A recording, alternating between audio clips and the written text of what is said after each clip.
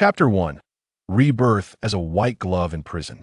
Disclaimer: all stories in this book take place in another parallel world. Blue Star. The political system and national layout are completely different. Do not draw parallels. There are two oldest professions in this world. Men sell their lives, and women sell their bodies. Lu Xiankai belongs to the former. Walking by the river often, one is bound to get their shoes wet. Although his way of selling his life is not the same as wielding a knife in the underworld, the level of danger is far more brutal, because he is a white glove. A white glove for a notorious big shot. The most brutal and ruthless struggle in this world is political struggle, and as a failed fighter, the only outcome for a white glove like him is to disappear from this world. Are you here to kill me? In the office on the top floor of the Fuding building in Hanjing City, Lu Xiankai, with a cigarette in his mouth, looked at the city under the night sky. He did not turn around. A hint of sarcasm appeared on his face. The sarcasm was not only directed at the old man behind him, but also at his own foolishness. In fact, he could have left. Lu Xiankai had always had a keen sense of smell. He was probably the first to sense danger within the old man's faction. He didn't leave because he owed the old man a life. Moreover, the shadow on his lungs and the hospital report made him abandon any plans for escape. Everyone dies, it doesn't matter where. The man looked down at the city under the night sky. Traffic flowed like a river, and countless lights twinkled. Yes, the visitor was polite, but his cold gaze said it all. Does the old man think he can get away with it if I die? Lu Xiankai smiled, a hint of disdain in his eyes. Tell the old man it's settled. I will convey this message. The visitor walked to Lu Xiankai's side, his tone slightly more courteous. Let's go. The fortune teller said I was born under the white tiger, doomed to an untimely end. It seems my $100 weren't wasted. Muttering to himself, Lu Xiankai cast his gaze toward the sky in his final moments. The moonlight was hazy, just like the human heart. Lu Xiankai died. Suicide was the way he chose to end his life. When Lu Xiankai opened his eyes again, the first thing he saw was a wall.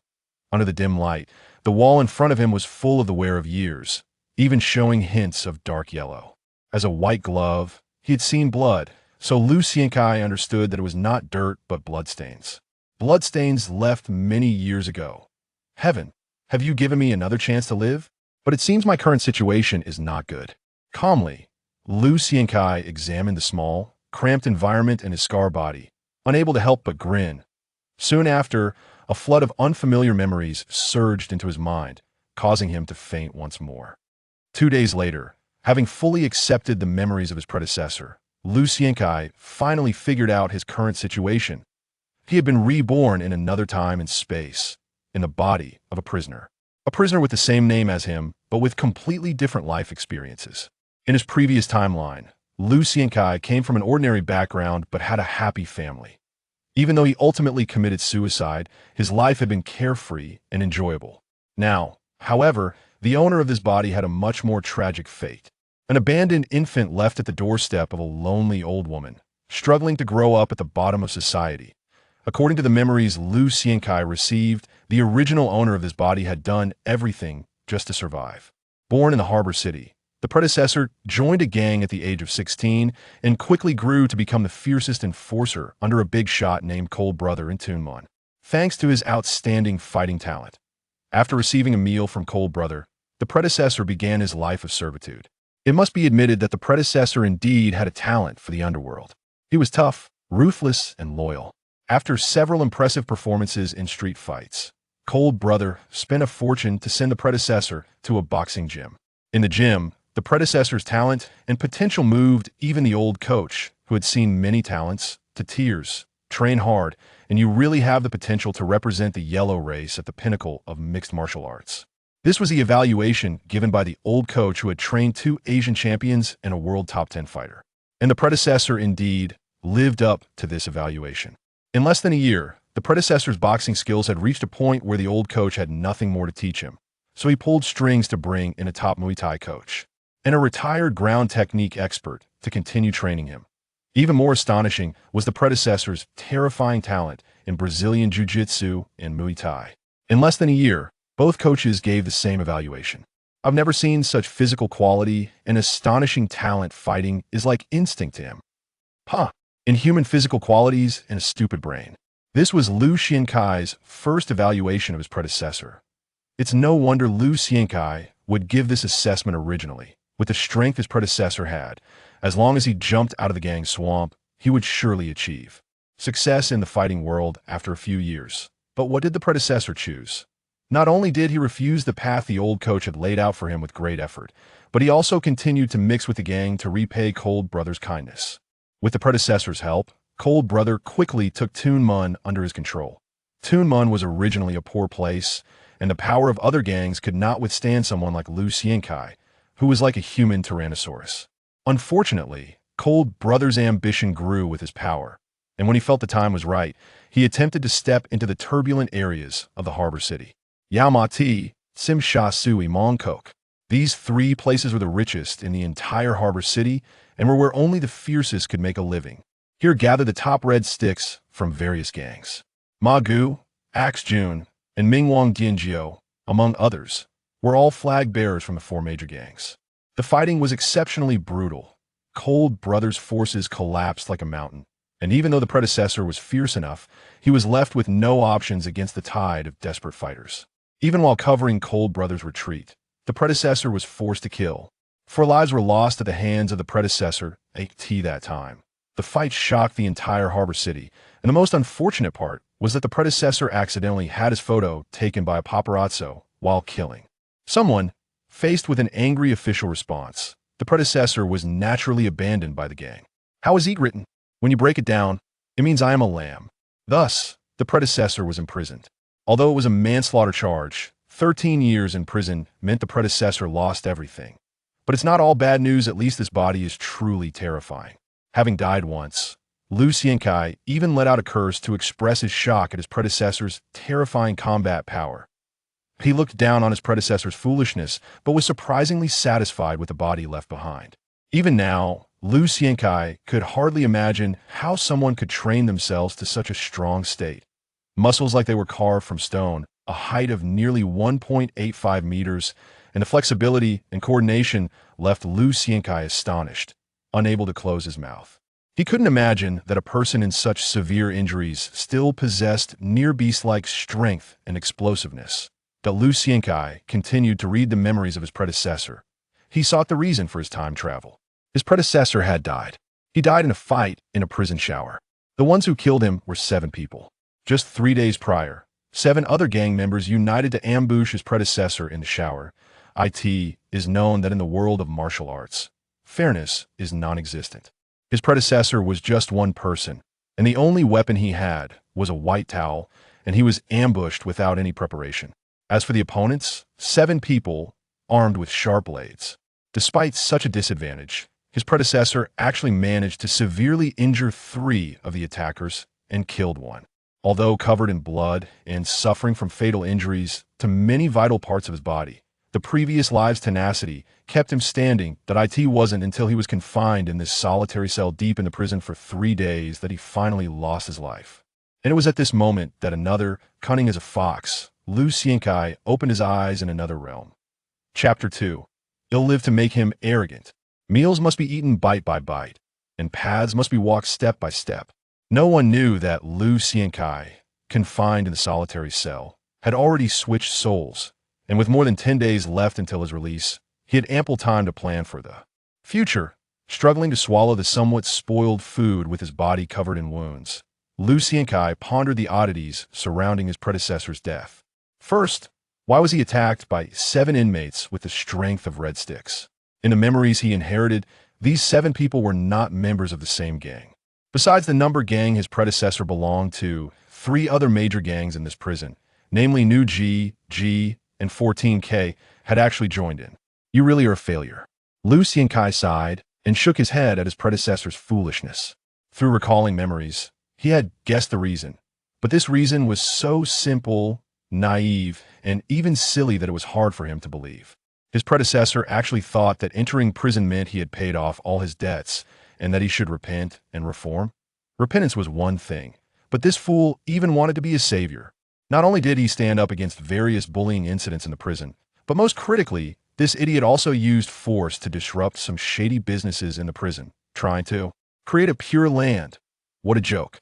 Liu Xiankai found it hard to understand his predecessor's mindset. He knew the consequences of breaking the rules that in this realm. There was no Huaxia country instead. It was an empire known as the Shun. In this empire with over 700 years of history, corruption was rampant. If the outside world was so corrupt, the prison was even darker than ink. His predecessor had almost offended all factions, not only the gangs, but also the prison guards colluding with inmates. Who wouldn't want him dead? This is a prison where the law of the jungle prevails, filled with desperate people. In such a place, life is worth little. Liu Xiankai believed that the reason he lasted a year before being killed was due to his predecessor's ferocity. Every time the terrifying training skills of his predecessor surfaced in Liu Xiankai's mind, he found it hard to believe. With no rest, practicing punches for nearly 14 hours a day, and treating himself as ruthlessly as he would his enemies, left Liu Xiankai astounded. Not everyone could destroy a punching bag in a single day. And not everyone could allow 4 or 5 men to hit them with rubber sticks for hours, ending up bruised all over. What a pity you still die no matter how strong you are. You can't rely solely on your martial prowess to go against everyone in this world of firearms. No one can simply rely on their strength to break all the rules. Liu Xiankai sighed. The next moment, the green subtitles that suddenly appeared before him left Liu Xiankai, known for his impassive demeanor in another realm, stunned. Why is it impossible? The green subtitles rolled frantically, reminiscent of a movie he had seen called The Matrix, and the final 6 cold characters appeared before his eyes. System binding. The green subtitles continued to scroll wildly, and in a few minutes of shocking pain, Liu Xiankai stared in disbelief at the reappearing text, like a fool. Only when humanity develops the body and spirit to the extreme will they discover a new world. System tasks are being formed and planning programs. The abruptly appearing system seemed to ignore Liu Xiankai's intentions, instead continually changing the text that appeared before his eyes. Main mission: invincible in the world, one person against a nation. Current side mission: conquer the prison. Make this evil prison crawl at your feet. Newbie rewards. Issued. 1. Correct the host's errors in boxing, Muay Thai, and Brazilian Jiu-Jitsu techniques while providing the most optimized training methods. 2. Detecting a large number of hidden injuries in the host body, issuing a healing prescription. Note 1. This prescription has been calculated and can completely repair hidden injuries. Note 2. This prescription allows the human body to gradually strengthen while healing. Without giving Liu Xiankai any preparation time, various combat skills surged into his mind like a tide, along with dozens of names of medicinal herbs he had never heard of etched into his brain. Hallucination? The sudden green subtitles vanished just as quickly. Once Liu Xiankai regained his senses, he found himself still facing the cold wall, as if nothing had happened. Then, Liu Xiankai's eyes widened. The memories merging in his brain told him how simplistic the fighting skills he had just admired in his predecessor were. The techniques and force corrections from the system were like art, the art of killing. If there had been a system back then, those 7 people who ambushed me in the shower wouldn't have been able to kill me. Now, Liu Xiankai had completely mastered this powerful, beast-like body, and his instinct told him how ridiculous his mistakes were in that fight. When Kong rushed in, my thrust was 3 centimeters too high, which prevented me from hitting his vital points completely and slowed my next slide step by 0.2 seconds. It was this slight delay that allowed Black Boy's dagger to injure my supporting leg. The towel was also part of the body. I could have easily strangled someone using the 3-step technique of Muay Thai. The deeper he understood, the brighter Liu Xiankai's eyes became. In just a few seconds, he discovered that his predecessor had made no less than 9 mistakes during the fight. If it were him now, the ones dead would definitely be those 7 killers. Although my previous life was carefree, I was merely a night pot for a big shot. I still relied on others' strength and had to read others' faces. Power is not as good as a fist. Very good, very good. Liu Xiankai suddenly burst into mad laughter. Since heaven has given me this opportunity, then I will live to make him arrogant and to understand his thoughts. I will complete this mission. No one knew that in the deepest part of the most brutal and vicious prison in Hong Kong, there was a person who would change the world. Chapter 3: Identical Eyes. Some people are born with a gene called madness deep in their bones. Liu Xiankai is one of them. To fight against the entire world. Such a crazy system task might instill some fear in others, but to Liu Xiankai, it is the best gift from heaven. although he is reluctant to admit it. Lu Xiankai knows that in another timeline, his life was spent as a dog serving a big shot. From beginning to end, Lu Xiankai has been suppressing his inner dissatisfaction. He knows how difficult it is for someone from a poor background to rise through the ranks. So he has been enduring. Lu Xiankai understands one principle.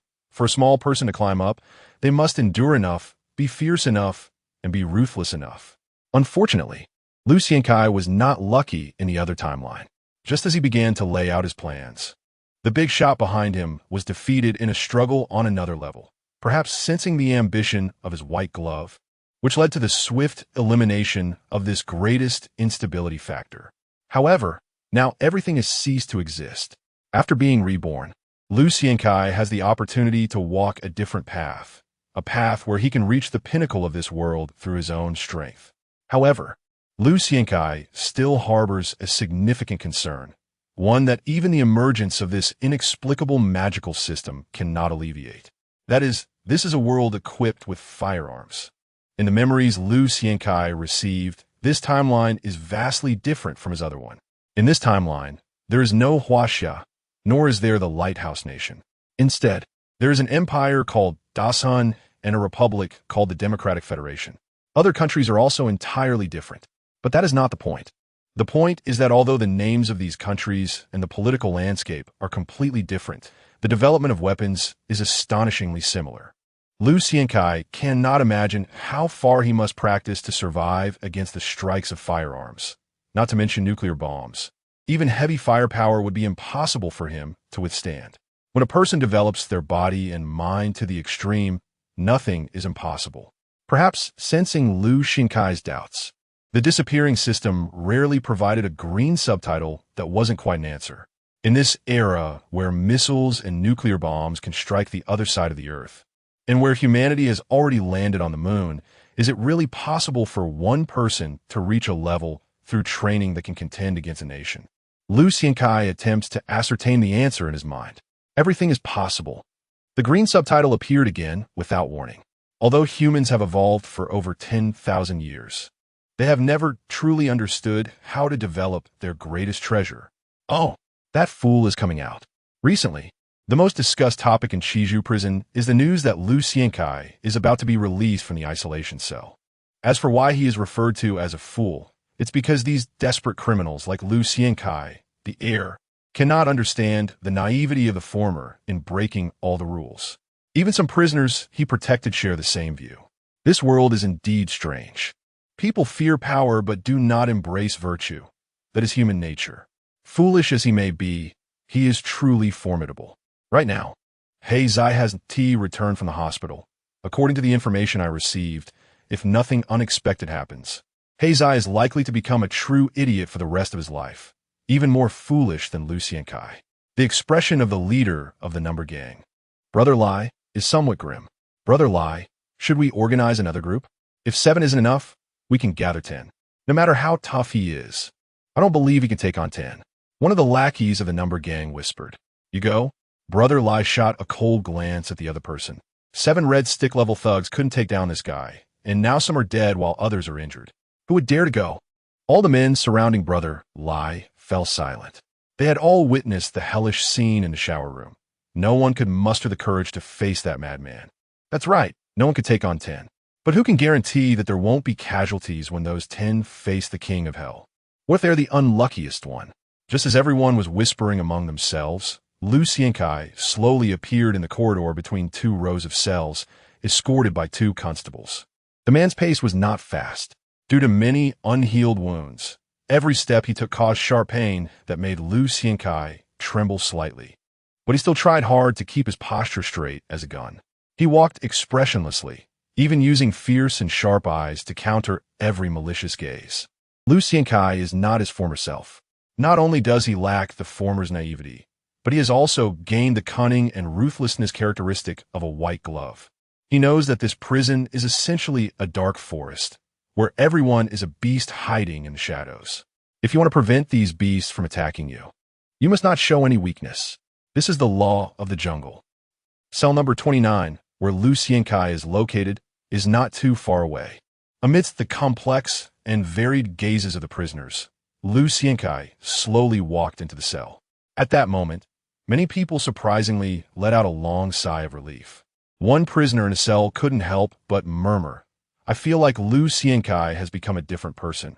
His eyes weren't this terrifying before.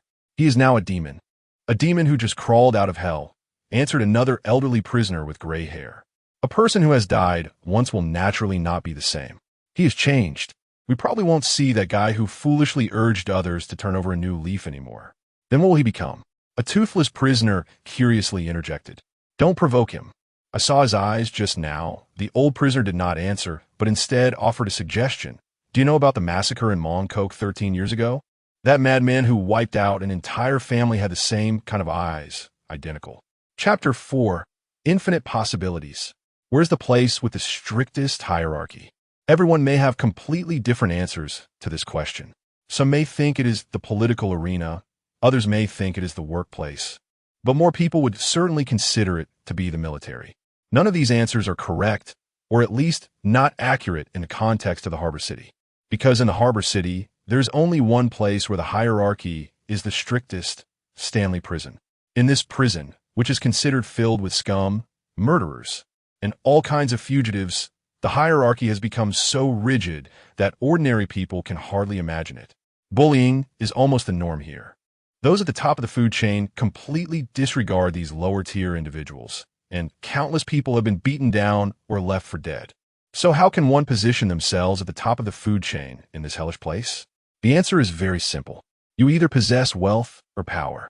If you have neither, and you want others to submit at your feet, then there is only one way left: violence.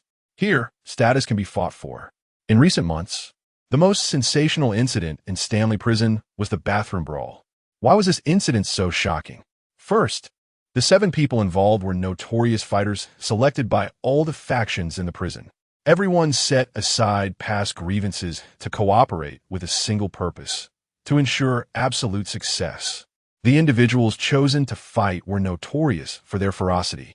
Some even believed that any one of these 7 could stand as a figure of authority in any gang. Second, the outcome was unexpected for everyone. In other words, the seemingly naive Lu Xiankai displayed such ferocity and brutality that it shattered everyone's imagination. There are not many secrets in this prison. After Lu Xiankai entered, everyone knew he was a skilled fighter and had the nickname the most vicious 49 boy. But no one could have imagined that this 49 boy could be so vicious. 7 against 1. It was an ambush. Each of the attackers had sharp weapons in hand. People in the underworld know that having a weapon makes all the difference. A capable fighter can handle a few ordinary people with no problem, but if those ordinary people have sharp weapons, the balance of victory will tip immediately. 7 armed individuals faced Lu Xiankai, who was unarmed. The result was that the 2 least injured attackers suffered concussions, and to this day, they get dizzy even when walking quickly. The one who charged in first, Ah Chong, was reported to have been knocked out cold by a single punch, rendering him a fool for life. If no miracle occurs, this unfortunate guy may spend the rest of his life with an IQ hovering around 10. Many witnessed the fate of the fierce Dekong. His thick leg bones were completely twisted, with white bone shards and dark red flesh causing many to turn pale.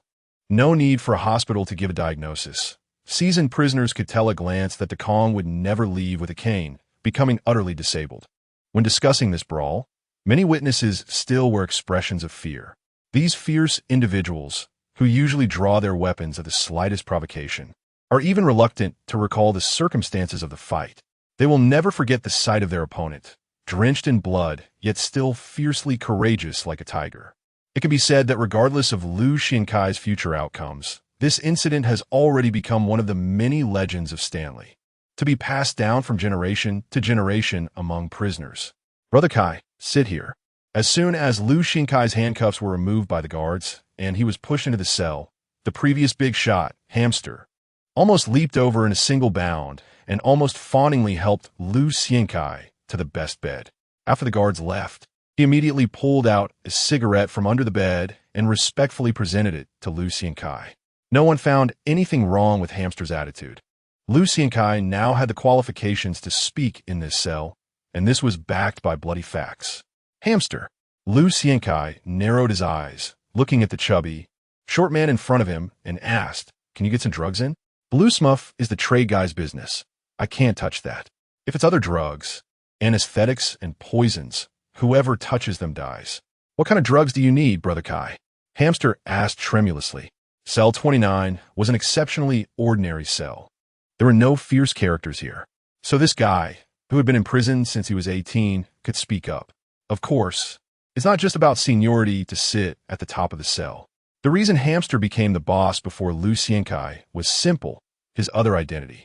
He was a prison broker, the so-called middleman. Not everyone is qualified to be a broker. After all, this industry has plenty of profit, and most importantly, you must have connections with many guards. Otherwise, many things would be confiscated halfway and never reach your hands. From 18 to 35, Hamster had spent 17 years in prison. If nothing unexpected happens, he will continue to stay for another 20 years. In these 17 years, without any background, Hamster has honed his smoothness and caution to perfection. However, because of this, he gained the trust of some guards. This allowed him to obtain the identity of a prison broker 6 years ago. Prison brokers have significant power. Their main business is to obtain various contraband items for prisoners, such as cigarettes, alcohol, and if you're willing to pay a hefty price, they can even get you phones or women. The business is lucrative, but Hamster may not make much. After all, in this already complete gray industry chain, he is just a small player. I'm not talking about drugs. Lu Xiankai frowned. Under the dim light in the corridor, his expressionless face sent a chill down Hamster's spine. 12-year-old Long Yin, over 20-year-old Chunpi, over 10-year-old Ginseng, and Dozy. Ignoring Hamster's emotions, Lu Xiankai coldly listed a series of medicinal names, many of which were exceptionally expensive. This immediately made Hamster's face turn sour. Brother Kai, this requires a lot of money. Hamster honestly replied, I don't have that much capital to honor you. I'll find a way for the money. I just want to know if you can get it. Lu Xiankai said. The drugs he mentioned were the formulas for the repair potions provided by the system, and he was now worried, not about money, but about whether he could obtain these potions even if he had the money. The system wouldn't lie. Lu Xiankai was very eager about the effects of this massage potion, because he always remembered the last line of the system's notes. Note 1. This formula has been calculated and can fully achieve the effect of repairing hidden injuries to the body. Note 2. This formula can allow the human body to gradually strengthen while repairing. Strengthening the body. These 4 words represent infinite possibilities, as long as it exists on the market and you're willing to spend money. Under Lu Xiankai's sharp gaze, after thinking for a long time, Hamster finally replied, It should be possible, but it will be a bit troublesome. Troublesome? Lu Xiankai frowned. Yes, after all, getting drugs in is extremely difficult. So we need to change our approach. My idea is to have some prisoners report illnesses based on the medicinal materials you need, and then use their names to apply for treatment separately. As long as you are willing to spend money, these applications will be approved. The little hamster is clearly very familiar with the process of goods entering the prison. He answered with great detail. Eventually, these medicines will be gathered in the infirmary, and then we'll bribe someone in the infirmary to bring them all together. However, there's one thing I must tell you up front. The little hamster's expression was somewhat anxious. He knows that the person in front of him is a ruthless character and fears that Lu Xiankai might suddenly fly into a rage and cause harm. What is it?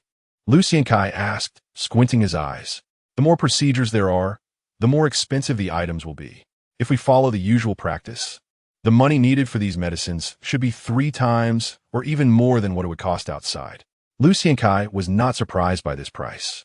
His expression turned a bit ugly. After all, the inheritance left to him by his predecessor, aside from his strong physique, was essentially nothing. The second question.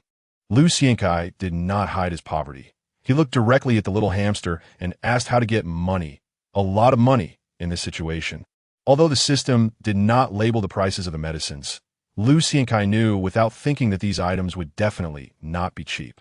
Therefore, making money became the most important thing for him now. He didn't expect to escape the hardships of making money even in prison. This made Lu Xiankai somewhat sigh. Make big money? The little hamster's expression slightly froze. In this place, aside from the main figures of a few big gangs, only a few captain-level guards could have significant profit. How could an ordinary prisoner make money? I owe you a favor. Lu Xiankai laid out his terms.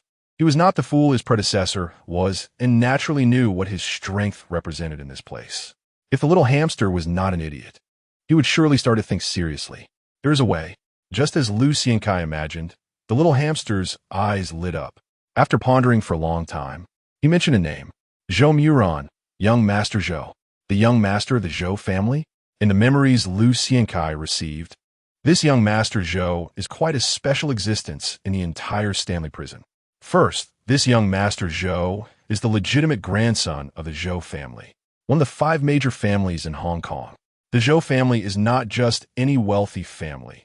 They dominate several industries, including shipping, construction materials, and real estate. It is incredibly strange that a child from such a family would be imprisoned among violent offenders in Stanley.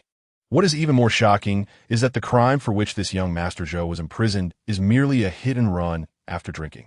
Lu Xiankai immediately sensed something was off. Through the memories he digested, Lu Xiankai has already discovered that this world is different from his previous one. In this world, the empire is completely controlled by families of various sizes, and the power of a few major families can even rival the royal family. Moreover, the island where he was born has taken the concept of capital being king to the extreme. In such an environment, how could the eldest son of a Zhou family be imprisoned for killing someone? Ridiculous. Perhaps this crime is a huge deal for ordinary people, but for the Zhou family? What is this? Although some people believe this is a response from the Zhou family under pressure from public opinion, Lu Xiankai, who understands how capital families operate in another timeline, scoffs at this explanation. Relieving public pressure? Why would they send young Master Zhou to Stanley, a dangerous place, among so many prisons in Hong Kong designed for the wealthy? How do you explain that? Among the many prisons in Hong Kong for the rich, why choose this dangerous place? There must be a problem. The instincts of a white glove from another timeline led Lu Xiankai to analyze the true reason for young Master Zhou's imprisonment through these abnormal clues and some rumors from the outside. According to rumors, the patriarch of the Zhou family is gravely ill and in a coma. To secure control of the Zhou group, the second generation of the Zhou family is engaged in fierce internal strife.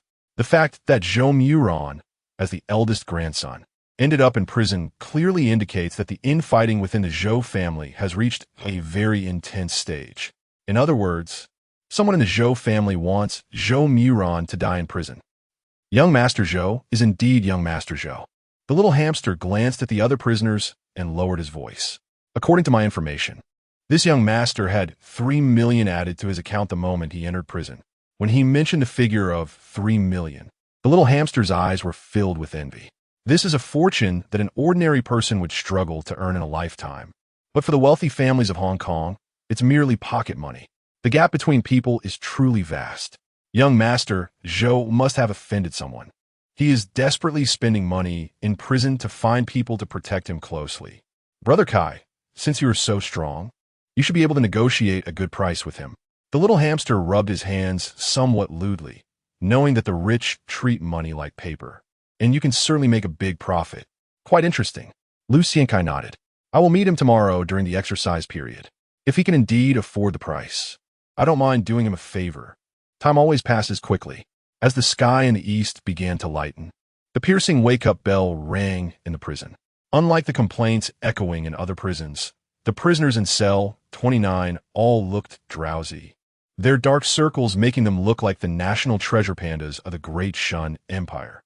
The lack of sleep was not due to Lu Xiankai's dominance, but because everyone was watching this fierce man getting tattooed. The little hamster's hand holding the needle trembled. He now regretted boasting about having learned the craft from the late Chu Daoren 10 years ago after Lights Out. This piqued Lu Xiankai's interest. After all, in his memories, Chu Daoren was a recognized tattoo master in the martial world, and his southern-style needle technique could make tattoos come alive. However, after Chu Daoren died 10 years ago, his skills have been lost. So, intrigued, Lu Xiankai decided to have the little hamster tattoo a design on his back. The design Lu Xiankai provided was quite bizarre. It was an image he saw on a bronze cauldron in another timeline, a blood-red ghost with 9 heads, bowing down and pulling an iron chain. And at the other end of the chain was a coffin, in which stood a black figure wearing an imperial crown. After seeing this image, Lu Xiankai felt as if he was enchanted. Later, he spent a large amount of money to acquire this bronze cauldron, even getting scolded by important figures for it. He didn't know why, but he felt that his inexplicable arrival in this world after being killed was somehow connected to this image. 9 ghosts walking at night? The king of hell rising from the coffin? When the little hamster saw the design Lu Xiankai drew, he was immediately startled. Brother Kai, tattoos are quite ominous. Perhaps thinking Lu Xiankai didn't understand the tattoo industry, the little hamster explained earnestly that the azure dragon, white tiger, and Guan Yu are meant to ward off evil. And ordinary people can't handle them, so they shouldn't be tattooed on the body. As for the king of hell, the little hamster's expression was somewhat fearful. This is the deity that controls life and death, and not many people can withstand having this on their back. Can't withstand it? Lu Xiankai sneered. What happens if you can't withstand it? Yudi. In the darkness, the little hamster spoke in a haunting tone, saying that when Chudaran taught me, he mentioned that the king of hell is the fiercest. Everyone goes through periods of decline and prosperity, and once you enter a period of weakness, the king of hell behind you will consume you. My life is tough, and I want to see how he would eat me. Lu Xiankai's eyes were defiant and arrogant. I enjoy deciding life and death, so it had to be him. He would commit taboos, a great taboo. Although the little hamster kept chattering, he still began his work under Lu Xiankai's sharp gaze. For the first time, everyone in the cell witnessed Lu Xiankai's ferocity. Even though the little hamster said that tattoos cannot be completed in one go and must be done in steps over time, Lu Xiankai dismissed all of the little hamster's persistence with a cold snort. Thus, in the following days, the little hamster nearly became a national treasure in another dimension. He tattooed day and night, while everyone watched without rest. Chapter 6. It's great to be alive, it's done, Brother Kai. The moment the alarm rang, Hamster wiped the last trace of blood off Lu Xiankai's back. He looked at Lu Xiankai's back with shock in his eyes. Saying that he fully inherited Master Chu skills would be an exaggeration, but the 8 points of mastery were the assessment Master Chu gave the hamster before he died. That's why he could stab out hundreds of thousands of needles in one night without collapsing to the ground. Hamster never imagined that someone could be this formidable. After all, there were no high-grade anesthetics in this damn prison. Yet, this man endured the pain of 10,000 needles without even furrowing his brow. Impressive. Hamster and all the prisoners stared wide-eyed at the bizarre 9 ghosts carrying the coffin tattoo on Lu Xiankai's back. Even the most timid prisoner in the cell sat on the ground, his legs weak. This was not surprising. Lu Xiankai's latissimus dorsi bulged high, and even the chest and lumbar fascia, which are not supposed to be developed, were protruding, coupled with the unbelievable transverse section of his erector spinae. His back looked like a fierce ghost face. The overly developed muscles formed 2 whirlpools around Lu Xiankai's scapula, making it look as if a demon had opened its eyes. A ghostly back combined with strange tattoos. This visual impact left even the seasoned prisoners, who had seen their share of brutality, speechless for a long time. Time for fresh air. Lu Xiankai slowly put on the loose brown prison uniform, completely covering his terrifying muscles. Brother Kai, I don't want your favor. Hamster, unexpectedly bold, made a decision that would change the fate of another. This guy, who seemed to be timid and crafty in others' eyes, actually called out to Lu Xiankai, who had already reached the cell door. No favors, what do you want? Lu Xiankai did not turn around. I want to be with you. Hamster's tone was as serious as if he were making an oath. Hamster was a businessman in Stanley Prison. Don't think that prisons are disconnected from society. Wealth circulates within prisons as well, and there are brokers who provide goods for high profits. Hamster was one such businessman. No one could underestimate this not-so-tall guy who stuttered a bit. Not for any other reason, but because he was one of the 5 biggest businessmen in the entire prison. As long as you could pay, he could get you cigarettes, beautiful pin-up magazines, even playing cards and some powdered substances. Of course, lethal weapons or escape tools were off limits. Many people lamented that this guy was lucky, but few envied him. After all, everyone in Stanley knew the difficulties faced by brokers and the dangers they encountered.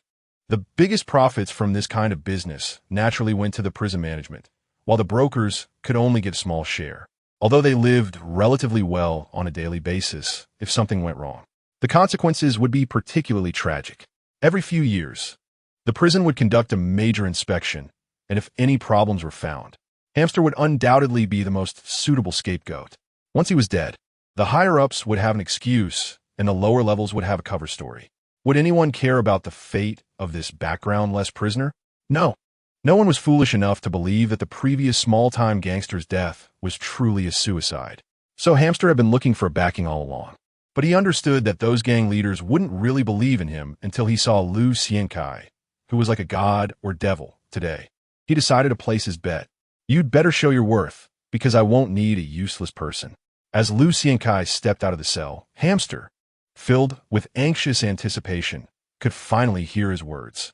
Hamster, who had spent his life surviving in the cracks, couldn't help but swing his fist fiercely before bowing to Lu Xiankai's receding figure.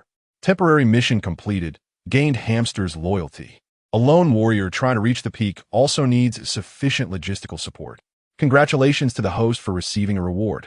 The training method for iron cloth shirt and the recipe for the medicinal soup.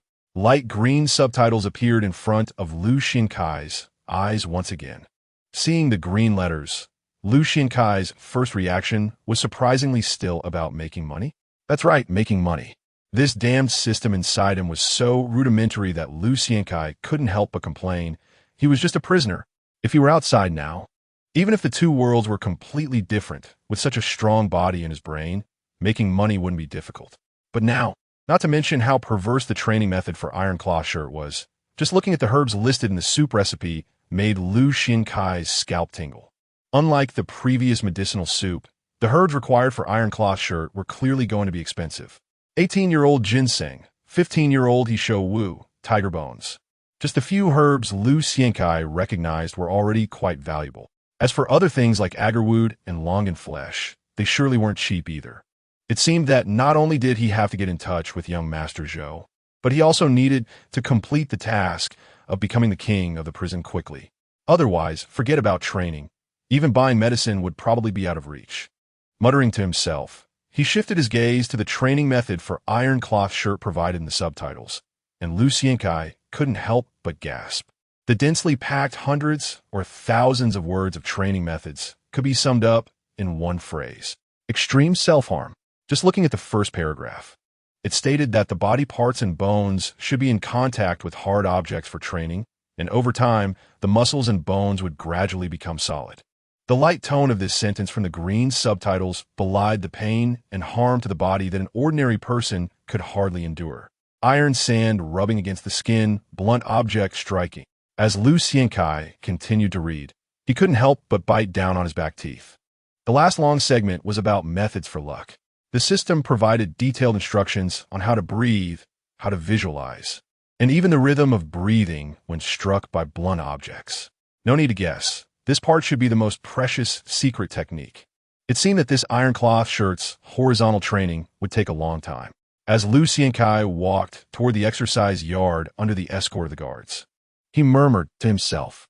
Green subtitles appeared again. The host must take the medicinal soup provided by the system while practicing iron cloth shirt. Otherwise, bodily functions will collapse after 3 months. The next line of subtitles was even more critical. The system does not have the ability to repair the host. Lu Xiankai stumbled. He finally understood the nature of this system. This thing didn't care whether the host would die, from beginning to end. This program was only responsible for providing various training methods. If the goal was achieved, the program would continue to cultivate. If it failed, the consequences were at one's own risk. 5 minutes later, Lu Xiankai finally saw the real sky for the first time in many days. He took a deep breath and then burst into wild laughter in the astonished gazes of everyone around him. It's great to be alive. Lu Xiankai had never felt that the blue sky and white clouds could be so beautiful. Chapter 7 does the left hand include? Perhaps it's a coincidence, or perhaps it is fate. As Lu Xiankai looked up at the sky and laughed heartily, a prison van entered everyone's sight. Immediately, all the inmates in the exercise yard rushed towards the prison van, shouting and whistling, then placing bets with dozens of cigarettes. This is an old tradition in Taiwan. There is hardly any fun in prison, and scaring newcomers, especially watching them tremble with fear, seems to bring a bit of joy to them in this hellish place. The guards watched the scene unfold with smiles on their faces. They wouldn't stop the old inmates from intimidating the newcomers, because only in this way could they receive more benefits from the outside and distinguish who needed to be paid attention to and who could be recruited as informants. The noisy scene continued until the appearance of one person. A tall man with a scar on his cheek stepped down from the prison van, and all the piercing screams and shouts almost simultaneously ceased. The few bald men sitting on benches in the yard stood up and greeted him with smiles. This made many inmates who didn't know the identity of this man gasp in shock.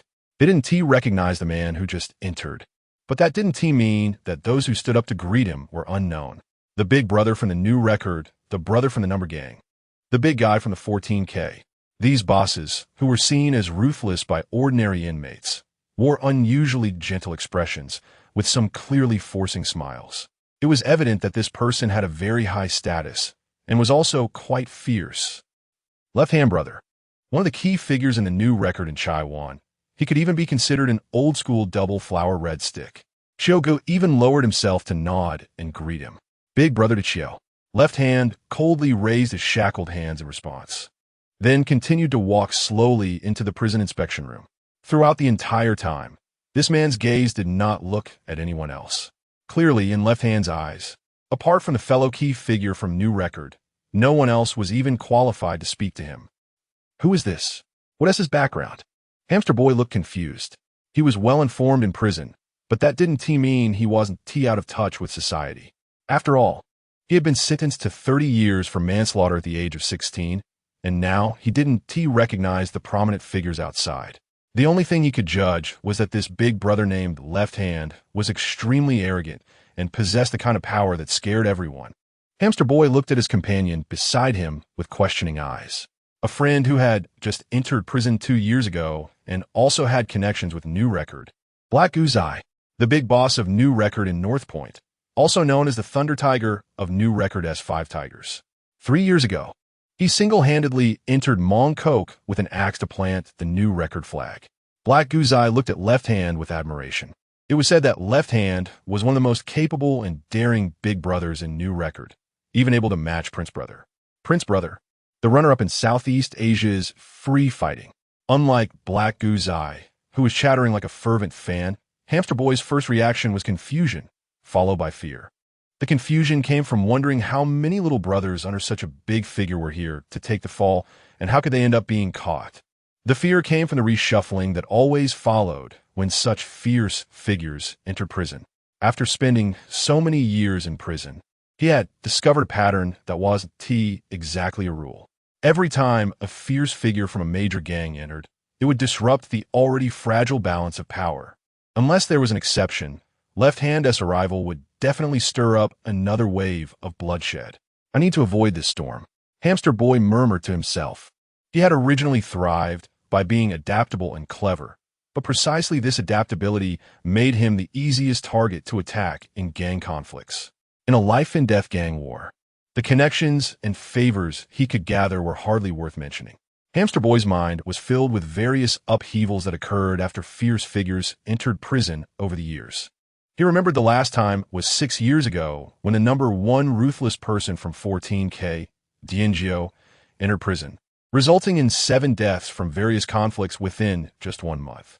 It was also during that time that someone, envious of his merchant status, took advantage of the chaos to strike at him.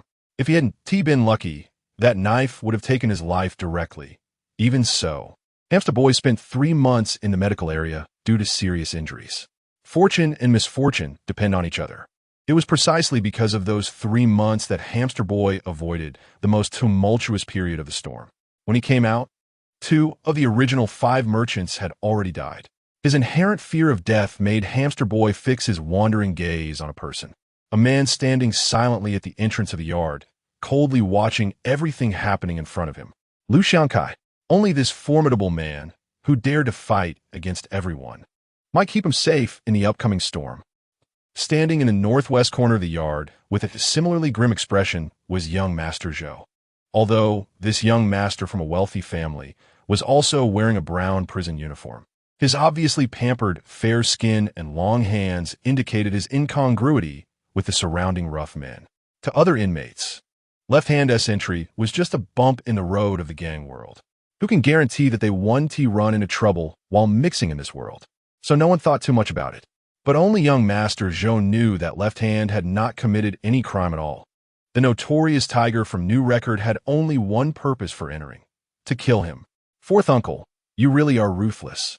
Young Master Zhou, who was well informed, knew that his fourth uncle was the biggest water pipe in New Record, so he was certain that this was arranged by Lord Zhou.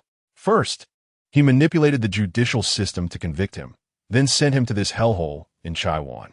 Finally, he wanted Left Hand to kill him. It seems you've indeed learned a lot from the old man.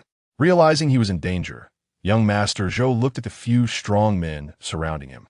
These men were the thugs he had bought off with money after entering, not for anything else, but to ensure his safety in prison.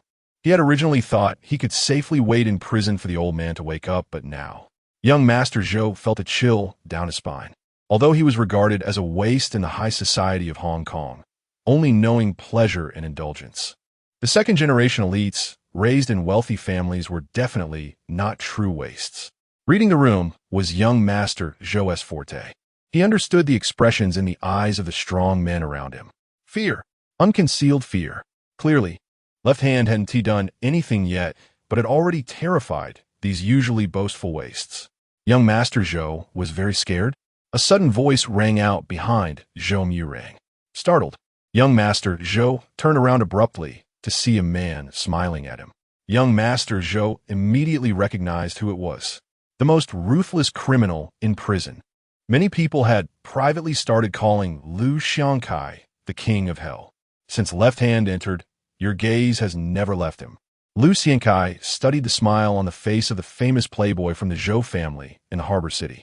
The fact that the Zhou family's young master ended up in Stanley Prison was already a huge joke, and now someone wanted to come in and kill you. It seems that the rumor about old Master Zhou being in a coma is true. How do you know this?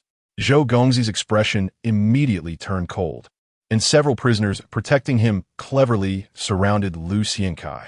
This isn't hard to guess. Lu Xiangkai remained calm, his eyes showing no sign of disturbance despite being surrounded by several strong prisoners. There must be internal issues within the Zhou group. Otherwise, a direct descendant like you wouldn't have been sentenced to a year in prison for drunk driving, let alone end up in a place full of serious criminals. Lu Xiangkai's calm tone carried enough confidence. Throwing you into this place should just be the first step, from the way you looked at your left hand. I could tell it was a backup plan from the elders in your family to deal with you. You're quite clever, which doesn't match many people's evaluations of you. Zhou Gongzi did not deny it. Anyone who crawls back from the gates of hell will become smarter. Lu Xiangkai grinned. I've heard that Zhou Gongzi lacks everything except money. Coincidentally, I need money, so we would make the best partners. How to cooperate? Zhou Gongzi asked. 6 million, half paid up front. Lu Xiangkai looked at Zhou Murang. I guarantee nothing will happen to you in prison. Including the left hand? Zhou Gongzi squinted. Including the left hand, Lu Xiangkai replied. Chapter 8, Trading. I am not lacking money. Young Master Zhou said this with a calmness tinged with a touch of arrogance. No one would doubt the confidence behind young Master Zhou's words. In Hong Kong City, the Zhou family's Hengxin Group has reached a market value of over 100 billion imperial dollars and is one of the 5 major families. In this timeline, being wealthy alone does not qualify one as a family in Hong Kong City. Only those with a sufficiently deep foundation in both politics and business, and who control certain essential industries, are deemed worthy. The Zhou family controls the most crucial natural gas supply in Hong Kong City, and based on this alone, as long as they do not foolishly engage in the political struggles at the highest levels of the empire, they will absolutely not fall. One could say that this deep-rooted prestige of a wealthy family that has stood firm for decades is frighteningly profound. However, I have a habit when it comes to spending money, which is that it must feel worth it to me. Whenever wealth is mentioned, young Master Zhou returns to his former flamboyant self, boasting that 6 million is not much. Last time, because a girl's smile made me feel good, I gifted her a car worth 1 million. Do you think that's not worth it? Young Master Zhou's smile perfectly reflects his disdain for poverty. But I said you don't understand. I only gave each of them 200,000 because I felt they were only worth that much. So, are you saying that all these people combined are not even half as strong as you?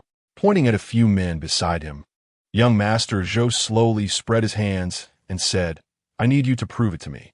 The expressions on the faces of the prisoners surrounding Lu Xiankai looked rather grim, and their gazes towards him were filled with resentment. "It seems I'm still not fierce enough." Lu Xiankai grinned, and as he scanned the few people surrounding him, he thought, "I thought you would be afraid of me after that incident in the bathroom, but I was wrong, so I need to be a bit more ruthless." As his words fell, Lu Xiankai moved. With a standard boxing move, he slipped out of the encirclement of several people and suddenly delivered a fierce uppercut to the closest prisoner. Although Lu Xiankai had not fully recovered, his full force strike still packed a significant punch. The prisoner was hit so hard that his jaw shattered, blood gushing from his mouth, along with a few fallen teeth. The force of the punch sent him flying off the ground. After knocking one person down, Lu Xiankai showed no signs of stopping. A quick step and a left hook made another chubby guy bend over like a shrimp.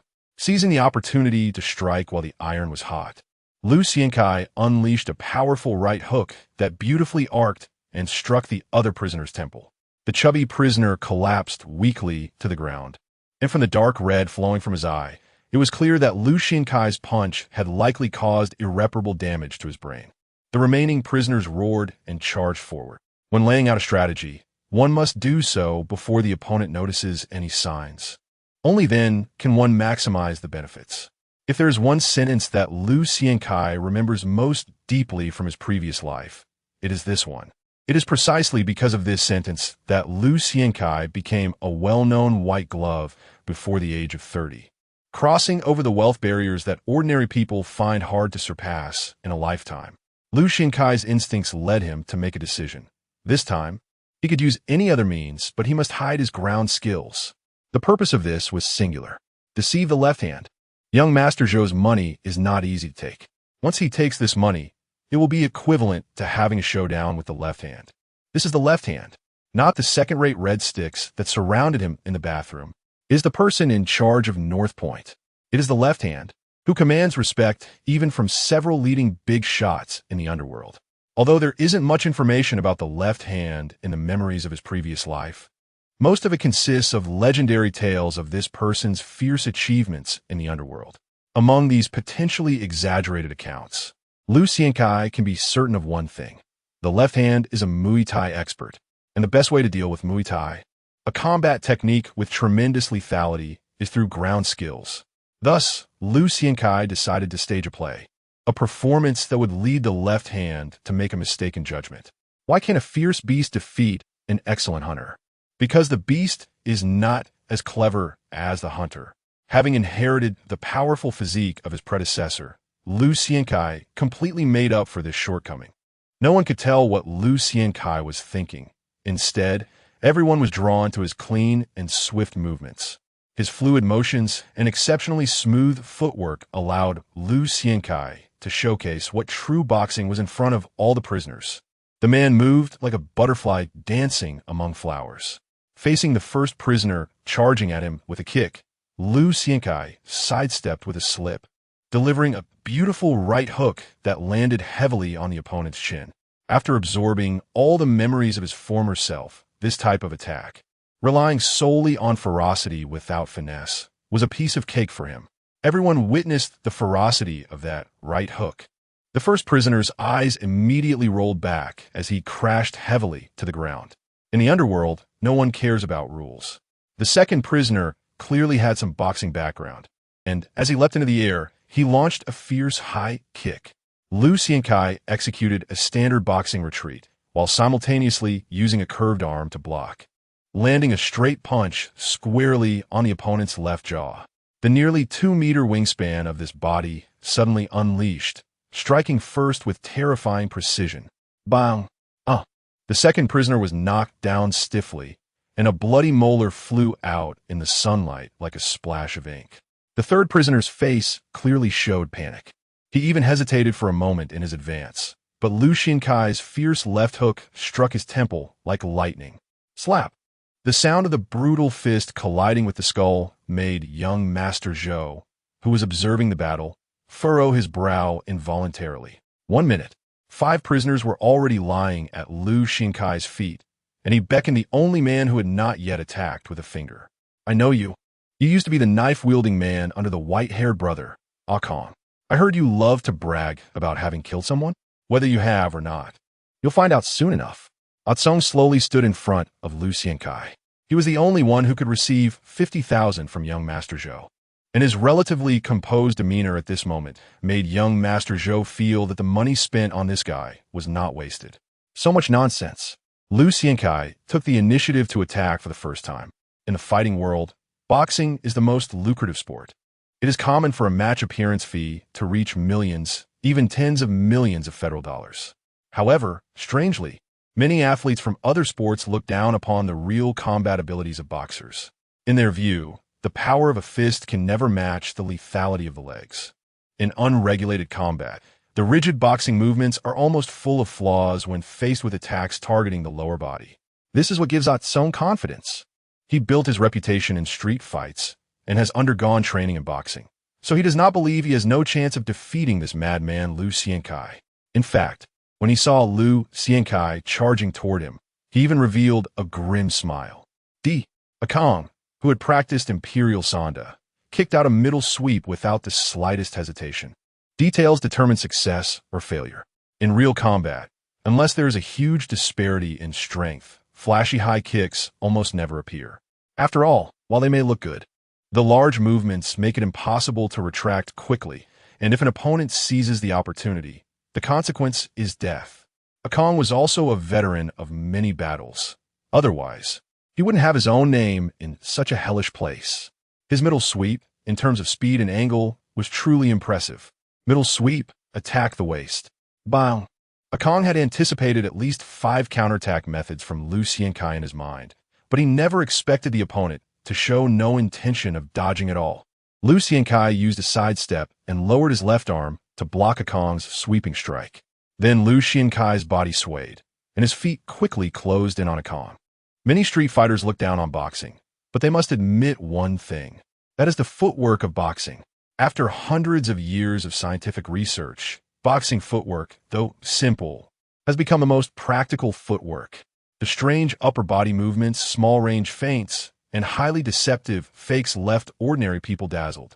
Raise hand, elbow strike. 10 punches are not as effective as one elbow. The moment Ah Kong was hit on the cheek, he stumbled. Seize the opportunity when the enemy is weak. This is the iron rule of combat in the underworld. Hook punches, uppercuts, straight punches, swinging elbows. The torrential assault left Ah Kong like a small boat in a storm, continuously screaming in agony. Clearly, Lu Xiankai's goal was to beat the opponent to establish his authority. Ah Kong had no strength to resist, even begging for mercy, but Lu Xiankai showed no signs of stopping, continuing to rain down punches on him. It wasn't until the prison guard fired a warning shot that Lu Xiankai ceased his astonishing attack, leaving everyone dumbfounded. Ah Kong, devoid of any spirit, slowly collapsed to the ground like a pile of mud. Am I worth this price? Lu Xiankai, staring intently at young Master Zhou, ignored the rapidly approaching prison guards. The first time he experienced such a thrilling fight left Lu Xiankai particularly exhilarated. He suddenly tore off his prisoner's attire, his chiseled muscles, covered in scars and terrifying tattoos, shone in the golden sunlight, imprinting the moment in many people's memories. After this day, Lu Xiankai acquired a new nickname, King Yin, the king of life and death. Young Master Zhou's abilities were indeed remarkable. Under his manipulation, the incident where Lu Xiankai killed Ah Kong and severely injured 5 prisoners was transformed into an act of forced self-defense. What shocked Lu Xiankai even more was how easily he was transferred to cell number 7. To please Lu Xiankai, young Master Zhou even brought over the little hamster. This was no simple matter. After all, the conditions in the top 10 cells in Stanley were incomparable to those in other cells. Hot water, private restrooms, even sunlight, and some books could be enjoyed daily. It wasn't too difficult to get into the top 10 cells, but there was only one requirement, an annual benefit fee of 300,000. The saying that capital controls everything was evidently more straightforward in this timeline. You are worth this price. I have already deposited the required amount into your prison account. Upon their next meeting, young Master Zhou was no longer arrogant, but instead appeared somewhat pale. Everyone had rejected my invitation, and, except for you, others have been scared stiff by the left hand. Young Master Zhou didn't know whether it was anger or fear that caused his face to turn an abnormal shade of white. I want to know everything. Lu Xiankai narrowed his eyes and spoke. Unlike his predecessor, he understood this was the best opportunity to demand a high price. But Lu Xiankai still maintained enough patience. In the past month, there had already been 2 attacks against me, but the news was suppressed, so you are unaware. My money wasn't wasted, but the situation has changed now. This time, my 4th uncle actually brought in the left hand, clearly aiming for a decisive victory. Out of fear, young Master Zhou revealed everything without any concealment, trembling as he spoke. I have seen the fighting power of that ruthless man. It is terrifying. Lu Xiankai analyzed a lot from young Master Zhou's panicked and urgent expression. Clearly, this playboy had received quite a bit of insider information recently, and his faction in the Zhou family was not in good shape amidst their internal strife.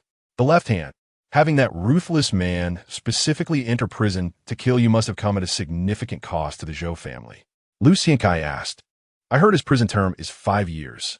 Isn't that a bit excessive? Not all. My 4th uncle, Zhou Shanhe, has always been a major player, which is why he can mobilize the left hand into prison. Young Master Zhou was very well informed, but his nervousness made his description somewhat rambling. The left hand has already established his own turf in North Point and Yaomati. With so many underlings, how could no one take the blame? This means his imprisonment was intentional. Zhou Murong is not a complete playboy. His analysis is quite accurate. Killing me will immediately lead to someone taking the blame and overturning the case. He can't sit in prison for that long. I have learned clearly that the left hand's imprisonment stems from a case of serious injury leading to death, or an old case. Young Master Zhou swallowed hard, and the key point is that the entire judgment process is very vague. The news says my 4th uncle made a promise. After killing me, a key witness will appear to overturn the case, and he will be acquitted. Zhou Murong, this information was obtained at a high cost and is definitely accurate. What do you mean? Lu Xiankai narrowed his eyes at Zhou Murong, as if looking at a shiny fat sheep. Protect me. I can't die. My aunt and my 3rd uncle support me, and now my 4th uncle, who is most likely to inherit the family business, wants to kill me. Give me some time. As long as I can hold on until the old man wakes up, then he loses. Outside, Zhou Dasha, who always looked impeccably dressed in a suit and gold-rimmed glasses, seemed no different in essence from the homeless people he looked down upon when faced with a death threat. The same fear and helplessness. Not only did he reveal the Zhou family's secrets without any cunning, but even his voice trembled. A few years ago, I saw the left-hand fight. He killed my 4th uncle's bodyguard with just 3 punches. He's a terrifying guy. You must be confident, right? He really can fight. I'll keep my promise. Lu Xiankai nodded. But it has to cost more. At that moment, Lu Xiankai was nothing like the rumored King Yan. Instead, he resembled a shrewd businessman. To be honest, Lu Xiankai was not afraid of the left hand. The battle where he killed a Kong had given him complete control over this body. His extreme strength made Lu Xiankai believe that in a one-on-one situation, the opponent could not defeat him. In the dazed gaze of Zhou Dasha, Lu Xiankai handed him a pre-prepared note. I currently need 10 bottles of this special massage oil and 30 pills made from these herbs. As long as you can continuously provide me with these things. The man revealed a sinister smile. In prison, no one can move you. Not even the King of Heaven. This is what I say. And you, are you going around saying that the left hand will change the weather? You guessed wrong. He came in just to kill. It originally had nothing to do with you. But now it seems you have already gotten involved. Lu Xian patted the hamster, who was already in a daze. Now you can't regret it, because the path was chosen by you. The man laughed loudly. The sound of laughter, like the clash of weapons, was particularly loud in cell number 7. The left hand's entry into Stanley Prison was like a stone thrown into a calm lake. Ripples slowly spreading across the surface of the water. Many forces were indeed worried, just as the hamster had estimated, that the 14K would suddenly provoke a war. When the wind is released tomorrow, arrange for Yan Wang to meet.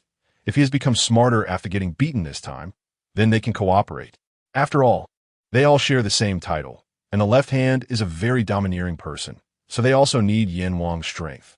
In cell number 4, The leader of the number gang made a decision. Tell Xiong that the guys on the playground need to be prepared. Who knows if this madman, the left hand, will suddenly cause trouble, so be very careful. The guy refers to all sharp objects wrapped with woven material at Stanley. In Stanley, the playground is the only place where various forces clash. In the seemingly flat and open square, each force has its own territory. Underneath any seemingly inconspicuous blade of grass, there may be deadly weapons buried. Brother Jindong, do you think the left hand's arrival will lead those gangs to unite against us? After all, they originally belonged to the same triad faction, and we have always been excluded by these bastards. This was a conversation that took place among the Big Circle Gang in cell number 6. What is the Big Circle Gang? In this world, the position of Hong Kong Island and its role in the empire are somewhat similar to another world of Lucien. The same free port and the same loose currency circulation policy have led to a level of prosperity that exceeds most of the empire's territory, which has also attracted many outsiders to come to this glamorous world to fight for money.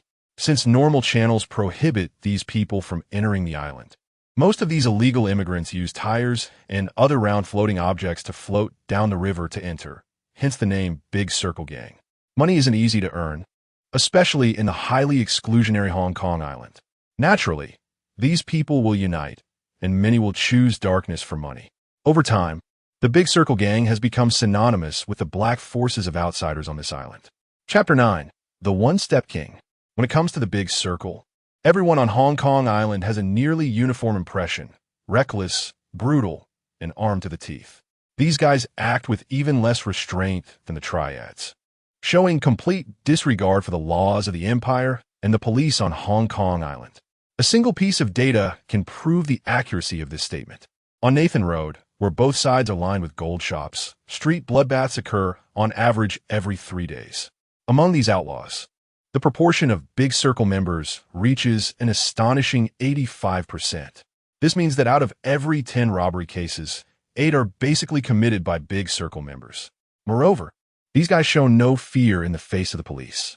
The most famous battle of the Big Circle that shook Hong Kong and Kowloon was the renowned fight involving Yi Guohuan, Yi Jihuan, and Li Zhendong, who overpowered 36 members of the black-clad police in Kuntong.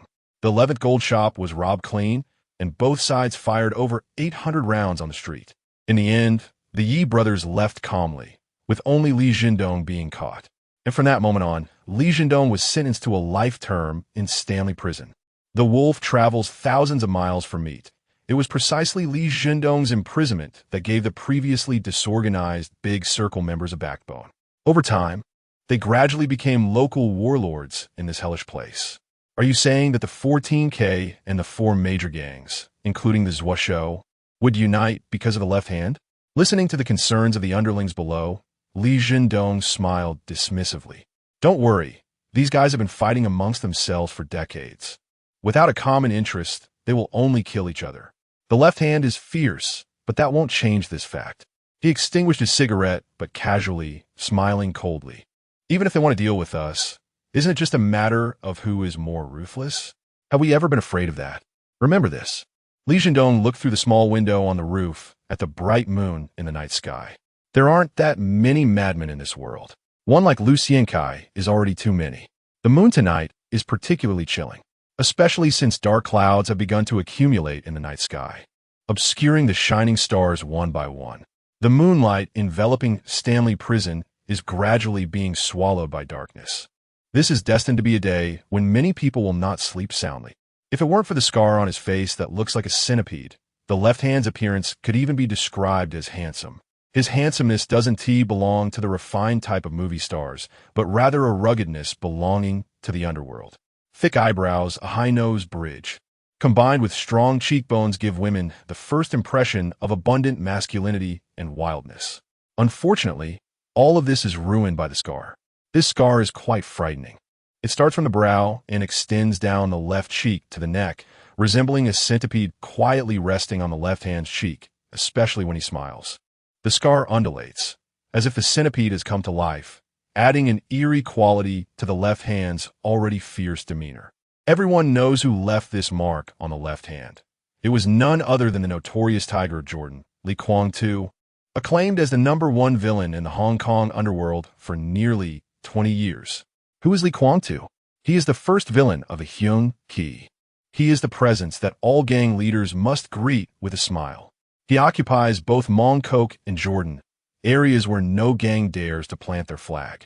And he is the top red pole that the Lee family, the first family of Hong Kong, invites during the new year. The left hand is the only one in the last 2 years who attempted to share a piece of the pie from Lee Kwang-tu.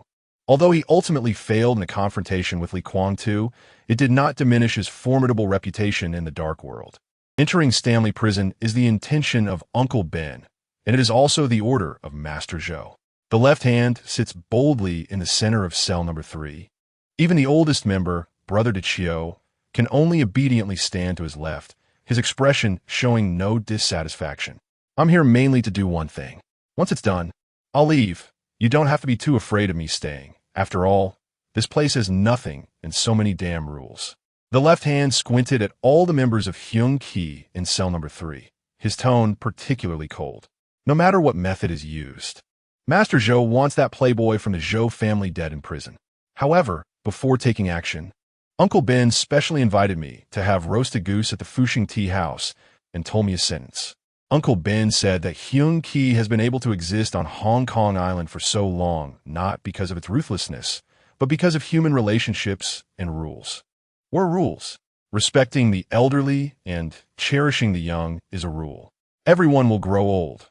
When territory is lost, younger brothers are gone, and one can no longer fight should the people below not respect seniority.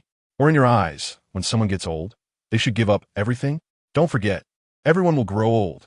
After the left hand's reprimand, everyone except Brother Chio turned pale. There is no event in the world that exists in isolation, and Stanley Prison is no exception.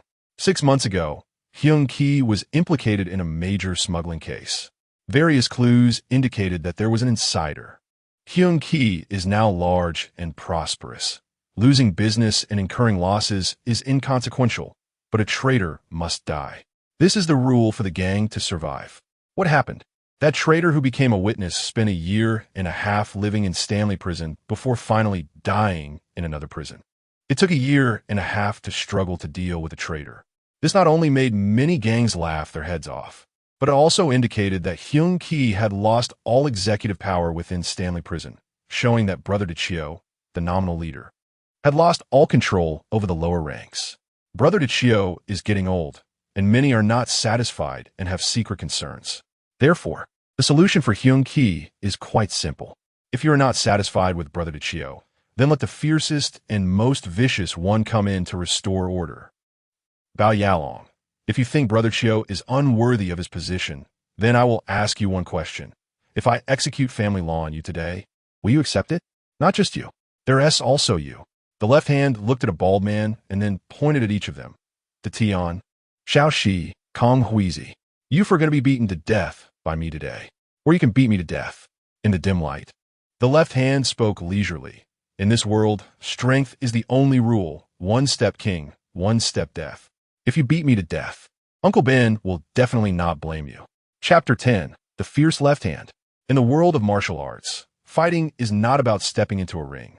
There is no bell signaling the start, especially for someone like the left hand, a ruthless figure in the underworld who has been through countless battles. He understands better than anyone the principle that the first strike is the strongest.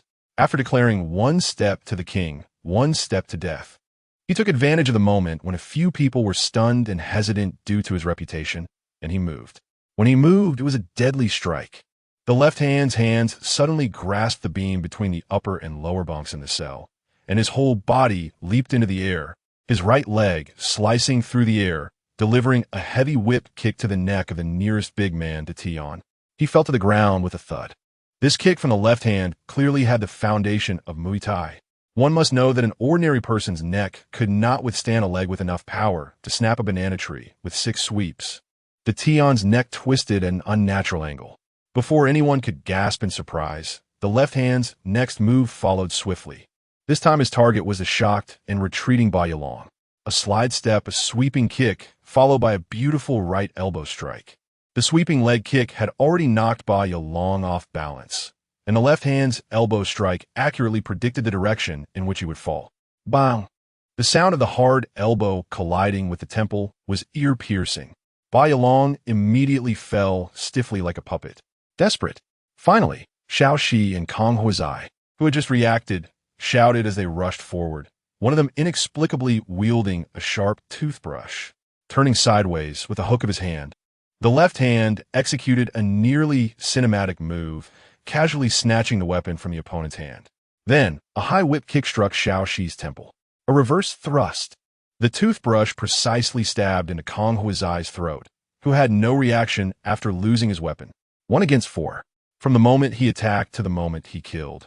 All the left hand's movements were swift and lethal. The muscles on the faces of the other inmates twitched uncontrollably, clearly terrified by the left hand's ferocity. Minutes later, the Chiu finally trembled and spoke up. Good skills, impressive. The left hand coldly tossed the blood-stained toothbrush to the Chiu, saying that Ben Shu had already made arrangements with the prison authorities. These guys died in an internal conflict. As for how to cover up the incident, he could figure it out himself. The Chiu nodded vigorously. Although he was old and couldn't fight anymore, he had enough experience, and with Ben Shu's prior arrangements, there would naturally be no problems. With the small matter settled, the left hand said, "Now tell me about young Master Zhou's habits and daily life." He took the towel handed to him by a lackey to wipe the blood off his hands. "Just a rich young master. The sooner we finish, the sooner we get out. Recently, I've really liked the sauna in Yuanlong. Some of the masters there have excellent skills. In the past, killing Zhou Miruan might not have been too difficult, but now it would likely be more troublesome." The Chiu looked at the left hand, who resembled a god of death, hesitated for a moment, and continued, "Yama has just been transferred to young Master Zhou's cell. It seems he has received benefits from young Master Zhou to protect him." "Yama? Who is that?" The left hand frowned. "Lucien Kai, a thug from the number gang. He was once the most notorious of the 49ers in Kuntong, but after going to prison, he has had a very unpleasant relationship with the number gang. He's simply a madman." "A madman?" The left hand squinted. "I haven't heard of this name. Is he very fierce?" "The madness comes from him wanting all the gangs in the prison to follow his rules. As for whether he's fierce or not," the Chiu-ji's gaze fell on an empty bunk. "Atang was once a red stick in the gang, but he was turned into an idiot by one punch from him and is still in the medical area."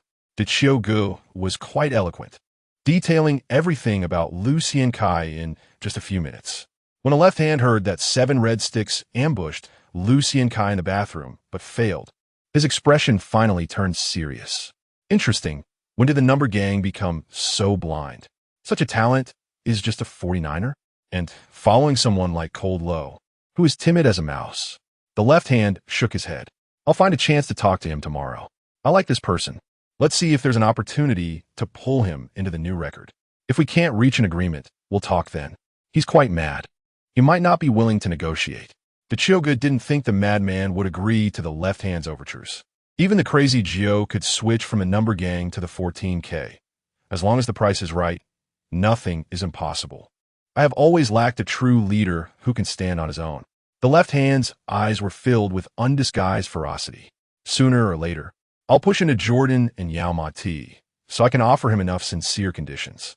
Obviously, for this ruthless person, the Tiger of Jordan and the madman were nightmares throughout his life. But what if he still disagrees?" The Chiu continued to ask. "Then I'll kill him. No matter how vicious a 49er is, he's just a 49er," the left hand replied. Finally, the day broke. When the sun painted the skies fish-belly white with gold, a brand new day officially began. In cell number 7, the sleepy hamster and everyone in the cell, including young Master Zhou, stared blankly at Lucien Kai, their eyes filled with admiration. They finally understood that Rome wasn't built in a day. No, they finally understood why Yama was so formidable and fierce. Around 4 in the morning, Lucien Kai had already begun his day's training, especially when he did push-ups against the wall while inverted. The bulging muscles and the terrifying tattoos on his back constantly showcased his strength. He needed to add some equipment to the previous conditions. After warming up, Lucien Kai looked at the dazed young Master Zhou. Air punches, 6 sandbags weighing about 15 kilograms each. Ignoring Zhou Miruan's increasingly bitter expression, Lucien Kai continued, listing 7 or 8 types of equipment, then practiced his punching arc and speed against the air. Without these to maintain my condition, I can't guarantee I can beat that left hand. If I can't beat the left hand, I will die. Young Master Zhou clenched his teeth and nodded, while Hamster had already approached him and extended his palm. I've calculated. Young Master Zhou, these things will cost at least 100,000 Empire coins, and that's still the discounted price I'm giving you. Glancing at Lucien Kai, Hamster had a flattering expression because I want to give face to Brother Yama. Chapter 11. The Butcher on a Rainy Night. In a place like prison, regardless of the types of individuals incarcerated, there's a common characteristic: extreme regulation. Time for outdoor activities, meals, entertainment, and work. Everything in prison is meticulously scheduled. This is not necessarily wrong. In the original Stanley prison, for instance, prisoners had to work for 10 hours a day. The prison authorities provided persuasive reasons for this. Too much energy could lead to trouble, and keeping the prisoners busy would prevent them from causing issues. Initially, this management approach worked quite well. Firstly, the prison's factory generated significant profits, and secondly, after intense labor, the prisoners were too exhausted to engage in disputes. However, in any timeline, decisions made by higher authorities can drastically change the situation for those below them. Prisons are no exception. In recent years, the royal family's power has weakened, while families and various alliances have risen strongly, leading to fierce conflicts between the two. Both sides seem to be suppressing each other on various levels. At some point, the royal family began to publicly condemn the various families for their corruption and monopolization of livelihoods in the media and parliament. In turn, the families and local officials criticized the royal family for ignoring human rights and being overly harsh towards ordinary people. As they fought, the situation for ordinary individuals in other industries is a separate matter, but life inside the prison has indeed improved significantly. The most obvious change is the substantial increase in so-called free time and entertainment time. In fact, there was nothing wrong with the policy, and it even garnered praise from many. After all, in the eyes of many overly compassionate individuals, ordinary people are human, and so are prisoners. Both sides should have the same rights. If these reforms did not have much impact on regular prisons, they could easily lead to significant problems in a place like Stanley, which is filled with fierce individuals and the most wicked criminals. The most direct manifestation of this is the difficulty in management and the constant conflicts. The time slot from 8 to 9:20 in the morning is the designated outdoor time for all prisoners in Stanley after the reforms. Originally, the outdoor time was only a brief 45 minutes, but after media coverage and some protests, it was forcibly extended to 80 minutes. The media was satisfied, believing it showed respect for the prisoners and indicated progress in the Empire's legal system. However, the additional 35 minutes caused a major headache for the prison authorities. The reason is simple. This time slot is precisely the most dangerous period, without exception. If incidents occur in 45 minutes, what could happen in 1 hour and 20 minutes? Thus, every time this period arrives, the prison authorities brace themselves for impact. Various factions gather in the square, although they appear to be keeping to themselves. Any spark could ignite this powder keg.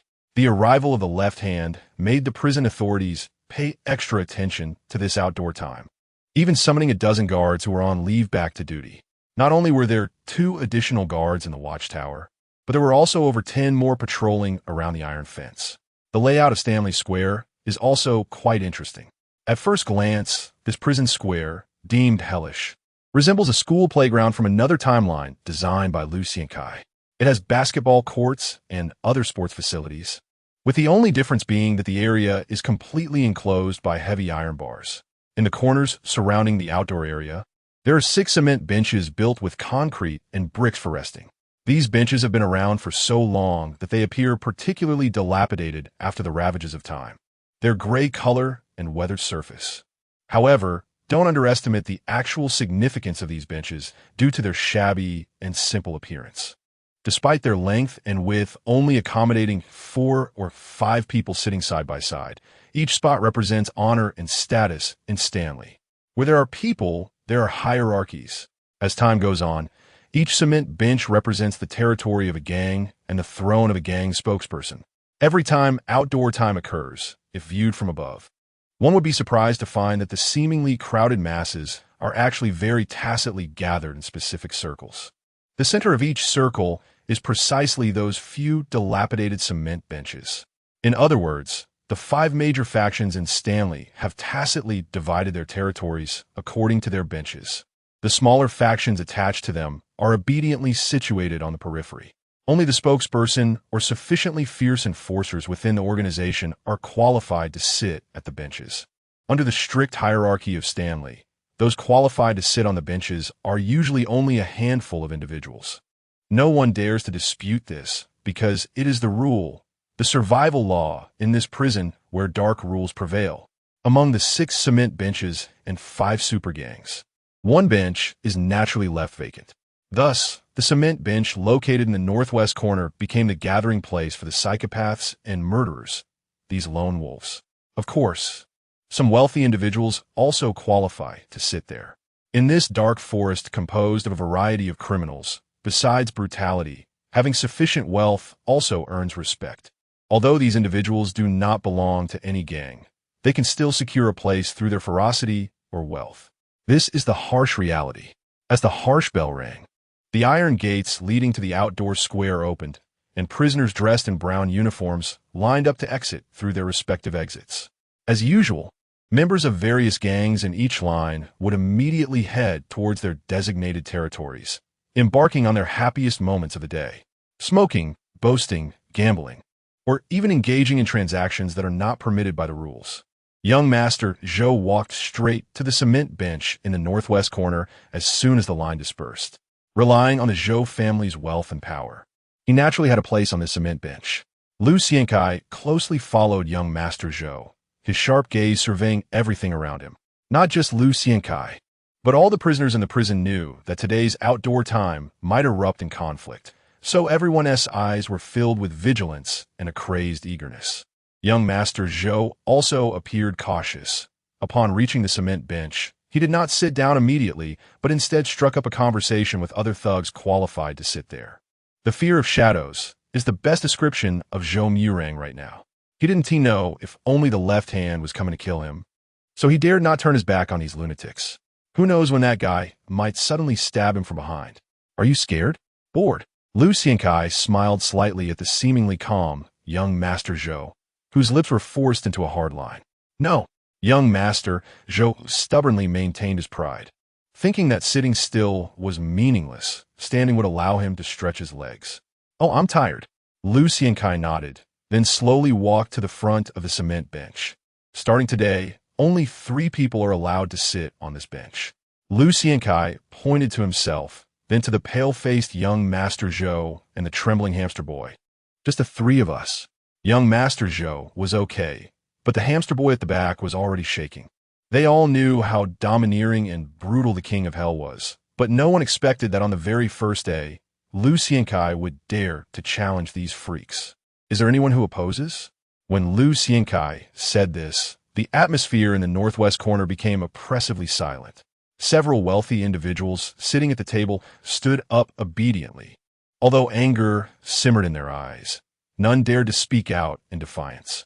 Clearly, in this dark forest of Chiju, violence held more sway than the deterrent power of money. A minute later, only 2 people remained seated at the long table, which had originally been somewhat crowded. One was a middle-aged man covered in tattoos on his cheeks and neck, and the other had a flat-top haircut and a face lined with the marks of hardship. Young Master Zhou awkwardly tugged at Lu Xiankai's sleeve, his eyes filled with fear. Having been in Chiju for 2 months, young Master Zhou certainly recognized the identities of the 2 men who had not stood up. One was a serial killer who had murdered 27 girls on a rainy night and dismembered them, known as the Rainy Night Butcher, Lin Guiyun. This guy had evaded capture by the entire Hong Kong Island police force during his most brutal period, making millions of women too afraid to go out on rainy days. This showed just how twisted he was. The other was a madman responsible for 4 bombings, nearly killing the governor in the process. Crazy Huang Xingyi. This guy used his extraordinary demolition skills to wreak havoc on society, causing hundreds of deaths and injuries. Not satisfied? Or are you mute? Lu Xiankai leaned down and continued to speak word by word. In 3 minutes, if you don't leave, then don't blame me for making you disabled. Lu Xiankai patted young Master Zhou on the shoulder. Keep an eye on the time. Let me know when it's up. Are you telling me to get lost? The tattooed, middle-aged man slowly raised his head, his eyes cold as a snake's. I know you, the rainy night butcher. Lu Xiankai licked his lips, his gaze condescendingly disdainful. You're just trash who killed a dozen women on a rainy day. So, is that your reason for sitting here? The man cracked his neck, the bones making a grating sound. Talking to trash like you, who only bullies women, makes me very uncomfortable. So, to make myself feel better, I've decided you should disappear from my sight forever. Chapter 12: The Ferocity of a Punch and a Knee. Don't go too far, I kill men too. Staring directly at the aggressive Lu Xiankai, Lin Guiyun's facial muscles twitched nervously. 2 years ago, a cop called me trash, a piece of dog shit. And guess what happened? What happened? Lu Xiankai stroked his chin, his eyes filled with strange excitement. You killed him? I bit off his ear and swallowed it. Lin Guiyun, the psychopathic killer who left a vivid mark in the history of homicide in Hong Kong Island, laughed nervously. His ear was very brittle, very chewy. Oh. Under the horrified gaze of the pale-faced young Master Zhou and the hamster boy, Lu Xiankai slowly leaned his head towards Lin Guiyun. My ear is also very chewy. Do you want to try? The two faces were less than a centimeter apart, and they could even feel each other's warm breath. Lin Guiyun's crazed eyes fixated on Lu Xiankai. He saw no trace of fear in the eyes of this provocateur. Only calmness and a hint of disdain he was unwilling to admit. For some reason, his hands began to tremble. What I find most objectionable about imperial law is the absence of the death penalty, which allows scum like this to live. I heard that for every girl you kill, you tattoo a pattern on yourself? Lu Xiankai continued to provoke the infamous murderer in front of him with his crazy behavior, slapping Lin Guiyun's cheek as if he were teaching a pet. Slap, slap. Amidst the sound of slaps that were not powerful but highly insulting, Lu Xiankai continued. Do you know that this behavior only proves your cowardice? It only shows that you are a useless person who was abused as a child or even raped by your father. Lin Guiyun's eyes turned red. This was a precursor to his impending madness. Yes, later when I ran out of space, I started tattooing on my face. Do you want to become a tattoo on me too? Lin Guiyun tried to gain a shred of dignity through his psychopathy. You can try. Lu Xiankai grinned. The pain from the continuous slaps had pushed Lin Guiyun's patience to its limit. It could be said that if it were not Lu Xiankai in front of him, not the man who had incapacitated 4 red sticks in the bathroom, Lin Guiyun would have lost all rationality by now. Even demons fear evil men. It was Lu Xiankai's rumored ferocity that kept Lin Guiyun holding on to his last shred of sanity. You can really endure.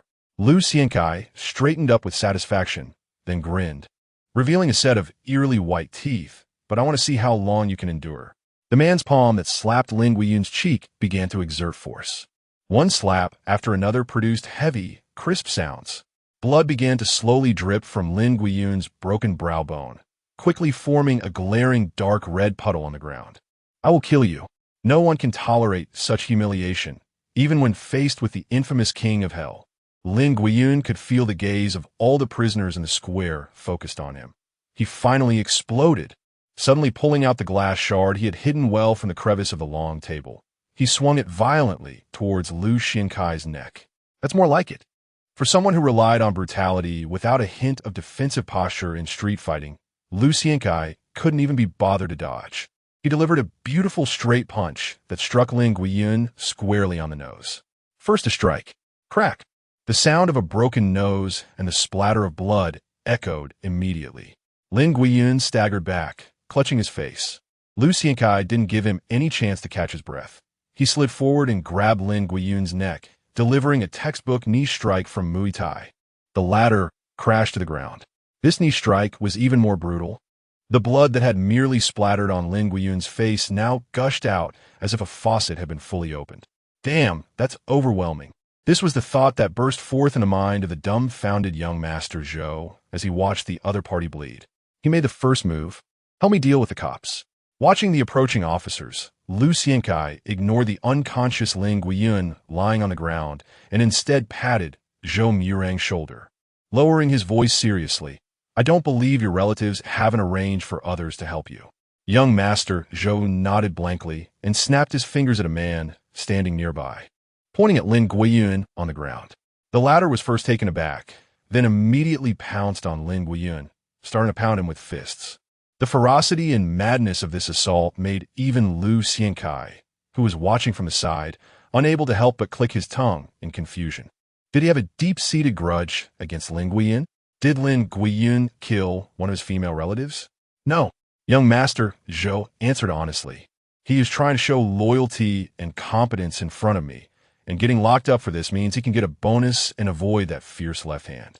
Very clever. Lu Xiankai nodded in agreement, then stroked his chin and looked at the so-called bomb maniac. Time is up, what do you mean? The cops came quickly and left quickly. Besides carrying away the completely unconscious Lin Guiyun, the loyal man was also taken away from the square, and everything returned to calm. This is Stanley. In other prisons, such life-and-death struggles would have already set off alarms. But in this Stanley prison, known as the top training ground of the underground world of Hong Kong Island, this was merely a ripple on the surface of the sea. After the incident calmed down, Lu Xiankai turned his gaze to the last man still sitting on the cement long table, his eyes filled with indifference. A kind of indifference to life. The man named Huang Sheng, who had been sitting there smoking, slowly spoke, "Be careful when walking at night, young man." Huang Sheng looked very ordinary, as worn as an old man. The only thing that set him apart from ordinary people was the tattoo of a soaring eagle on his arm. The notorious planner of the first bombing in West Kowloon. Right? I know you. Lu Xiankai showed no signs of suppressing the hostility that still emanated from his bones. I heard you like to use explosives to kill people. So I'm very curious. How would you blow me up in a place like Stanley? The road of the Jianghu is long. We will take our time. Huang Sheng stood up and stepped aside from the cement long table. With Huang Sheng's departure, the cement long table in the northwest corner became empty for the first time in recent years. Now you can rest, young Master Zhou. Lu Xiankai's relaxed demeanor made young Master Zhou a bit worried. The butcher on a rainy night is a lunatic. Once he comes out, he will definitely find a way to kill you. Aren't you worried? With a full stomach and a healthy body, that punch and knee strike are enough to turn him into a fool. Lu Xiankai's smile sent shivers down the spines of those standing beside him. Sometimes, a fool is better than a lunatic. At least he has no ability to harm society. Everyone unconsciously stepped back a little from Lu Xiankai. No one likes a madman who can easily turn people into fools, not even these prisoners. Is this the king of hell you mentioned? Lu Xiankai? Yes. Brother left hand. Completely modern combat style, leaning more towards boxing. The technique is sharp and agile, making him a good fighter. On the cement platform in the southeast corner, a solitary figure withdrew his gaze with his left hand. He looked at Tegu brother. This king of hell is a talent. Find an opportunity to talk to him later. I guarantee he can turn the case around, and after he gets out, I'll give him 3 big night venues. Just one condition. He has to take out Zhou Da Xiao, and then we can move into Jordan together. The left hand laid out his terms. Chapter 13, The Wind Rises. Lu Xiankai is a madman. And a madman who can fight well. This is the consensus reached by all factions in Chizhou. So when a madman encounters a psychopath who enjoys torturing and killing women, no other prisoners will be too surprised by any conflict that arises. As for Lin Guiyun being beaten to the ground in the blink of an eye, no one would be surprised either. Although Lin Guiyun is insane and perverted, everyone knows deep down that he cannot withstand the astonishing combat power of Yan Wang. Therefore, the commotion in the northwest corner did not cause much of a stir in the entire yard. Most people's gazes merely glanced over before returning to their previous focus.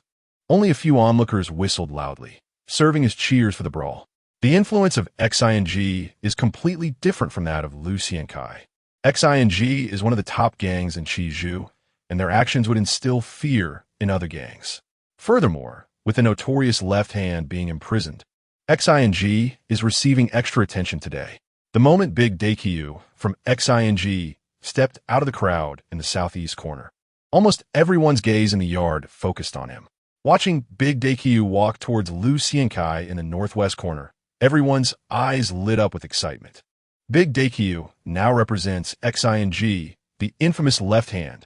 Everyone wanted to know if after almost being killed in the bathroom. Yin Wang would still be so arrogant in the face of Big Daikyu from XING. You looking for me? Lu Xiankai was very satisfied with the power of his fists.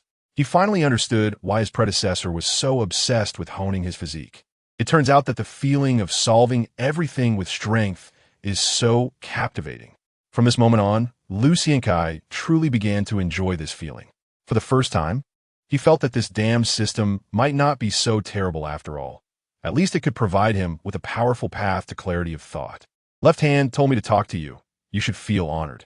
Although Big Daikyu is already old, his status is undeniably that of a high-ranking member of XING, someone who once held the position of a marshal. According to the rules of the underworld, his personally coming over has indeed given Lu Xiankai, who is just a lowly 4'9" kid, a lot of face. This statement is not an exaggeration. What are we talking about? Lu Xiankai took the cigarette that the admiring hamster had handed him, lit it up. Left hand is giving you face and promises that if you are willing to join XING, he will persuade Uncle Ben to open the door for you, giving you a thunderous welcome and allowing you to directly enter the 426 red sticks, guaranteeing you will wear the double flowers. From the day you join, you will bring your own people, and left hand will allocate 3 venues to you. In the future, the protection fees for the venues and territories you conquer will not be questioned by XING for 3 years. As soon as Big Daikyu finished speaking, everyone around was utterly shocked. The world structure of this time and space is very different from Lu Xiankai's previous Earth. Firstly, there is the Empire. The Empire in this time and space does not have those humiliating histories and has existed for 600 years already. Secondly, this world is not as peaceful as the other world. Although there hasn't been a great war, there are constant frictions between the Empire, the Federation across the ocean, and the religious alliance in the Middle East. This has led to a stark contrast between Hong Kong Island and the island Lu Xiankai came from. Although there are imperial black-clad guards and security teams stationed, these forces are merely the Empire asserting its ownership over this free port. For some very special reasons, the Empire has never interfered in Hong Kong Island's affairs, which has resulted in the fact that several large families essentially control the entire ecological system of the island. The relationship between the gangs and the major families is no longer a secret. They complement each other, and it can be said that gangs are the white gloves of the wealthy families, as well as another tool for these families to control the island. In this highly stratified world, it is not unusual for an ordinary person to become a gang member. Many celebrities and politicians have gang backgrounds. Being able to become a 426 and where double flowers represents a complete breakthrough of class barriers. Given Lu Xiankai's ferocity and strength, if luck is on his side in the future, there is no telling he might not rise to a position of 489 or become a boss. In other words, this is a golden path that ordinary people can hardly imagine. Don't worry, we're not making empty promises. Your former boss was that worthless Lung Lao, and it's no secret that you took the blame for him. As long as you agree, Uncle Ben will overturn this case for you. Big Daikyu placed another heavy chip on the table. There are many benefits. Let us discuss the terms. Unlike others, Lu Xiankai, exhaling smoke, first glanced at the increasingly anxious Zhou Gongzi and then smiled at Big Daikyu and asked this person must die. XING has always acted recklessly. Especially after Left Hand arrived, Big Daikyu completely disregarded a young master who was already trapped and targeted by Zhou family as fourth master. Big Daikyu pointed at Zhou Gongzi and continued, Left Hand knows you can fight. He wants you to follow him and fight into Jordan after you get out. Lu Xiankai appeared calm, seemingly pondering the gains and losses. System, can I accept his benefits and switch tasks? The system did not respond at all. Having made a decision, Lu Xiankai slowly raised his head. He was very clear that the system's silence indicated the unchangeable nature of the task. Do you want it to be a knife? To deal with the madman? In the memories he absorbed, it seemed that his predecessor had quite a fear of this name. The clever Lu Xiankai almost immediately understood what Left Hand inviting him to fight in a Jordan represented. Zhou Gongzi, who had been silent beside him, looked increasingly pale. His reputation is quite intimidating. Everyone knows he is the eldest son of the Zhou family, but in reality, he is merely a playboy. Although he has some influence and wealth, compared to the conditions offered by Left Hand, he truly finds himself at a loss. All he can do is watch Lu Xiankai make his decision. Sit down. Lu Xiankai did not answer directly. Instead, he suddenly spoke to young Master Zhou. Although Zhou Gongzi did not understand why, he obediently sat down. Stand up. Lu Xiankai waved his hand. Zhou Gongzi stood up again. Did you give Hamster the money? Lu Xiankai asked. Yes, Zhou Gongzi answered honestly. After finishing all this, Lu Xiankai looked at Big Daqiu. Did you understand? If you didn't, go back and tell Left Hand. He will understand what I mean. Big Daqiu, looking confused, nodded and turned to leave. What does Yin Wang mean? After Big Daqiu described the entire process, he looked at Left Hand with a puzzled expression. He refused, and he was very arrogant. Left Hand squinted at Lu Xiankai in the northwest corner, his tone cold. He wants you to tell me that he is not Zhou Gongzi's dog and will not be anyone's dog. The scar on Left Hand's face turned a bit red, a sign of his extreme anger. He wants you to tell me that if I and Uncle Ben can be as obedient as that waste Zhou Dasha, then he wouldn't mind helping me once. He is looking for death. Left Hand slowly stood up. I'll go see if he really has such arrogance. The wind rises. A howling wind suddenly swept across the square, raising clouds of dust. Chapter 14, The Gunfire Sounds. The name of man, the shadow of the tree. The moment Left Hand stood up, the entire square fell silent. All eyes were focused on him, and even the leaders of other major factions suddenly looked serious. Many prisoners had already moved towards the buried weapons nearby. The most ruthless and fierce double flower red stick of the new record actually had such an imposing presence. Left Hand walked slowly to the center of the square like a tiger patrolling its territory, then beckoned to Lu Xiankai in the northwest corner with a finger. I'm going to kill you, Left Hand said. The fiercest of the new record's 5 tigers, Brother Left Hand. I want to see if you really can fight. Almost simultaneously, Lu Xiankai stood up after mumbling something and walked towards the center of the square. His steps were not fast, but each one was exceptionally steady. Meanwhile, the green subtitles in Lu Xiankai's vision were flashing wildly. Defeat Left Hand to obtain the practice methods and breathing techniques of the 12 intentions of ancient boxing. Gain the skills of ancient Thai boxing and boxing fusion, and acquire the training and competition memories of the 3 boxing kings from the host's previous world. The rewards were substantial, indicating Left Hand strength. The wind in the square was getting stronger. The fierce wind even lifted a lot of sand and gravel from the square, and the barbed wire was rattling in the gusts, with flying dust blotting out the sun. Are we really going to have a dragon and tiger fight so soon? Hamster was trembling with excitement. Not just him, but also Brother Lai and Li Jindong and other fierce people looked particularly serious. Although Left Hand had indeed been thriving in recent years, the King of Hell Lu Xiankai had also built his own reputation in Qizhou with his sufficiently ruthless methods. No one could be sure of the outcome between these 2 unparalleled, fierce men. Brother Lai, should we help? Chong Laifu, the leader of the Chong family brothers, whispered in Brother Lai's ear. After all, the King of Hell is one of our number gang members, and not long ago, he said he wanted to cooperate with us. The wolf cubs can't be raised. Brother Lai shook his head. Even though he wanted to use the power of the number gang to unify Qizhou, what benefit would that bring? Fighting to the death would only lead to more factions sending people in to continue the slaughter in this small area. What do you mean, Brother Lai? Chong Laifu didn't quite understand Brother Lai's intentions. I still have 3 years before I'm out.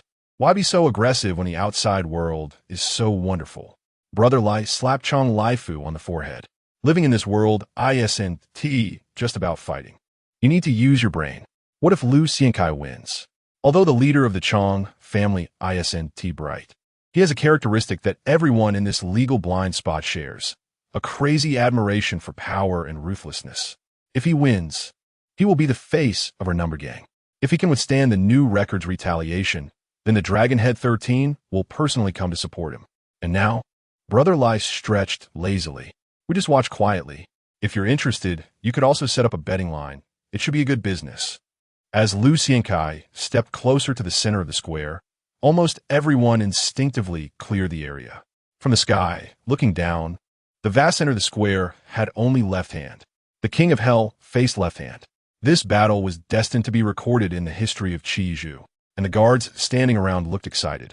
For them, a scum like this dying is one less. Since there was no clear order from above to stop it, they were happy to watch a good show. Left Hand narrowed his eyes. He was clearly displaying enough arrogance, but he was also very cautious in his stance, adopting a standard Thai boxing guard with his hands protecting his head and even performing a knee defense movement. Fighting is never performance. Left Hand has been standing strong in the martial world for so many years because he never underestimates anyone. In combat, any oversight can lead to irreversible failure. 1 step, 2 steps, 3 steps. The moment Liu Xiankai entered Left Hand's attack range, Left Hand immediately launched his attack. Front leg sweep kick. This is a move that Thai boxers love to use, as it is both covert and allows for the quickest retraction of the leg, preventing the loss of body balance. From this choice, it was clear that Left Hand was not as arrogant as he seemed. On the contrary, this man was surprisingly cautious in combat. Liu Xiankai immediately executed a side jab, while simultaneously stepping back as Left Hand launched his attack. Unfortunately, no one cheered, because Liu Xiankai's footwork was as agile as Roy Jones Jr.'s famous retreating jab in another realm. The two separated instantly. Neither was in a hurry to continue attacking. Liu Xiankai kept exchanging jumps with his left and right feet, while his hands protected his head and his upper body swayed slightly, clearly maximizing the most agile footwork and dodges in boxing. "So you excel in boxing?" Left Hand licked his lips and spoke. Now he was like a dormant tiger, slowly turning his body, his eyes fixed on Liu Xiankai, clearly trying to find a flaw before launching a thunderous series of strikes. Having fought in the martial world for so many years, he naturally had experience fighting with many boxers from various gyms. In street fights, boxing has a natural disadvantage against Thai boxing. Although boxing footwork is indeed agile, and its punches are sharp and fierce, even the upper body dodges and defenses of boxers are incomparable to those of Thai boxers. There is one point that is deadly: the legs. Boxers instinctively defend their torso and head, but their defense of the lower body is very clumsy. Given one opportunity, Left Hand's well-trained knee techniques, leg techniques, and even elbow strikes could completely throw the opponent off balance. In a battle of this level, losing balance is equivalent to death. Opportunity. Just as Liu Xiankai attempted to circle to Left Hand's left side, Left Hand keenly noticed a slight delay in his opponent's footwork. Without any hesitation, he twisted his hips and turned, then immediately unleashed a whip kick with great force. At the same time, Liu Xiankai also launched a fierce swing punch from an unusual angle. The next second, a sharp and continuous alarm suddenly rang out overhead in the prison, followed by the loudspeaker announcing the orders everyone must obey. "All prisoners, assemble immediately." The voice of the loudspeaker was still clear amid the sharp alarm. With the latest notification, Super Typhoon Mangkhut has made landfall on Hong Kong Island, with wind speeds reaching at least 157 miles per hour, equivalent to a Category 5 Atlantic hurricane. Everyone must line up and return to their cells. The prison is under Level 3 lockdown. It seemed that fearing the two individuals in the square might get too intense, the patrolling personnel in the watchtower fired their weapons into the sky. Bang, bang, bang. The gunfire echoed. Chapter 15. The inevitable outcome. At the moment the gunfire rang out, the shrill sound of police sirens also echoed above the prison. Everyone immediately lined up to return to their cells. Typhoon warning. The warning from a loudspeaker was particularly stern, reiterating that the temporary disaster management regulations were now in effect. "You're lucky this time." The moment the phrase temporary disaster management regulations echoed from the loudspeaker, the expression on Left Hand's face instantly shifted from fierce to serious. He took a step back and slowly crouched down on the ground, hands on his head. Liu Xiankai mirrored the same action. The two fierce men, who had just been trying to fight to the death, now looked obedient. Liu Xiankai immediately recalled the terror of these temporary management regulations. In this timeline, the typhoon disasters faced by Hong Kong Island were far more severe than those in Liu Xiankai's otherworld. Moreover, it seemed that the natural disasters in this timeline were incredibly destructive. In Liu Xiankai's memories of Hong Kong Island from another timeline, he had never heard of any so-called typhoon temporary management regulations being enacted. From the memories Liu Xiankai absorbed, these temporary management regulations were extremely harsh, Certain specific law enforcement agencies were actually permitted to open fire in the face of major natural disasters. No one is not afraid of death. Therefore, when the gunfire first erupted, everyone in the square immediately laid down on the ground with their hands on their heads, obedient like elementary school students. Clearly, everyone understood the consequences. It must be noted that in such circumstances, if one disobeyed and caused a disturbance, the patrolling officers around them truly had the authority to pull the trigger and fire live ammunition. Life is precious, and even the desperate criminals understood this principle. The scene was somewhat bizarre and comical. The two men, who had just been fighting for their lives, were now lying on the ground, staring at each other, their expressions more ferocious than before. "Damn it, I will beat you to death." Left Hand spoke. "You could try and see who will die first." Lu Xiankai grinned, revealing a sinister smile that even made Left Hand's heart race. Soon, the two men, who had attracted the attention of the prison guards, were handcuffed under the dark muzzles of guns and pushed into the already formed line. The typhoon and heavy rain lasted for a full day and night. During this time, the atmosphere in Stanley Prison was particularly tense. All prisoners were locked back in their cells, and any entertainment activities were completely canceled. It was not surprising that the prison was so on edge. After all, there had been several jailbreak incidents during heavy rain and typhoons in Stanley. So the prison took the discipline issues during this period very seriously. This was entirely different from the prisoners fighting amongst themselves. Internal conflicts among prisoners were easy to suppress and keep secret, and the authorities were even happy to see it. However, if a jailbreak or riot occurred amidst the chaos, many would lose their jobs or even their positions. Unlike the noisy scenes in other cells, cell number 7 was exceptionally quiet. Everyone was wide-eyed, staring at Lu Xiankai, who was honing his physique. This man displayed a strength that left others in awe. He was doing squats while carrying the shocked hamster boy, and the muscles in his legs bulged so much that they stretched the loose prison uniform tightly. After completing 200 squats, the initially alert hamster boy's eyes glazed over, and he looked dazed as if he were drunk. Beneath Lu Xiankai's calm expression, he felt a surge of excitement. The money from young Master Zhou and the channels provided by Hamster Boy were quite effective. Some massage oil and medicinal herbs had already made their way into his hands. After the first application of the massage oil, Lu Xiankai could even feel his long aching muscles and bones beginning to recover slowly. This amazed him once again at the wonders of the system. "Yama, you and Left Hand will definitely face life or death. He won't spare me, nor will he spare you."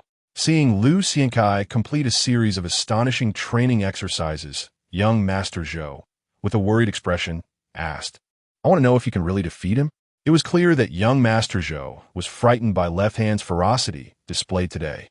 After a pause, young Master Zhou hesitantly continued, "If you're not confident, I can spend a lot of money to get a real knife in here. Not one of those sharpened toothbrushes or other trash.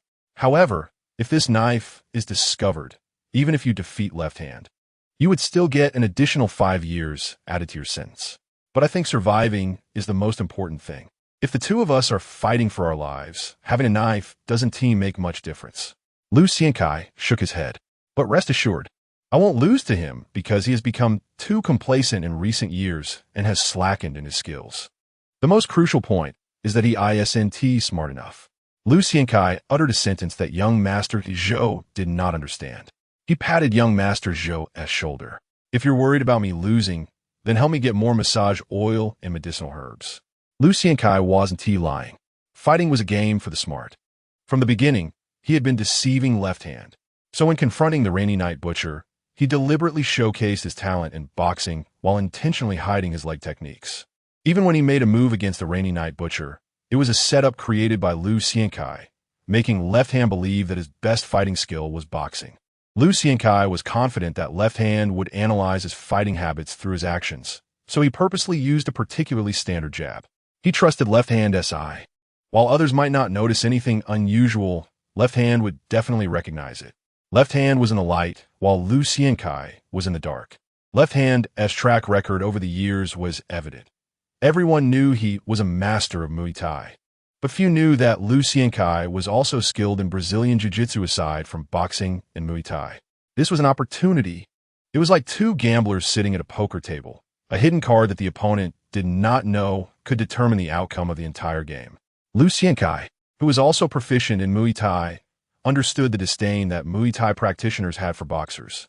Boxing relies on sharp punches and agile dodges. Although it has a history of over 100 years in the ring, it cannot be denied that boxers' lower body defenses are generally lacking. As long as the opponent believes that their weakness lies in lower body defense, it becomes their best opportunity. If given the chance, he would take the fight to the ground. By that time, even if left hand as fighting ability was astonishing in ground grappling, his expertise in Brazilian Jiu-Jitsu would show the opponent what true despair was. At the same time, Liu Xiankai also looked at the system with renewed respect. Although the system was cold and mechanical, Liu Xiankai had to admit that the training methods it provided were absolutely advanced and terrifying, likely among the best. Take the kick that left hand threw today as an example. Liu Xiankai noticed something off. This kick was the most standard and basic push kick in Muay Thai. Moreover, it was the technique of the push kick shadow kick.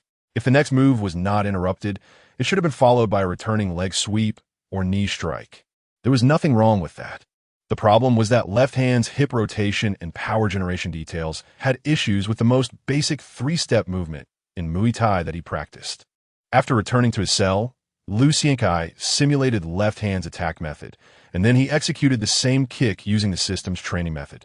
Liu Xiankai admitted that left hand as fighting ability was very strong, and it could even be said to be terrifyingly powerful for an ordinary person. But the leg he kicked out was obviously about 0.1 second slower compared to the system's power generation method. The pace and rhythm need to be slightly slower than the method provided by the system for a better connection. Because if you withstand his kick, then your left hand will not be able to maintain the triangular stance of your feet, whether moving sideways or stepping back and forth. Without the three-step stance, a Muay Thai fighter's foundation will definitely not be as stable. Don't underestimate this little bit. A small error can lead to a huge difference. This little bit is the difference between life and death. With this discovery, not only has Liu Xiankai gained more confidence in defeating the left hand, but he also looks forward to the practice methods provided by the system. To strike, one must first learn to take a hit. And the iron shirt technique provided by the system includes a description stating that once mastered, ordinary iron spikes won't harm the skin, striking as if hitting gold or stone. For the first time, after crossing over, Liu Xiankai has gained enough confidence to complete this prison side quest. Liu Xiankai is not like the previous generation, who could only fight without thinking. He understands what he should do. The first thing is to take the opportunity to literally kill the left hand, and then use this significant achievement to instill fear in everyone in the prison. This will give him ample time to practice the iron shirt technique. Then, with the wealth of young Master Zhou, he will perfect his iron shirt technique, and when his ability to withstand hits is sufficient, he doesn't believe anyone in this prison can stop him. After all, this place is a dark forest that worships power. When everyone thinks you are so strong that they can only look up to you, everything will fall into place. Chapter 16, Big Guy. After a day and a night, the unrestrained storm finally subsided. As the sky turned gray at dawn the next day, the haunting howling of the wind completely vanished. If it weren't for the chaos outside, it would almost seem as if nothing had happened. Once again, the sun shone down on the square in Chaiwan. The flowers and plants that had been planted around the square to beautify the environment had been uprooted, and a section of the wire fence was slightly tilted, showing the tremendous destructive power of this storm. The prison authorities began urgent repairs. The prisoners who were notified that outdoor activities were canceled today wore expressions of disappointment. It wasn't just that they lost their chance to go outside. These guys felt they had missed out on a chance to watch a show. Today, there would be no fighting. This was the consensus among everyone, and each person was filled with regret. In this world, the gambling gene of the imperial people is deeply ingrained. In just a day and a night, a betting frenzy regarding a fight between the two most ferocious men recognized by the prisoners, Left Hand and Liu Xiankai, had quietly developed and spread. The betting was organized by Brother Lai from the Number Gang and the Big Guy from the 14K, and even some prison guards got involved. It was said that Li Jindong from the Big Circle had placed heavy bets, meaning all factions had joined this gambling event. The life and death struggle of the two men was treated by these guys as a wild celebration during their boring days. There were even rumors that the total funds for this betting reached an astonishing 600,000. Don't underestimate the wealth possessed by the prisoners. In this era, the prisons on Hong Kong Island are like big factories, and these prisoners are undoubtedly the cheapest labor force. Yet even the cheapest workers, with no place to spend money over the years, still have some savings in their accounts. In this exceedingly dull place, even a fight between a few mice can excite these villains to the point of betting with flushed faces, let alone the life and death struggle between the new record's Thunder Tiger and the King of Chaiwan. The odds for Left Hand were 4-1, while Lu Xinkai's odds were 1-3. From this perspective, many people clearly favored Left Hand's victory more.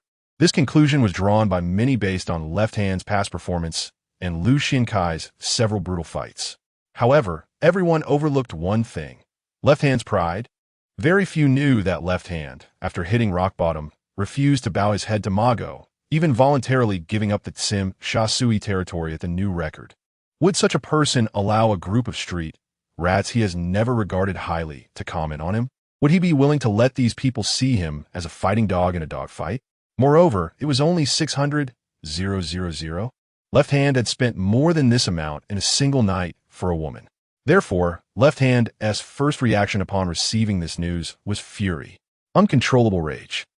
Before coming in, Uncle Ben suggested that I learn from Dianjio and let New Record have more say inside. In cell number 3, Left Hand, who had just learned that a betting pool had been opened on him, had an exceptionally cold and sinister expression. He slowly said to Brother Deqiu, "But I refused. It wasn't that I didn't want to do things for the gang, but I felt it was unnecessary." Left Hand did not hide his disdain for Chaiwan. The prison is such a small place, and there's no profit to be made. What good is it to have more say? Brother Deqiu smiled apologetically. Uncle Ben said that doing this would give the brothers outside an impression that even if they entered the harsh prison, the gang could still protect them. But I still disagreed. Left Hand continued, "I'm not a madman like Dianjio. I can't stand not seeing blood for a day. But now these street rats actually opened a betting pool on me." His face became terrifyingly fierce when talking about the betting on himself. "They actually bet on me like a fighting dog. They're looking for death." Left Hand looked at Deqiu. "Didn't they say that the King of Hell has fought with every gang? Help me pass a message to him." "What message?" Brother Deqiu was anxious inside because he had quietly bet 20,000 on Left Hand to win. Although the odds were a bit low, Brother Deqiu, who had seen Left Hand kill, had absolute confidence in him. But now, seeing Left Hand's attitude, he was really afraid that the other party would disregard the gang's rules and snap his neck at any moment.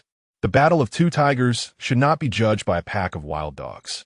Ask him if he is interested in teaming up with others before I beat him to death, so these guys can understand what respect means.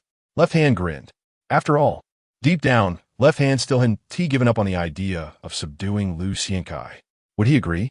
Brother Deqiu was somewhat puzzled. "He will. I'm familiar with his eyes. They're just like mine when I was young." Half an hour later, Lu Xiankai's response came. "I'm too stubborn. I was born not to like being treated like a dog. So, let us play." Left Hand laughed heartily. He looked at Brother Deqiu. "Who should we kill first?" Brother Deqiu looked bitter, but finally spoke. "After Dianjio was imprisoned, 14K has done a lot of harm to us at New Record. If I had to choose, I would pick the big guy. In prison, the most important thing is food, especially in Chaiwan. 80% of the people in this prison are vicious criminals. They don't care about the weather or the economy. The only thing they care about is getting enough to eat, especially under such bad weather with no outdoor activities. The food provided by the prison is generally much better than usual. Eating well and staying full means no trouble. This principle is simple and very effective. Today's meal was quite good.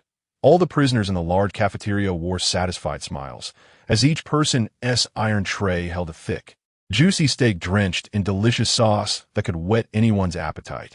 Similar to the outdoor square, Chaiwan's cafeteria is also distinctly divided. Each faction has its own corner. Everyone quietly queued to enter, served their meals, and finally sat in their designated areas to eat. Everything looked no different from usual. However, many people, even while eating, kept their eyes wandering between Lu Xiankai and Left Hand. They were anxious not to miss the most exciting fighting scene. fearing that these two rule-breaking ferocious men might erupt into war at any moment. Lu Xiankai ignored everyone's gaze. He quietly chewed his food. The benefits of having his little brother, Hamster, were once again on display.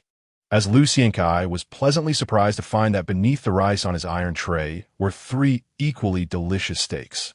Brother Kai, from now on, leave the small matter of getting food to your little brother. Eat more to have strength. Hamster, sitting opposite Lu Xiankai, slyly blinked at him, looking very pleased. Add 5 more next time. I need enough nutrition. This matter is up to you. The daily rigorous training made Lu Xiankai have a strong demand for food. And seeing Hamster's face change from flattery to bitterness, Lu Xiankai nodded in satisfaction. Brother Kai, you must win. Hamster placed the steak from his tray onto Lu Xiankai's plate. If you kill Left Hand, then I can secure the supply rights from the new record side. That little black guy definitely won't dare to compete with me. And then you can eat as much as you want. Knowing that he was completely bound to Lu Xiankai, the little hamster instead became even more enthusiastic. He also realized that a few steaks seemed insufficient to impress Lu Xiankai, so he continued, Brother Kai, actually, prison is also a good place to make money. In these years, Old Pooh has earned enough for his daughter to drive a Ferrari outside. Although we don't have many opportunities to spend money in prison, everything outside requires money.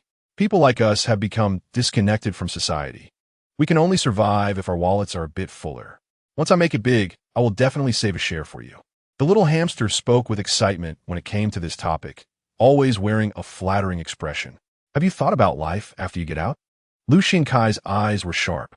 Although the little hamster's face was filled with excitement about making money, his eyes revealed a fear of the unfamiliar world outside. This reminded Lu Xiankai of a movie from his original timeline, The Shawshank Redemption. In that film, the influence of institutionalization is everywhere. Especially for ordinary people like the little hamster, who have spent almost their entire lives in prison. Choosing to end their lives after getting out is not uncommon. I don't know. I have many years left before I get out. I just hope that when I stand outside in the future, I won't starve to death. If I have the chance, I want to see the real ocean, sailing under the blue sky and white clouds, basking in the sun, thinking of nothing, sleeping until the end of time. The little hamster's face darkened as he spoke. Don't worry, you will make a lot of money. So much that when you get out, you can hug many beautiful girls and directly scold them. Lu Xiankai replied calmly, thinking of his main mission. Really? The little hamster's face lit up with joy. Just as he was about to continue the conversation, he saw his boss almost gulp down the food on his plate and then suddenly get up to walk toward the southwest corner of the cafeteria. Meanwhile, in another corner, the left hand also put down chopsticks. Hey Chong. The left hand tapped the table, then nodded, signaling to get to work. Chapter 17. The Eagle. As soon as the words left hand were spoken, Ah Chong, whose name was called, immediately stood up and smashed his tray hard onto the head of a member of the 14K who was a few meters away. You want to die? The 14K member, drenched in soup, immediately erupted in anger, and all members of the 14K rose at the same time. Beep! The sharp whistle had already sounded, indicating that the patrolling constables had discovered the confrontation between the new record and the 14K members. Sit down and eat, or you'll be locked up. Several constables were quickly walking toward the conflict. No one paid attention. Both sides, the 14K and the new record, stood up, glaring at each other. The hierarchy in the gang was strict. Although all members had stood up, everyone's gaze was focused on their respective leaders. Left hand, are you trying to cause trouble? The big guy, leisurely eating, looked at the left hand and slowly spoke. Big guy. In Hong Kong slang, it refers to a strong, muscular man. The big guy who inherited the position from the former crazy leader, Dien Jiao, fully embodied what a big man was. He might be the only prisoner in the history of Stanley who required a specially made cell. Especially his arms, thick like an ordinary person's thigh, and his chest muscles that could fully support a loose prisoner gave an overwhelming sense of pressure. Left hand, what are you doing? The big guy squinted at the left hand, still seated across from him. You don't fight to the death with that madman, Yin Wang. But you come looking for trouble with us, 14K? Everyone's attention was drawn to the confrontation between the left hand and the big guy. Even the constables rushing towards the scene didn't notice that Lu Xiankai was slowly approaching the big guy. Why so much nonsense? The left hand picked his teeth. You little punk actually have the guts to set me up. On what basis? Looking at the big guy's muscles, which were developed like a beast. The left hand's tone was filled with disdain. Just because of your steroid-induced dead muscles? Let me tell you, even your brother Jianjiu wouldn't have the guts to set me up. Today, I'm going to show you what respecting your elders means. I don't like to waste words with a gorilla. After saying that, the left hand glanced at Chiyo. The latter's face turned bitter, but without any hesitation. He immediately picked up a chair and smashed it towards the only camera in the southwest corner of the ceiling that could capture the scene. The footage in the monitoring room immediately turned into a screen full of static. This action left all the 14K members stunned, especially the big guy, whose face turned even uglier, because he knew very well that in Stanley, only when someone was about to kill would someone deliberately smash that thing. 30 days in isolation, plus a 6-month sentence. Such a severe punishment was something very few prisoners would be willing to bear, which is why only when the gang was about to kill would there be dedicated scapegoats to handle this. No wonder Chiyo's face looked bitter. Clearly, the left hand had already learned about the secret bet he made. You really are a madman. The big guy stood up and first glanced at the constables who were blowing their whistles. As expected, several constables had already been surrounded by members of other gangs. These prisoners, who were enjoying the spectacle, raised their hands high and allowed the constables' batons to strike them without moving a step. Clearly, these guys wanted to see a winner emerge between the 14K and the new record. Get ready to fight. The big guy made the right decision to kill these bastards. With his command, many members of the 14K pulled out sharpened weapons from various corners and rushed towards the new record. At this time, Liu Xiankai was still 8 meters away from the big guy. What is a red stick? It is undoubtedly the dual flower red stick. That is a fierce person who can break the situation and take on 10 during gang negotiations and street fights. The left hand, praised by the entire underworld as the most formidable dual flower red stick of a new record in nearly 10 years, indeed had no exaggeration. He did not let his subordinates fight to the death, but after the camera was smashed, he was the first to stand up and charge to the front. Dozens of new record members were immediately invigorated by the left hand's bravery. The left hand charged to the front, using the most brutal and ferocious methods to show everyone why he was qualified to drink the first cup of tea from Uncle Ben when the new record opened the incense hall. The first short mule who faced him had no time to react before the left hand had already raised his leg and kneed him, sending him flying. Crash! The large body smashed heavily onto a nearby dining table, and from his continuous twitching and the blood flowing from his mouth, it was clear he had completely lost the ability to stand up again. The left hand speed did not slow down. He slid forward and then kicked another 14K member hard in the stomach. It is no exaggeration to say that many people saw that short mule being kicked so hard he flew into the air. The left hand retracted his leg and built up strength. Another punch was thrown. A punk waving a toothbrush was immediately knocked to the ground. And the left hand looked at the big guy with a terrified expression and grinned. No one could set me up. Get ready to fight. The words "get ready to fight" were shouted by the left hand at Liu Xiankai, because those whistling constables were about to break through the human wall formed by the prisoners. After all, the big guy and other ordinary prisoners were different. The 14K also had its own network and interests in Stanley. Therefore, the constables would definitely not allow the left hand to kill the big guy in front of them. You can't kill me, left hand. The big guy's strength was indeed astonishing. Although he did not have the courage to confront the left hand directly, it did not prevent him from having the guts to throw everything around him. He roared and actually lifted a dining table weighing over 200 pounds and threw it hard. "Young, be careful," a subordinate exclaimed. The big guy suddenly turned around, and at that moment, he realized that another fierce person in the prison, the infamous Yan Wang Liu Xiankai, was only 3 meters away from him. I also don't like being treated like a fighting dog. Use your end to tell everyone, I need enough respect. The furious Liu Xiankai was as fierce as the left hand, still using boxing techniques. He took a run-up. After a powerful rear punch knocked down a screaming punk rushing up, Liu Xiankai had already built up speed, then suddenly pushed off with his right foot and leaped into the air, charging straight at the big guy. Like an eagle. This was the most vivid feeling in the minds of Zhou Xiao and the hamster, who were watching from afar. In life and death struggles, what is the most important thing? Courage. Without courage, a person cannot remain calm. Once calmness is lost, even if the techniques practiced on ordinary days are perfect, they may not be able to be executed. There is great terror between life and death. It is common for anyone to have a blank mind when overshadowed by the shadow of death. The air around Lu Xiankai as he leaped was sharp as a knife. The big guy, knowing how ruthless Yin Wang was, actually had a moment of blankness in his mind due to extreme tension. This moment determined life and death. This was not his fault. The big guy, who had not engaged in life and death struggles for a long time, faced the cooperation of the left hand and Lu Xiankai, and beneath his seemingly fierce exterior, he had already lost his courage. The left hand could take on Dianzhou in arm wrestling. Lu Xiankai is a madman who could take down 4 red sticks with his bare hands in the bathroom. I bet the big guy never expected that the gambling game he and a few other decision-makers set up would cost him his life. Life and death can change in an instant. Just as the big guy was momentarily distracted, Lu Xiankai's whip kick struck him hard on the temple. At the moment Lu Xiankai's calf made contact with the big guy's temple, he suddenly held back 5 points of strength. Although this kick looked fierce, the big guy only staggered back, his eyes bloodshot, but he did not fall.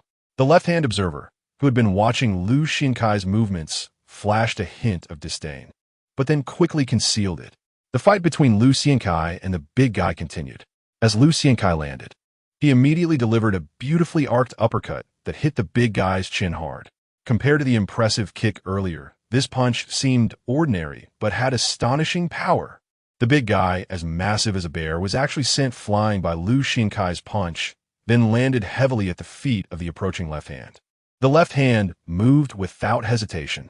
In the instant the big guy hit the ground without time to react, his right leg made a strange movement, using his knee to choke the big guy's extremely thick neck. Then he twisted his hips to exert force. Downward. Crack.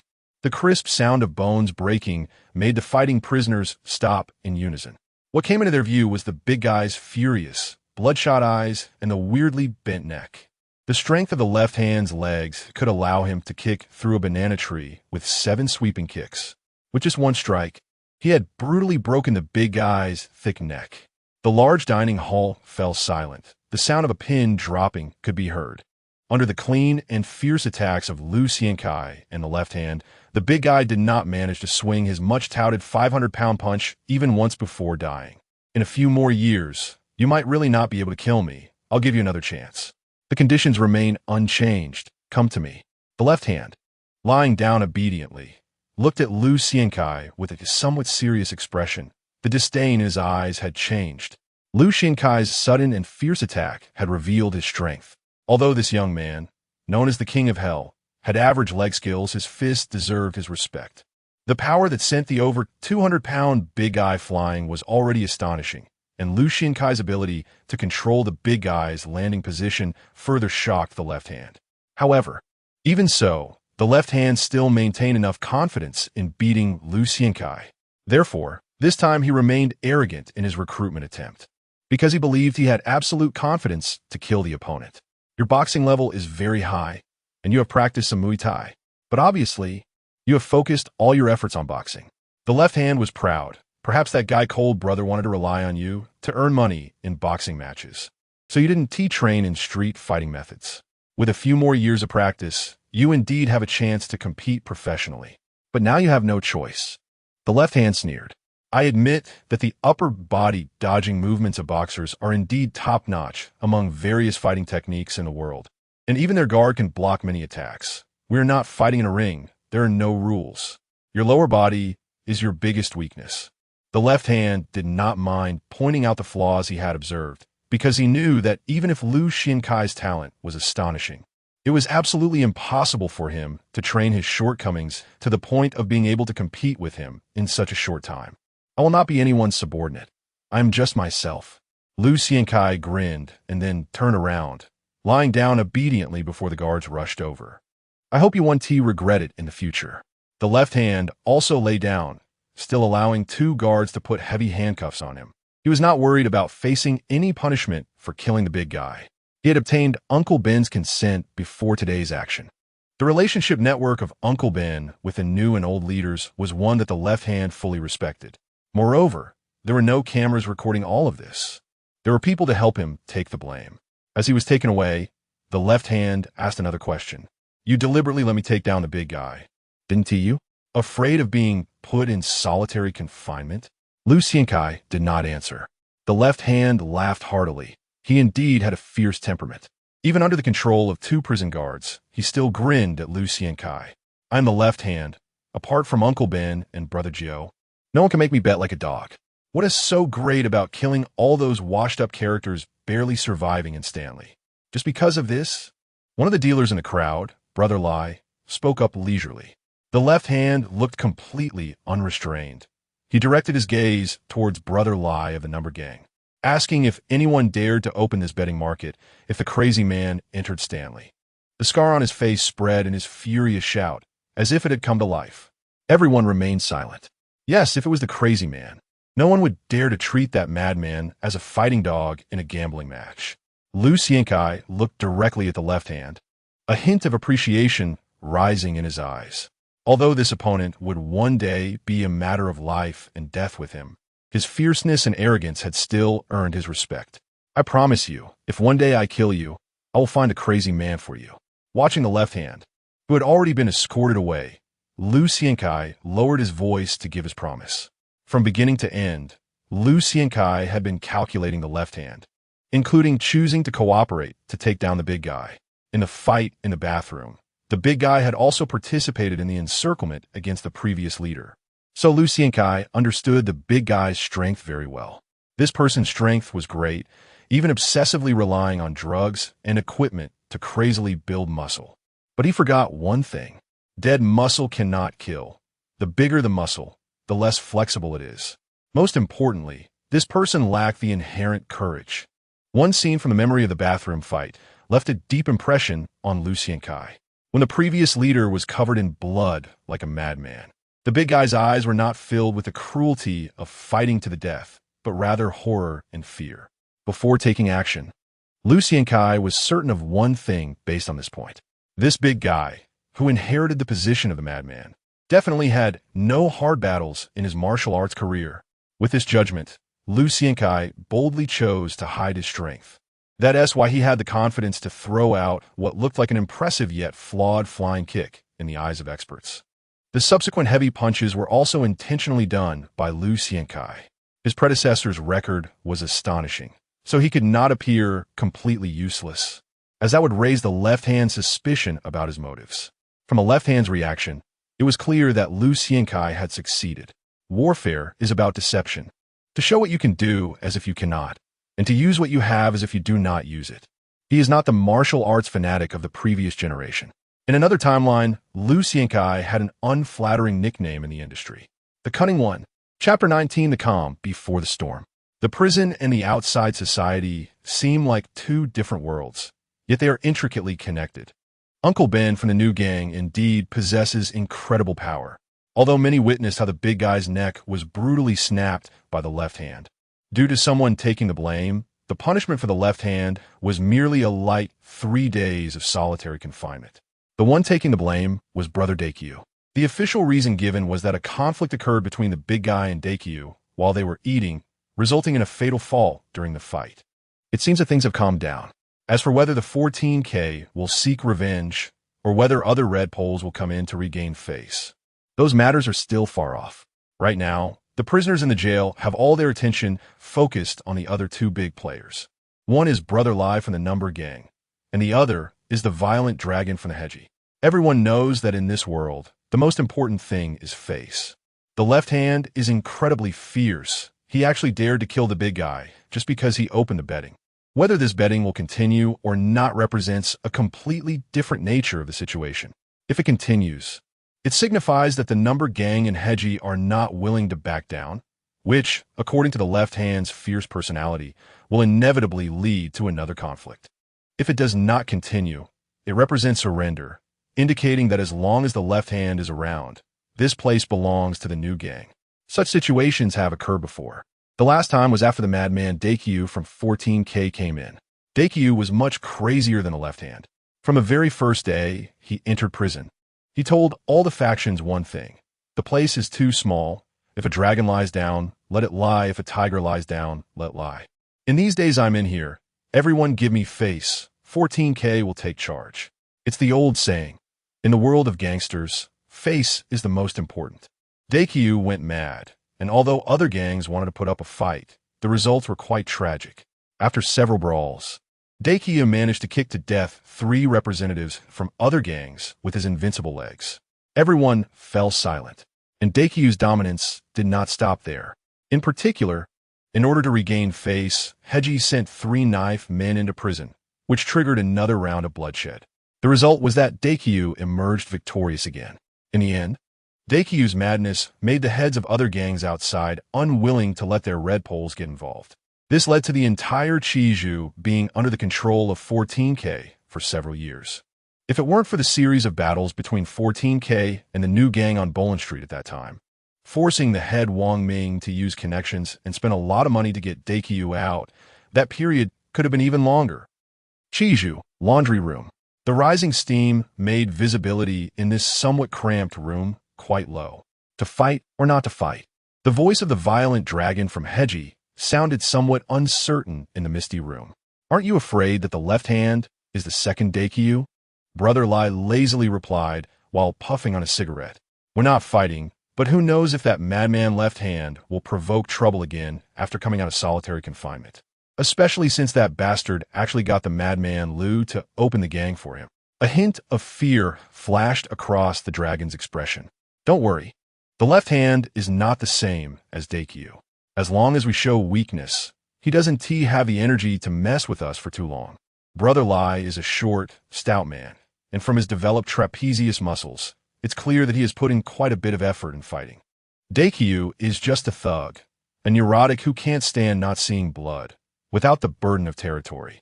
The left hand has so many places. He won't stay in prison for too long. Brother Lai patted the dragon's shoulder. Let us forget about the gambling. You and I can get out in a few years. We're not the heart's meat of the old ones, and if something happens, we can only bear it ourselves. No one will spend a lot of money to protect us. The dragon nodded. I will make it clear to the left hand. But do you think that the king of hell Lu will retaliate against us for the ambush in the bathhouse? He still belongs to your number gang. What do you think? That madman came out of solitary like a different person. The Chong family brothers were all played by him. Mentioning Lu, a hint of pallor flashed across Brother Lai's face. Don't worry about him. Let him and the left hand fight it out. Brother Lai responded. The left hand was only locked up for 3 days.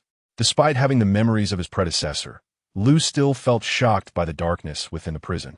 Originally, he had guessed that the left hand would be locked up for at least 10 days to half a month, if not longer. Lu originally planned to take this time to properly recover his body. According to the formula provided by the system, the massage oil's miraculous effects made him somewhat incredulous. In just a few days, not only had most of his hidden injuries been healed, but he also felt that his strength and speed had subtly increased. This indicated that the longer time dragged on, the greater his chances of defeating the left hand. This was even without him having started practicing the ancient skill of Iron Cloth Shirt. If the effects of Iron Cloth Shirt are the same as what the system provided, with inhuman resistance to blows, Lu felt he might truly have the possibility to subdue this prison entirely with his fists. Tell me about the history of Hong Kong Island. Seeing the new gang's rampant bribery in prison, Lu decided to first learn about the differences between these two worlds from young Master Zhou. The greatest wealth left to Lu by his predecessor was a strong body and fighting experience. But there was also a shortcoming. His lowly status limited his understanding of this world to only the boxing gym in Hong Kong Island. Lu attempted to learn more about this world from young Master Zhou. What do you want to know? After witnessing the scene where the big guy was punched by Lu, young Master Zhou's attitude became increasingly respectful. I never imagined that the judicial system of Hong Kong City would be this chaotic. Tell me everything you know from all aspects. Lu slowly replied. After 2 hours of description, until young Master Zhou was truly parched and hoarse, Lu finally satisfiedly let him go. First, he could confirm that the technological development in this timeline should be similar to Lu's timeline. The chaotic situation in Hong Kong City is due to the completely different political landscape in this timeline. In this damned timeline, the so-called Yin Huang Empire not only has lasted for hundreds of years, but also has the existence of different surnamed kings. The reason for the chaos in Hong Kong Island is simple. Although this island nominally belongs to the empire, it is actually controlled by several big families. Moreover, the empire only sent troops to assert ownership without interfering in other matters. After listening to young Master Zhou's description, Liu finally gained a deeper understanding. The current social environment of Hong Kong Island is remarkably similar to the 1950s and 60s in his previous timeline. The same chaos, the same darkness. Not only are there numerous gangs, but the various noble families also belong to different factions, making it an intricate web. After thoroughly understanding the broader environment, Liu completely focused his thoughts on the training provided by the system. This world is extremely chaotic, and only a sufficiently strong body can give Liu a sense of security. Moreover, deep down, Liu has come to like the way of solving all problems with fists without the need for scheming and intrigue. The training method of the iron cloth shirt increasingly feels terrifying. No matter how many times they have seen it, every prisoner in cell know. Seven can't help but feel a chill down their spine each time they witness Liu Xiankai refining his body. Watching Liu Xiankai command Hamster and another prisoner to rub iron sand against his skin, young Master Zhou finds it hard to imagine what kind of mental strength could lead someone to treat themselves so harshly.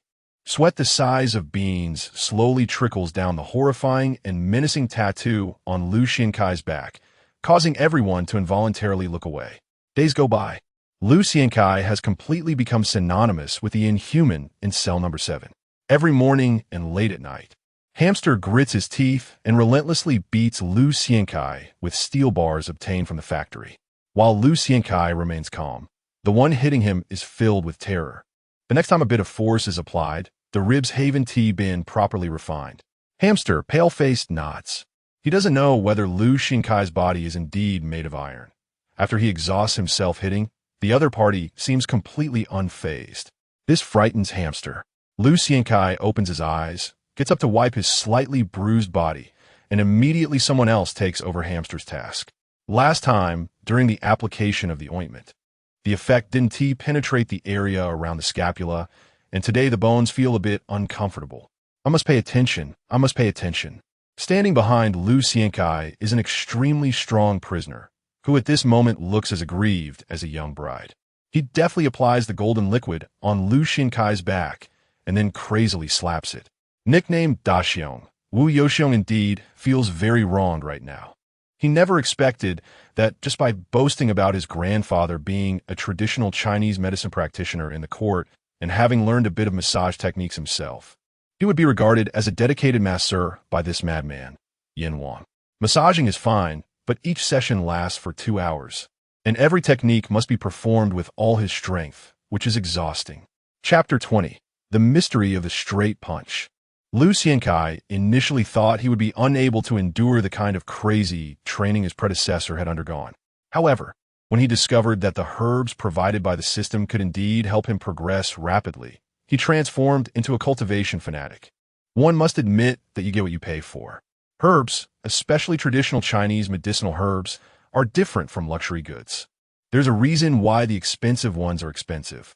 Behind him, Wu Zhixiong was already drenched in sweat, while Liu Xiankai closed his eyes to feel the changes in his body as the medicine permeated.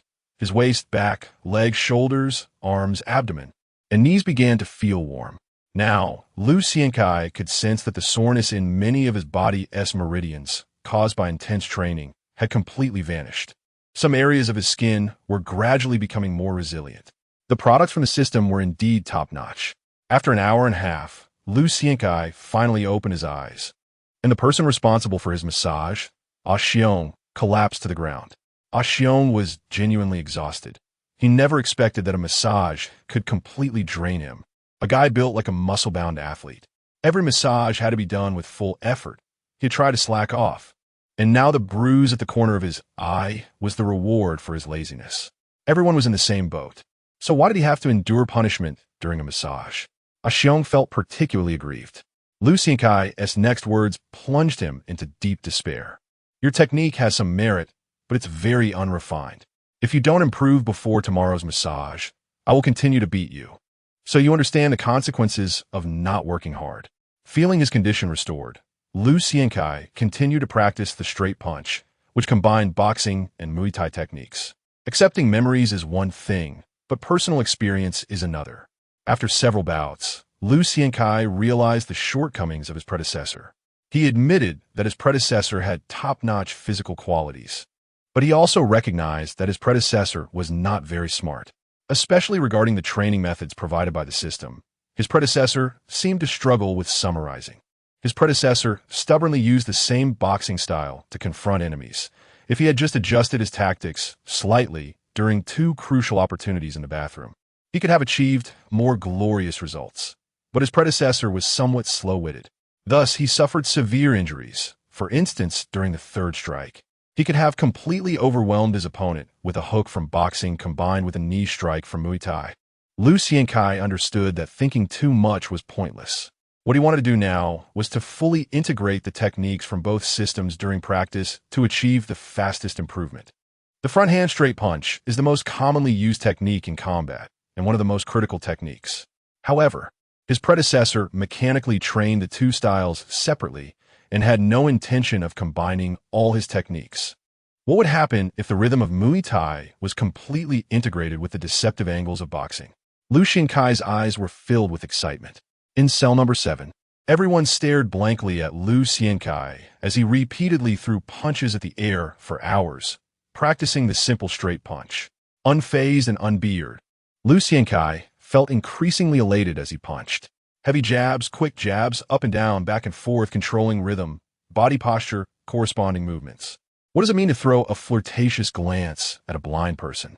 What does it mean to showcase brilliance that no one can understand?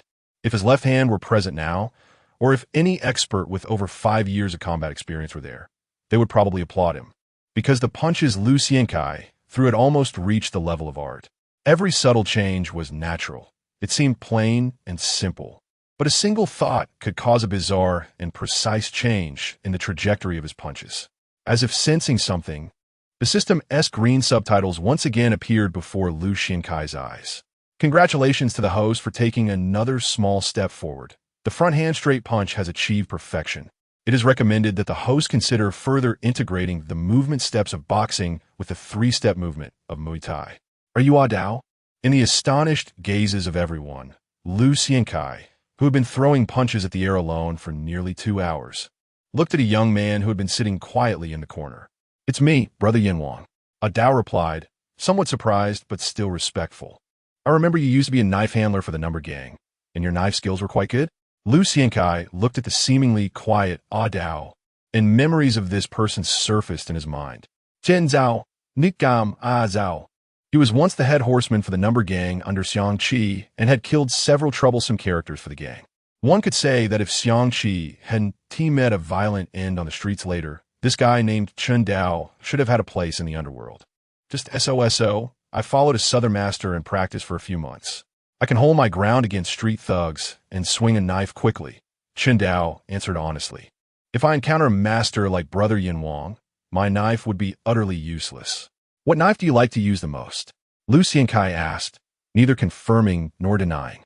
I learned a niche knife technique from the south called the Taisha knife. I usually prefer to use a Nepalese kukri for work, Chen Dao replied. What I'm best at is the backhand knife. The Nepalese kukri suits my grip style well. With a somewhat honest smile, Chen Dao added, also, I think the Nepalese kukri looks cooler. I'll get you a realistic kukri. Lu Xiankai turned to Hamster Boy. Can you do that? It should be fine to make a replica, but the quality will definitely be average. After all, those big shots in the channel don't dare to let anything too hard and sharp come in. Hamster Boy replied, after a few minutes of consideration. Lu Xiankai nodded and then told Chen Dao, once the knife arrives, starting from this time every day, you will attack me with it, and I will practice dodging. Chen Dao nodded in confusion. Lu Xiankai's expression was calm. I need a skilled knife handler to help me train my footwork. Don't let me down. Now, Lu Xiankai was notorious. In the eyes of many, he was no longer just a street thug, but a formidable presence who could stand shoulder to shoulder with Yinwang. With a somewhat pale face, Chen Dao nervously agreed. Lu Xiankai then nodded in satisfaction. He understood that any integration of techniques cannot be achieved in isolation. especially since the footwork of boxing and Muay Thai has inherent conflicts. Boxing footwork is not complicated. There are only a few types: advancing, retreating, sliding sideways, and circling. These footwork techniques have been tested by boxing, a sport with a history of over 100 years, and there is virtually no possibility for further improvement. They are perfect enough, but let us not forget, these footwork techniques are meant for the ring. This means that even if boxing footwork is agile enough to perfectly avoid attacks to the upper body, it does not account for the shortcomings in real combat. How to defend the lower body. How to dodge when there are obstacles. The details of force application between the legs are also completely different. The footwork of Muay Thai, which is an older martial art than boxing, is primarily designed for preparing leg attacks, especially since every change in the three-step movement must form a perfectly balanced triangle. When the triangle is perfect, the connection between kicking and kneeing will be smooth enough. However, a problem also arises. The three-step movement can make the upper body of Muay Thai fighters less agile, requiring more time to build up power for their punches. Most of the great achievements in science require a moment of genius inspiration. The same goes for martial arts. Chapter 21 Must Die. After coming out of the left-hand confinement room, Mo Mingxiao inexplicably fell silent. With time on his hands, Lu Xiankai immersed himself in intense training. The prison suddenly became eerily quiet. The gambling match that had initially sparked immense excitement suddenly vanished, as everyone knew that Heji and the Number Gang had already softened. Everyone held even greater awe for the ferocity of the left hand. The end of the gambling match did not mean that the life-and-death struggle between Lu Xiankai and the left hand would disappear. It was merely an illusion before the storm. Very few knew why the left hand fell silent after coming out. The reason for everything was because Uncle Ben from Zinj was pursuing maximum profit. No matter how fierce the left hand was, in the end, it was just a pawn of Zinj. Only those big shots outside could determine the direction of the prison.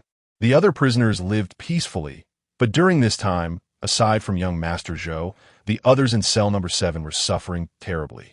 The reason was simple. Recently, for some unknown reason, the King of Hell, Lu Xiankai, suddenly went a bit crazy, usually just lost in thought. Then suddenly, he would throw a wooden knife at you while you were resting at night. Cut me. No nonsense, under the dim light of the corridor. Lu Xiankai's face was cold and menacing. At this moment, the prisoners in cell number 7 who were hit by the wooden knife could not hesitate at all. Otherwise, Lu Xiankai's fierce kick would immediately make you understand why the flowers were so red. Chun Dao, for instance, had been so tired twice that he reacted slowly when called. And now his cheek was swollen like he had a chicken egg in his mouth. But Chun Dao was just a bit stronger than the average person. He couldn't handle Lu Xiankai's frenzied training. He had to swing the knife for almost 7 or 8 hours a day, and even the toughest person would be exhausted. By the end, he was so tired that he would rather be knocked out by a kick from Lu Xiankai than continue in a state of exhaustion. Chun Dao was relieved, but the other prisoners in cell number 7 were having a terrible time. After 3 days, Chun Dao was completely worn out. Meanwhile, Lu Xiankai seemed to have captured some inspiration in his mind, so he extended his claws towards the others. Everyone was utterly exhausted. This led to them not realizing that Lu Xiankai's movements were becoming increasingly agile, and the number of times they hit the King of Hell while swinging their knives was decreasing. Initially, in the cramped space of cell number 7, Chun Dao would manage to hit Lu Xiankai 3 or 4 times within 10 minutes of wildly swinging his knife. But now, his results in 10 minutes were at most just 1 hit. Moreover, Lu Xiankai's front kicks, low sweeps, and other Muay Thai techniques were unexpectedly ghostly. The conversion of weight between the front and back foot is the most critical way to merge 2 completely different steps. In cell number 7, the sounds of snoring rose and fell, while Lu Xiankai sat cross-legged on the cold concrete floor, his chaotic thoughts gradually taking shape in his mind, ultimately merging all the weight shifts from the 3-step movement in Muay Thai with the power techniques in boxing. Congratulations, host!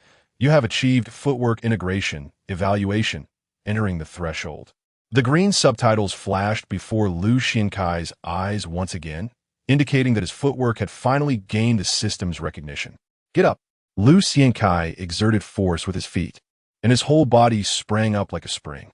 Then he hooked his toes, sending the wooden knife beside him in a beautiful arc that struck the soundly sleeping Chen Dao. Continue. Lu Xiankai beckoned to the suddenly awakened Chen Dao, whose eyes were filled with despair.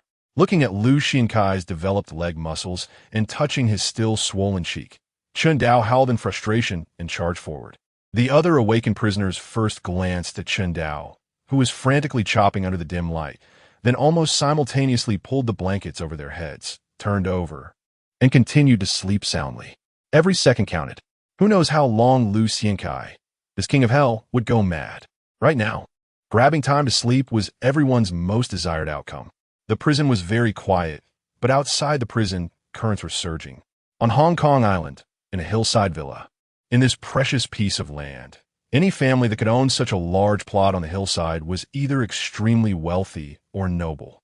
The owner of this building, styled entirely in the imitation Song dynasty, was none other than the current fourth master of the Zhou family, Zhou Shanhe, known for his unyielding nature. Zhou Shanhe was considered the most outstanding among the second generation of the Zhou family. Whether it was his experiences traveling the world in his youth or the tactics he displayed in the commercial world, outsiders viewed him as the most suitable heir to the Zhou family. Yet, for some reason, the old master of the Zhou family disliked Zhou Shanhe the most. Many would find it unbelievable to hear the reason why the old master disliked Zhou Shanhe, as it stemmed from 4 characters in the destiny bestowed upon Zhou Shanhe by the famous White Dragon King of Nanyang. 7 kills attack body. At that time, the old master angrily smashed millions, and in the end, the White Dragon King provided an explanation that left the old master unable to let go. There are killings first, and the 7 kills can only be powerful when controlled. Without control, wealth and nobility are hard to achieve. Perhaps others would scoff at this statement, but throughout the history of the Zhou family, the mysterious figure of the White Dragon King had predicted almost all the crucial turning points. It could be said that the White Dragon King was the Zhou family's greatest benefactor. Since then, many of the Zhou family's resources began to tilt towards the main branch of the Zhou family, namely Zhou Murong, the playboy. The reason was also quite superstitious. It was because the White Dragon King had given Zhou Murong a completely different evaluation than Zhou Shanhe. The vermilion bird rides the wind but lacks sufficient wind. Although of moderate talent, wealth and nobility are in the bones. Insufficient in exploration, but maintaining for 30 years is absolutely worry-free. The Zhou family's assets had already exceeded hundreds of billions, controlling several essential industries on Hong Kong Island. As long as they could maintain their hold, they would have no worries. This meant that being moderate was not a bad thing. On the contrary, for the old master, maintaining stability was the foundation of the family's longevity, meaning that leaving the group in the hands of the fiercely aggressive Zhou Shanhe might not be a good thing. Rather, Zhou Murong was more suitable. Originally, according to the old master's plan, nothing should go wrong, but the premise was that the old master had to be healthy. However, the nearly 80-year-old Zhou Zhaoji, despite his careful maintenance and good medical conditions, ultimately suffered a stroke due to his old age. The chance of waking up after a stroke was very low. After the hospital gave this result, Zhou Shanhe, who had been suppressing his inner anger, almost immediately began to seize power. After all, over the years, many old ministers of the Zhou family still had great respect for Zhou Shanhe. Now was the best opportunity. The imperial family is the most ruthless, but in a wealthy family at the 100 billion level, how could it be different? Zhou Shanhe knew very well that if his father woke up, the old master would surely accelerate the pace of clearing out his wings. So now the only choice was a desperate counterattack. Zhou Murong must die. He must die before the old master wakes up. Why hasn't Zhou Murong died yet? In the study on the first floor of the villa, Zhou Shanhe put down the brush in his hand and looked at the old steward behind him. Zinj hasn't made a move. Instead, a few days ago, Chun Bin invited me to dinner, and his words were all the usual clichés. The old steward replied respectfully. Does Zinj still want to operate the gambling boat? Zhou Shanhe's expression was calm, revealing no joy or anger. It seems that as Zinj grows larger, their ambitions also rise with the tide. I've heard that young Master Zhou has gotten a powerful figure as a bodyguard in prison, evidently suggesting that Chun Bin has some valuable goods. The old butler pondered his words and told me that aside from the left hand, It will be difficult for anyone to deal with the young master in a short time. After hesitating for a moment, the old butler continued, saying that with the gambling ship, Zinj had essentially opened up a new source of income, which could reduce reliance on the fourth master. A hint of ruthlessness appeared on the old butler's weathered face. Chen Bin was someone who couldn't be left alive. What about Magu? Fourth master, Zhou non-committally shifted the topic, saying that now he was the second marshal of Zinj, and whether he could compete with Chun Bin in the next Zinj election. Magu was too ruthless and left no room for negotiation. The old butler hesitated for a moment, but answered honestly that if Chun Bin managed to establish the gambling ship, based on his style, he would likely share the benefits evenly. Magu still couldn't compete with Chen Bin.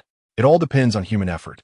Zhou Shana nodded and changed the subject, mentioning that his nephew had made progress. What kind of person could make Zinj feel that apart from them, Zhou Mo wouldn't be able to handle things? A 49er from Kun Tong. According to our information, this person was very capable and indeed quite tricky. Annoying und filziger. Zhou Shanha frowned, asking if they could be bought over. These people from the underworld only cared about interests. It's difficult. The old butler was clearly well aware of everything happening in the prison. The left hand had offered an exorbitant price, but the other party still refused. What era is this? And yet there are still so many foolish fools. Zhou Shanha waved his hand, telling them to find Magu and let him send a few people in to see if this 49er really had the qualifications to negotiate with Chun Bin and me. The old butler bowed. Zhou Shanha, who had not spoken further, picked up his pen again. Fourth Master Zhou had recently developed a liking for the imperial landscape paintings. He enjoyed the scent of the sea breeze coming through the window while painting in a setting where he could hear the waves. Such an environment sharpened his mind. The butler stood behind Zhou Shanha, bowing respectfully, holding his breath as he watched the high-quality Xian paper come to life with the depiction of a descending tiger being gradually outlined. After a while, Zhou Shanha said softly, "The old man said I like to take the unconventional path. The imperial brushwork can help me cultivate my mind and character. What do you think of this painting?" Taking the tea from the butler, Zhou Shanha flexed his wrist and asked, "Over the past 6 months, I've painted 7 descending tigers, and today S is quite satisfactory." The old butler pondered for a few seconds before carefully saying, "The painting style is harmonious, lacking the sharpness of the past. Fourth Master must have improved quite a bit." A smile appeared on Zhou Shanha's face as he said, "Back then, the old man had me learn this to temper my character. I wonder what he would say upon seeing this painting." The butler didn't answer. He couldn't fathom the old master's thoughts. Zhou Shanha tilted his head, admiring his work, saying frankly that he didn't believe painting could change his character. It merely allowed him to remain calmer. After taking a sip of tea, Zhou Shanha continued, "It's hard to capture the essence in painting. One knows the surface but not the heart. The second master and the others have been busy with my big nephew lately, mainly because they fear that once I obtain the inheritance rights, I would settle accounts with them for their years of embezzlement. Set a time to meet him. I want to see him." Zhou Shanha walked to the window. The large floor-to-ceiling window, in excellent location, allowed the roaring sea to fully reflect in the man's eyes. "Chen Bin." Zhou Shanha grabbed the painting paper, pinching the middle of it, and tore it apart with a sharp pull. Rip! The freshly completed artwork was shredded by Zhou Shanha and casually tossed aside. "I can lift him up, and I can also step on him." Zhou Shanha turned to look at his butler, his tone unusually calm, saying that Zinj had a batch of goods arriving at the central pier today. "You call Guan Chao from Aji and have him sweep this batch." The butler nodded. "If Magu can get things done, we'll put the gambling ship on hold. If that 49er is indeed tricky, it's just right to use this incident to pressure Chen Bin." Zhou Shanha spoke, asking how the relationships at the hospital were progressing. The old butler's eyelids twitched as he replied word for word. "The old man has locked down the entire medical team. Nothing can get through. Clearly, the old man has been guarding against us." Zhou Shanha smiled nonchalantly. "Everyone has their weaknesses. When the old man wakes up, some may act very obediently. But that may not be the case now. It all depends on the price."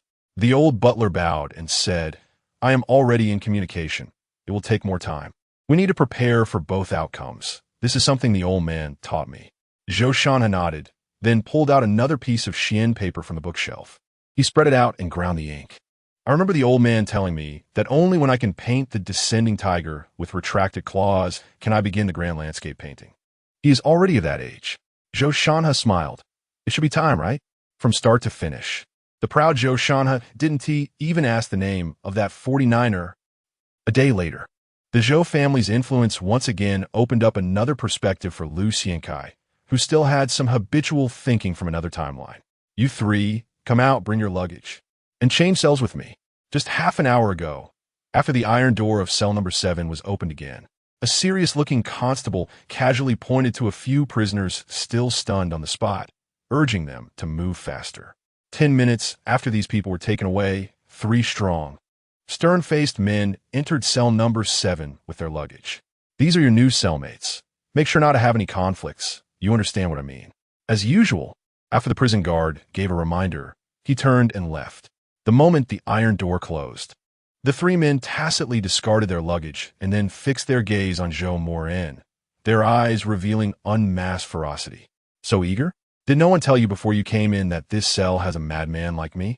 Lu Xiankai, who was enjoying a massage, slowly stood up and blocked in front of young Master Zhou.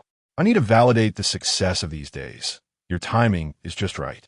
Seeing the 3 burly men reaching for their waists, Lu Xiankai licked his lips, revealing a meaningful smile with great interest.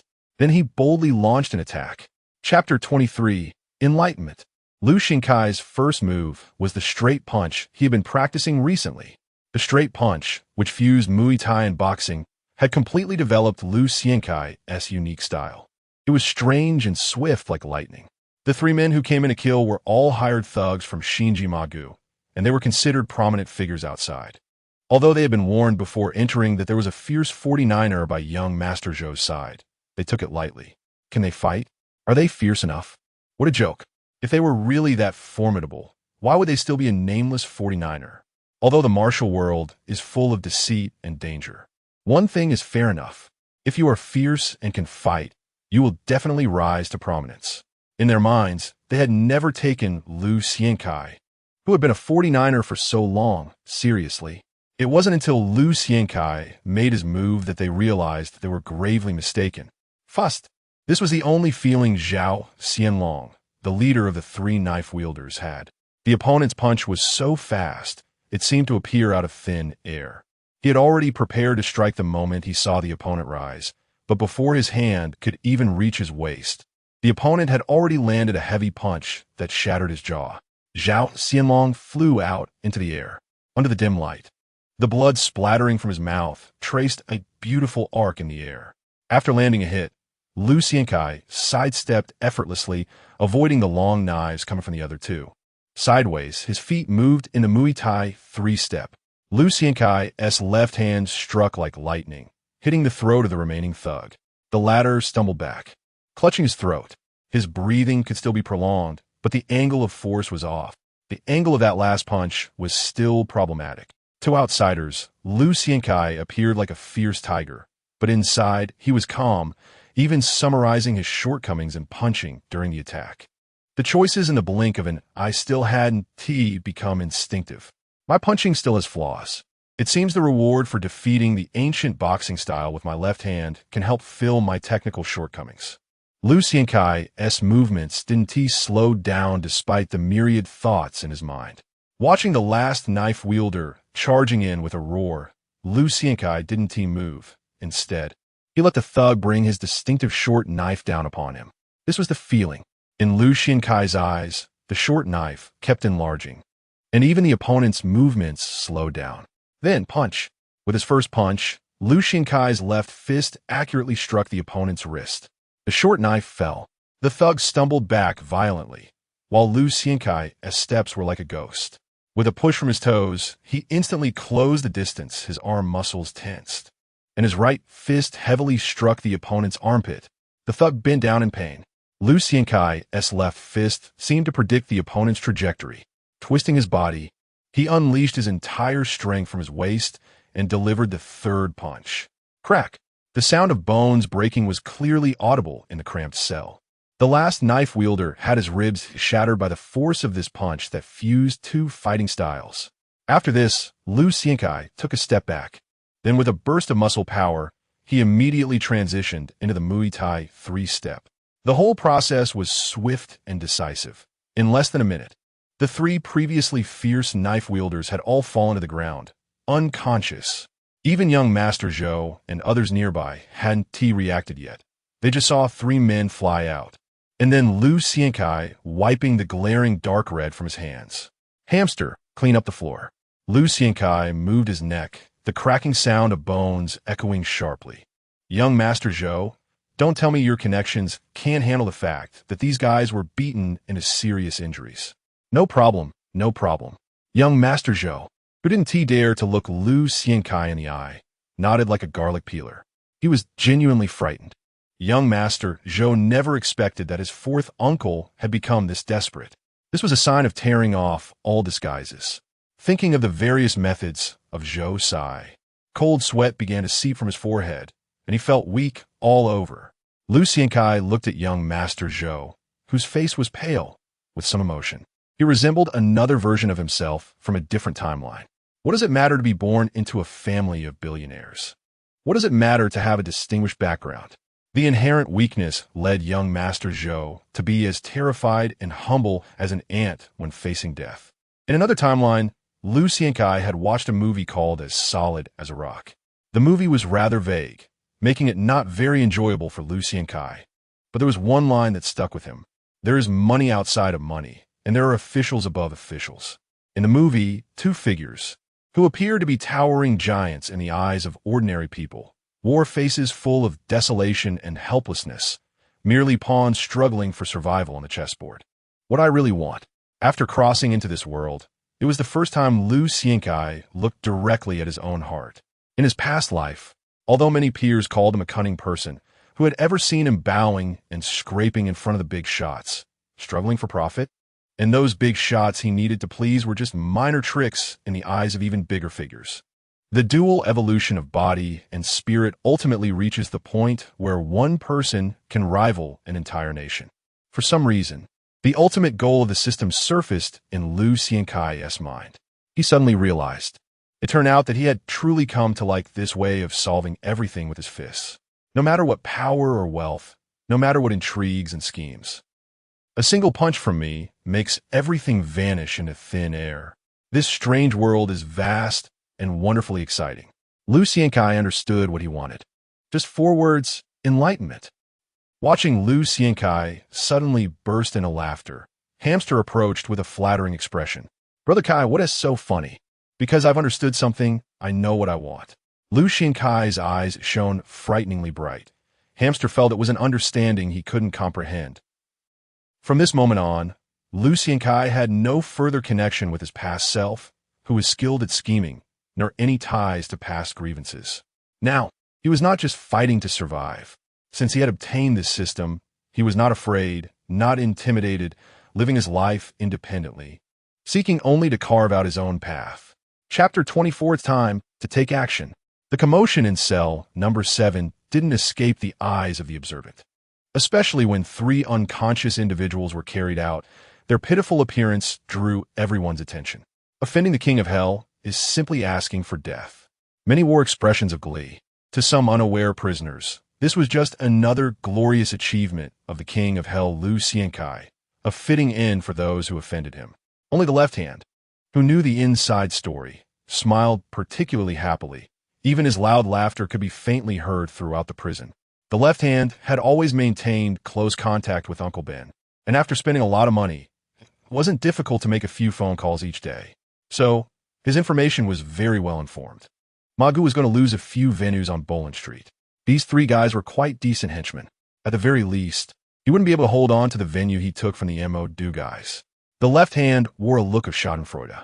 He had always regarded Magu as the biggest enemy in the organization, so he naturally understood the situation very well. Bring me the phone. After laughing enough, the left hand looked at the patrolling officer in the corridor, his expression showing no humility, but rather arrogance. Be quick. The officer nodded. The cost of each call for the left hand was an astonishing 30,000 Hong Kong dollars. Although he could only take a few thousand, for a small officer with a monthly salary of only $10,000, this was already a significant extra income. So the phone was delivered quickly. Magu's people messed up. I told you, unless he lets that knife-wielding Sakura person in to kill, no one else is useful. But he doesn't dare. Without the Sakura person, his 12-horse racing venues will immediately be swept clean by the Hanjings and Modu guys. Do you believe that? Even though he was in prison, the left hand's judgment of the underworld remained sharp. He knew very well that Uncle Ben didn't want Magu to grow too big, so his tone was particularly direct. Originally, I planned for you to take out these 3 guys first. Now, it's less of a hassle. Magu's performance is merely an attempt to take the lead. Unfortunately, he was too anxious. What I don't give him, he can't take. He doesn't even understand this principle. How has he lived for so many years? Don't learn from him. Uncle Ben's voice was very old. Remember, when doing things, you must be like making soup. It has to be at the right heat to have flavor. Don't worry. I'm not interested in your position until we deal with Li Kuang too. The left hand picked his nose. He had never liked this aspect of the old man. Old Master Zhou used the Six Gates people to check my batch of goods and wants Ma Gu's people to come in and take action, clearly not planning to fulfill his promise. Unfortunately, man's calculations cannot compare to heaven's calculations. Uncle Ben continued. Today I received news that old Master Zhou's EEG fluctuations are quite large. So he must be anxious, right? We helped him clear the route to Macau, costing dozens of lives. What he wants is this gambling ship. The left hand said. In the end, old Master Zhou dragged it out for 3 years, clearly wanting us to be his night pot all this time. Ma Gu's vision is too shallow. Being a lowlife for a lifetime is satisfactory to him. But he doesn't realize that with this ship, we might leap into success in the future. Uncle Ben's voice rarely carried a hint of anger. Nuji has fought for so long to have the qualification to compete for the top of the 4 major societies. This is a rare opportunity. Opportunities must be cherished. I'll listen to you. The left hand gave a very affirmative answer. Do you have confidence in that Lu Xiankai? Magu's few knife wielders are rare good hands. And losing so badly against 3 is quite shameful. Uncle Ben was somewhat worried. Don't worry. In Hong Kong City, the people I can kill aren't many. But absolutely not at this 49 position. The left hand was very confident. Just wait for 2 more days. Within 2 days, we will get our ship. At that time, I will keep my promise to hand it over to you to manage. Uncle Ben once again offered sufficiently sincere conditions. I don't care who manages the gambling ship. The left hand spoke earnestly, but still, once things are accomplished, the organization must fully support me in entering Jordan. Good. Uncle Ben hung up the phone. Everyone was puzzled as to why the left hand, one of the 5 tigers and a double flower red stick, was willing to abandon so many lucrative venues to willingly serve time as a henchman. The reason, in essence, was very simple. Ever since he was brutally beaten out of Jordan by Li Kuang II, he had been thinking about fighting back every moment. The scars on his face and the humiliation he once suffered constantly burned his proud heart. The left hand paid such a high price to go to prison just for that man. Li Kuang II, the most ferocious Li Kuang II in all of Hong Kong and Kowloon. Ma Gu, the second in command of Nuji, was a downright man. He was called Ma Gu because he had a face full of pockmarks and a voice sharp like a woman's. The underworld is perilous. Before turning 28, Ma Gu was a handsome man with well-defined features. During a business deal, he had a pot of boiling hot pot splashed on his face. From then on, the nickname Tyrannosaurus Rex Zhang Xianyuan became Ma Gu, and his personality changed drastically. Ruthlessness nearly became his trademark. How long do you need to cripple a Zhong and the 3 of them? In a swordsmanship dojo located in Causeway Bay, Ma Gu slowly spoke to Yamashita CHSH, who was practicing his knife movements nonstop. Since receiving the news, his expression had been somewhat gloomy. Ma Gu also underestimated Lu Xiankai's 49 position. In his view, 3 of his first-rate henchmen were enough to deal with that playboy. But he never expected that there would be a flaw. The most critical point was that the opponent took down his 3 men in just a little over 2 minutes. Yamashita sheathed his knife beautifully before seriously answering. If I use a knife in a not-so-spacious place and don't hold back. This Sakura person with narrow eyes thought for a moment. 1.5 to 2 minutes, I guess. What a pity. You can't bring Muramasa into that place. It's also not suitable for you to leave with the Mo.Do guys watching closely. After receiving a satisfactory answer, Ma Gu nodded. Once again, let that old fox be schemed against. In the following 2 days, life in Stanley was particularly calm, until a piece of news came in. 3 days passed in the blink of an eye. Do you know? Brother Kai, the hamster boy looked enviously. It is said that New G got a gambling ship, and the left hand is in charge. A gambling ship. The hamster boy's tone became increasingly excited. That thing is a business flowing with gold. Lucien Kai, who was massaging his body, looked at Zhou de Gongzi, who was still somewhat bewildered beside him. What's wrong? Zhou de Gongzi felt a bit of a chill from Lucien Kai's penetrating gaze. New G and your fourth uncle should have settled the terms. The left hand is going to take action. Chapter 25. A good day to decide life and death. The old man is about to wake up. Young Master Zhou, who had been tossing and turning all night due to Lucien Kai's judgment, received a notification for a prison visit early in the morning. Sure enough, the power of money is all-powerful. During non-visiting hours, it seems that only young Master Zhou has such privileges in the entire Qizhou. After returning to the cell, young Master Zhou couldn't hide his excitement and ultimately couldn't help but share this secret news with Lucien Kai.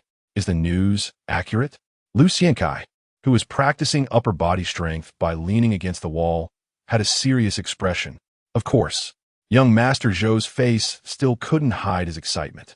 Once the old man wakes up, Zhou Shanha will no longer have the guts to touch me. It seems young Master Zhou has developed a deep hatred for fourth Uncle Zhou, no longer willing to address him as such. Once the old man wakes up, I can go out, but the time before I go out is the most dangerous period. Fourth uncle will definitely be desperate. After all, if I die, the old man will feel that it's too late and choose him. Sometimes suffering can indeed make a person grow rapidly. Young Master Zhou has even analyzed his own situation. You can get out. Lucien Kai stopped his exercise and turned over to sit up, moving his entire body. Young Master Zhou turned his head.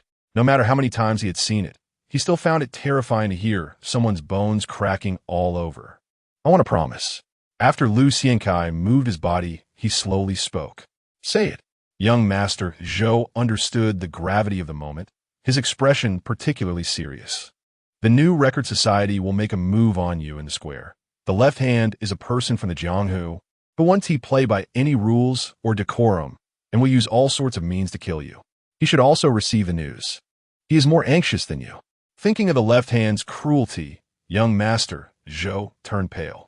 If I protect you, I won't be able to hold back. Many people might die. Although there is no death penalty in Hong Kong, I don't want to be sentenced to an additional few decades or even a century. I need you to guarantee that after your old man wakes up, you will use the Zhou family's power to ensure my sentence isn't extended. Lucien Kai looked straight at young Master Zhou, speaking word by word. The prison is too small. The world is very big. In the future, you must get me out. I promise. Although Lucien Kai's sharp gaze made young Master Zhou a bit fearful, he straightened up and gave his promise. Good. After Lucien Kai nodded, he began practicing his punching movements. His hands shook slightly. He raised one hand, turned his waist, bent his knees, and exerted force. A straight punch was thrown with a whistling sound.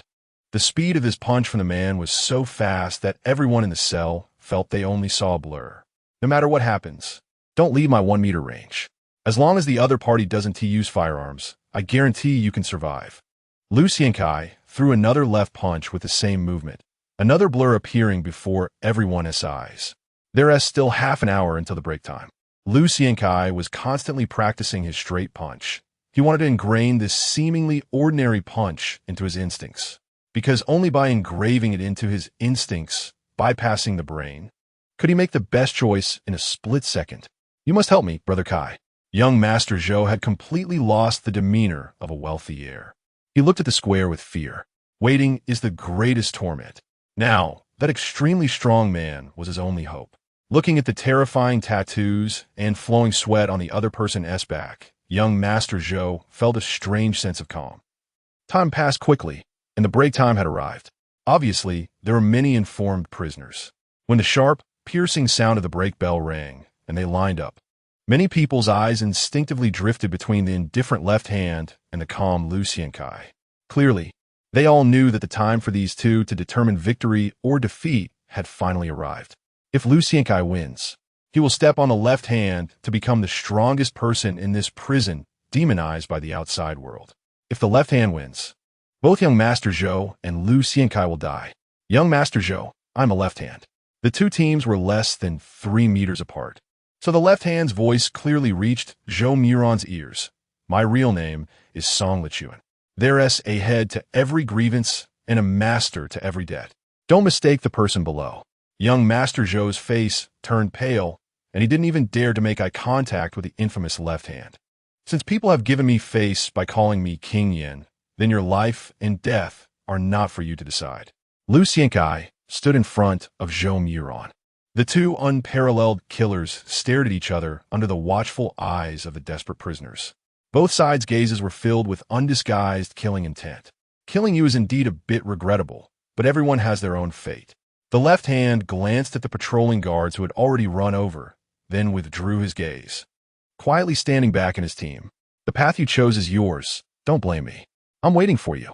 Lu Xiankai said something that the left hand did not understand. Defeating you is the key to opening the door to my new world. A sharp whistle sounded. Several patrolling guards had already run between the two, and the leading guard, Killer Xiong, had a cold expression. Don't cause trouble here. You should understand the rules. We give you face, and you also need to abide by our rules. Facing the brutal left hand, Killer Xiong, the most ruthless guy among the prison guards, actually restrained some of his temper. At least he was holding his baton properly, rather than swinging it down recklessly. Perhaps satisfied that everyone was silent. Killer Xiong glanced around and pressed the iron gate switch. As the iron gate opened, sunlight flooded everyone's eyes. A gentle breeze blew, and the sun shone brightly. It was a good day to decide life and death. Lu Xiankai was the first to step into the square, spreading his arms wide, tilting his head to the sky, and taking a deep breath of the air mixed with the smell of the sea. Chapter 26. The Raised Middle Finger. The prisoners in the entire prison are likely to feel disappointed, because as expected by Lu Xiankai, the left hand is fundamentally a person of the underworld. He won't cater to anyone to play any one-on-one killing games. His every purpose is driven by profit. Today is destined to be a multi-against-one slaughter. Any method, any means is possible. This is the cruel underworld. In any major event, there is never a shortage of cannon fodder and pawns. In this anticipated slaughter, Amin is just a pawn fighting for an opportunity for the left hand.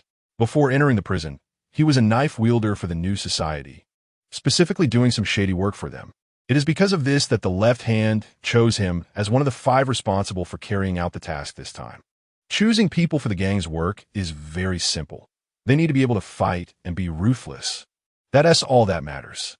As for whether you personally are willing, it is completely unimportant.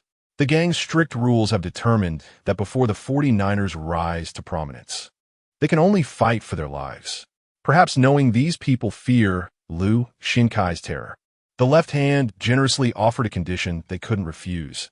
As long as they don't die, they can lead the team. You must know that the qualification to lead a team is a chasm that most 49ers can hardly cross in their lifetime. Everyone's eyes turned red. Everyone understands the principle of one step to the throne, another step to death, and they can only grit their teeth and fight for their tomorrow.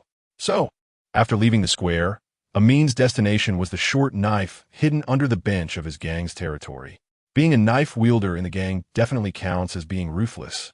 Only ruthless people can withstand Lu Xiankai's brutal attacks without fleeing and can fight for opportunities for the left hand. One opportunity is enough. This is the left hand's view. As for the lives and deaths of these pawns, important? Not important. Lu Xiankai's analysis was correct. News of old Master Zhou about to awaken had already reached the left hand's ears. No means spared, it must be quick. During last night's call, Uncle Ben's tone was unusually anxious. I have prepared the things for this operation. Someone will deliver them to you. Perhaps fearing that the left hand would make the mistake of personal heroism again, Uncle Ben's tone was very stern. The gambling boat's agreement has been signed. Who in the underworld isn't giving a thumbs up? If things go wrong, we can't afford the losses. Understood. The left hand understood the seriousness of the situation. He did not act willfully, but straightforwardly agreed. Amin and the other 5 had already received their weapons, and each carefully hid them in their palms. Amin's mind was filled with the conversation with his only true brother in prison, Aqiang. The left hand wanted to kill the Yama Lu Xiankai. This madman is protecting that rich kid, so he must be eliminated. Perhaps seeing Amin's fear, Aqiang lowered his voice and continued, "Don't worry, that madman Yama isn't Superman. He can't fight off dozens of people. But you need to be careful when you go out. During the fight, make sure not to be seen by the guards. And definitely avoid the camera's line of sight." "Thanks." Amin, who understood that the other party was concerned for him, nodded seriously. "Tomorrow, I will make the first move." With a sigh, Aqiang patted Amin's shoulder. "May Lord Guan bless you." The silent Amin was just the tip of the iceberg for the entire prison's night. Almost all the qualified little mules from the new society had received notifications. Clearly, the left hand was still an underworld person, not just a simple fighter. Achieving his goals by any means necessary is his true style of doing things. Otherwise, he wouldn't have reached his current status in the ever-changing underworld. The time for release was an hour and a half. Initially, everyone gathered in their territories as usual. But the only difference was that many people's gazes unconsciously focused on the northeastern corner of the new society. From the moment young Master Zhou entered the square, he closely followed Lu Xiankai without leaving his side for a moment. However, his uncontrollable gaze kept looking toward the high watchtower, which immediately alerted the keen Lu Xiankai to something being amiss. "Your gaze has betrayed you, young Master Zhou." Lu Xiankai put his arm around young Master Zhou's shoulder. "Since those bodyguards had an incident, your backers couldn't have remained idle. They must have bribed quite a few guards to protect you, right? If things get chaotic, they would likely intervene." While speaking, Lu Xiankai did not forget to squint and observe the surroundings. From the cold expressions of many people, he had confirmed his judgment. Perhaps it was the lingering soul memory of the previous generation, or perhaps the recent fights had truly made him obsessed with solving problems through violence.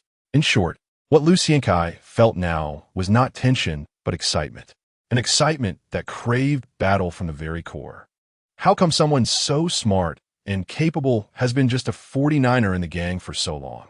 Indeed, there are backers, but due to Zhou Shana's influence, there aren't many guards that can be bribed. Now, in this situation, only one can be of help. Young Master Zhou's gaze toward Lu Xiankai became somewhat complicated. He lowered his voice and whispered in Lu Xiankai's ear, "See that guard on the watchtower with the sniper rifle?" Lu Xiankai glanced back and nodded. According to prison regulations, if a large-scale riot occurs, the first 3 shots are usually tear gas.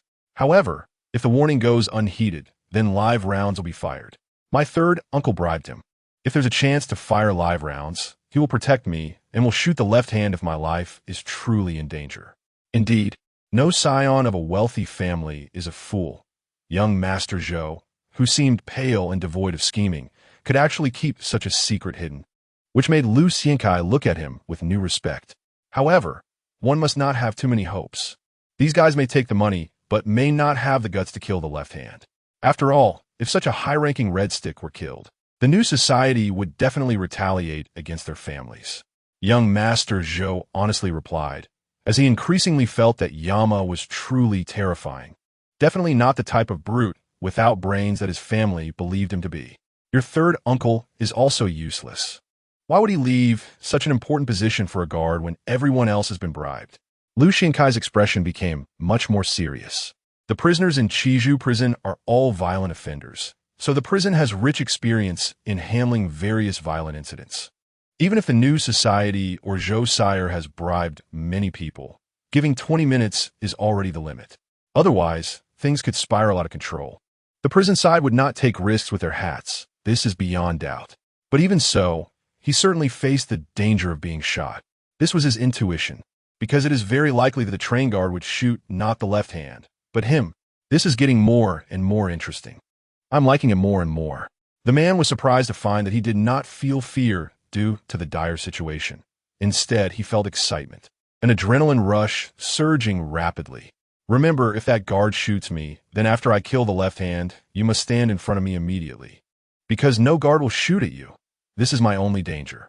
After giving young Master Zhou another reminder, Lu Xiankai, with a sinister grin, made an unexpected move under the astonished gazes of everyone. He stood on the bench in the northwest corner and openly beckoned with his fingers towards Zhuo. "I'm hungry. Zhuo, Lu Xiankai shouted hoarsely while showing Zhuo an extremely insulting middle finger, urging him to act quickly if he was a man. Otherwise, it would really be boring. Zhuo in the southwest corner's expression turned cold, and then he looked at Chong. The latter immediately stood up and shouted loudly to the nearby prison guard, "Report to the instructor. I want to play basketball." As soon as the words "play basketball" were spoken, the entire square fell silent. Any old inmate who had been in this hell for more than 3 months knew very well what playing basketball represented. Approval. The assassin, with his arms crossed, nodded. Chapter 27. The Sound of Bone Breaking. Many newly incarcerated prisoners in the square looked bewildered, while the seasoned ones appeared tense and serious. Numerous gang members had quietly reached for hidden iron tools, or perhaps glass and other sufficiently sharp weapons beneath their benches. The oppressive atmosphere made many newcomers instinctively curl up, their eyes filled with fear. The cause of all this was the phrase, "playing basketball." In any other place, these 3 words merely denote a sport. But in Stanley, they represent an informally sanctioned slaughter within the prison. To understand the power of these words, let me share a statistic. There are cameras in every corner of the open-air square in Stanley, each responsible for monitoring their respective areas. According to incomplete statistics, an average of 3 cameras are accidentally damaged each year due to prisoners playing basketball. Moreover, the locations of the damaged cameras vary each time, depending on where the fights occur. Each damaged camera not only claims lives, but also brings in a substantial amount of money for various aspects of the prison. In this time and space, darkness is even more pronounced. The basketball had been brought out, and the members of various gangs focused their attention on the worn-out ball that had seen better days. On the surface, it seemed that the madman Lu Xiankai was openly provoking the strongman left hand. But until the shoes hit the ground, no one dared to confirm whether this was a smokescreen from both sides. After all, just recently, everyone vividly remembered the scene where the big guy from 14K was taken down by Left Hand and Yama working together. If it turned out to be a double act, then the consequences could be deadly. As everyone watched, Chong, playing with the basketball, slowly walked to the northwest corner, then suddenly raised the ball with one hand and smashed it against the camera under the eaves. The short mules chosen to play basketball had impressive aim. Everyone saw the basketball glide in a beautiful parabola and then precisely strike the camera in the corner. This choice immediately relieved the other gangs. By choosing to start the game in the northwest corner, it was clear that Left Hand and Sun Qi's target was Lu Xiankai and that wealthy young Master Zhou. This meant that no matter how chaotic the scene became, the real battlefield was only one: the northwest corner. All everyone had to do was play along with the common rules and put on a show. What rules? In a world of the underworld, as long as someone starts the game, all gangs will join the fray. Of course, aside from the actual combatants who would fight fiercely, other gangs would merely seize this opportunity to settle scores and vent their pent-up frustrations. The first to cooperate with Sun Qi in this act was 14K. Clearly, the death of their big guy had left them simmering with anger. In front of Qi, they threw down their weapons and charged forward, roaring, "Street, since you dare to choose, let's show them some color. Without the big guy, how will you fight?" Brother Gus stood up and spat out the cigarette he had been smoking, watching 14K clearly ready for a fight. The short mules of Qi also tacitly dropped their weapons, and the 2 sides began to wrestle with each other while shouting.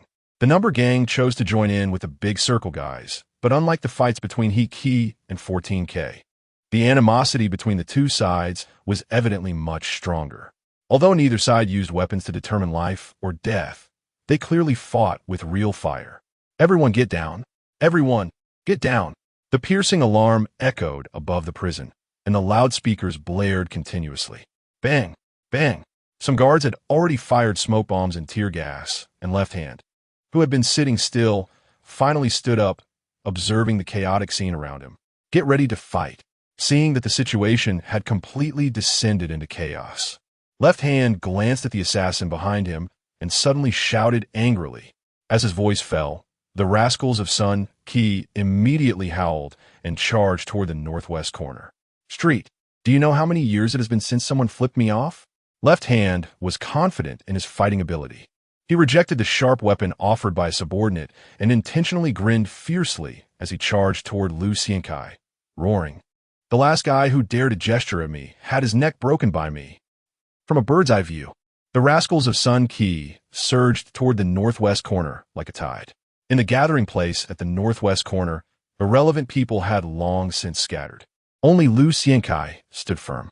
Like a reef facing the tide, he squinted at the approaching crowd, his excitement growing stronger. Young Master Zhou firmly remembered Lu Xiankai's words.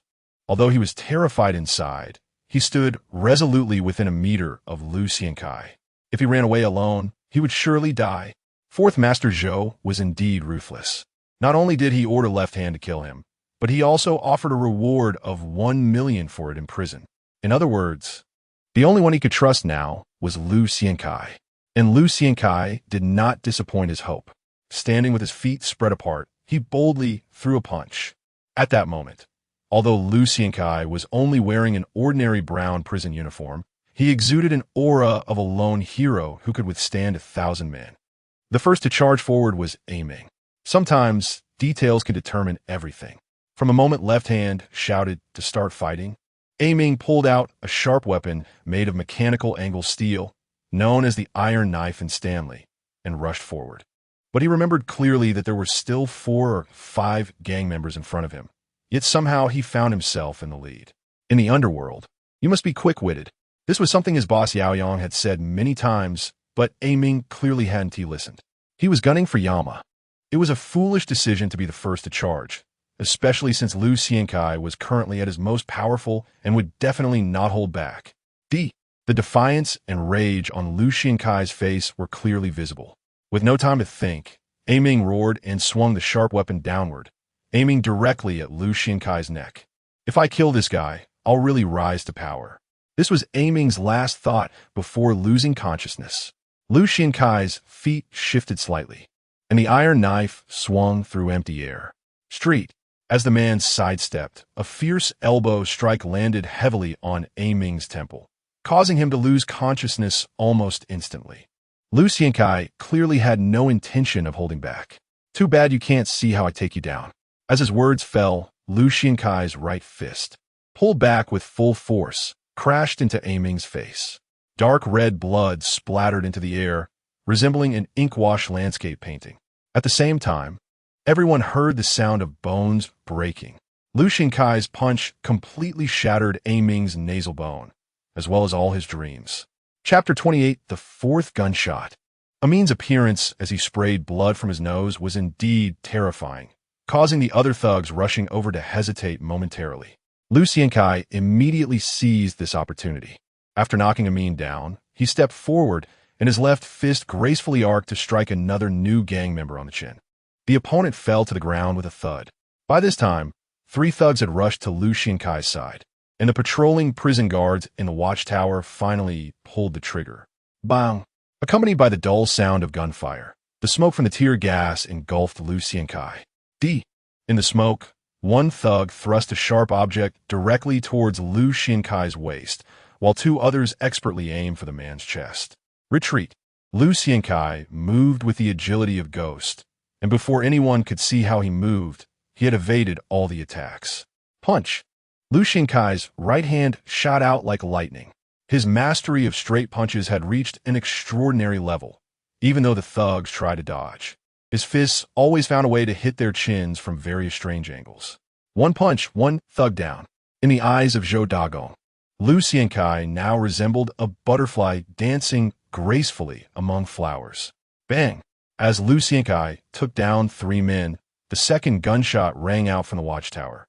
Another tear gas canister ignited beside Lu Xiankai, and the thick smoke reduced visibility around him. At this moment, Lu Xiankai realized he had underestimated the power of these tear gas canisters. Although his body was strong enough, it was clear that his eyes and nasal passages could not withstand the intense burning sensation caused by the chemical product. And at this moment, the left hand was only 3 meters away from Lu Xiankai. Retreat. Lu Xiankai felt discomfort, and the other thugs rushing him were not faring much better in the thick smoke. Many had already been overwhelmed, their eyes watering and coughing violently as they fell. Lu Xiankai tore off a piece of his prison uniform to cover his mouth and nose and dragged the semi-conscious Zhou Muruan back frantically. You can't escape. Just as Lu Xiankai had pulled Zhou Muruan back to a place where the smoke was thinning, the left hand boldly charged within a meter of Lu Xiankai. Although the left hand also covered its mouth and nose with a prison uniform, its red eyes, streaming with tears, looked no better than Lu Xiankai's. It was indeed the left hand. As soon as it got close to Lu Xiankai, its right leg executed a remarkably standard low whip kick. Lu Xiankai, holding Zhou Muruan by the collar, suddenly retreated. The left hand moved with astonishing speed. Its left foot barely touched the ground, and with a powerful thrust, the low whip kick instantly transformed into a knee strike. Lu Xiankai threw a punch while retreating. Bang! The force from both sides was immense. The sound of Lu Xiankai's fist colliding with the left hand's calf muscles was loud enough for many to hear clearly. I will kill you first, then him. The left hand grinned, glancing at the chaotic square and the captured officers who were constrained, its eyes revealing an unmasked killing intent. Clearly, Lu Xiankai's earlier provocative actions had fully incited the left hand's rage. You can try. After retreating several steps, the smoke finally began to lighten, and Lu Xiankai gasped for breath as he responded. Bang! The third warning gunshot rang out from the watchtower. The patrol officer responsible for shooting from the watchtower had good marksmanship. This time, the tear gas canister accurately landed between the two of them. The tear gas burned in the space between the left hand and Lu Xiankai, both feeling the burning sensation on their cheeks and the stinging in their eyes. However, this time, neither retreated. Instead, like two lone wolves, they stared fiercely at each other, radiating a fierce hostility. The next shot will be live ammunition. Lu Xiankai licked his lips, hoping the officer wouldn't kill him. I don't believe the patrol officer has the guts to kill me. If he dares, then the new gang will definitely take him down. After saying this, the left hand boldly launched an attack. Like the first assault, the left hand, adopting a Muay Thai guard stance, chose to attack Lu Xiankai's lower body with the most basic and practical low whip kick. Clearly, the left hand had determined that Lu Xiankai's strengths lay in boxing and some southern fist styles, so he was set on fully utilizing his leg technique to gain an advantage. This time, Lu Xiankai did not retreat, but chose to meet force with force. He unleashed a straight punch that struck like lightning. Slap! Almost simultaneously, the left hand's low sweeping kick hit Lu Xiankai's knee, while Lu Xiankai's fist landed heavily on the left hand's right arm. Both attackers were exceptionally ruthless. Lu Xiankai's straight punch did not stop after hitting. He followed up with two consecutive uppercuts, and then a left hook. Under Lu Xiankai's storm-like assault, the left hand's right arm guard, which was raised to protect its head, was finally pushed aside by Lu Xiankai's fist. This caused Lu Xiankai's final left hook to land heavily on the left hand's cheek. The left hand's ability to absorb damage was impressive. Although it staggered, it quickly shook its head and regained its composure, looking at Lu Xiankai with a confident gaze, as if it had already secured victory. After all, it had not been at a loss. On the contrary, to an expert, the left hand seemed to hold a significant advantage. While the left hand protected its head, it unleashed a series of classic and powerful horizontal kicks from Muay Thai, all of which landed on Lu Xiankai's supporting right leg. The two fighters separated. You're definitely going to lose. The left hand, still a bit dazed, looked at Lu Xiankai's trembling supporting leg, revealing a sufficiently fierce smile. The left hand was certain of one thing. With 5 or 6 more vicious whip kicks, Lu Xiankai's supporting leg bones would surely not withstand it, and at that point, Lu Xiankai would only have one fate. That is to be beaten to death. Again, Lu Xiankai also showed his ferocity, beckoning the left hand with his finger once more, the disdain in his eyes infuriating the left hand. Good. The left hand roared, lunging at Lu Xiankai like a cheetah. Bang! Just as the two collided violently, the fourth gunshot from the watchtower finally rang out. Chapter 29. Capturing the Crane and the Dragon. People can never truly be equal. Therefore, the slogan of equality for all can only become an ideal, a goal that many strive for throughout their lives. In prison, the left hand is a formidable presence that everyone fears. Similarly, Lu Xiankai, the king of hell, is the same. They can possess a certain level of influence in prison, enjoy privileges that many inmates do not have, and hold themselves high above others. But ultimately, their status is merely that of a thug. In this capital-dominated world, they are just pawns, albeit powerful and useful ones. Unfortunately, no matter how formidable a pawn is, it remains just a pawn. Thus, the key factor that truly determines the outcome of the slaughter targeting young Master Zhou lies outside the prison. It is the competition among the Zhou family's fourth master and other members of the Zhou family. He Kong is a prison guard. Like other guards, he accepts bribes and earns a lot of illicit profits from inmates. He has no grand ambitions. In fact, this nearly 40-year-old man believes he will live a comfortable life forever. He is quite satisfied with his current situation. In his view, as long as he listens to the warden and isn't too greedy, there won't be any problems. Although he won't become rich, living without worry for food and clothing is quite good. He plans to find a way to move back to the mainland after retirement. After all, the cost of living in many places on the mainland is much lower. Unfortunately, he never expected that everything would change after young Master Zhou was imprisoned. It turned into a nightmare. The reason for all this is that he is the only patrol officer in the northwest corner of Chizhou prison armed with live ammunition.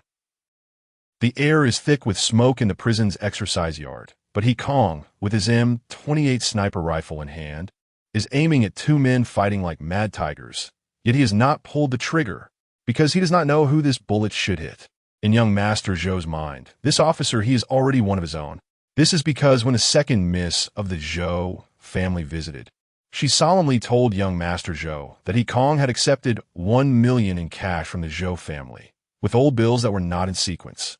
No one dares to take Zhou family money without doing something in return. This is the confidence of second Miss Zhou and third Master Zhou. In the eyes of the unrestrained left hand, he Kong, who is shooting from the watchtower, absolutely does not have the guts to shoot a bullet that could be fatal to him. It's not arrogance from the left hand, but rather the left hand knows just how much Uncle Ben has wagered this time. Who is Uncle Ben? He is an old fox who has stood firm in the complex underworld of the harbor city, gradually bringing the new record to a level where it can stand shoulder to shoulder with many prestigious families. And in fact, this is true. Uncle Ben, indeed, does not give out hundreds of thousands like Third Master Zhou. What he has given to He Kong is a lock of his daughter's long hair and a phrase. A playboy and the fourth Master Zhou, who can turn the world upside down. It's obvious who to choose. The Zhou family is powerful and prestigious. But the second-generation members of the Zhou family have forgotten one thing.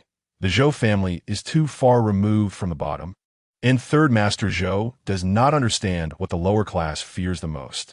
Distance creates not only beauty, but also eliminates fear. Of course, there is one more crucial point.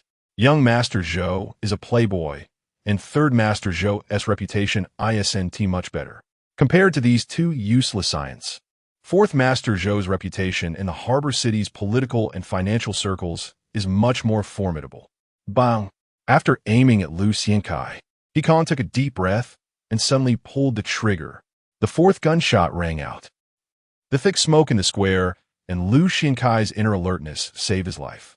Maintaining extreme calm at all times is a quality that a fighter should possess. Lu Xiankai has already felt his supporting leg growing weak, and the madness in the left hand's eyes made him understand that it was the crucial moment to determine the outcome.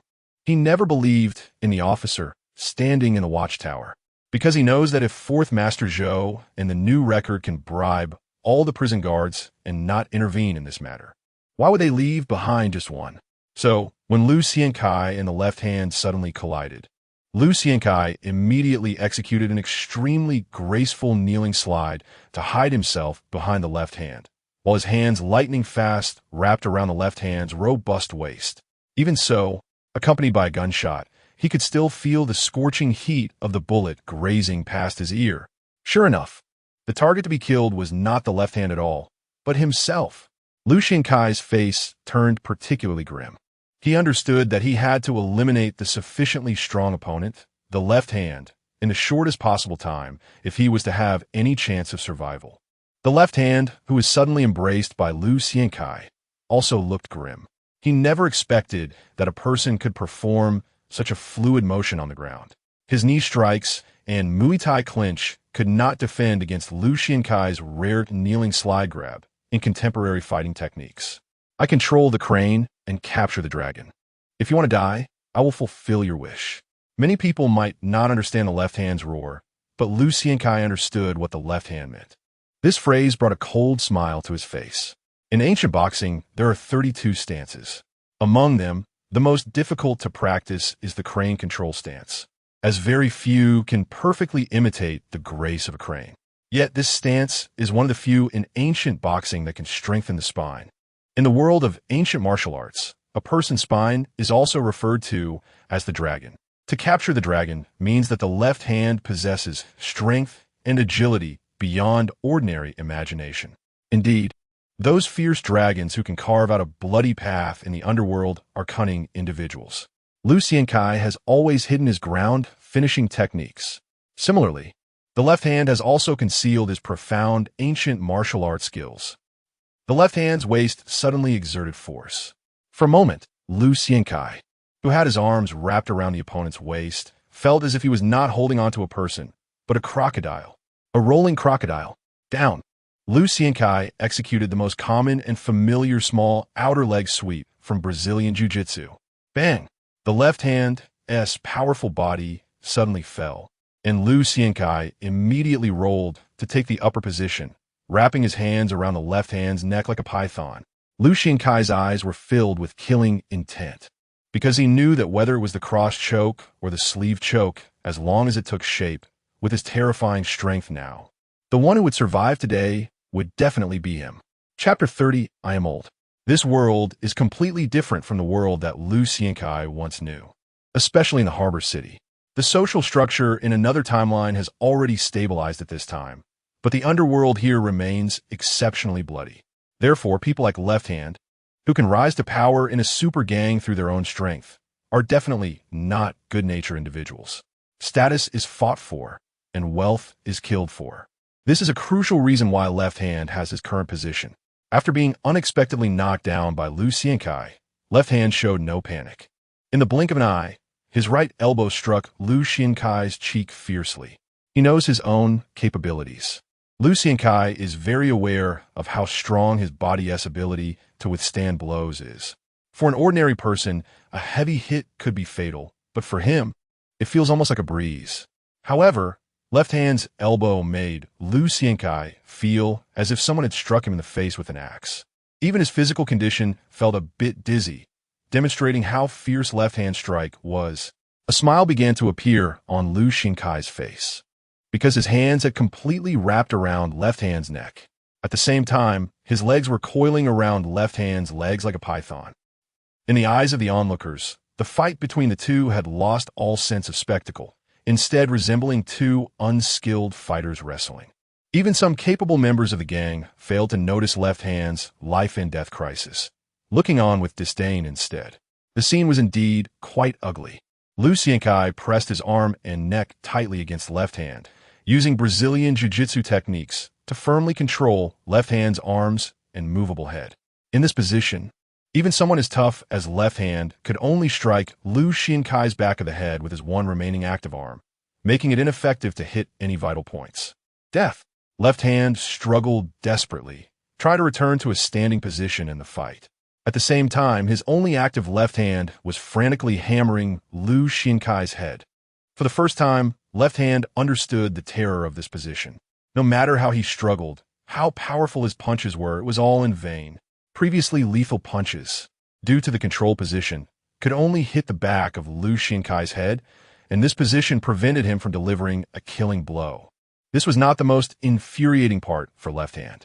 What he feared most was that Lu Xiankai could slowly strangle his neck using the strength of his biceps in this bizarre entanglement.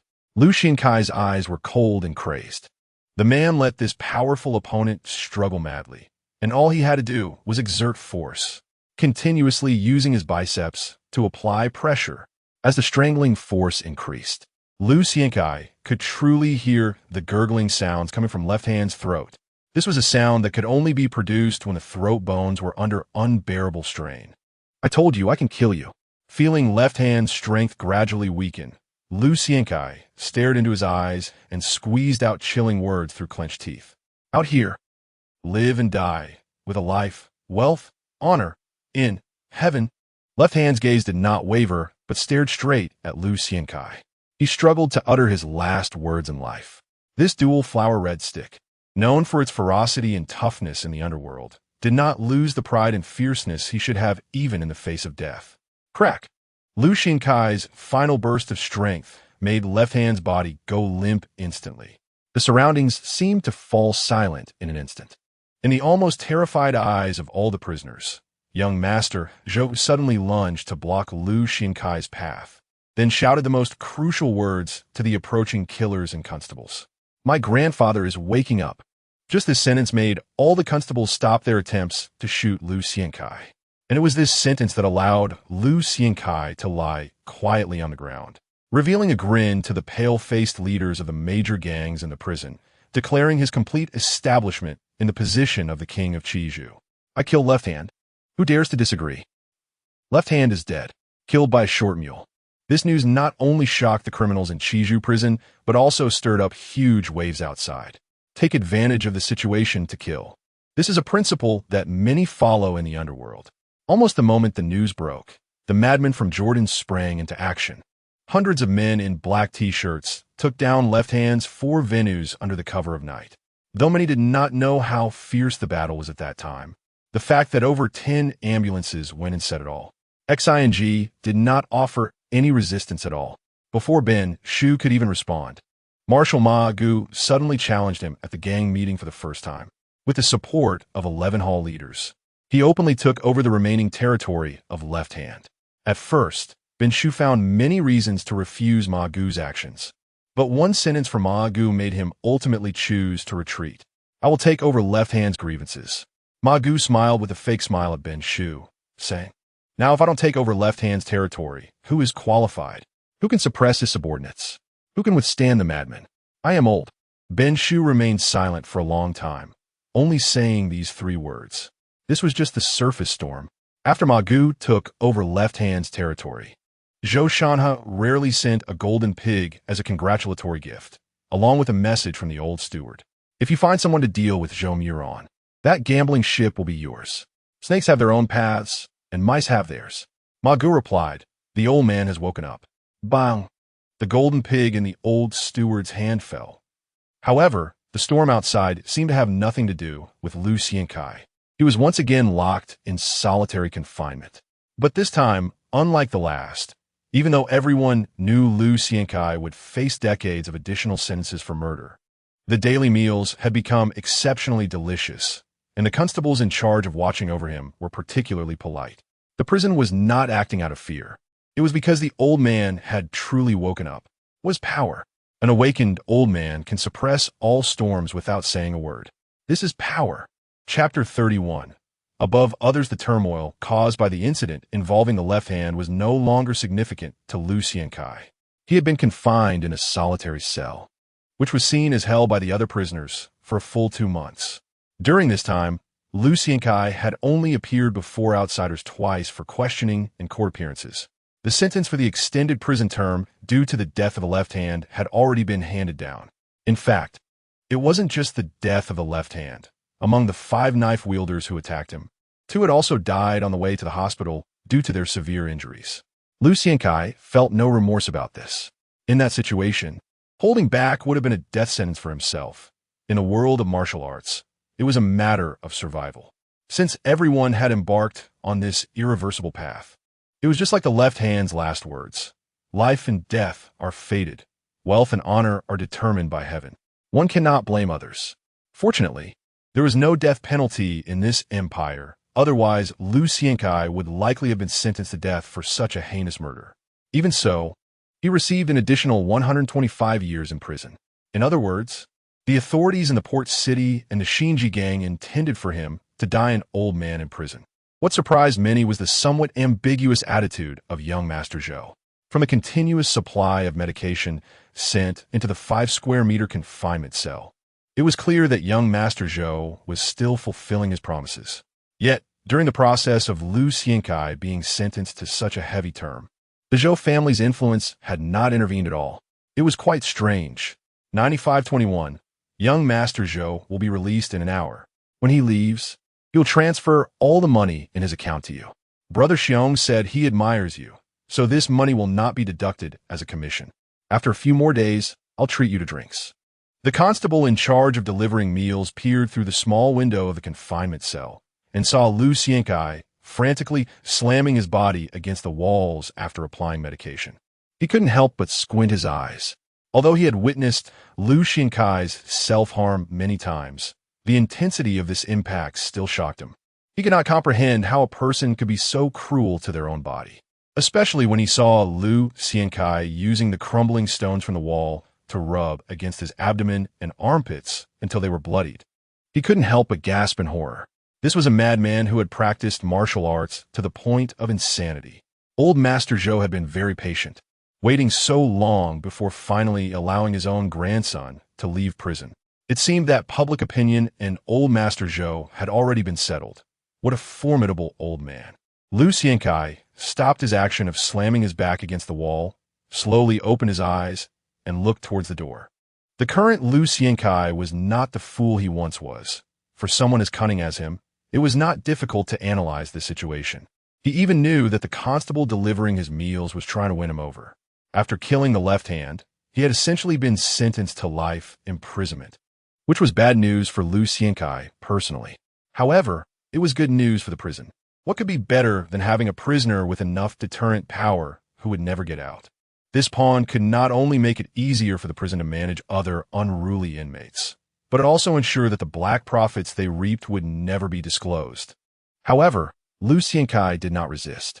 Because he needed money, he needed a large amount of money to support his training. Young Master Zhou was still grateful, so the medications would continue to flow in. But what about the future? In the eyes of these big capitalists and tycoons, a pawn that only knew how to kill was undoubtedly like a chamber pot. A chamber pot, when not needed, is destined to be discarded. Therefore, Lu Xiankai had to find another source of wealth. Collaborating with the prison authorities was the best path. As for the 125-year sentence, Lu Xiankai believed in his own abilities and thought that the damned system within him would never allow him to remain in such a cramped world forever. That's right. I heard that Old Master Zhou was sent to a state in the Federation to develop new markets, where there are a dozen murder cases every day. I estimate that he will never have the chance to return to the port city in his lifetime. This time, young Master Zhou asked me to convey a message to you. Lu Xiankai's analysis surprised the constable delivering the meals. He had always thought that this martial arts madman's mind couldn't be so sharp, but for what the other had just said, it was clear he had underestimated him. Thus, his tone became increasingly polite. What did he say?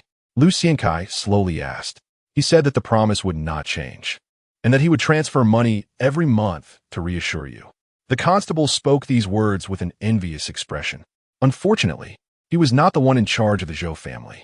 Lu Xiankai shook his head and responded in a way that left the constable somewhat puzzled. Those who can keep their promises are heroes, but heroes rarely make money. Those who amass hundreds of billions are tyrants. How could the heir of that old man possibly be a hero? Especially when I am someone who can never get out and have almost no value left for the Zhou family. I can't be bothered to deal with you. The constable muttered this and pulled down the small window of the solitary confinement cell, plunging everything into darkness once more.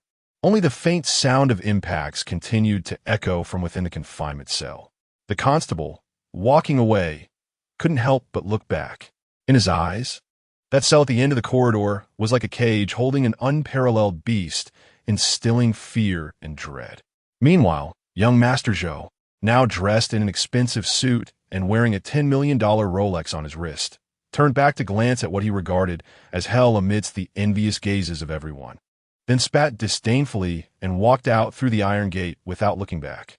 It wasn't just the prisoners who envied him. The constables who could see the situation outside the prison envied him too. The prisoners envied young Master Zhou's freedom, while the constables envied the wealth of the Zhou family. Dozens of black Bentleys had already parked at the prison entrance, and the road had even been cleared. Two tall girls at the entrance crouched down and ignited a fire pit, quietly waiting for young Master Zhou to pass by. All of this silently informed everyone. People will never be equal. Those who control power and wealth will always be above others. Chapter 32. The Ruthless Overlord. Old Master Zhou of the Hengxing Group is a very peculiar person. Since he started his rise, he has been filled with a chilling ruthlessness. Even now, in his old age, he has not transformed into a kind and gentle figure. Instead, his face has become increasingly fierce. Even after serious illness, this fierceness has not changed at all. In fact, the gauntness of his cheeks makes him look even more like a skeleton. A living skeleton. However, even the ailing old Master Zhou still holds considerable power in the eyes of some major families in Hong Kong and even the mainland. Just look at his business history to understand why he has gained so much respect. From the son of a fisherman, he has gradually built Hengxing from a small shop into a dominant force across 9 traditional sectors in Hong Kong, with a market value reaching an astonishing trillion level. Isn't that worthy of respect? Now, let's take a look at the bones he has left behind along the way. For partners have long since exited the group under old Master Zhou's meticulous planning and decisive actions. And the reasons for the deaths of 2 of them remain a mystery to this day. Many opponents have also ended up with their families destroyed. Without ruthlessness, one cannot achieve great things. This is a phrase that old Master Zhou often mentions to the Zhou family. He is ruthless to outsiders, and equally ruthless to his own people, even when he was still weak from illness. He used his influence to have the upper echelons of the Zhou family brought to justice, sending 11 executives to prison in the shortest time possible with the most ruthless methods, completely cutting off the influence of Zhou Sijio behind the scenes of the group. Among them are many old-timers who have been with him for decades, some of whom contributed significantly during the hardest times of the group. Yet old Master Zhou did not spare them. One old minister was dumbfounded when faced with evidence of his job-related crimes from over a decade ago. Before he was taken away, he asked old Master Zhou a question: "Why do you keep evidence from so many years ago?" "To leave behind something in case I am no longer around one day, so that no one can unbalance you." This was old Master Zhou's answer. Being able to plan for over a decade, even against his trusted aides, such a person naturally instills fear in everyone. When Zhou Sijio left, old Master Zhou provided an explanation. "I've been unconscious for so long, and you've been plotting for over a decade. Yet you haven't taken down your useless nephew in a month, so you must be willing to lose." Zhou Sijio remained silent. "Go to Mexico and learn to paint properly. Your tiger descending the mountain still cannot retract its claws." This was old Master Zhou's only advice to his son. Top-tier extravagance is always reflected in the details. The top floor of the Hengxing building has an excellent view overlooking the entire island. Yet in this precious space, old Master Zhou has even set up a bathroom. Standing high allows one to see far. Old Master Zhou once told his successor, Zhou Miron, "You must get accustomed to conveniently being above everyone so that you can understand what it feels like to stand above everyone." Today, Zhou Miron, now dressed in a sharp suit, appeared in this long unopened office. The painting on the office wall, The Last Supper by the greatest artist of the 18th century, Mr. Bell, worth over 1 billion imperial coins, immediately caught Zhou Miron's eye. "Chairman, it is a rule in the Zhou family that family hierarchy should not be mentioned in public." After experiencing this ordeal, Zhou Miron had become much more obedient. After entering, he respectfully spoke. "Sit down and talk. There are no outsiders." Old Master Zhou pointed to the sofa in front of him. After this serious illness, he weighed less than 100 pounds, and for his nearly 6-foot-tall frame, he was practically skin and bones. However, even so, when the frail old man looked at Zhou Miron, the latter still broke out in a cold sweat. "Your 4th uncle has gone to Mexico, but I have left him a chance to make a comeback. 7 years ago, we partnered with the Hua family to acquire the 3rd largest copper mine in the world. However, due to the mixed environment there, many have died and a lot of money has been spent, yet progress remains slow. Doesn't he always believe he has the ability to carve out a territory? If one day he manages to make the copper mine's profits reach 9 figures, then the document I have signed will allow him to become an executive director of the group again." In front of old Master Zhou was a cup of light yellow tea, the fragrant aroma filling the entire office. Next to this cup of tea was a thick document. This document has already been notarized by lawyer Ouyang's office, so you don't need to think about anything else. Seeing the seriousness and ruthlessness in Zhou Muron's eyes, Old Master Zhou finally smiled for the first time. It seems that hardship can indeed accelerate a person's growth. If you have thoughts of destroying this document, then 3 months of imprisonment would be worth it. Zhou Muron remained silent. To be honest, you, along with your third uncle and that aunt of yours who only thinks about designer clothes, have disappointed me greatly. Old Master Zhou did not care about Zhou Muron's pride. After praising him, his tone immediately turned cold. I've been gradually transferring power to you, yet you still allow the fourth one to gain so much influence. It's simply useless. Tell me, are you useless? Under Old Master Zhou's scolding, cold sweat poured from Zhou Muron's forehead, dripping onto the expensive cashmere carpet in front of him, forming some glaring stains. If it weren't for the White Dragon King, I would often think that the fourth one is actually the best successor for the Zhou family. But I know how terrifying the White Dragon King is, so I will still choose you. Perhaps due to his extreme weakness, Old Master Zhou did not continue to scold Zhou Muron as he usually would. Instead, he let out a bitter laugh and changed the subject. However, there are aspects of this time that I am satisfied with. The fourth one set up a scheme, and you actually survived the attack from Abin Shinji. This indeed surprised me. The old man trembled as he lifted the teacup in front of him, took a sip, and then asked the most critical question. So, what do you plan to do next? This time, I lost because I was too kind-hearted. Zhou Muron thought for a moment and met his grandfather's sharp gaze directly. Many departments would rather use newcomers than the elderly. The current family management system is somewhat outdated. I plan to implement some reforms. During the reforms, I will promote some fresh blood, gradually weakening the control of the old-timers. Then, at the right time, I will let my people take their place. Zhou Muron answered very directly. What about Jiangxi, Dongfeng, and Lancheng?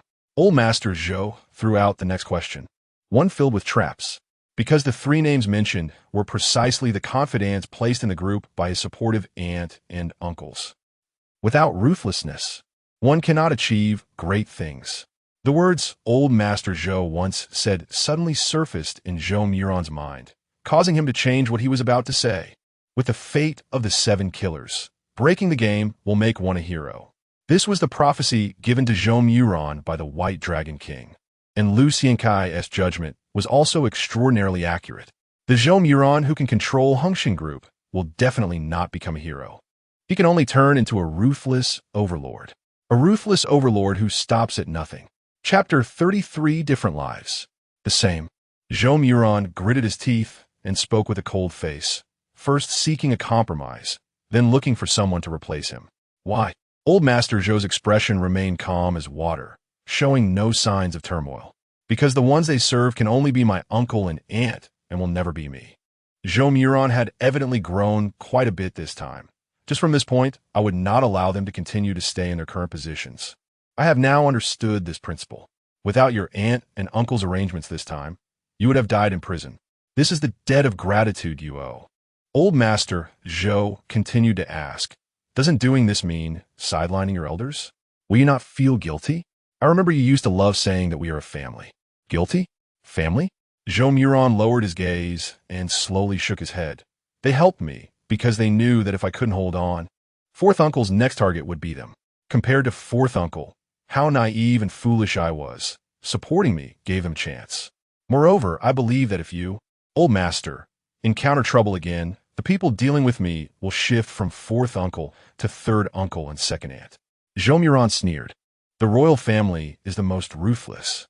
Although our Zhou family is not a royal family. In the face of hundreds of billions, what is family affection? A rare smile appeared on Old Master Zhou's skeletal face. Some people are very talented, but have been suppressed by me all along.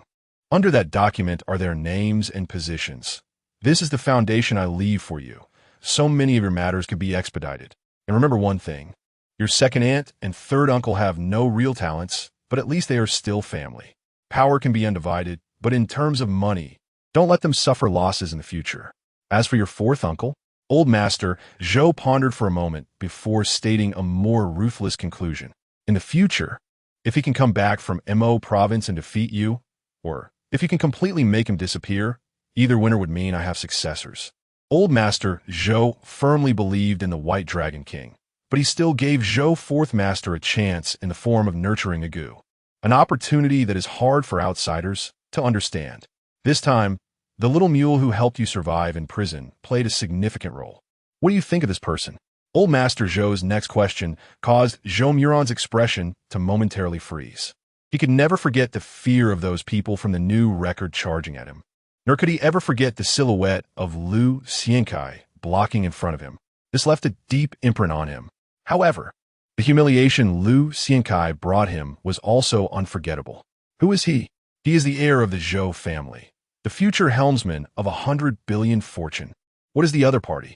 A little mule, a bottom-level thug.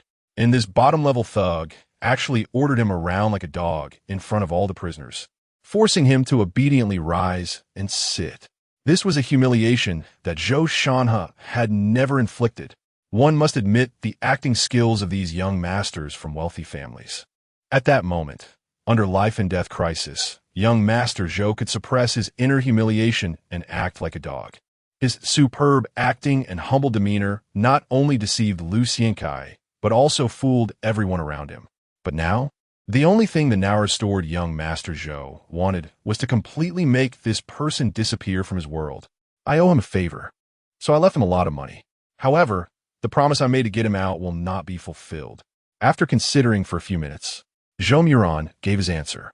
This person is very capable, can help you do some shady work. If the Zhou family rescues him, then you will have an extra knife, just like the Aben controlled by your fourth uncle. And because this person's status and power are very weak, he will be easier to use. After all, he has to be completely dependent on you. Why? Old Master Zhou's eyes once again revealed a somewhat playful meaning. First, this person is too proud and fierce, will not submit to anyone. Zhou Muron had grown very quickly after this life-and-death ordeal. He looked into Old Master Zhou's eyes. This world never lacks for killers. Why raise a wolf? Second, he insulted me. Young Master Zhou replied, since it's a little trick, why not deal with the one who insulted you? Old Master Zhou continued to ask.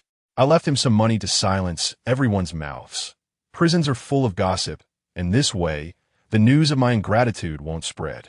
The reason for letting him stay in prison forever is a means to make everyone forget this part of my experience.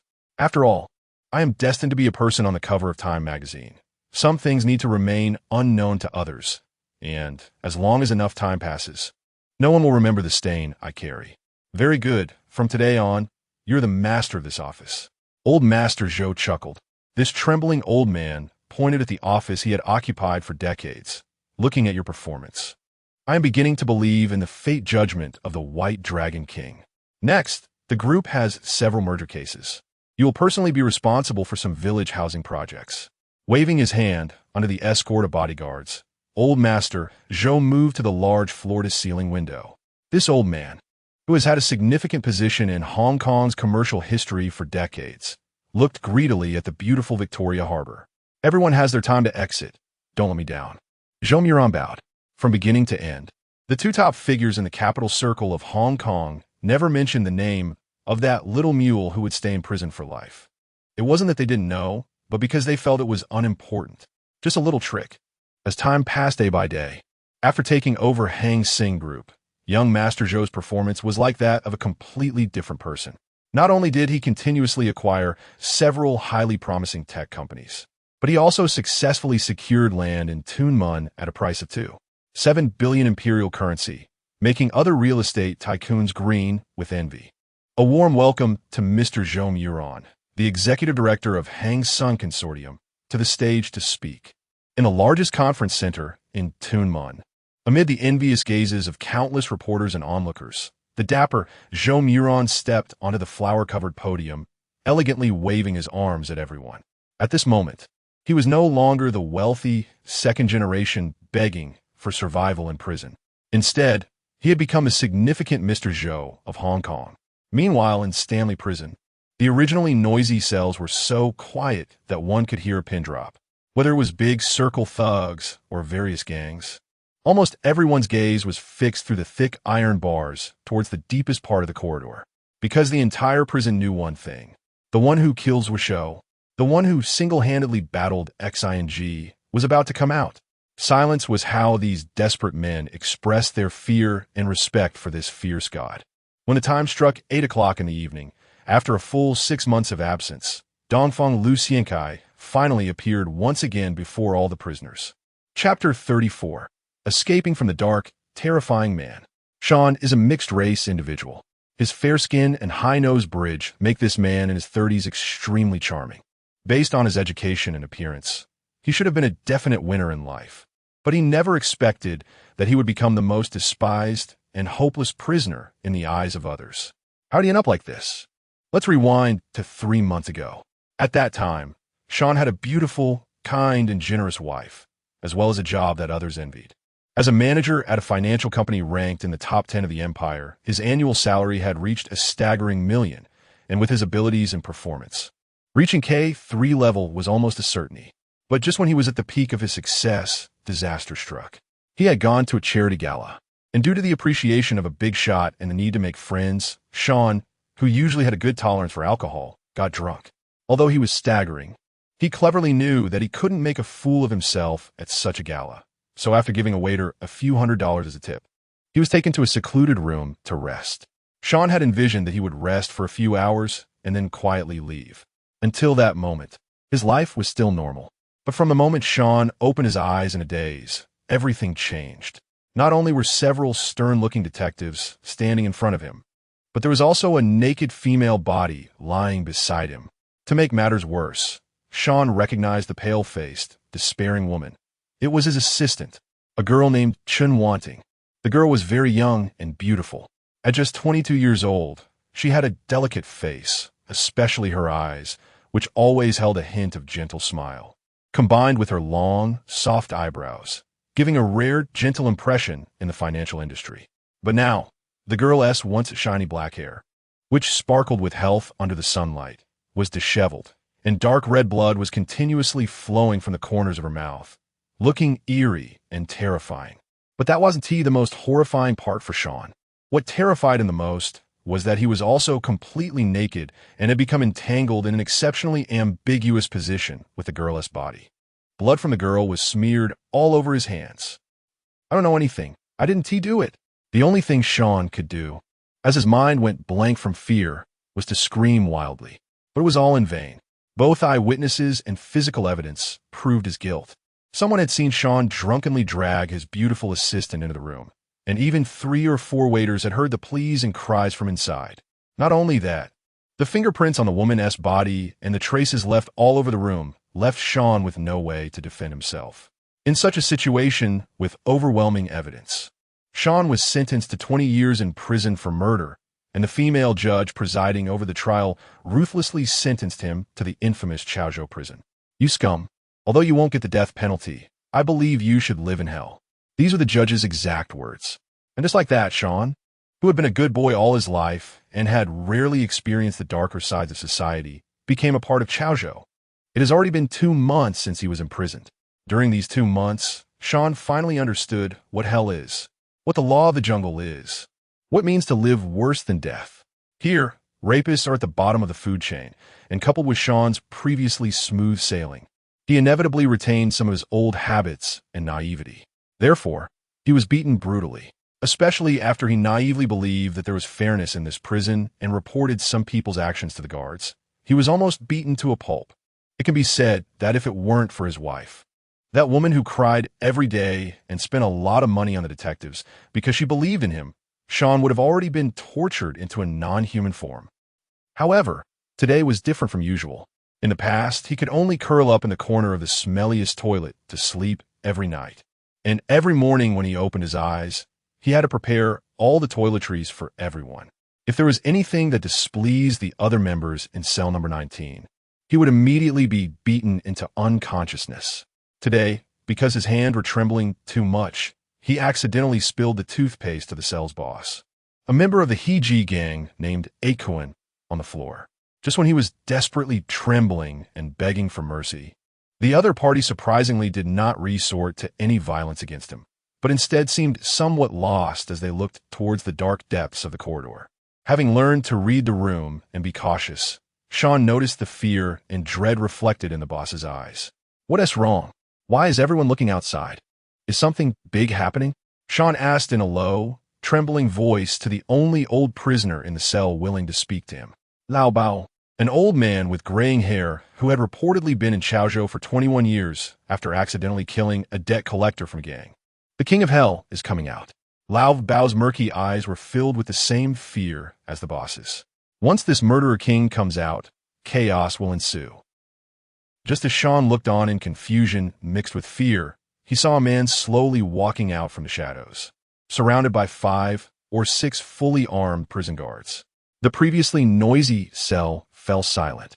The heavy shackles weighed dozens of pounds, and this relic from a bygone era was brazenly worn by this man, causing every step he took to produce a clanking sound as the shackles hit the ground. The dull, rhythmic clanging echoed throughout the corridor. It had been years since such instruments of torture had appeared. Lao Bao lowered his voice, and to Sean, it sounded like a mosquito buzzing. He seemed afraid that even a slightly louder sound would be heard by the man, who was still a distance away. Sean could feel the weight of those shackles, and because of that, he felt even more aware of the man's strength. Because even so, the man's footsteps still showed no sign of heaviness. And due to a lack of common sense, Sean overlooked a crucial point. That is, the man, like a ferocious beast, had no bloodstains or wounds where the shackles met his ankles. Those heavy and rough shackles seemed incapable of causing any harm to his skin. Who is he?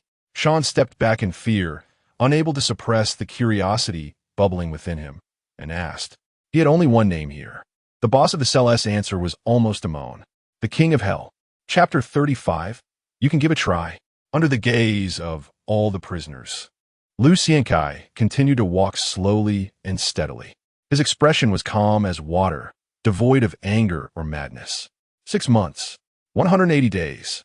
Lu Xiankai was unaware that he had quietly broken a prison record. The previous record holder for the longest time spent in solitary confinement was Wang Zhiheng, known as the Butcher.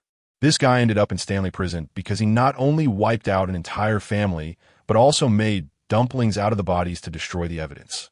This caused quite a stir in the 8 Immortals restaurant, affecting the entire port city and even the empire. Since he wasn't sentenced to death, he was sent to Stanley, where it was inevitable that someone would take a disliking to him. Following a certain incident, he was placed in solitary confinement for a full 120 days. When he came out, he had gone mad. He was afraid of the dark, terrified of any sound, and lacked the courage to continue living. As expected, one night while on medical parole, this deranged guy secretly slit his throat with a hidden shard of glass.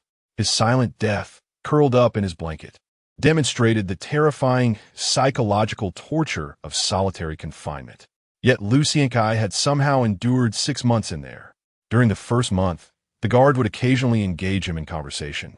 But as time passed, with the operations of Uncle Shinji and the Zhou family's indifference, no one would communicate with Lu Xiankai anymore. According to rumors circulating in the prison, a big shot wanted Lu Xiankai, namely the madman Yin Wang, to completely lose his mind. As for who this big shot was, opinions varied. Some said it was Uncle Shinji, others claimed it was Zhou family's 4th master, and some even suggested it was young Master Zhou.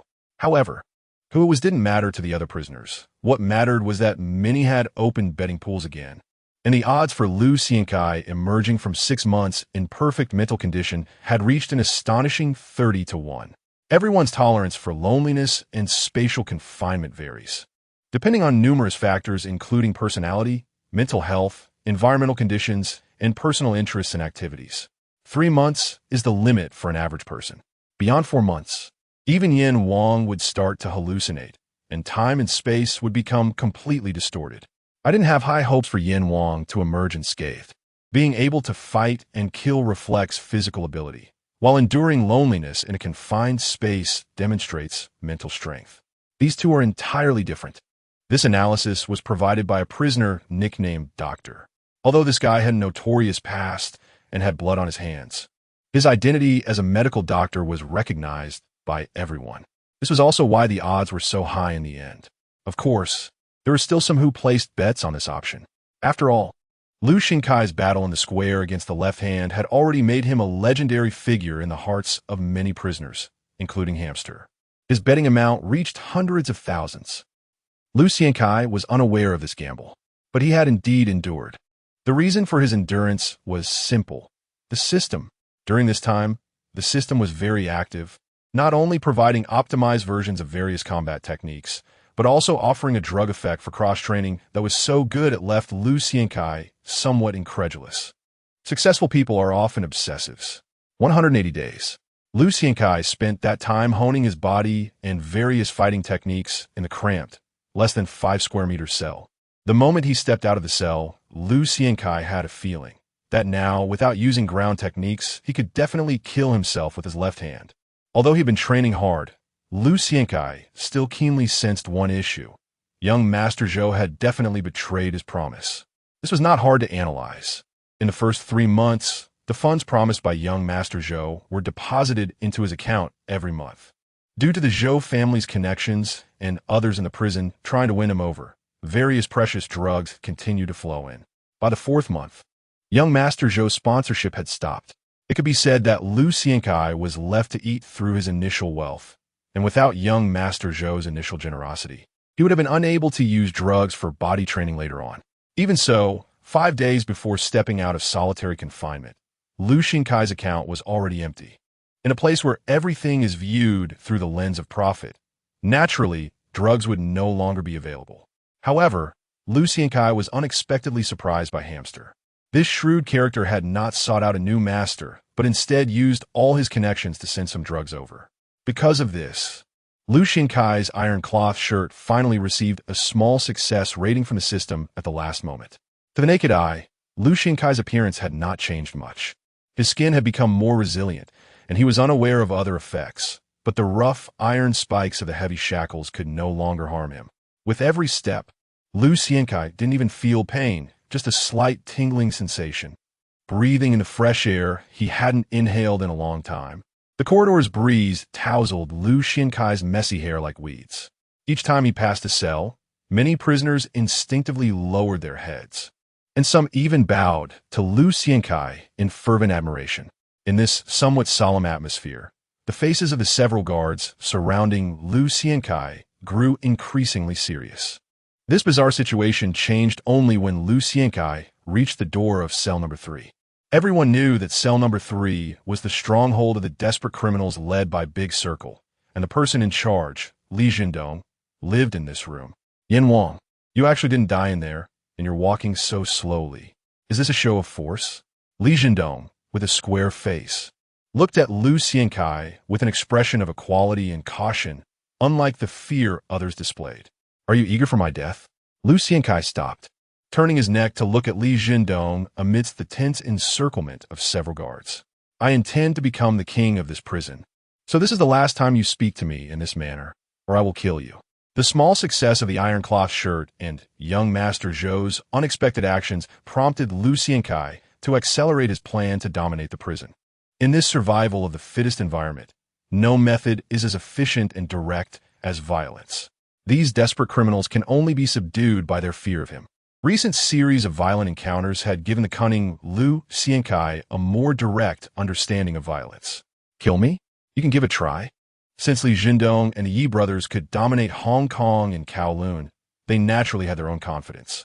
His gaze instantly turned cold. Chapter 36, Is This the King of Hell? What a madman. The King of Hell actually ran into Brother Jindong. The scene of Lu Xiankai confronting Li Jindong naturally caught the attention of all the prisoners, and this was the sentiment of nearly everyone. Immediately, the previously quiet prison turned into a marketplace, with various hushed discussions buzzing like flies in every cell. Many were nearly twisting their necks like pretzels just to stretch their heads out and see what was happening in front of cell number 3. The old man with gray hair, Bao, was no exception. Behind him, Sean was completely stunned. His daze wasn't out of fear, but rather for being shocked by the madness and ferocity of the King of Hell. During his time in prison, he had lived a life worse than death, but he had also opened his eyes to a world of brutality. Various formidable characters emerged, especially those from the Big Circle who completely overturned his understanding. How could people be so reckless with their lives? This was something Sean, born into a middle-class family, would never comprehend in his lifetime.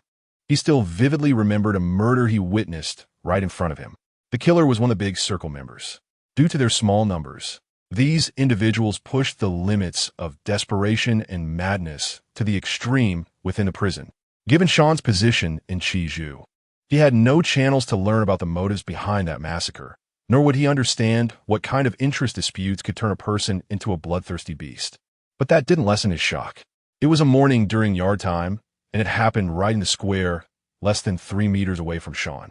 Initially, the two were chatting happily. Then Sean saw one of them, referred to as Brother Chong, pass something to another person as they brushed past. A dagger. Although called a dagger, it was actually just a small piece of angle steel stolen from the prison's hardware workshop. The angle steel, meant to serve a purpose within a building, had been polished for days. Its edges were now sharp and glistening white, particularly the sharp points, which were the best tools for taking lives. There is something I need to tell you. Brother Chong had his arm around the other's shoulder, smiling widely. Brother Chong, what is the matter? The latter also smiled, completely unaware of the impending death. Brother Jindong wants you dead. As the words fell, Brother Chong's first stab pierced the other's neck.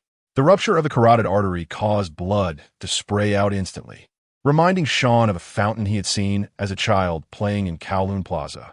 2 stabs, 3 stabs, 4 stabs, 5 stabs. In Sean's stunned eyes, Brother Chong had transformed into a beast. He stabbed frantically, continuing even as the other's neck became a blur of blood and flesh, not stopping until the guard arrived, at which point he grinned and obediently lay down. Among the cheering and laughing crowd, the dazed Sean stood out conspicuously. The middle-aged man who had witnessed murder for the first time ended up vomiting, and he couldn't eat anything for the entire day. If Brother Chong was so terrifying, yet still obeyed Li Jindong's orders, then in Sean's eyes, the always unsmiling, cold-eyed Li Jindong naturally became one of the prison's most feared demons. But today, the hierarchy of the prison food chain in Sean's mind was shattered once again. That man, who looked like a ferocious beast, actually confronted the most terrifying Li Jindong while wearing dozens of pounds of shackles and surrounded by several guards. This prompted Sean, who had no right to look up at the situation, to muster the courage to squeeze forward. What he saw was indeed shocking. Because he saw Brother Chong was also by Li Jindong's side, the massacre had a profound impact on Sean's worldview, and even from such a distance, he couldn't help but shiver. King of Hell, others fear you, but we Big Circle members have never feared you. Let me tell you something from our side. If you're a dragon, coil up. If you're a tiger, lie down. Li Jindong fixed his gaze on the arrogant Lu Xiankai without speaking, but Brother Chong behind him couldn't help but be the first to curse. You street punk. Don't think that just because you killed everyone on your left that, perhaps to demonstrate his bravery, or perhaps to mask a bit of fear within. Brother Chong's body language was particularly exaggerated. After cursing Lu Xiankai a few times, he even extended his hand to give Lu Xiankai the finger. And this action gave Lu Xiankai the opportunity. You're seeking death. Everyone, including the 2 guards closely watching Lu Xiankai, never expected that this man, burdened with dozens of pounds of shackles, would move as agilely as a cheetah. With a strong push of his left foot, he lunged towards Lu Xiankai, and his right hand shot out like lightning. Unfortunately, there was no applause, because in these simple few movements, Lu Xiankai had mastered the footwork of boxing to perfection, and his right hand executed the most common downward grab in grappling. Stance, posture, rhythm, strength. These 4 elements were utilized almost perfectly in Lu Xiankai's move. Brother Chong reacted quickly, but even so, his outstretched hand was firmly grasped by Lu Xiankai. Bang! The sound of his shackles on Lu Xiankai colliding with the iron bars of cell number 3 echoed loudly. Immediately, Brother Chong's scream followed. In that instant, Lu Xiankai's right hand suddenly exerted force, twisting Brother Chong's fingers into an unnatural shape right in front of everyone. Stop! Several shocked guards rushed towards Lu Xiankai's back, swinging their batons without hesitation. Bang! Bang! Bang! The sounds of batons hitting flesh were clearly heard in the corridor, yet Lu Xiankai didn't even flinch, as if such a level of beating was merely child's play to him. I'm going to cripple you.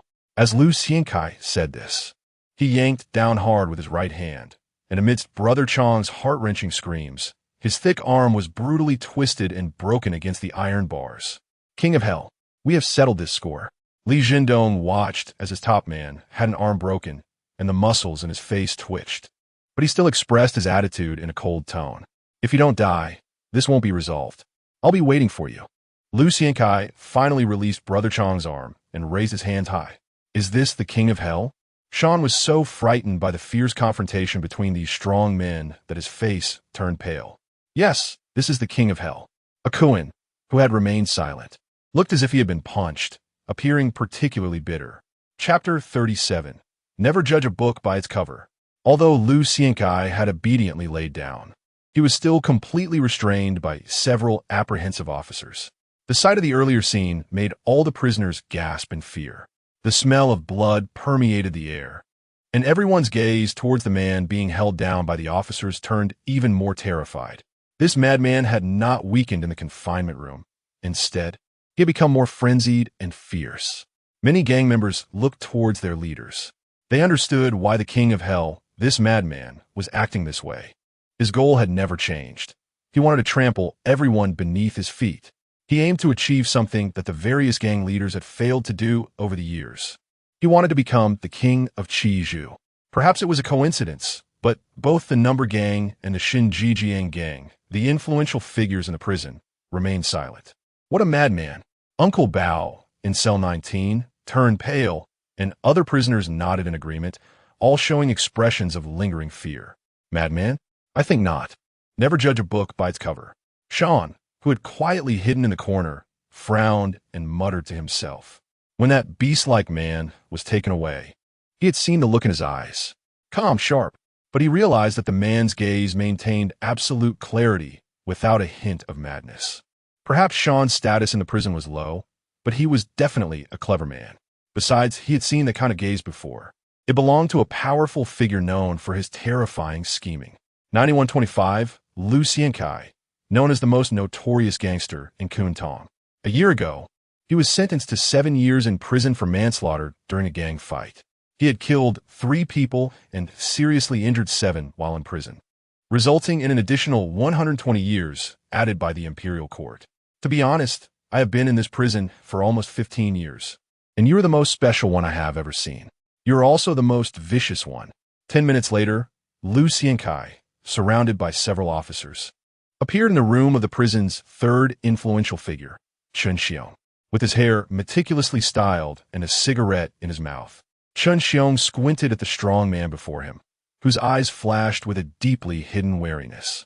Although he was known for being ruthless in the prison, he did not dare to be careless in front of such a violent man who could kill at the slightest provocation. Let's talk. Why did you break someone's arm right after being released? Do you find the solitary confinement room comfortable? After glancing at the gun in his drawer for reassurance, Chen Xiong waved his hand, signaling the nervous officers to lower their stun guns, and politely offered a cigarette to Lu Xiankai. What does this prison mean to you? Lu Xiankai took the cigarette and raised his eyes to ask a question in return. The clanking sound of the handcuffs on his wrists made the officers behind him raise their stun guns again in fear. Clearly, they were intimidated by Lu Xiankai's earlier outburst. They weren't fools and could feel the strength Lu Xiankai had when he broke free from several of them. Many thought he resembled a furious tiger at that moment. With such strength and speed, if Lu Xiankai went berserk in this small room, the stun guns in their hands wouldn't provide any sense of safety. I don't like to say hypocritical things. Chen Xiong was surprised by Lu Xiankai's question, but pondered for a few seconds before answering. In the media's reports, this is a place for reformation. However, from the perspective of the authorities, it is a den of scum. To the warden, it is his treasure trove. And to me, it is just a job that allows me to maintain a respectable position outside.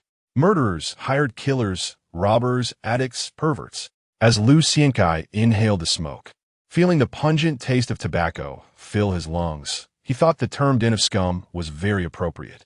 But in his eyes, it was merely a forest. A dark forest surrounded by iron fences and high walls. Lu Xiankai exhibited a surprising elegance and calmness that astonished all the officers. He spoke slowly. To survive in this forest, one must follow the law of the jungle.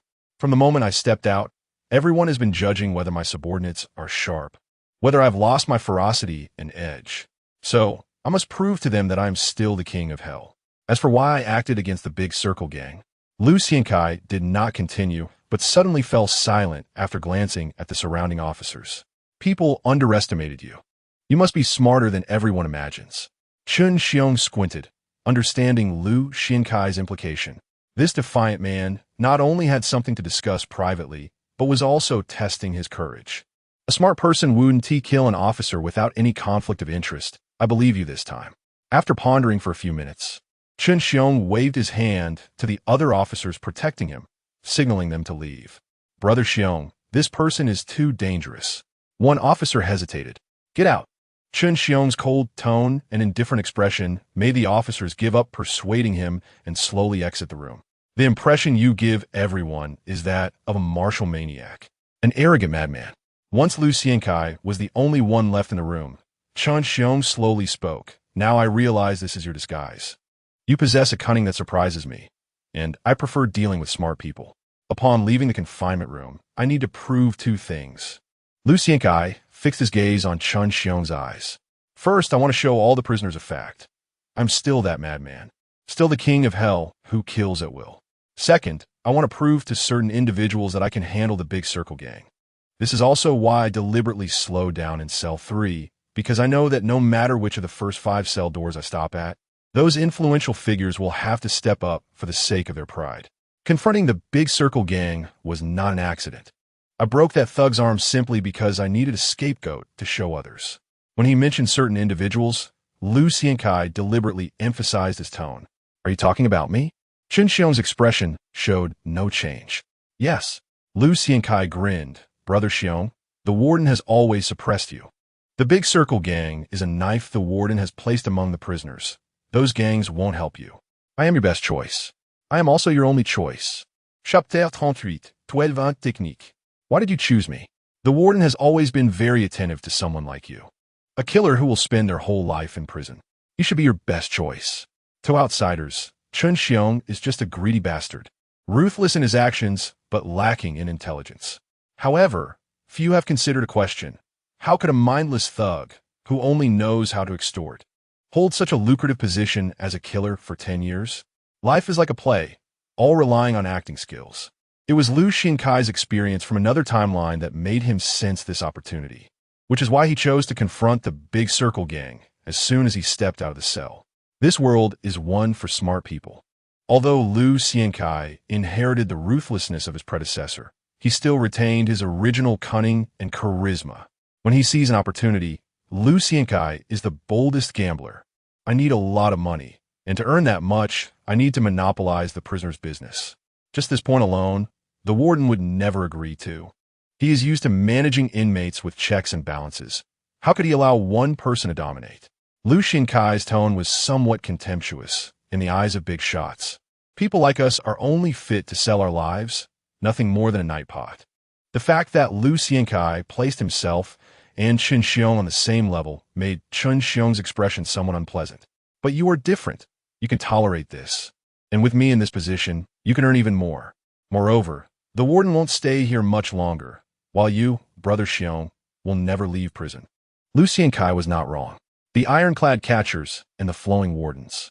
In Port City, due to the existence of the Independent Commission Against Corruption, no warden can serve in a fixed prison for more than 6 years.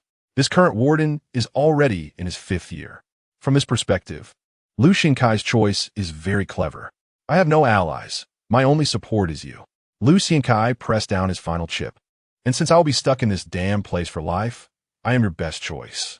Remember one thing. I can lift you up, but I can also step on you. Chun Xiong was clearly unhappy about Lu Xiankai taking the initiative in the conversation. He issued a warning. I understand this principle. Lu Xiankai replied. Chun Xiong did not notice the disdain hidden in Lu Xiankai's eyes, while Lu Xiankai saw the malice in Chun Xiong's gaze. Both sides knew that this honeymoon phase would not last long. But Lu Xiankai did not care. He now believed more in the strange system within him. He believed that after completing the task of becoming the king of Stanley, this tiny prison would not be able to hold him.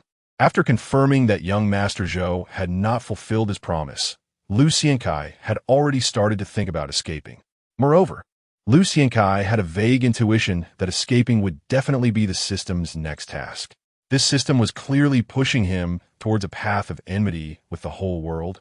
So Lu Xiankai would not be afraid. He looked forward to the day he would stand before Zhou Moron once again and use violence to tell this big shot from the Zhou family one thing. Some promises can never be betrayed. Lu Xiankai surprised everyone again. After he was taken away by the catchers, everyone thought he would be thrown back into that terrifying confinement cell. But unexpectedly, just over an hour later, Yin Wang appeared once again in front of everyone. Not only that, but the heavy shackles on him had also been removed, and he looked as if he had not suffered any punishment. This scene immediately darkened the expressions of several gang bosses. Others might not see any other issues, but these bosses all had connections with the prison officials. Yin Wang had made contact with the authorities, finding out who was supporting him. Brother Ge glanced at Li Zhendong in the opposite cell. Both of their expressions were almost identical in seriousness. These bosses knew very well that Yin Wang, this madman, had the biggest shortcoming of lacking official support. Once Yin Wang filled this gap, with his current terrifying lethality, it was very likely that he would stand at the pinnacle of this prison. Lu Xiankai did not pay attention to the cold stares of others. Instead, all his thoughts were focused on a line of green text that suddenly appeared in front of his eyes from the system. Congratulations. The host has won Chun Xiong's brief friendship reward, ancient martial arts practice method of the 12 intent techniques. Without any preparation, countless images flooded into Lu Xiankai's mind. The speed at which they came caused even such a strong man to let out a cold snort. The system clearly did not care about Lu Xiankai's feelings, continuously refreshing the green subtitles in front of his eyes at such a speed that Lu Xiankai felt as if he were bathing in a green storm. The most ruthless and poisonous intent techniques, also known as the King of 10,000 Fists. It is a secret not passed down from Shaolin, and under the system's optimization. After mastering the 12 techniques, one can be invincible in close combat. The 12 techniques are shaking and stirring, eagle catch, tiger pounce, lifting the lead, hand chopping, cloud covering the moon, hawk entering the forest, Dapeng facing the sun, snake spitting venom, dragon form wrapping horizontal, forward wrapping horizontal, and backward wrapping horizontal. After a brutal explanation of everything, a cold line of text appeared, seeming to carry a bit of emotion from the system. The ancient does not necessarily mean backward. When the direction is wrong, the truth will only drift further away. Brother Yin, are you okay? In the current Stanley, Hamster Boy might be the only prisoner who sincerely hoped that Lu Xiankai would not get into any trouble again. When he saw the strong brother, Yin suddenly turned pale. He couldn't help but feel worried. I'm Fine. Lu Xiankai slowly moved his joints and then raised his hand to make a gesture that seemed particularly strange to the other prisoners. His right hand lifted and then turned sideways, as if an old farmer was drawing water from a well, suddenly sweeping his palm in a circular arc. And this somewhat awkward and ugly movement had astonishing power. The hamster boy next to him was thrown out by this move without any reaction, landing heavily in the corner of the cell. The first move of the intent techniques, shaking and stirring. Lu Xiankai's eyes were somewhat surprised. His body indeed had incredible talent. After receiving all the techniques from the system, years of boxing and small fist practice allowed him to immediately understand the trick of this move. For the first time, Lu Xiankai's feeling towards ancient martial arts changed from disdain to shock. He was no longer a novice without a foundation in martial arts. And precisely because of this, Lu Xiankai could appreciate the subtleties of the 12 intent techniques. Stance, posture, rhythm, strength. Everything was beyond his imagination. Chapter 39, He.S. About to Die. After Lu Xiankai was released, it seemed that the calmness in the prison began to stir with undercurrents. This was Sean's most direct feeling. The past 2 months of imprisonment had allowed this former white-collar worker to grow significantly. Without discussing anything else, he had already understood the power dynamics in the prison and grasped many of its rules. In this place, the mix of people could not even begin to describe its complexity. This was Sean's greatest realization. Having frequented high-end venues in the past, he knew that the port city had many gangs and that the lower levels were very dark. But he never imagined that the dark side of society could be this complicated. Take this prison, which houses just under 10,000 inmates. It has more than a dozen gangs, coupled with various lone wolves and murderers. Describing it as hell would not be an exaggeration. Sean now understood the food chain here. The four major gangs, Shinji, Heiji, the Number Gang, and Shurjioke, were clearly at the top tier. They had the most members and held the most important decision-making power. The most critical point was that Sean could see the corruption in this prison, where many officials were colluding with members of these four gangs. The second tier included smaller gangs like Ichun and Shueifang. As for the big circle guys, they were not counted because they did not fit in with other gangs. However, despite their small numbers, their bond of desperation granted them an exceptionally aloof position. Every gang treated them with unusual courtesy while remaining distant. This was not what Sean focused on.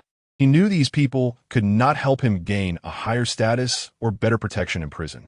Even if he humbled himself to the extreme, he would merely be a dog to these guys. It is said that the most important thing in the underworld is to be useful, and this was evident in Sean. He looked down on the gang members, and his focus was instead on the factories within the prison.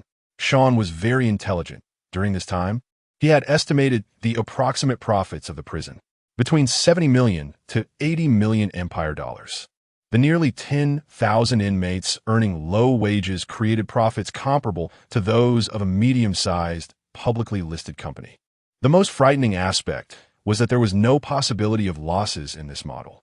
With his high business acumen, Sean even thought that if the warden were not exceptionally foolish in many businesses, the profits could potentially double. Regarding the warden's foolishness, Sean had his analysis. Although the prison was very profitable, a significant portion of those profits belonged to the government. This led to the conclusion that maintaining the status quo was the safest approach for any warden. However, it was precisely this behavior that presented an opportunity for Sean. One must have value to be utilized by others. This was something an elder once said, and Sean now fully agreed with it. He knew that as long as he could bring in over $1 million in profits for the warden, he would live very well in this hell. After all, the greatest power in Shiiju was not those prisoners, but those who sat in offices sipping tea while observing financial guarantees. He originally had some plans, but the scene of that madman, Yin Wang, walking out of the confinement room in an arrogant and domineering manner yesterday, gave him new ideas. Sean's gaze had not left that somewhat fearsome figure. Clearly, many people's thoughts were similar to Sean's, including those gangsters who usually flaunted their muscles and tattoos. The corner where Lu Xiankai was located was unusually empty, with only a little hamster following him. The man continued to practice a particularly strange movement, as if he were a farmer plowing the fields. To Sean, this movement looked like lifting a hand, tracing an arc with the arm, and then suddenly flipping it. However, despite its oddity, the whistling sound produced by Lu Xiankai's raised hand made Sean realize the terrifying nature of this movement. He even suspected that if he were hit by it, he might be killed instantly. What are you looking at? A gang member nicknamed Yutongzi squatted beside Sean. He was a member of Ichun and expressed great friendliness toward Sean, saying he would not mix with gangs after getting out in a year and wanted to learn some financial knowledge from Sean in the last few years. Yutongzi was one of the few gangsters who somewhat admired Sean's education and energy. I'm watching Yin Wang. His movements are strange, but definitely lethal. He must be practicing a fighting style. Is he a martial arts fanatic? Following Sean's gaze, Yutongzi noticed Lu Xiankai, who everyone avoided in the empty northwest corner of the square, continuously performing that farmer-like action, although it looked somewhat awkward. Every time, Yin Wang swung his hand and produced a whistling sound. Yutongzi couldn't help but shiver. After retracting his gaze, Yutongzi looked seriously at Sean and said, "Don't get involved. When Yin Wang comes out, many will die. Your body is too weak. Be very careful." I have a question. Sean nodded, looking at Yutongzi. You told me that sometimes understanding the rules is more important than having skills here. Yutongzi nodded seriously. Then what about Yin Wang? He hardly cares about any rules and fears no one. Sean tried to gather information about Yin Wang. After that bloody scene yesterday, everyone in the dorms fell silent regarding Lu Xiankai. No one dared to discuss him, and Yutongzi became the only source of information. He has too fierce, Yutongzi shuddered. If you can live and kills with show, then you have the right to destroy everything. But Yutongzi lowered his voice, he won't be arrogant for long. The four major gangs won't let anyone ride on their heads. Most importantly, Shinji will definitely seek revenge for his Wisho. If the information is correct, he will die soon. Yutongzi's last words made Sean hold his breath. I want to meet Yin Wang. I need your help. After a long while, with ideas forming in his mind, Sean made his offer. Before I came in, I knew his stock was about to soar. If you can manage it, I can tell you which one. Utilizing the best chips in the most crucial places is a fundamental principle every financial elite must respect. Sean had considered using the insider information he gained before his arrest to approach the gang leaders. But he was very clear that if the decision-makers in the prison passed the information to the gangs, too much capital would get involved. At that point, not only would he not benefit, but those people might also kill him. In Chiju, life is not valued. So he had been waiting. Although Yutongzi talked a lot, he was quite timid. This person also did not have much capital to invest, and most importantly, Sean's intuition. His intuition told him that if he connected with Yin Wang, this information would maximize profits, making it worth far more. At the very least, it could triple. Sean lowered his voice and continued, You're about to get out, and you told me your wife runs a restaurant. Don't you want to get rich? In this situation, I wouldn't dare to lie to you. With this money after you get out, you won't need to mix with the gang anymore. You're a smart man. You know the fate of a lowly mule. After a few minutes of silence, Yutongzi finally leaned over and whispered a piece of information in Sean's ear. Today, someone will put a large amount of anesthetic in Yin Wang's food, and then someone will take the opportunity to act. Thanks. Sean patted Fish Pond Boy's shoulder, then took a deep breath and walked towards the corner that no one dared to approach. Fate can be really strange sometimes. At this moment, Sean's only goal was to gain some status and improve his life a bit in this hellish place of Stanley. He never imagined that this meeting would completely change the course of his life. Chapter 40, The Power of Ancient Martial Arts. Brother Kai, why did you believe me back then? Sean asked. Because I couldn't sense any rivers and lakes vibe from you. I could tell you weren't a member of any gang. Lu Xiankai replied. Just because of that. Sean found it hard to believe that Lu Xiankai would trust someone so easily. You haven't seen blood, so you naturally don't have the guts to deceive me. Lu Xiankai laughed. This was a conversation between Sean, who later became the chief steward of Chiju, and Lu Xiankai. Lu Xiankai was unaware that a killing plot against him had quietly been laid out. However, he was very clear that after killing his left-hand man, he had become a target that everyone in the prison feared, and that certain gangs would definitely come after him. Nonetheless, Lu Xiankai didn't care how many enemies he had. Since acquiring this damned system, he was destined to walk a path opposing the entire world. The minor success of Iron Shirt gave him absolute confidence in conquering this tiny land. And the unique methods of exertion and attack angles of the 12 forms of hard intent made Lu Xiankai realize what he needed to do most right now, to master these 12 forms to perfection. His body's innate talent told him that these 12 forms could open a new door. Once he thoroughly mastered them, his fighting skills would enter a whole new stage.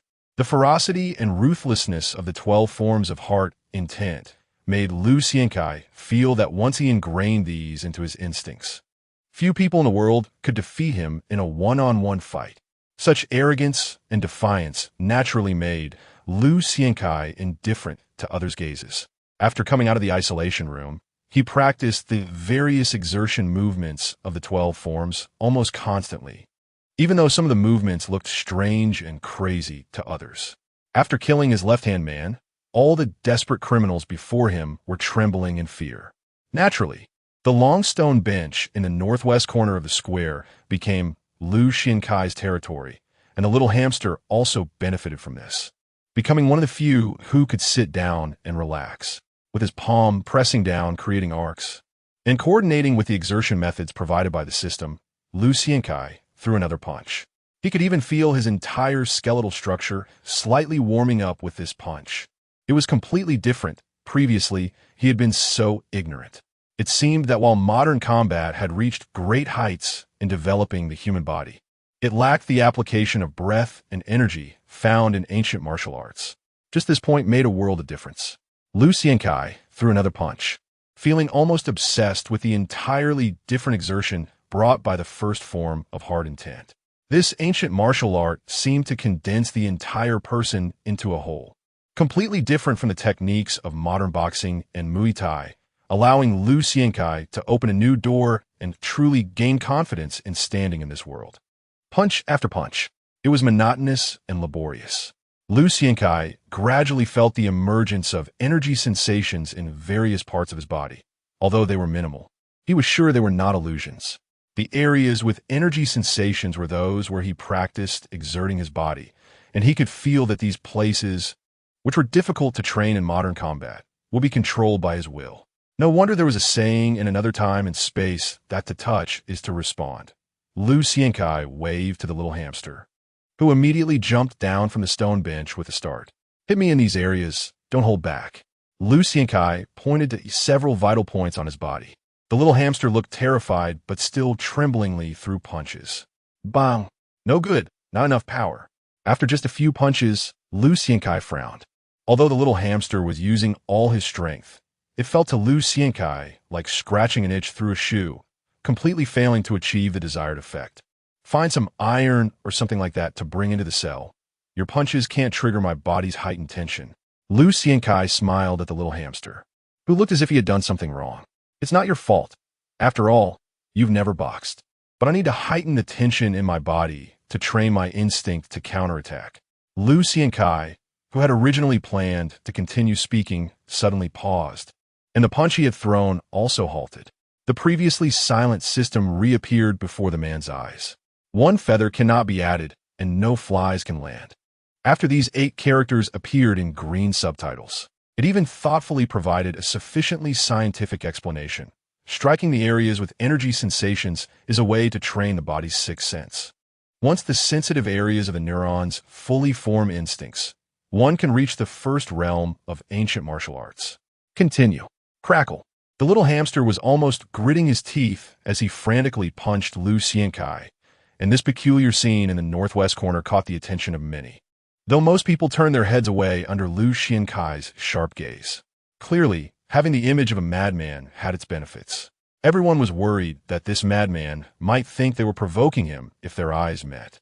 With the left-hand man dead, no prisoner believed they could withstand an explosive Liu Xiankai. Liu Xiankai was quite satisfied as he withdrew his gaze. 20 minutes later, Liu Xiankai finally waved to the little hamster, who immediately collapsed to the ground as if pardoned. Liu Xiankai continuously used his fingers to massage various acupoints on his body according to the methods of hard intent, while also swallowing saliva. A few minutes later, the miraculous recovery methods of ancient martial arts once again left him in awe. His energy restored very quickly, and he could even feel his mind becoming much clearer. Rising on his toes, doing planks, push-ups, sit-ups, kicking his legs, stretching his tendons. In the astonished eyes of everyone, Liu Xiankai's training once again demonstrated to everyone in this prison what true strength was. The nervous Sean kept swallowing saliva. The closer he got to Liu Xiankai, the more he could feel the other's terrifying presence. He had never seen anyone so strong, especially when he saw the strange tattoos on Liu Xiankai's back while he was squatting with the little hamster on his shoulders. It made him feel like his legs were going weak. Trembling, when he was only 3 meters away from Liu Xiankai, Sean had completely lost the courage to approach further. "Who are you?" Just as Sean was about to turn and run, Liu Xiankai called out to him. "Got something to tell me? I have some news I want to share with you." Sean's original plan was to find a reason to strike up a conversation with Liu Xiankai and then quietly inform him about the setup. After all, that way it wouldn't raise anyone's suspicions. But under Liu Xiankai's beast-like aura, he had lost all other thoughts. Chapter 41. Watch Me Kill. What news? Liu Xiankai noticed the fear in the eyes of this mixed-blood guy, which only made him more curious. A guy without any street smarts, yet not very brave. How important could this news be to give him the courage to stand in front of me? After all, it wouldn't be an exaggeration to describe myself as notorious. And according to Hamster's description, during the 6 months I was confined in solitary, my image had been exaggerated to the point of being demonic. What made Liu Xiankai both amused and exasperated was that someone actually said my left hand had bitten off his throat, and when I pulled the two apart, my left hand had eaten half of his neck. What the hell kind of ridiculous rumor is this? Liu Xiankai was unaware that many people had not seen the specifics of the fight due to the smoke bomb. and the left hand he had broken was covered with a white cloth when it was taken out. Naturally, all kinds of stories emerged. This morning, while lining up to enter the square, Lu Xiankai clearly felt some newcomer's fear. In such a long line, aside from Hamster, not a single person dared to come within 3 meters of him. Many preferred to slowly progress in another line rather than stand behind him. One guy even trembled for minutes and couldn't walk because he was too close to him. During lunch, someone will kill you, supposedly orchestrated by the left hand's lackeys. For the first time in his life, Sean felt like he was sitting on pins and needles. Although he didn't have the courage to look around, his intuition told him that all the big shots in the square were definitely focused on him. This news isn't worth much. Lu Xiankai didn't stop his strength training. The man looked at the pale Sean and sneered, revealing a disdainful smile. There are at least 800 people in this prison who want to kill me, but they're not qualified. Perhaps to increase his persuasive power, Lu Xiankai suddenly exerted force and stood up, and the hamster he had thrown over his shoulder was surprisingly flung 5 meters away, standing dazed on the ground. Outsiders watched the excitement. Insiders watched the tricks. The shocked Sean had no idea what this action represented. Hamster was somewhat frail, but still weighed nearly 70 kilograms.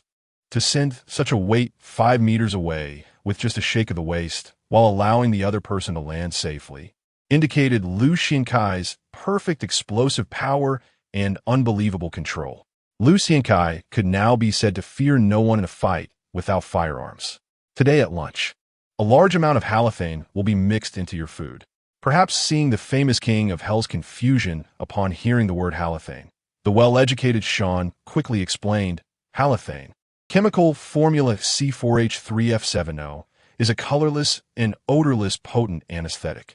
Generally, a person falls into a coma about 3 minutes after administration. Even if King Yin is as strong as an ox, he can't last 10 minutes. While you are unconscious, someone will take the opportunity to kill you.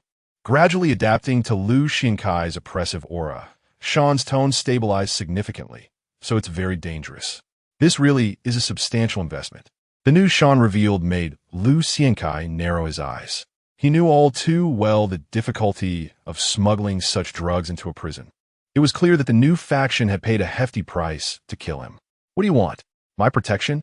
Lu Xiankai looked seriously at Sean for the first time. The other man's fair skin and long fingers indicated he had not suffered any hardships in life before entering the prison. However, the bruises still visible on his cheeks suggested that his recent circumstances were not good. I want to cooperate. Sean's answer was somewhat unexpected for Lu Xiankai. Cooperate? Lu Xiankai looked sharply at this seemingly helpless foreigner. This news was valuable, but why? You're a martial arts fanatic, aren't you? Sean suppressed his inner fear and slowly spoke. I found out that your account has spent over 1.9 million Empire coins in 6 months, and this money was used to purchase some drugs. That's right. I need drugs to enhance my body, Lu Xiankai replied. So you really need money, and your only source of wealth now is this hamster. But relying on him to sell some contraband can't possibly cover your expenses. That's an undeniable fact. I have a way to make money. To help you earn a lot of money. Sean gradually regained his former business elite demeanor, and his posture straightened. The 4 major societies and the big circle are all stronger than me, a loner. Why choose me? Lu Xiankai did not doubt Sean's words, knowing that the other man had no reason to deceive him about something that could be quickly proven. His current doubt was about the purpose of choosing him. Because you're a loner, Sean bowed slightly, which is why you won't burn bridges after crossing them. Do you think I will win? Lu Xiankai's ambition to become the king of Chai Wan was no secret, and it was not surprising that Sean would bet on him. They're just wolves, while you're a T-Rex. Sean's gaze roamed over Lu Xiankai's sculpted muscles, and you were able to walk out of Killer Xiong's room unscathed after snapping Brother Chong's arm. Naturally, there's a chance of winning. You're a smart man. I like smart people. Lu Xiankai nodded, finally giving Sean genuine respect for the first time. The man extended his hand. Amid the astonished gazes of all the prisoners, a calloused, knotted hand gripped another long, fair hand. Follow me at noon. Lu Xiankai motioned for Sean to sit on the nearby stone bench, his tone sharp. Watch me kill. Chapter 42. A mouthful of knives, hands full of bells in this vast world. Eating is the most important. The Chaiwan prison has many issues: bullying, corruption, rampant contraband, exploitation of labor, and a lack of human rights. These are all criticisms from the outside world. However, there's one aspect where this prison stands out as a model for the entire industry: the dining environment and quality. Because these inmates can bring in huge profits and are tough enough, ensuring they are well-fed is a necessary means to keep them calm. Moreover, it is also the best way for the Chai Wan authorities to whitewash their image. Any reporter who comes to shoot will be taken to this nearly 3,000 square meter dining hall filled with abundant food. The rumors from the outside world are just that, rumors. Every year, the profits we generate are used to improve these people's lives. The warden speaks confidently to the camera, believing this scene alone can address all issues. Of course, the warden will never mention how many violent incidents have occurred in this seemingly clean and bright place. Brother Yin, the young worker in charge of serving food, looked at the expressionless tough guy in front of him, speaking somewhat flatteringly. He skillfully scooped a large spoonful of meat onto Lu Xiankai's plate, carefully selecting a few of the largest, most appealing fruits to place beside it. Lu Xiankai's overflowing plate drew envious glances from others in the distance. Not everyone has the privilege of being treated so generously by the kitchen staff. Before Lu Xiankai, only the leaders of the 4 major gangs in the prison and Li Zhendong, the head of a large circle, had this privilege. After all, there's only so much meat. The more these people eat, the less there is for others. Now with Lu Xiankai added to the mix, the meat on others' plates looked pitifully small. Tomorrow, there will be steak and fried chicken. The young worker, seeing Lu Xiankai staring intently at him, lowered his voice even further. Brother, don't mess with me. I promise to save you the best part tomorrow. Were you a sparrow before? Lu Xiankai finally spoke slowly amid the young worker's anxious expression. Sparrow is a specific term used in the southern underworld of the empire to refer to pickpockets. However, not every pickpocket qualifies for this title. Only the excellent ones who have succeeded in hundreds of thefts without getting caught can earn it. Only by becoming a sparrow can one steal food from fields without being discovered. It is said that this is a direct quote from the king of sparrows, Sita-mei. Yes, Brother Yen. The young worker hesitated, but nodded in acknowledgement. I used to work with Brother Jinbua, doing business in West Kowloon. What do you mean by a mouthful of knives, hands full of bells?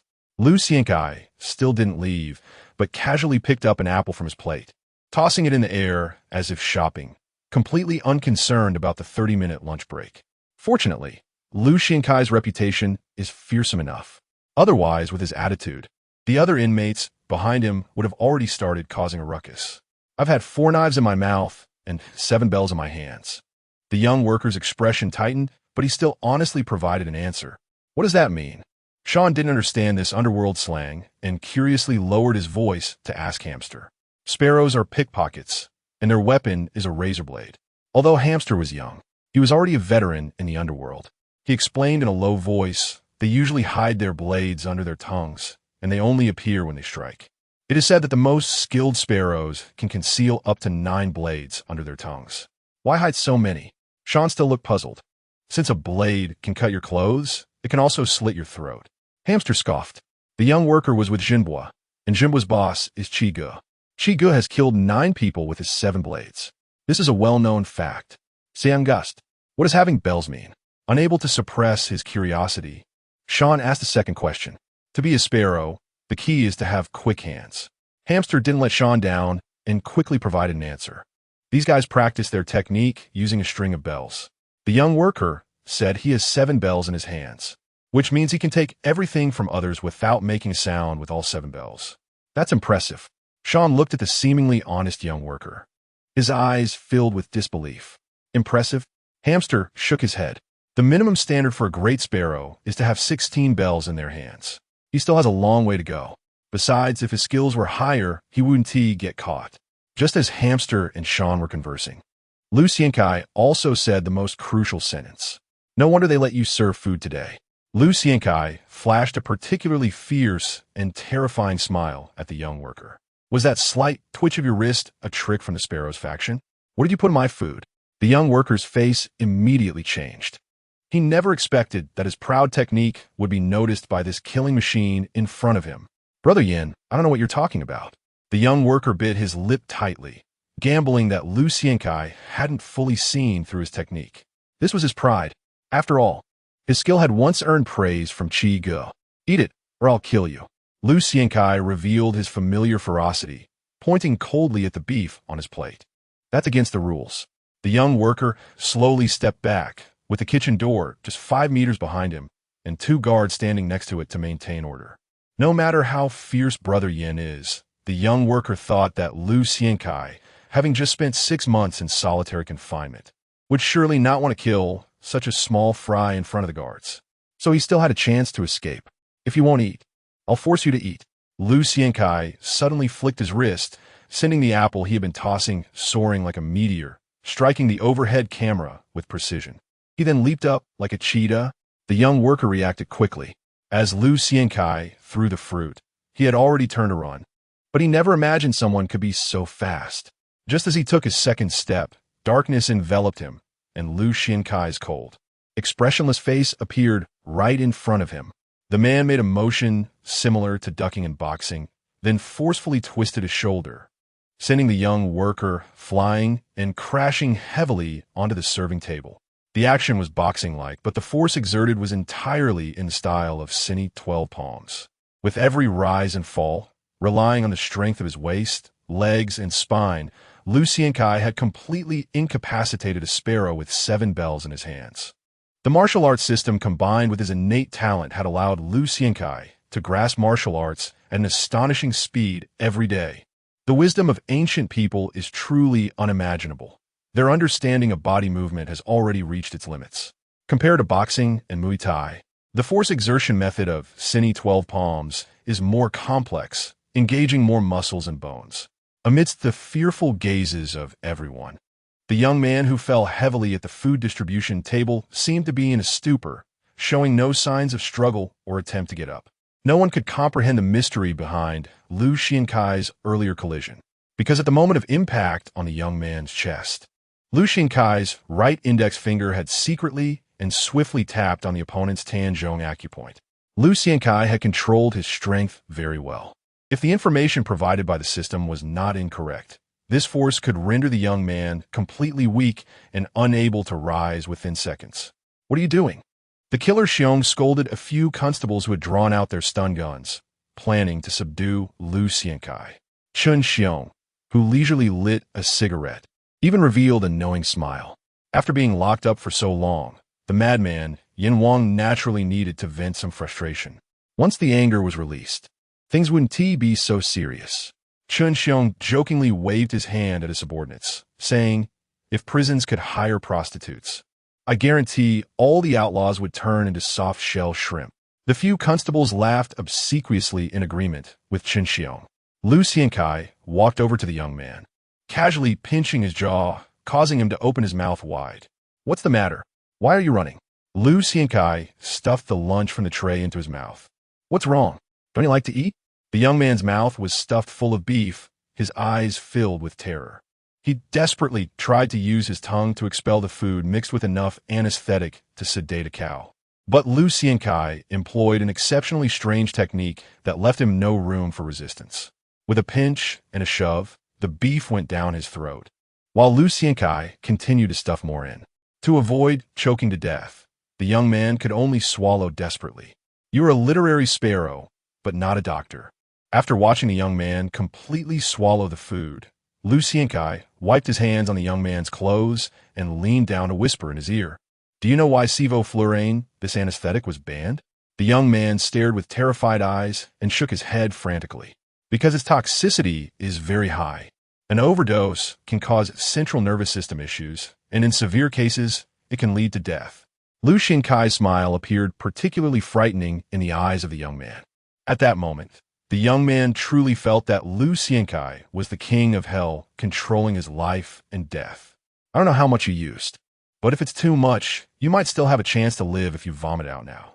Lu Xiankai pressed down hard on the young man, who had regained some strength and was trying to struggle, while stating his conditions. "If you want to live, tell me what is going on.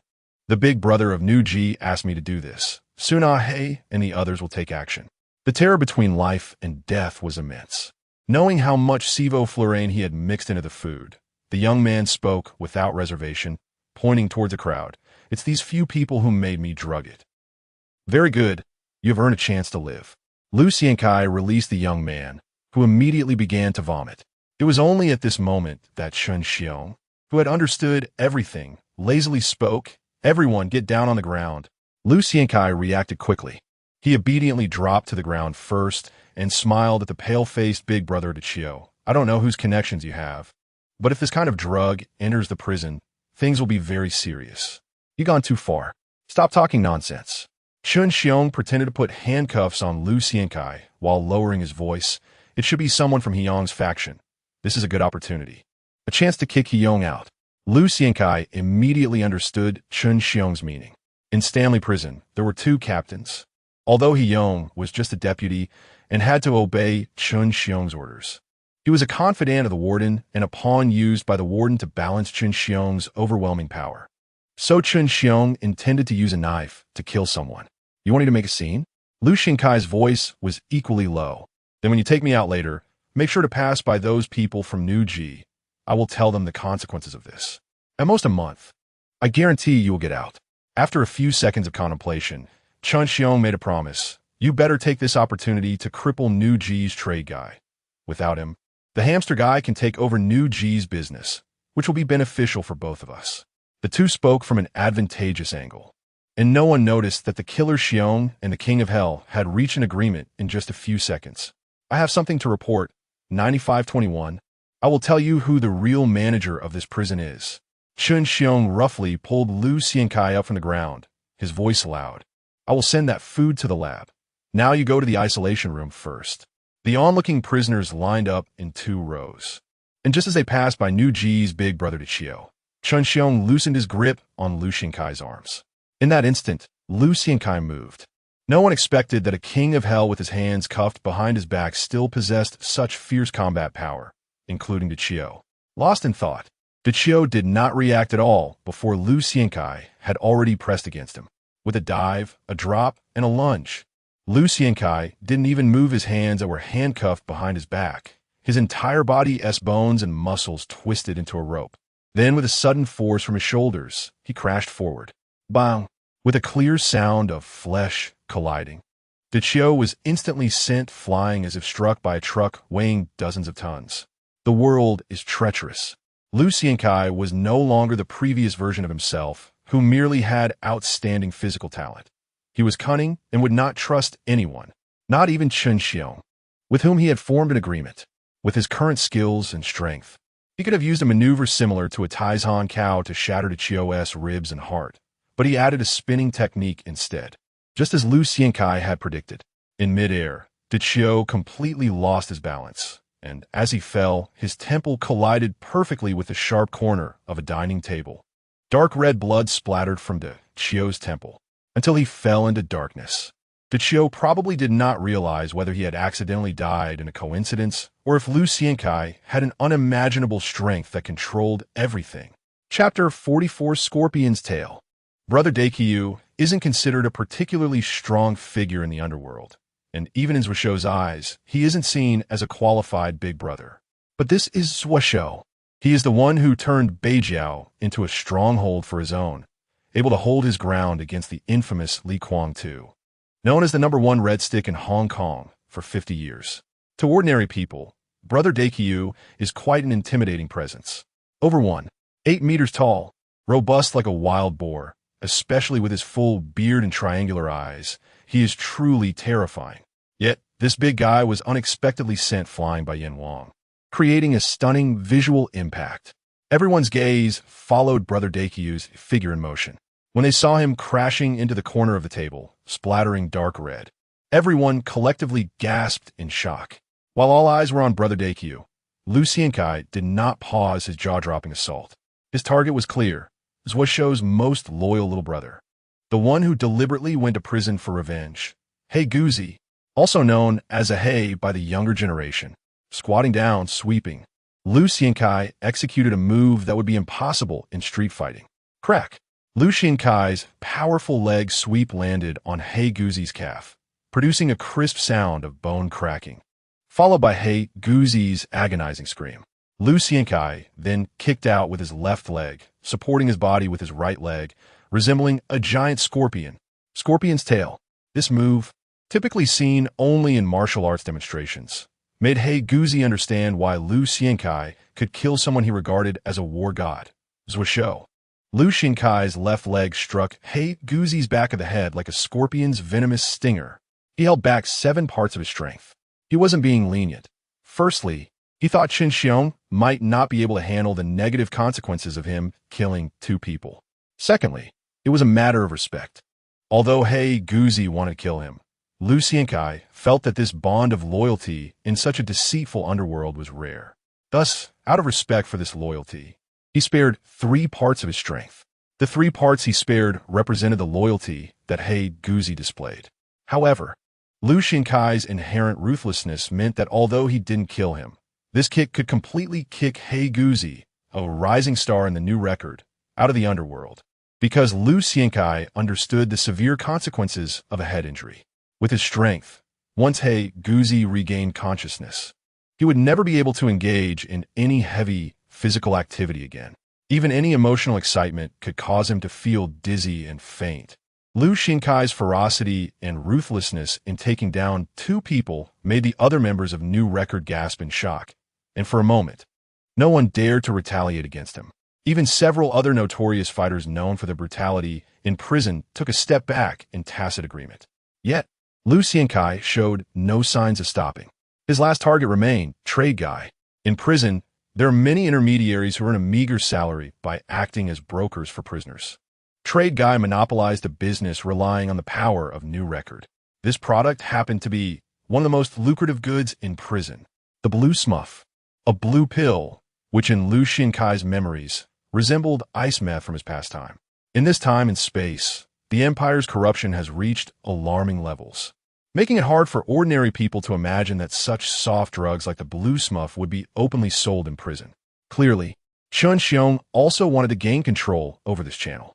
He aimed to use Lu Xiankai, the sharpest knife, to take over this channel that New Record had dominated for a decade. Lu Xiankai did not reject this. He knew that before he became unafraid of hot weapons, uniting forces was the best way to complete the system's task of becoming the king of Qizhu. Unaware that he was Yin Wang's next target, Trade Guy kept retreating. Although he had a good reputation in prison thanks to New Record, Trade Guy knew he was never a fighter. Before entering prison, he, known as Zhou Tong, had barely touched a knife. If it weren't for his economic issues leading to his imprisonment and his sharp mind and financial knowledge that other fighters lacked, he wouldn't have been able to secure this position, which was clearly facilitated by the gang's higher-ups. Therefore, Zhou Tong planned to keep his distance from this madman the moment he saw Lu Xiankai erupt. But he was fast to retreat, while Lu Xiankai was even faster. After kicking He Guzi into a state of dementia, Lu Xiankai's left leg rolled in front of Trade Guy. "Big shot, don't involve me in this." The terrified Trade Guy couldn't believe his eyes. He never thought a big shot like Yin Wang would target his little tricks. Bang! Lu Xiankai didn't give him a chance to continue. The man delivered a kick with a heart-stopping whistle straight to Trade Guy's chest, causing him to curl up like a shrimp and slowly slump to the ground. It was only at this moment that Qin Xiong finally seemed to react, roaring, "Catch this madman!" With Qin Xiong's order, 2 officers who had already lunged forward immediately pulled out their stun guns and pulled the triggers. Before Lu Xiankai made his move, he knew the officers would definitely use stun guns, whether for show or to report back. He wasn't afraid of the outcome, but curious. Although the system was somewhat cold-blooded, the probability of the word eliminate appearing in green letters was not low. However, Lu Xiankai had to admit that this damned system provided something truly magical. So he wanted to see how his moderately successful training in martial arts would fare against a technological product like a stun gun. Lu Xiankai acknowledged that he underestimated this technological product. When the 2 needles pierced through his thin prison uniform, Lu Xiankai could clearly feel that the needles didn't penetrate deeply into his skin. Obviously, the impact of the stun gun's needles was far less damaging to him than to an ordinary person. But the next second, the feeling of 50,000 volts of electricity made Lu Xiankai realize his vulnerability. The excruciating pain sent by his central nervous system made this man, as strong as a beast, unable to suppress his roar. Chapter 45. Does worship need justification? There was no unnecessary resistance. After estimating the damage that a 50,000 volt shock would inflict on him, Liu Xiankai immediately collapsed on the ground. To deceive everyone, he even purposefully convulsed his body, appearing extremely painful. His acting was quite good. At least the scene presented to everyone was that even a beast as strong as the King of Hell couldn't withstand the damage from the stun gun, while only Sean, standing behind the crowd, wore a contemplative expression. To become an elite in finance, one must possess a certain quality, the ability to find problems in details. Sean became AK3 level financial elite before the age of 30 because he discovered a regional financial crisis through a small detail. This detail changed his fate. Not only did he help the fourth largest investment bank in the empire, the renowned Chilean Fund, make billions in profits, but he also became one of the hottest financial prodigies at that time. Today, he once again recognized the terrifying aspect of the King of Hell. This man, who seemed to rely solely on violence in the eyes of others, possessed a cunning that no one could detect. Sean had witnessed the power of the stun gun. In the finance industry, which is essentially a realm of plunder, there was never a shortage of people looking for trouble in investment banks. Although the King of Hell appeared to behave similarly, his body movements were too regular. This was completely different from those he had seen who had been knocked down. Why? Sean would not expose the King of Hell's behavior, but he was pondering the other party's intentions. Was it a display of weakness? But why show weakness? Sean found it hard to understand. After all, if a person was strong enough that even a stun gun couldn't do anything to him, it would be a significant shock to the prisoners present. Sean believed that Liu Xiankai must understand how much this shock would contribute to his rise as the king of Qizhou. Yet, the King of Hell still performed a show of weakness. Sean stroked his slightly unshaven chin, feeling a bit pensive, when a sudden insight led him to a startling theory. The King of Hell had plans to escape. He was deceiving the prison guards into believing that they could still control him with technological weapons. Sean believed that even if the King of Hell had no plans at the moment, this idea must already be in his mind.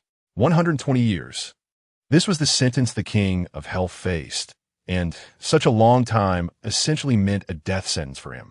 Would a person as arrogant and defiant as the King of Hell be willing to stay in such a small place? Even if he became the King of Qizhou. So what? He would still be just a grassroots king imprisoned in a tiny territory. Sean's eyes brightened. He might appear weak and humble in the face of violence, but his inherent gambling nature was not lacking. Otherwise, he wouldn't have taken such risky approaches in many financial transactions. Deeply tied interests, changing plans. Sean also did not want to stay in this damn place. He had a daughter and a virtuous wife. He wanted to find out who was trying to frame him, and he dreamed of escaping with his family to the Federation or another small country for the rest of their lives. But it was absolutely impossible for him to escape this prison alone. Thus, the only opportunity lay with Liu Xiankai. So how could he get Liu to take him along? The answer was simple. Become someone useful to him, someone who could help him, whether inside or outside the prison. As long as he became an indispensable collaborator for the King of Hell, everything would naturally fall into place. The large cafeteria had returned to calm. A dozen medical staff entered, and under their reprimands, members of various societies returned to their seats, eating food while watching the big guy, Dichio, being carried out. Their expressions varied. Why do I feel like the King of Hell has become even more terrifying after he killed the left-handed guy? Did this madman practice fighting during his confinement? What a lunatic.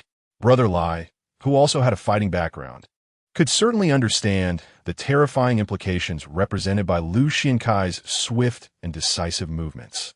He just came out for a few days, and so many people have already died. This guy must be looking for me. He'll want to find someone to collaborate with. Brother Lai chewed on the beef with no appetite, his gaze shifting to Fei Niu, who had taken over the position of the big guy from 14K. The latter's expression was also grave, and the two locked eyes before quickly looking away. Now, the leaders of these societies in the prison had reached a consensus. The madman, the King of Hell, would definitely approach everyone. After all, to achieve a height that even the likes of Tian Jiu had not reached, he must make everyone bow down. and the leaders of the four major societies would inevitably become targets for this madman. Now that the Chiyo was dead, and the strongest fighter from Nuji, Heiguzi, had failed to withstand even 3 moves from the handcuffed king of hell, everyone felt a sense of impending doom. In the underworld, especially in a place like Chiju where firearms couldn't be used, fists were the hardest currency. Lu Xinkai's formidable strength instilled a sense of despair in these fierce individuals, something they had never experienced before. In the following days, as news broke that Lu Xinkai had once again been placed in solitary confinement for a month, things calmed down again. However, many things had silently begun to change. The most significant change was that the inconspicuous hamster had taken over the business of the trader. When Shun Xiong subtly proposed this decision to the major societies, no one objected. Even the always arrogant Li Zhendong remained silent, instead nodding in agreement. Everyone agreed that Hamster was the king of Hell's loyal underling. It was not difficult to kill a hamster. All the big brothers present had that capability. The challenge was who could withstand the madman's retaliation if they did. No one could. Lu Xiankai could easily find another small broker like Hamster. But everyone's lives were at stake. Everyone vividly remembered the Chiyo's head turned into a rotten watermelon. They were unwilling to risk their lives fighting the king of hell for such a small fry. This made Chun Xiong very satisfied. Recently, his cooperation with Lu Xiankai had yielded significant benefits. He had swiftly dealt with his biggest competitor, Deputy Captain Hiyong, thanks to his connections in the judicial system and the operation surrounding the drug incident. Soon after, he received dividends from Lin Kuan outside the prison. Lin Kuan had always been the supplier of the contraband blue elves in Chiju prison, and as one of the 4 drug lords in Hong Kong, he was well informed. Just a night after the trader was killed, a month's advance dividends and drugs were quietly placed in Chun Xiong's trunk by Lin Kuan's right-hand man, Ali. In a good mood, Chun Xiong failed to notice another change inside the prison: the hearts of the people. All the prisoners' expressions and eyes, when mentioning the king of hell's brutal behavior, had become subtly different. In addition to fear, there was now a hint of admiration. Previously, when mentioning the king of hell, most members of the societies in the prison were filled with hostility and disdain. After all, no one believed a single person could stand against all the societies, so Lu Xiankai was defined as a murderous madman. But now, so impressive. This was the consensus among the vast majority of prisoners. Clearly, when a person's strength becomes something others find hard to surpass, Lu Xiankai gains not just fear, but also admiration. In a world of the survival of the fittest, worshipping someone does not require many reasons. Chapter 46. The God-making plan. There is no equality in life from the moment one is born. Many people may not think so. In fact, it's not just humans. Even the countless gods and deities have their ranks and differences in power. But how does one acquire power and status? Sean has his own answer to this question.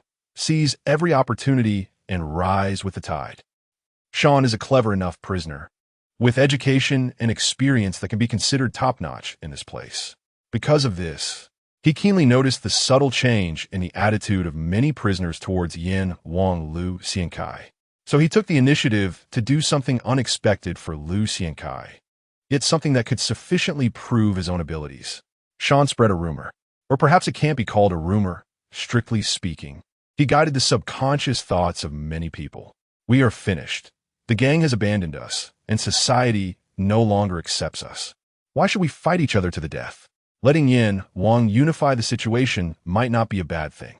At least we wouldn't have to die because of the conflict between the big shots, right? Wouldn't it be better to stay alive and see our families and our women? This statement somehow spread. The effect was quite good. In many instances, members of small gangs had privately begun to acknowledge Lu Xiankai as the authority in the prison. Moreover, more and more people started to agree with this notion. The leaders of the 4 major gangs were furious. Unfortunately for them, Sean was exceptionally cautious, which meant that although the big shots seriously tried to figure out who was behind the scenes, they could only come up empty-handed. After all, these brothers, who relied heavily on their violent experiences, would never have thought that a softy in their eyes could stealthily undermine their foundation. It's a world of clever people. While doing this, Sean discovered a strange phenomenon. Liu Xiankai, being held in solitary confinement, actually helped build a high and mysterious image of him in the minds of the prisoners. A fierce beast that is always locked in the deepest part of the prison, and when it comes out, it will kill. Sean looked at Hamster with eyes reminiscent of his spirited days at Chelan Investment Bank. This image represented terror, evil, and mystery. While ordinary people outside might resist, in prison, it represented absolute power and fear. Brother Kai has always been powerful and absolutely terrifying. But is this a good thing? Hamster, looking confused, echoed Sean's judgment. From this perspective, although Hamster did business quite well, he could hardly be considered a talent. Of course, it's a good thing. After all, in a place that only recognizes violence, mystery and fear can actually generate more personal worship. Sean said with certainty. He had studied psychology. From a psychological perspective, the reasons for the emergence of personal worship generally boil down to a few points. First, projecting personal desires, fears, or needs onto the object of worship. So, does Yin Wang have this qualification now? Yes. Liu Xiankai is unrestrained and arrogant. For these desperate men who worship strength, this is exactly what they lack the most. As for his brutal tendencies, this will only provide them with an indescribable sense of satisfaction when they identify with Liu Xiankai.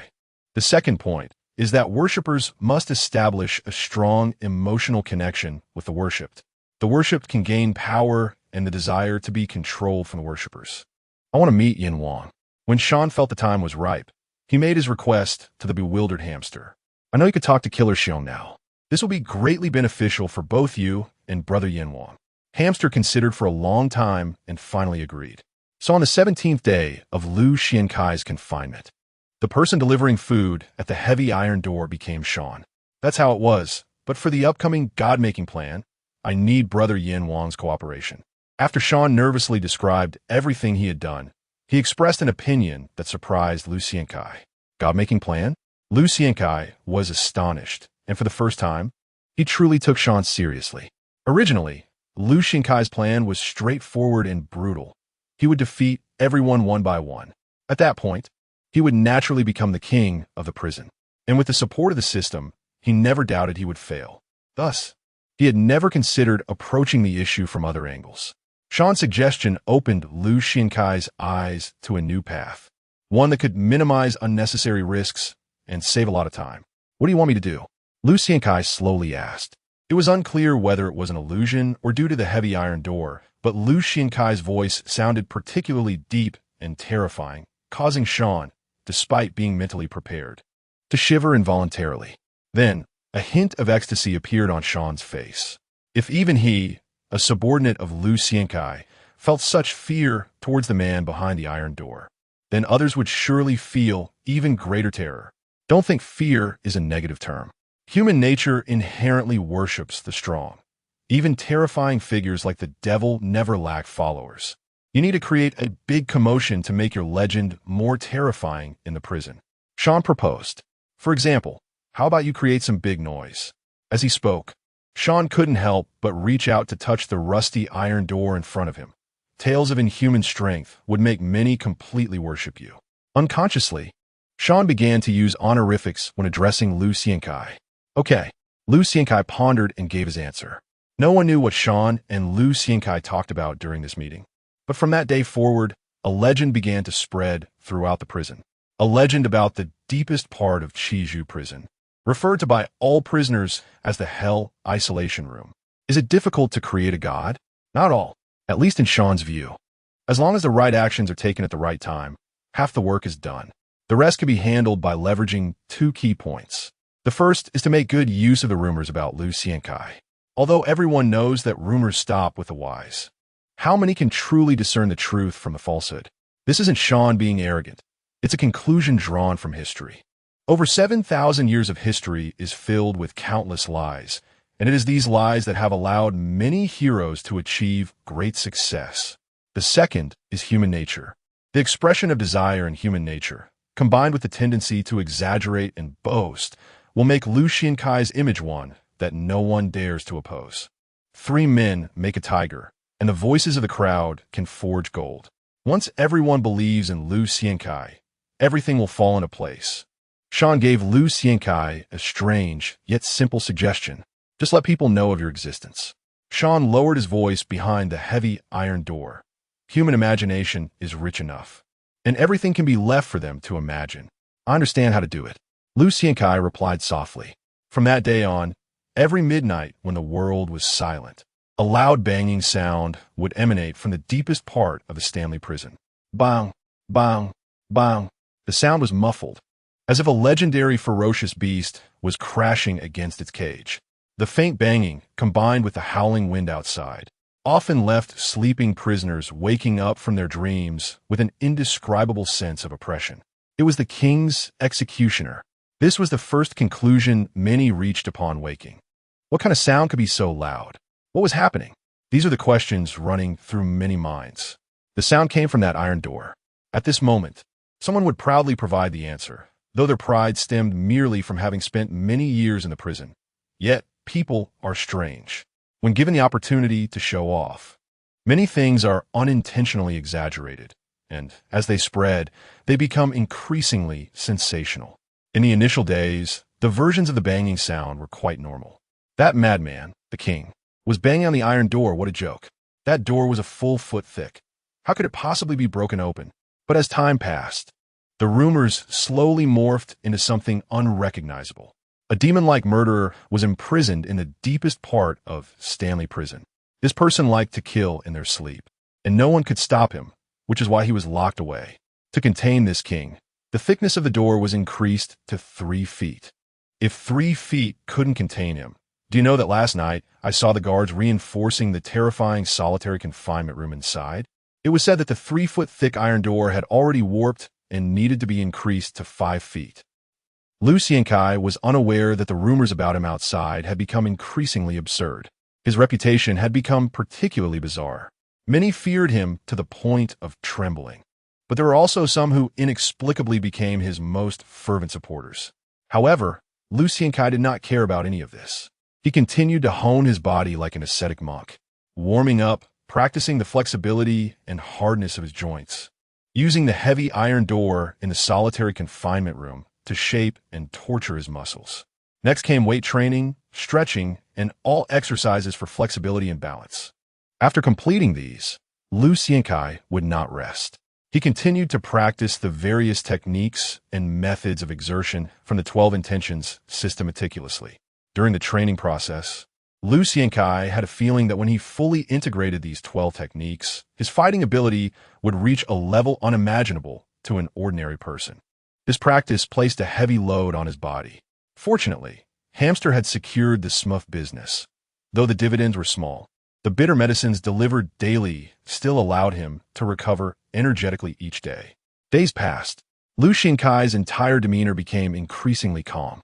The practice of the 12 intentions system began to change him. He no longer possessed the aggressive ferocity of the past. Instead, he gained a sense of tranquility.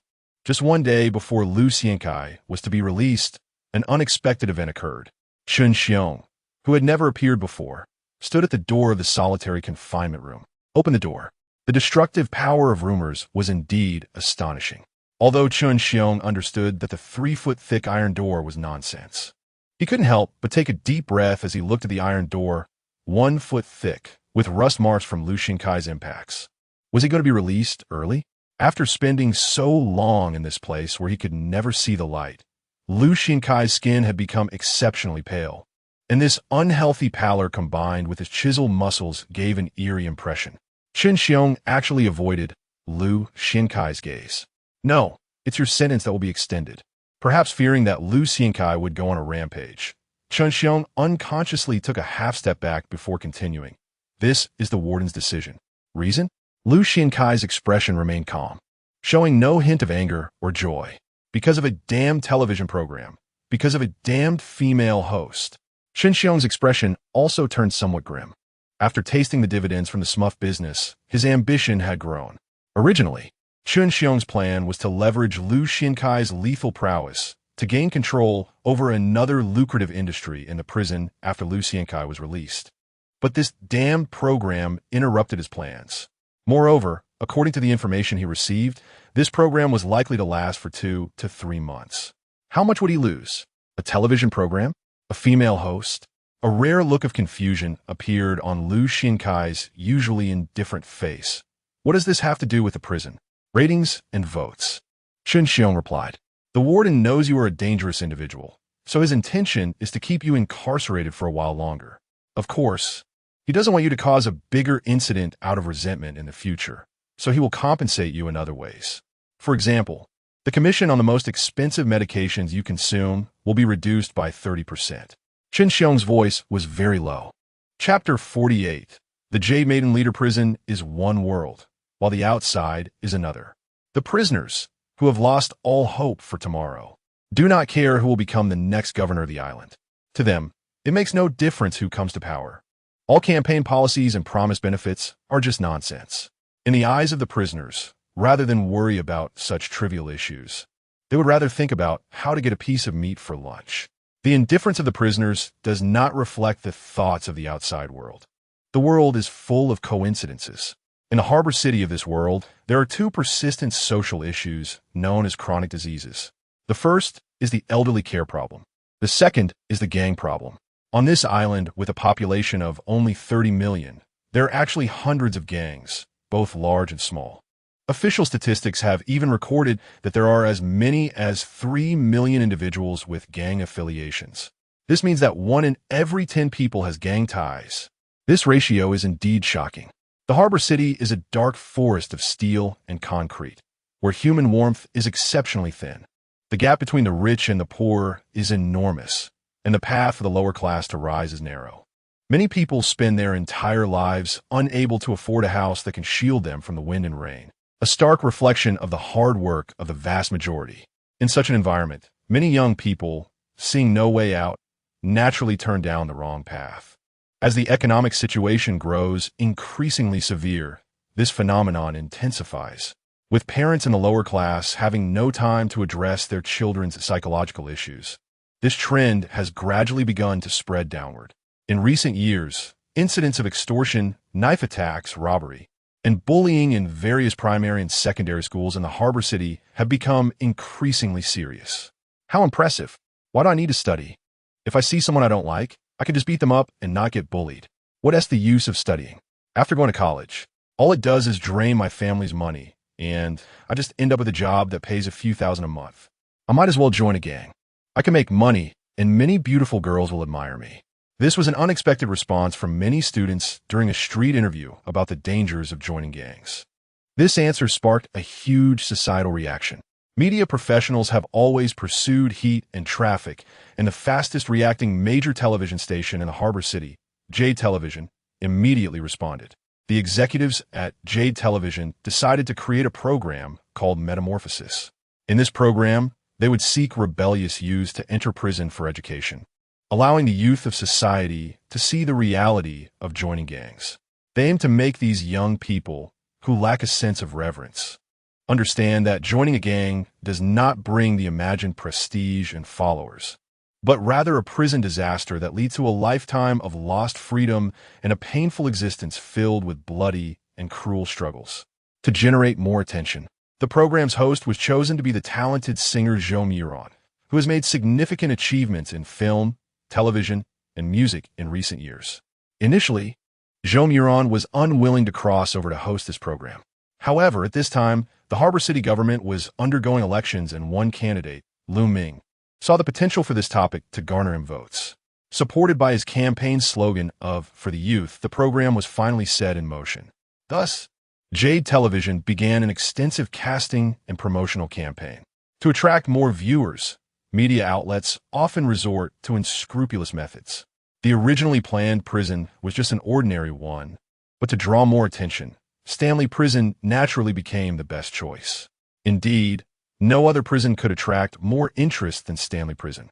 After all, over the years, it has become a place perceived by the public as terrifying, almost like hell. In the minds of ordinary citizens, this prison is filled with psychopaths, murderers, and fugitives, making it a remarkably mysterious existence. Naturally, the most infamous and brutal Stanley Prison in the harbor city came into their sights. The red-haired and purple-clad female host, the most likely candidate to win the election, and the most mysterious prison, The combination of these gimmicks created an astonishing attraction. Thus, a program that hadn't even aired yet had already booked a viewership rating of 27%, a height that even popular national dramas struggle to reach. Jo Muron's popularity is indeed well-deserved. This 23-year-old girl possesses an extraordinarily beautiful face and fair skin, especially with her delicate features paired with an oval face. She perfectly combines the gentle and cold qualities. Beauty is only one aspect of Jo Muron. This girl is the type who has been favored by heaven. She is a graduate of the Harbor City Music Academy and has a remarkably ethereal voice and long black hair that have made her a dream girl for many young people since her debut. Perfect figure, perfect education, perfect appearance, perfect voice. This was the evaluation given by the largest newspaper in the Harbor City after Jo Muron won the 39th Golden Melody Award. Although I initially disliked this program, I found it quite meaningful after learning more about it. In a makeup room on the 19th floor of Jade Television, the girl, dressed in a simple white collared shirt paired with fitted pants, her long black hair cascading down, and her skin as white and smooth as jade, perfectly embodied elegance and beauty. Didn't you say this program is merely a tool for gathering votes? Why are you really getting invested? The manager, Sister Wong, did not look pleased, now that Jo Muron is the top star of Xinhua Company. She believes that this momentum is the time for her artist to release new songs and participate in major productions to solidify her status, but under pressure from big shots. She is forced to be a host, which she sees as a waste of life. However, there is no way around it.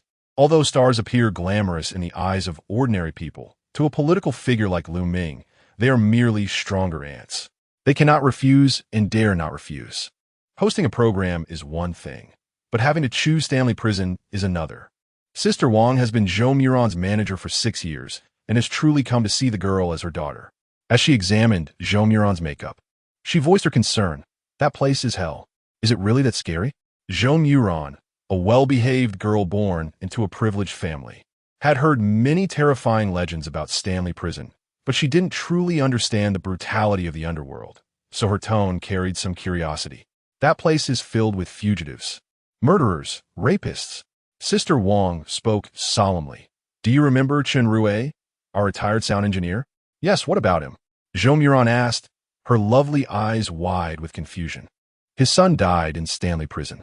Sister Wong replied, 11 stab wounds. When he was brought out, he was unrecognizable, and the blood and flesh were so mangled that I had nightmares for a month. Chapter 49. Nothing is simple. Why kill him? I remember that young man. He seemed quite fierce. Every time Uncle Chun mentioned his son, he would sigh, as if it was because he had killed someone in a street fight. I always found it terrifying. Has he really died? Zhou Daming covered his mouth in surprise. Fierce? Chen Rui's son is just a sheep in that hellhole of a place in Chizhou.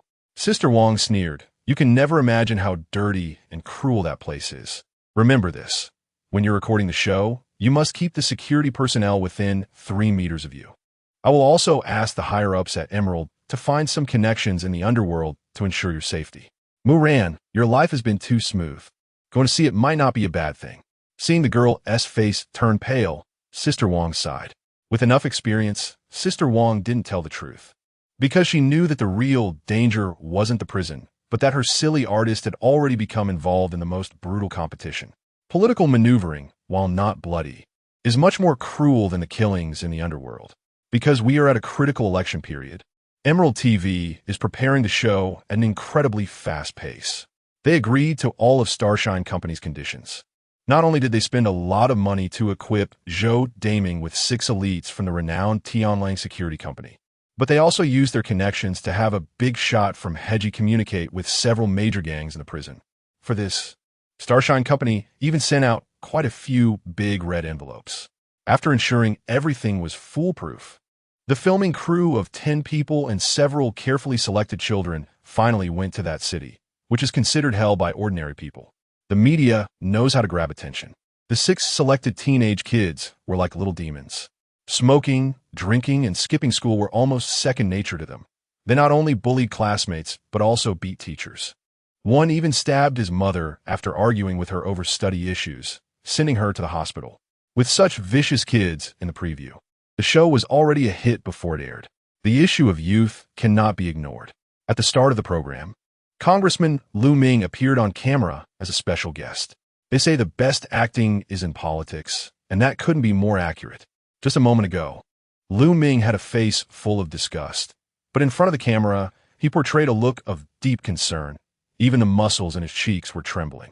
He looked completely worried about the youth of Hong Kong. Of course, no one knew that just a second before the camera turned on, he had been angrily scolding those kids for their ignorance and stupidity. Kids, your tomorrow is bright, so don't go astray. Lu Ming was particularly charismatic in front of the camera. He understood the benefits this program would bring him if it became a hit, so his speech was very well prepared. To you, skipping school, fighting, and smoking seem like cool things, and some you'd even get tattoos, stab people, and join gangs. But have you thought about the consequences? I believe this program will help you understand what a correct life is. Remember this: your parents' selfless love is not the capital for your capriciousness. The real and cruel society will not give you a chance to make mistakes. The current Hong Kong is far from enough in caring for the youth. I hope this will start a change from my hands. Lu Ming finally made a cheering gesture. In a place out of the camera's view, a secretary-like person held up a sign with the number 31, making him beam with joy. He had a premonition. This program could very likely be his biggest bargaining chip in winning this election. Where there are people, there are interests. Where there are interests, there is the underworld. While Lu Ming was eloquently speaking to the live camera, his biggest competitor, Guo had a terribly gloomy expression. What is the current rating? Unlike Lu Ming, who was always impeccably dressed in a suit, Guo preferred to appear in casual sportswear, which he did very successfully. His friendly demeanor had almost become his trademark.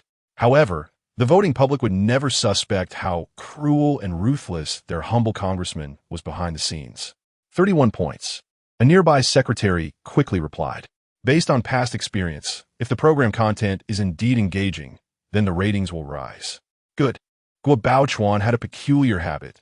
The angrier he felt inside, the brighter his smile appeared on his face.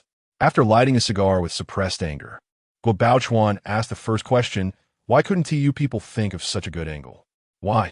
A dozen subordinates stood respectfully in front of him, each trying to bow as much as possible, and the large, luxurious office was so quiet that one could hear a pin drop. No one answered?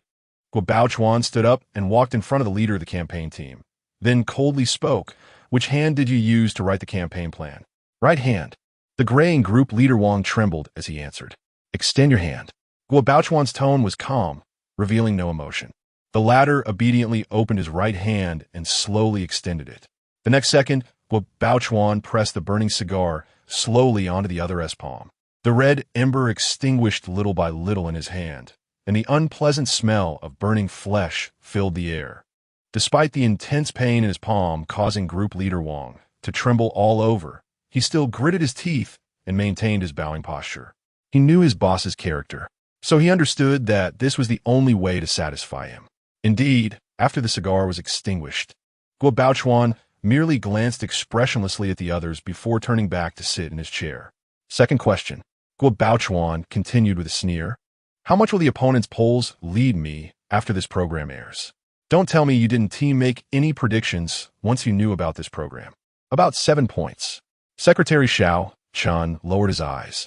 The main audience for this program is middle-aged people aged 30 to 40, so the impact is significant. Very good. Third question. Guo looked at his secretary, Zhang Shu, and asked, "Tell me how to break the deadlock." "Have a filming crew have an accident. Then use the media to smear the opponent." The seemingly gentle Zhang Shu smiled, revealing a set of white teeth. "The prisoners in Chizhou prison are all desperate men. If a few rebellious teenagers die, it would be quite reasonable. Then the initiative will return to our hands." "I'm very satisfied with your answer. You go arrange this." Guo casually took off a Patek Philippe watch from his wrist and tossed it to Zhang Shu. "This is your birthday gift in advance. Rewards for merit, punishments for mistakes." That is why Guo is so ruthless, yet has so many followers.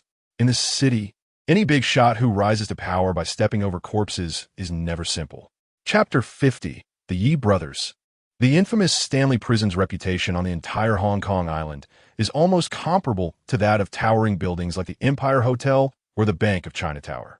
However, compared to these two world-renowned structures, Stanley Prison is much smaller and more rudimentary. This led to the reactions of most of the crew members being somewhat incredulous when they arrived at the notorious prison's entrance.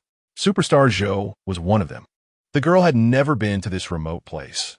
After all, in the hearts of Hong Kong residents, it is considered an exceptionally terrifying location. Over time, many people have only heard of its name, but do not know the true nature of this prison. So shabby, Stanley Prison is entirely gray, with towering walls and an electric fence shimmering ominously above, which makes one's heart feel particularly oppressive at first glance. Outside the high walls, there is an additional layer of protective netting, and several watchtowers have been set up outside the netting. The guards standing in the watchtowers, each armed with firearms, add a touch of seriousness to this place. What beauty is needed in a place for holding scum? This was the cheerful reply given by the director, Wong Fatty. Look at a wide shot, then a close-up from a low angle. Use a dark filter, and we can immediately capture the horror of this prison and the majesty of the law. Wong Fatty, a renowned director from JTV, was invited to shoot this project, which is one of the promotional points of the program. It was indeed worth it. This hefty man, weighing over 200 pounds, truly has a knack for it. In less than 10 minutes, the busy crew had finished shooting all the exterior scenes. Zhou Muron couldn't help but give a thumbs up while watching the oppressive images on the camera. Insert these kids' clips into the program later.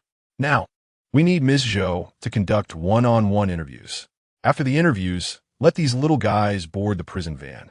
The program team has put in a lot of effort to create hot topics this time. They not only secured a prison van, but also prepared a bunch of prison uniforms. Clearly, they wanted these children to thoroughly experience the terrifying life in prison. What kind of life do you think you will lead? Today, Zhou Muron deliberately did not wear her usual fashionable and high-end attire, but instead opted for an exceptionally neighborly style of clothing. Even though it was just an ordinary white casual shirt paired with jeans and sneakers, the girl still attracted everyone's attention with her extremely disciplined figure and sufficiently beautiful appearance. Whatever, this was the response from the most vicious of the 6 kids being interviewed. At just 13 years old, he had already learned to skillfully exploit his age advantage to commit violence and theft. His parents had completely given up on him. What shocked Zhou Muron the most when she saw this child's profile was that he had even attempted to stab his desk mate to death while he was asleep. And the cause was merely a very ordinary quarrel. Why did you want to kill your desk mate? Haven't you had many years of friendship? Zhou Muron asked her second question. Because he looked down on me, so I wanted to show him who the boss is. The boy, named Cheng Jie, replied nonchalantly. Are you afraid of prison? Zhou Muron continued softly. No, I don't think I'll be afraid of any place. Cheng Jie even excitedly flashed his shiny handcuffs at the camera, saying, this is capital. The highest academy in the gang is Stanley. Many bosses have become successful after coming out of Stanley. You have to remember, not everyone can adapt to evil. Many things are not as beautiful as you kids imagine. Zhou Muron displayed great patience in the program's positioning. The girl is a character who highlights evil and cruelty through her gentle kindness, so both her attire and tone completely follow a gentle route. Most reality shows that can be broadcast in this world are just a show for profit. The interview continued, and half an hour later, all the crew members boarded the light yellow prison van wrapped in iron mesh, which then slowly drove under the camera into the thick iron gate of Stanley Prison, which is 70 centimeters thick. In the eyes of the audience, this marked the official start of the program. However, in the eyes of many keen observers, this was the beginning of a gamble. During this time in Hong Kong, if people in the underworld were asked who the most famous figure in the scene is, the answers might vary widely.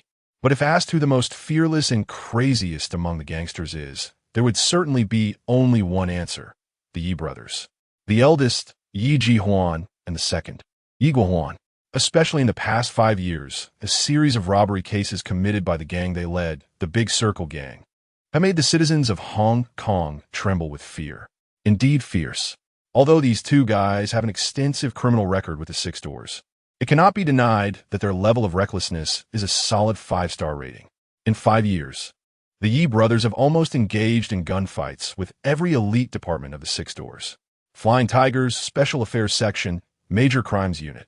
According to well-informed sources, in nearly 30 confrontations, The number of Big Circle members killed has reached 37 or more. Of course, the Six Doors side also suffered heavy losses.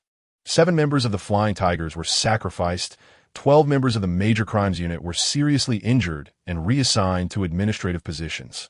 And even the most elite Special Affairs section lost 3 brothers. The King of Thieves of the Century.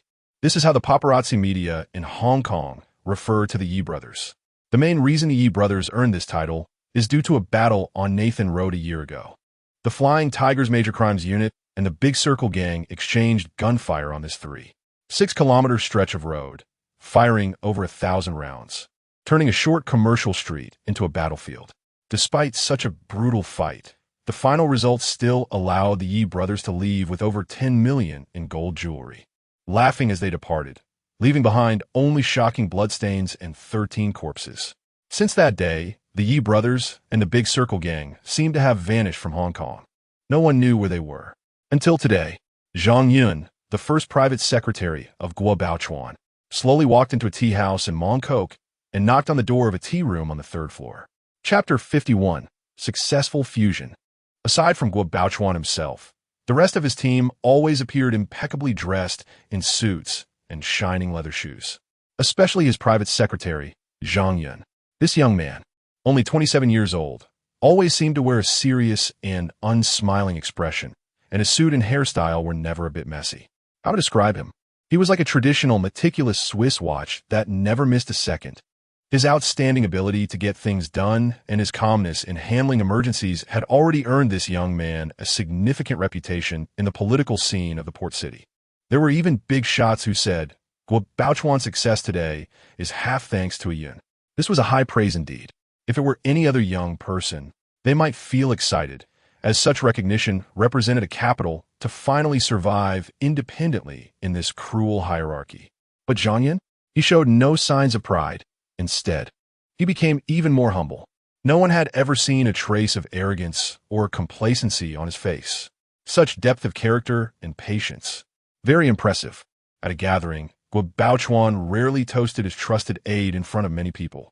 However, today, when Zhang Yun walked into the Noble Flower Tea House, he had completely changed his attire. Besides wearing a tracksuit, he also covered most of his face with a hood.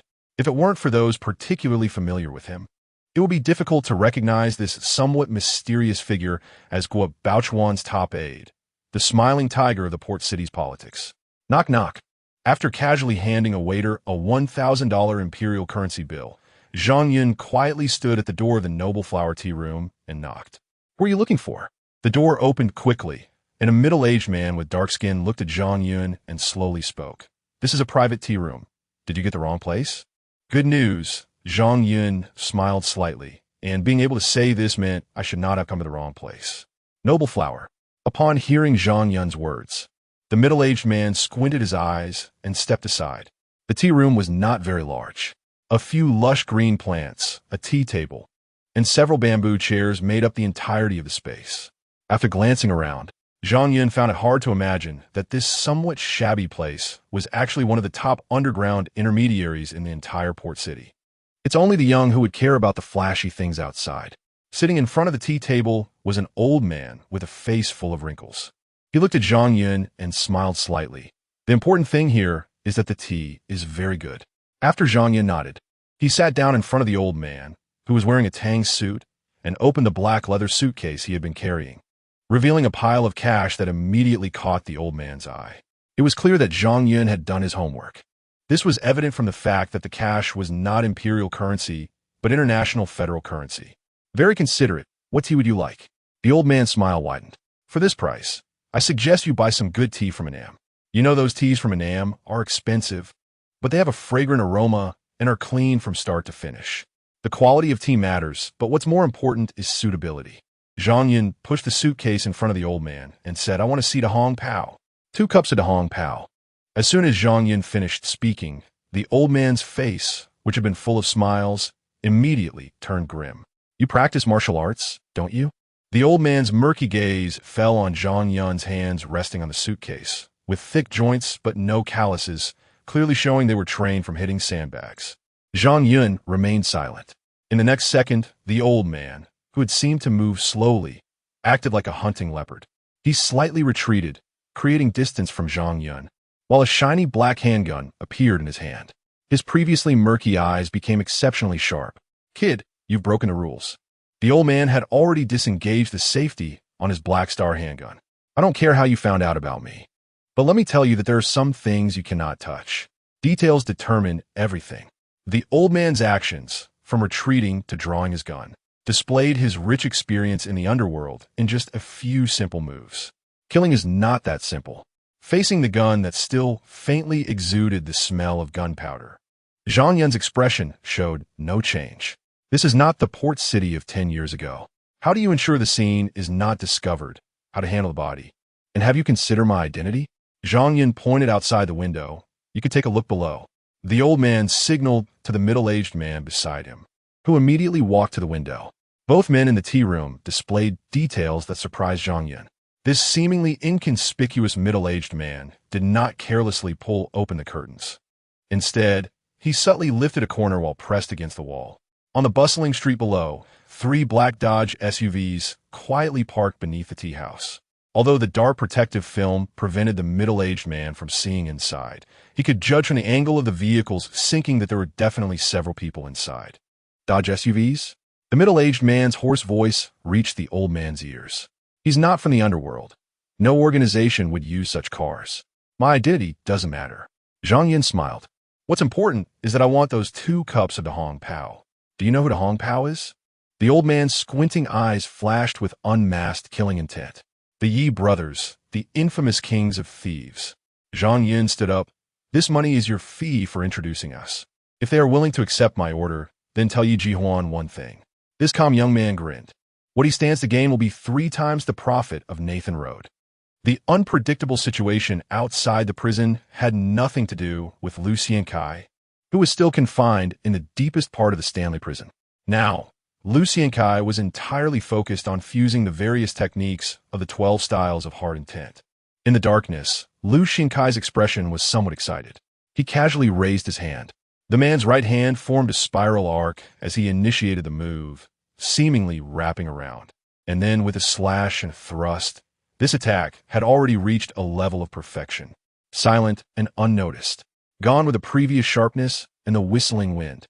Yet, this seemingly ordinary movement made Lu Xiankai extraordinarily delighted, because his outstanding fighting talent made him feel that he had successfully integrated boxing, Muay Thai, and various attack methods of the 12 styles of heart intent into this one move. He had a feeling that no matter how the opponent advanced, retreated, or dodged to the sides, they would have nowhere to escape before his move. Green subtitles appeared once again in Lu Xiankai's vision. Fusion successful. Does the host wish to name it? Chapter 52. One gives birth to 2. When a person walks, the instinct is to let their arms hang and swing. Without rushing to name it, Lu Xiankai, after calming down, began to ponder deeply. In any sudden situation, a person's instinctive first reaction is to immediately raise their hands. Lu Xiankai raised his hands once again, but this time his movement was not a curve. Instead, he struck out a straight punch like lightning. However, the subtle tremors in his muscles and bones allowed him to make any change at any moment. All my attack methods are actually just enhancing the instinct to raise my hands and attack to its limits. As my body, hand, eyes, and steps continue to strengthen, the power of this move will become even more terrifying. No wonder the system gave the explanation that all the myriad changes in this ancient martial arts stem from the essence of 1 gives birth to 2. Taoism explains that 1 gives birth to 2, 2 gives birth to 3, and 3 gives birth to all things. My current move has not yet reached the realm of being able to defeat all things, but has laid the most solid foundation. Therefore, this move is called 1 gives birth to 2. No one knows that deep in Chizhu prison, a man is undergoing a terrifying transformation. Right now, all the attention in Chizhu is focused on a prison van slowly driving into the jail, and upon realizing who was inside, many prisoners' eyes sparkled with a ghostly light. A big star, and a very beautiful and charming female star. Even when they were outside, they could only watch from a distance. But now they could actually get a close look in prison, considering these individuals who had seen Asao as if she were Jiao Chan. Many prisoners went wild. They desperately whistled at the prison van, and quite a few prisoners were making all sorts of indecent gestures without restraint toward the vehicle. The roar, screams, and various shouts intertwined in the air above the square, creating a terrifying scene that left everyone inside the prison van pale. The camera focused on those who shouted the loudest. Wang Pengzi, a big director who had seen the darkest sides of life, managed to maintain a calm demeanor while directing the shoot. But the others were completely terrified. Several kids who had been so confident before entering were already showing signs of crying. And Zhou Miran wasn't much better. Her face was pale, and she clutched Sister Wang's arm tightly. In fact, she held on so hard that her fair fingers were turning slightly blue. It was simply hell. This was Zhou Miran's first impression of Qizhou. No wonder these people were so afraid. For the sake of the program's effect, the prison van entered the right lane of the square, which was less than 10 meters away from the prisoners. The sight of those tattooed men shouting angrily at the van was terrifying. As the vehicle moved deeper into the square, some fierce prisoners approached the prison van. These crazy guys kept banging on the windows, and a few perverted individuals even licked the glass near some young boys, then made lewd gestures. There were no women in Qizhou. Chun Xiong, sitting in the passenger seat, spoke coldly. So in their eyes, you boys are substitutes for women. Do you see that over there? Chun Xiong pointed outside. Everyone looked in the direction he indicated. In the southeast corner of the square, a burly guy who looked like a bear was greedily staring at the prison van. And beside him were two fair-skinned young men holding out the specially turned-out linings of their pockets. The man was called Huanyo, a member of the 14K gang. His sexual preference was strange. He liked men. And the two young men holding onto his clothing were his favorites. Chun Xiong explained that there were many people like this after being cooped up inside for too long. Aren't you going to do anything about it? Zhou Miran asked a very naive question. We can't manage that. It's their personal business. Chun Xiong's next words made many people gasp. It's better for these guys to release their energy than to be dead. Do you know how many people have died in Qizhou over the past month due to conflicts? Everyone shook their heads. Even the always calm Director Wang's expression turned ugly. Double digits. Chun Xiong did not keep them in suspense and directly stated the answer. He was not exaggerating, but warning these reckless individuals. After all, he could not change the decisions of higher-ups, so scaring these guys into obedience became the only thing Chun Xiong needed to do. I don't know why you all insist on being real. After seeing that enough footage had been shot, the camera was turned off, and Chun Xiong looked somewhat dissatisfied. Did you think this place wasn't dangerous? Or are you too ignorant? It's for other reasons. Wang Pengzi gave a vague answer. The terrifying scene outside made him curse inwardly. Things can never be viewed superficially. In fact, for the crew, who wouldn't want to just perform for the sake of completing the shooting task? If this program was merely made by Jadeite TV for ratings, then there would be no problem with staging. Just find some obedient prisoners to act, exaggerate as much as possible. What do these kids know? Anyway, judging by how they were trembling all over, it should achieve the same effect. And they could even come up with some touching scripts to boost ratings. But this time, the program was tied to the election. Jadeite TV is the media power of the Lu Ming faction, while the biggest competitor, Wireless TV, supports Guobaochuan. If any faking or staging is discovered by the other side, it's no big deal if the program gets criticized, but if it affects Lu Ming's election failure, no one can bear the wrath of this big shot and the powerful family behind him. So you all need to cooperate and be careful. Chun Xiong was too lazy to ask why. He just wanted these people to follow the rules. After feeling that things had reached a sufficient boiling point, he signaled the driver to stop the vehicle. Don't film this part. Chun Xiong instructed the cameraman before opening the prison van door, jumping down first. In the horrified gazes of everyone, the prison guards, who were externally promoting the scientific and humane management of Qizhou prison, used ironclad facts to show them what the best management method for these scum criminals was. Just one word: beat. A dozen guards swung heavy batons down on all the prisoners who approached the vehicle. The guards were particularly ruthless.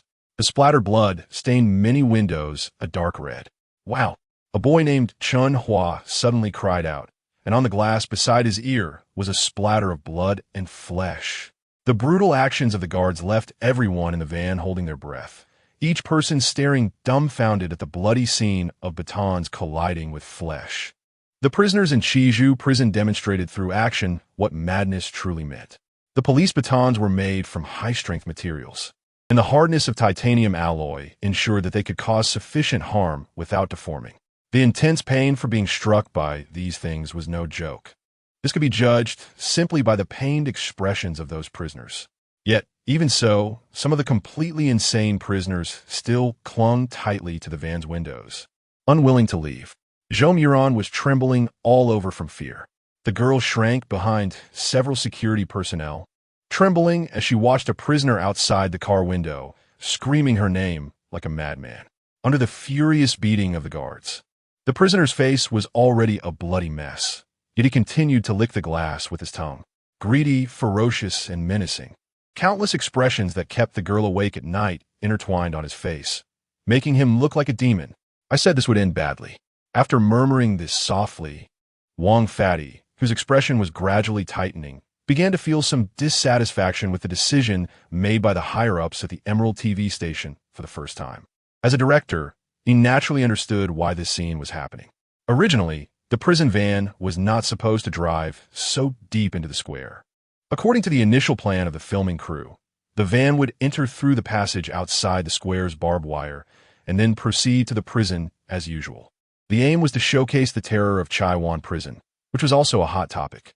I suggested driving the vehicle into the square from the start and capturing some terrifying behaviors of the prisoners up close. This would be very beneficial for ratings. This was a differing opinion proposed by a senior executive at Emerald TV. We conducted a survey, and many people wanted to watch the show not for the changes in those children, but out of great curiosity about Chaiwan prison. What percentage of people hold this view? Boss Xiao from Emerald TV asked. Quite high, around 20%, the executive replied. Then let's proceed, as you suggested. The big boss didn't even give the production team a chance to voice any objections and made an immediate decision. In Boss Xiao's view, this 20% of votes was crucial for Legislator Liu. Once Legislator Liu won, Emerald TV was confident that it could completely swallow the damned competitor, wireless television. During his 4-year term, unfortunately, these higher-ups could not imagine the chaos a beautiful, pure, and perfectly shaped female star would cause in this prison. Nor could they foresee that those youths were also an irresistible temptation for some perverts. Damn it! Chun Xiong, covered in blood, awkwardly retreated back into the vehicle, gasping as he complained about the prisoner's madness, his expression somewhat complicated. Out of sight of the cameras, Chun Xiong had just contacted the warden by phone, requesting the firing of smoke bombs, and if the situation couldn't be controlled, to use live ammunition for suppression. However, the warden strangely refused Chun Xiong's proposal. Those people were merely pressing against the car to get a better look at the star. Once they had seen enough, they would stop causing a ruckus. Haven't they made any resistance? The warden's tone was cold, asking, "What are you here for?"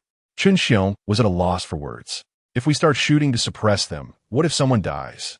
If this news gets out, I'll be held responsible. Get it under control, or you'll end up like He Yong. The indifferent warden hung up the phone. Chun Xiong's status and class meant he could not fathom the power struggles above him. So he naturally interpreted the warden's decision as a retaliation for pushing He Yong out. He even complained about the warden's short-sightedness. After all, if a major issue arose, he couldn't escape, but how could the prison's head be any better off? Several of his colleagues had witnessed his phone call. The differences in status and class ensured that everyone had a completely different perspective. Chun Xiong did not know that after the warden hung up on him, the person in charge of the prison had dialed another number. Yes, I refused the suggestion to use gunfire for suppression. The warden, who had just appeared haughty in front of Chun Xiong, now wore a fawning expression as he spoke to Counselor Guo. If something goes wrong here, I'm afraid. If the judicial department can't stay, it will go to the financial system. Guo Baochuan made his promise. What future is there in that den of scum? An insider tip at the stock exchange is equivalent to years of work inside. I understand. The warden awkwardly hung up the phone. In the prison, he was a high-ranking figure with a decisive voice, but in front of the counselor elected by several prominent families, he was a mere small character. This is reality. Many prisoners had already collapsed on the ground under the furious beatings of the guards, and the flowing blood combined with the pale ground of the square created an exceptionally cruel scene. However, instead of improving, a strange emotion began to quietly spread. Chaiwan was like a dark forest made of steel and concrete. The gang leaders stood silently in the corners of the square, which itself was a tacit approval of the behavior of the delinquents below, coupled with the prison's reluctance to use drastic measures. The prisoners actually began to feel a different kind of thought rising within them. Finally, after nearly 20 minutes of confrontation, a turning point appeared. This turning point was caused by Lin Guowei. 7 years ago, he committed 13 rapes in Tunmun, and during this process, this ruthless man even personally strangled 3 girls. All just 19 years old. If I can sleep with you, it's worth dying for. Through the glass, Lin Guowei saw the pitiful face of Zhou Muron hiding behind the bodyguards, and he completely went mad. This man, known as the Tunmun sex fiend, was already mentally unstable. Otherwise, he wouldn't have committed 3 murders while continuing to commit crimes during the citywide manhunt. Over the past 7 years, he had not only suffered bullying in this prison, but had never seen a woman up close. Roaring like a beast, Lin Guowei turned his head and bit down hard on a guard's ear. Amid the guard's heart-wrenching scream, Lin Guowei actually bit off half of the man's ear. Yet he did not care about the other guards who were furiously beating him with their batons. This man, now mad to the point of feeling no pain, frantically clawed at the tightly shut car door. Chen Xiong's face changed. Wang Fatty's face also changed. The security personnel blocking Zhou Muron's path looked particularly grim, as the prison did not allow firearms or sharp weapons, leaving them utterly defenseless. They were not afraid of facing ordinary people, but they feared these reckless madmen. Watching the prisoners beneath the heavy blows of the batons going insane, they felt for the first time how tricky this security task was. Think of something. Wang Fatty shouted at Chen Xiong, "I don't believe you have no solution."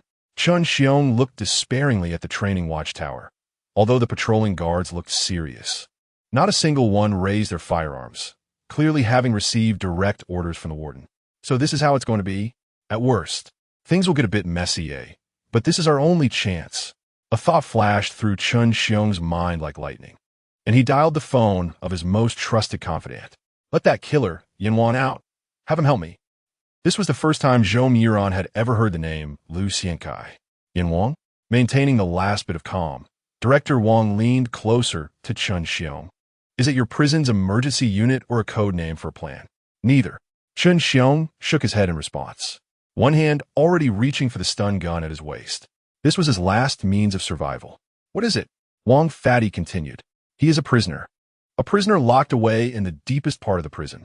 Chen Xiong's tone is low. The car is silent, and the gazes directed at Chen Xiong are filled with disbelief. Hurry up and find a way to resolve all this. Things have already shown signs of getting out of control. Don't tell me you can't see that. The well-informed Director Wang is truly scared now. He knows all too well that once the prison transport's door is torn open, these prisoners in front of him will completely transform into something unimaginable under the provocation of women and children. Fear can drive a person to hysteria. You should immediately make those idiots above open fire. Let those alert constables in the square get involved. This is a conspiracy. Let them shoot these madmen dead. Someone wants to mess with us. Stupid. Are you out of your mind? You're just a pig. Those guys at Jadeite Satellite TV are pigs too. Delay the time. If someone wants us to have an accident, there will naturally be someone to protect us. Don't be afraid to escalate the situation. This is what you should do, instead of letting some nonsensical prisoner out. Unlike Chen Xiong, the furious and cursing Wang, who has already stepped into the upper echelons of the pyramid, can sense the taste of conspiracy. He knows very well that under the pressure from the higher-ups at Jadeite Satellite TV and Councilman Liu, the prison could not possibly handle the situation so lightly. There must be a big shot who wants this film crew to get into trouble. As for who it is, Wang doesn't care to guess. Anyway, he doesn't have the courage to take revenge on anyone with such influence over the prison. His only hope now is that this million-dollar prison transport is a bit sturdier. After all, the other side caught Boss Xiao of Jadeite Satellite TV and Councilman Liu off guard. As long as these people realize what is happening, there might still be a chance to salvage the situation. But to Wang's disappointment, Chen Xiong, who clearly has some influence in Stanley Prison, is obviously the one to be sacrificed. The only solution he offers is to let a prisoner out. A ridiculous idea. Didn't your film crew investigate Stanley Prison before planning to move in? Once he made a decision, Chun Xiong calmed down instead. He even leisurely lit a cigarette. 3 people had died in Stanley this month. All these deaths were at the hands of one person. In this prison, no matter how vicious a criminal may be, they wouldn't provoke him. That person is number 9521, known as the King of Hell, Lu Xiankai. Perhaps Wang's scolding had made Chun Xiong a bit angry. He rarely yelled at the esteemed director Wang, saying, "Right now, I can't control those damn bastards, so I can only let this murderer out. This is the only way. Don't be fooled by how crazy these prisoners seem now. This place is an arena. When the fiercest beast comes out, they will naturally calm down. In a world where the weak are preyed upon by the strong, obeying the most powerful predator is their instinct."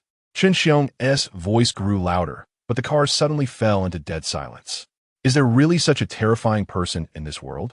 In the silence, one of the boys undergoing program reform couldn't help but voice his doubts.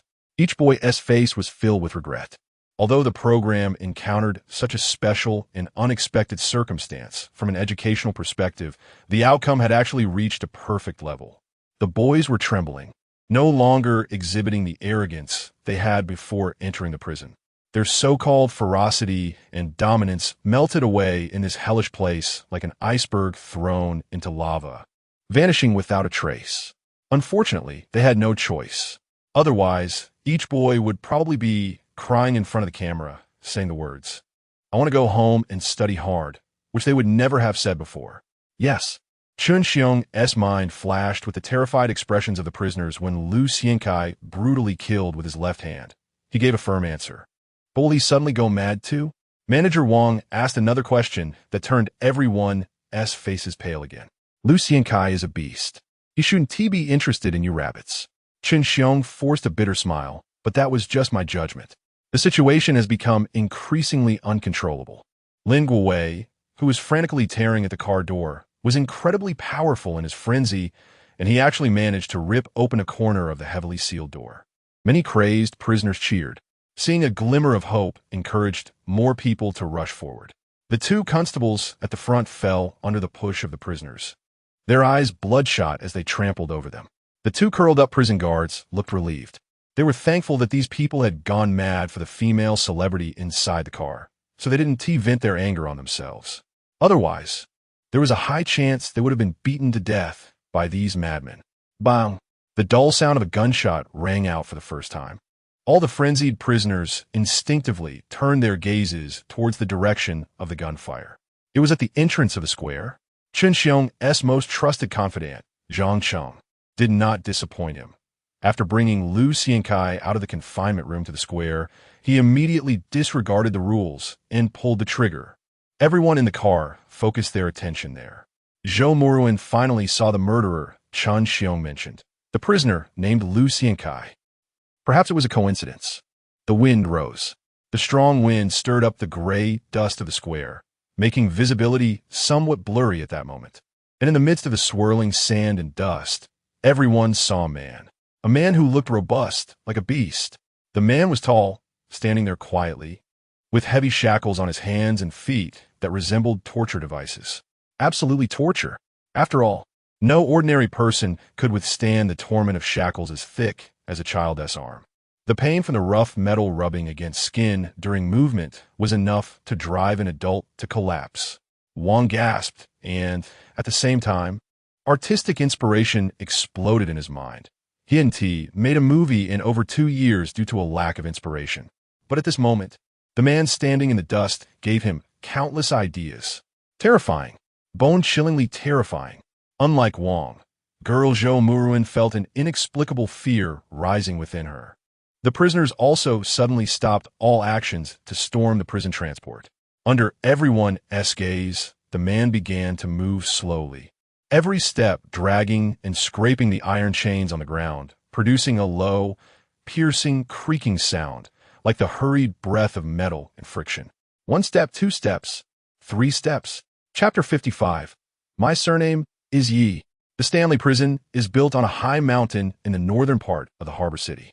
Although its location, backed by the sea, provides a natural advantage for security against jailbreaks, The prison must face the howling winds when the storm season arrives. Especially since the square cannot be paved with stones for safety reasons, it becomes a place of swirling dust and sand. At this moment, time in the entire square seemed to stand still. Everyone stared blankly at the man, heavily shackled, as he slowly walked towards the prison van. The heavy iron chains scraped against the gravel ground, producing a harsh clanging sound that was clearly audible against the roaring wind. If viewed from above, the prisoners surrounding the prison van appeared to be pushed aside by some invisible force, the crowd parting like waves. Many prisoners did not even dare to look at this man, who resembled a demon, but instead obediently lowered their heads, which had been filled with rage just moments ago. After what felt like both a long and short few minutes, the man stood slowly in front of the prison van. Not all prisoners were so obedient, however. Lin Guowei, with blood streaming from his forehead and a crazed expression, licked his dry lips and stubbornly stood in front of the van door. There's so many of us, yet you're just one. Blood continued to flow from Lin Guowei's forehead, making him look like a vengeful spirit. A pack of dogs can kill a wolf. Many ants can take down an elephant. We will all die in this prison. Do you really want to be a dog for the guards? Oh. Lu Xiankai's expression was calm. Then suddenly his hand moved. It was just a simple raising of his hand. One becomes two. The man's arm struck Lin Guowei's throat like a lightning-fast king cobra. Bang! Lin Guowei, who was relatively tall, had no chance to react at all and was struck into the air, crashing heavily against the thick prison van door. The massive vehicle shook violently. What terrifying power! Everyone's eyes filled with increasing fear. As the sound of the shackles on a man's hands slicing through the air only came when Lin Guowei was writhing on the ground in agony. One strike to kill. The man couldn't be bothered to look again at Lin Guowei, who was barely clinging to life, instead turning to the prisoners, quietly retreating, saying, "Whoever is not convinced, step forward." Silence fell. The prisoners, who had just acted like madmen, lowered their heads, their footsteps retreating obediently like elementary school students. All of you, squat down and cover your heads. I don't have much patience. Lu Xiankai looked at the few prisoners in the front, grinning to reveal a terrifying smile. The prisoners facing Lu Xiankai kept swallowing saliva, their expressions hesitant, but ultimately they obediently squatted down. With their submission, the dark crowd almost simultaneously covered their heads and lay on the ground. Coming fast, leaving faster. Lu Xiankai didn't even bother to glance at the prison van, dragging his heavy shackles step by step back towards the entrance on the east side of the square amidst the swirling dust and sand. Soon, the man's figure vanished from everyone's sight. Is this still a human? After seeing the guards had completely controlled the situation, Fat Wong was filled with shock, his tone resembling a moan. Wow! Several youths cried out in unison. Jean was a bone girl at a massage parlor in Mongkok. She was not particularly beautiful, with very ordinary features, and because she disliked heavy makeup, her business at the shop was not good. Most of her clients were old customers who appreciated her skills, with hardly any strangers coming to request her services. Everyone knew that bone girls provided more than just massages, especially in a mixed environment like Mongkok, where offering some sexual services was quite common. But Jean never offered such services. This was her bottom line. Her behavior puzzled her colleagues. One sister bluntly remarked, and it was a harsh truth, once you enter this line of work, whether you provide sexual services or not, you are already viewed as a prostitute in the eyes of others. People wouldn't care about the facts. They would only believe what they wanted to believe. Like blind men. When she said this, the sister, who usually exuded charm, wore a face of weariness instead. It doesn't matter, Jean replied, possessing a cheerfulness that many lacked at the bottom of the industry. The woman laughed heartily. I don't need the approval of those blind men. I earn money with my skills. As long as I respect myself, that's enough. Jean indeed held her head high. In this industry, no one uses their real name. It has almost become an unwritten rule. But Jean was different. From her first day at work, she never used a stage name. Among the many signs outside the massage parlor bearing names like Ali Rose, the name Jean Chi stood out starkly. After working for 10 more years, I should be able to afford a house, and then I will truly be a resident of the harbor city. The woman, who had been working at the massage parlor for nearly 8 years, counted her meager earnings and laughed heartily, living happily through what others considered the most miserable days. Jean had a favorite client. From their very first meeting, she sensed that this man looked at her without the hidden contempt that other clients often displayed. That was enough for her. So, every time she massaged this client, she would exert all her strength to serve him. The robust client was also very respectful. He never touched Jean and would simply lie quietly on the massage table, smoking, with a melancholy in his eyes that made Jean's heart ache. We've known each other for a year. On this day, Jean was massaging his back, as usual, carefully avoiding the shocking gunshot wounds and scars on his back. With a mix of anxiety, she asked the question she most wanted to know. My name is Jean H.E. If we're being fair, could you tell me your name? I surname Yi. The man smiled slightly, only stating his surname before falling silent again. The room returned to quiet. Chapter 56. The Ruthless Bandits. In any industry, whether criminal or legitimate, no matter how obscure or unusual, there are rules. To outsiders, the Yi brothers are the most notorious bandits in recent years. They are the leaders of the Big Circle gang. They are the centuries thieves who have robbed a cumulative total of 50 million. But in reality, the Yi brothers are not as glamorous as the rumors suggest. They can even be described as being in a dire situation. Currently, the combined net worth of Yi Jihuan and Yi Guohuan, hiding in the slums, is merely 50,000. Perhaps this news would shock the Six Doors and the gangs in the underworld, but this is the brothers' most accurate financial status. Being a bandit is a tough job. The bigger the reputation, the more conspicuous the loot, the smaller the profits. If you're a small-time thief who steals $1 million worth of gold, you can confidently stash it away and wait for the storm to pass before selling it off bit by bit. Although the amount you get in hand may be less than $1 million, you still earn 70%. Why? Because selling stolen goods incurs costs. If you don't rely on the underground network and do it yourself, not to mention how long it would take to convert gold into cash. Any mistake during the selling process could lead to your capture. This is still assuming that a small-time thief like a sparrow won't attract too much attention, allowing for such a smooth transaction. As for the Big Circle bandits who roam the streets of Hong Kong alone, they face much harsher exploitation. 30%. This is the real proportion of profit the Big Circle bandits make after selling stolen goods. This means that the tens of millions of gold they fight for and steal actually only nets them about 3 million. Such concessions still lead the various gangs to desperately squeeze the prices of the Big Circle bandits' goods.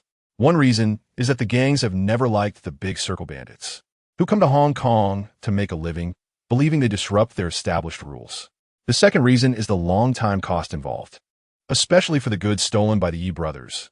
Any well-established gang would need to hold on to them for 2 to 3 years before slowly selling them off. There's no choice. Departments like Six Doors in Hong Kong have suffered so many casualties that they have become extremely strict regarding the gold and jewelry entering the market. A year ago, during the Nathan Road battle, the 6 gold stores suffered losses of up to 14 million in gold, according to future statistics. But how much did Yi Jihuan and the others actually get? 4 million. You read that right. Even when the furious Yi Guohuan held a gun to the head of a gang member and almost pulled the trigger, the other party did not relent. No one believes that Yi Guohuan, who has killed the most among the Big Circle bandits, would fear retaliation from the numbers gang, meaning that Yi Guohuan was indeed ready to kill at that moment. If it weren't for Yi Jihuan, who was the only one able to hold him back, Yi Guohuan would have likely blown the other party's head off. Boss, even if you kill me, this is the price. The tomato boy, drenched in cold sweat, stammered as the 4 chief inspectors of Six Doors personally negotiated terms with the various gangs, with the endorsement of the chief inspector. The conditions offered were that no one could take your goods. Without such a large profit, no one would dare touch them. Pay us, and we will leave. At the same time as Yi Guohuan and the tomato boy were arguing, a member of the Big Circle gang sitting nearby had already lost his last breath in pain. Dark red blood dripped onto the floor of the trading room, creating a particularly gruesome sight. This led Yi Jihuan, who was already feeling disheartened, to make a decision. Is 4 million a lot? For an ordinary person, it might be a fortune that could last a lifetime. But for the Yi brothers, it's just a drop in the bucket. Being a boss is hard. Don't think that being a big brother means you are imposing and that your younger brothers will naturally help you with your orders. They have responsibilities. Do those weapons need money? Do brothers who risk their lives need money? Do the deceased younger brothers need a burial fee? Should the money owed to captured brothers be sent back? All of this falls on Yi Ji-hwan's shoulders. In the Nathan Road battle, 7 members of the Big Circle gang died. These so-called bandits in the eyes of the Hong Kong people are, in fact, veterans in the mainland of the empire. It is precisely because they lack any source of livelihood other than their military skills that they choose to take risks. They are human too. They have wives and children to support and elderly parents to care for. When the pillar of the family dies, the burial fee becomes the only source of livelihood for these people in the years to come. Perhaps Yi Ji-hwan can face the whistling bullets without flinching, but he cannot face the faces that call him Big Brother.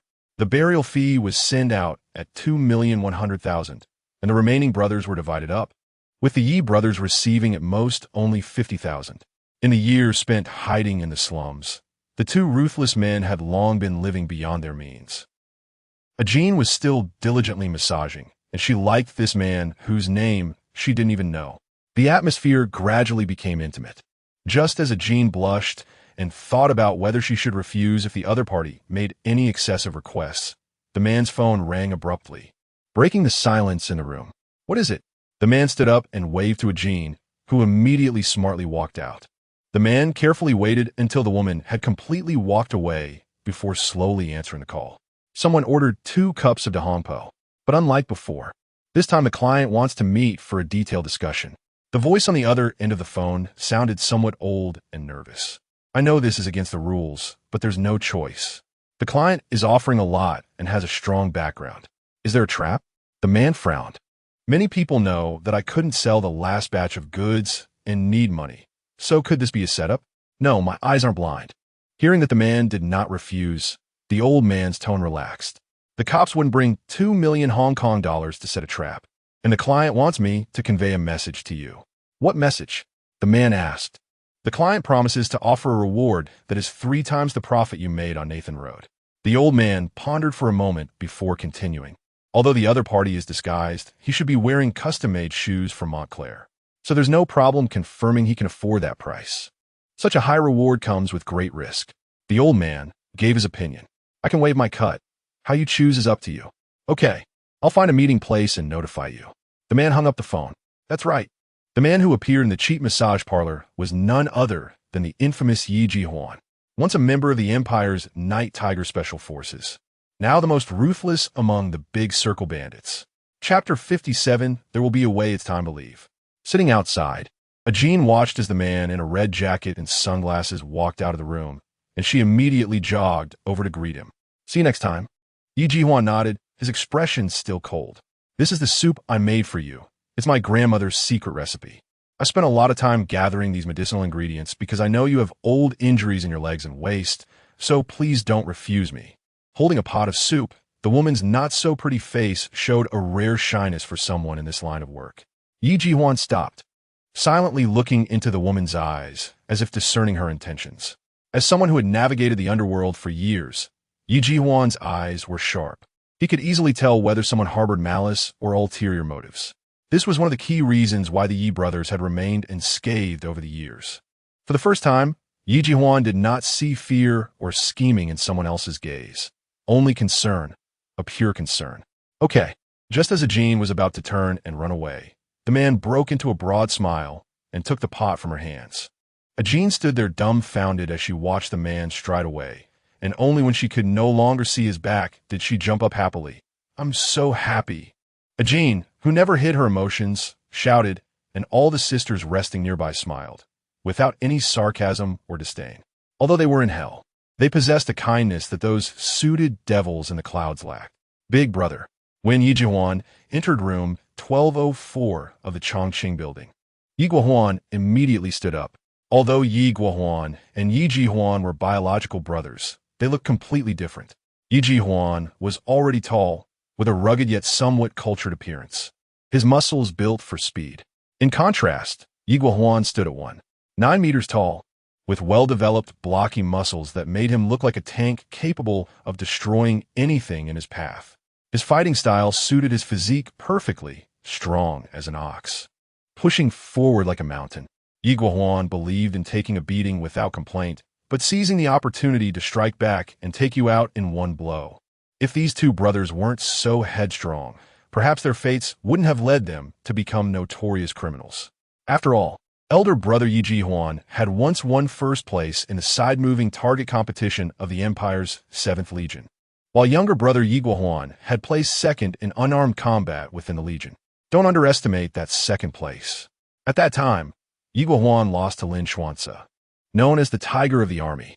The latter is now one of the most mysterious and ruthless instructors of the Empire's Blackguard, making it clear that Yi Guohuan is indeed a human weapon. Even the leader of the 7th Legion, Zhang Sanyan, had caused a scene in the Central Court when he learned that his two subordinates were dismissed for beating up a young master from a prestigious family. The matter ultimately went unresolved. If I had known right away, we might have lost a few desperate men, but gained two of the best soldiers. Zhang Sanyan lamented. Unfortunately, the world doesn't have that many ifs. Someone wants to see us. According to the analysis from the old man, I estimate it should be some big shots needing some dirty work done. Yi Ji-hwan threw the roast goose he bought on the way to his brother, who offered a very high price, so he planned to take it on. Be their garbage collector? Not bad. A dog-eat-dog scenario, and killing is just part of the game. Yi Guohuan's face lit up with excitement. After a year of waiting, once they got the money, they could gather the brothers again and make this city kneel at their feet once more. The problem now was that these big shots were ruthless, and they needed to prepare before meeting them. Yi Guohuan's words also brought an excited expression to Yi Ji-hwan's face. We need 2 bulletproof vests. You need to get a heavy weapon, and I need a short firearm that suits me. With these, no matter what tricks the big shots had up their sleeves, we wouldn't need to fear. We don't have much money left. Mentioning cash immediately changed Yi Guohuan's expression to one of frustration. Perhaps to vent his frustration, he effortlessly spun a small dumbbell weighing 20 kilograms on his fingers. But recently I found a target. A South Asian guy has recently come into some money. We could take action. Details reveal everything. Unfortunately, there was no one with discerning eyes present. If Liu Xiangkai saw Yi Guohuan casually spinning the dumbbell with just a few fingers like a top, he would probably get excited immediately, because this represented one thing. This man had mastered his strength to an extreme level. It's been so long since the incident on Nathan Road. As long as our hands are clean, the constables shouldn't suspect us. What business is he in? Is he from a wealthy family in the South Seas? Yi Ji-hwan did not oppose his brother's opinion, but instead inquired about the other's background. An ordinary person, very lucky. He seems to have set up some processing factory and now flashes a Rolex in front of me every day. Yi Guohuan casually dropped the heavy barbell, which hit the ground with a dull thud that echoed in the room. You know him. He's the one who likes to greet everyone in that peculiar accent of the Empire. Smack! Without any hesitation, Yi Ji-hwan slapped Yi Guohuan hard. Although Yi Guohuan's body didn't budge, the fierceness in his eyes diminished. Since the day you decided to walk the path of the underworld, what did I tell you? Yi Ji-hwan said coldly. Kill those who should be killed, rob the money that should be robbed, and repay the debts that should be repaid. Yi Guohuan, as strong as a bear, answered honestly. The Big Circle Gang, especially after the Yi brothers took charge, was regarded by the people of Hong Kong and Kowloon as the most ferocious bandits in the past 30 years. Everyone saw these swift thieves robbing one jewelry store after another. But no one noticed that all these seemingly random crimes had one commonality. All the robbed shops belonged to wealthy families from Hong Kong Island or the mainland. In other words, the Big Circle Gang, led by the Yi brothers, never touched ordinary people's businesses. The South Asian's factory was one of the few places in this slum where wages were still fair. Where would those women go to make money if we killed him? What about all those workers? Yi Ji-hwan rejected Yi Guohuan's murder plan. Then what should we do? Yi Guohuan scratched his head. Now that our brothers are all on the mainland, we have no friends here, only enemies. The gangsters only deal with us for money. There will be a way. Under the night sky, the Yi brothers, known as the Kings of Thieves, wore somewhat bitter expressions. Chapter 58. Just a cough, Liu Xiangkai had no idea that the prison he was in would become a battleground for the upcoming elections in Hong Kong. He had been released from solitary confinement by Chun Xiong, who claimed it was due to his physical discomfort. Clearly, a reward from Chun. To Liu's astonishment, Chun had actually managed to get him to the medical room, and the medical staff had seriously hooked him up to some 4 fluids. However, both Chun and the prison officials seemed to be intimidated by Liu. After his release, they not only kept the shackles on him, but replaced them with an even heavier set of chains. There was no choice. The weakest point of Stanley Prison was its medical room, and any prisoner had to wear handcuffs while there. Chun provided an explanation. Everyone from the top down viewed Liu as a ferocious beast, and they wouldn't let him out without something even more intimidating. Perhaps Liu had helped Chun out significantly, as he was no longer acting superior, and even joked about how difficult it was to find such restraints, which had been forcibly retrieved from the Lantau Island Museum. What were these chains used for before? They were meant for killing. Liu moved his wrists. He could feel the horror of the shackles. Not only were the cuffs and leg irons unpolished and full of iron spikes, but their weight could literally drag a normal person to death. Liu had become extremely familiar with human anatomy and determined that a regular person forced to walk a few kilometers in such restraints would be utterly incapacitated. This piqued his curiosity, as neither his past nor his current self had any memories related to this. It was said that these chains were used in ancestral halls to punish traitors, a silent killing device. It was understandable for the warden. The current environment did not allow such violations of human morality to exist. It was likely that only the old families in Hong Kong still possessed such items. Chun once again lamented Liu's strength. When he first saw the chains, he couldn't help but try them on, but the feeling of being worse than dead made him give up immediately. However, this terrifying device seemed to have no effect on Liu at all, which made Chun unable to suppress a whistle. Strangely, Liu had become the most peculiar sight in the medical office. In the overcrowded medical room, a man could openly occupy a private room. No prisoner was dissatisfied. Doctors and inmates passing by couldn't help but sneak a glance through the open door. Regardless of anything else, the man lying on a hospital bed with his eyes closed was shackled in a way that made one's scalp tingle. The previously noisy medical room was exceptionally quiet. Many inmates who usually joked with nurses and doctors had obediently restrained their unruly behavior, acting surprisingly docile. It was as if they were afraid of waking the beast in the room. There was no choice. When Lin Guo's body was taken away, everyone had witnessed the power of the king of hell, Liu Xinkai's blow. Just that simple punch, and he was still shackled. Lin Guo's throat had been completely crushed, and the impact with the prison vehicle had caused 1/5 of his bones to break. This was inhuman strength. Who knew if this king of hell would feel disturbed by the nurse's teasing and think they had interrupted his rest? What if this killing machine walked out and punched him? No one thought they could withstand it. This is probably the most comfortable day I've had in 3 years of work. If they could all be this obedient from now on, that would be great, Hiyunmei said as she skillfully hooked up fluids for a diarrhea-stricken inmate, unable to resist sharing her thoughts with her colleague. Her companion, Xiao Li, nodded vigorously. The two ordinary-looking girls were nurses in the medical office of Stanley Prison.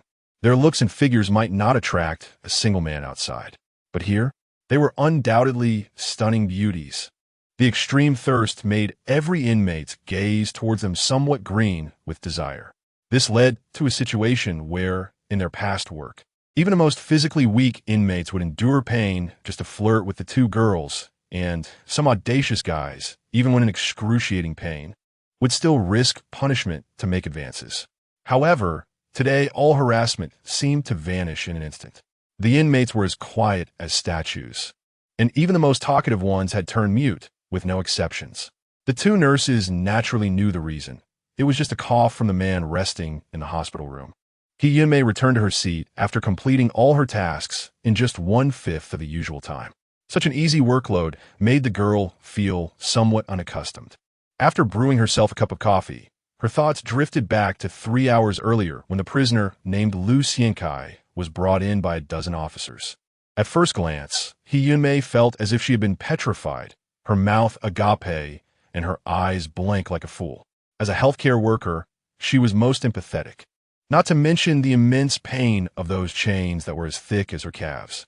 Just seeing the visible iron spikes at the cuffs rubbing against the skin made her shiver involuntarily.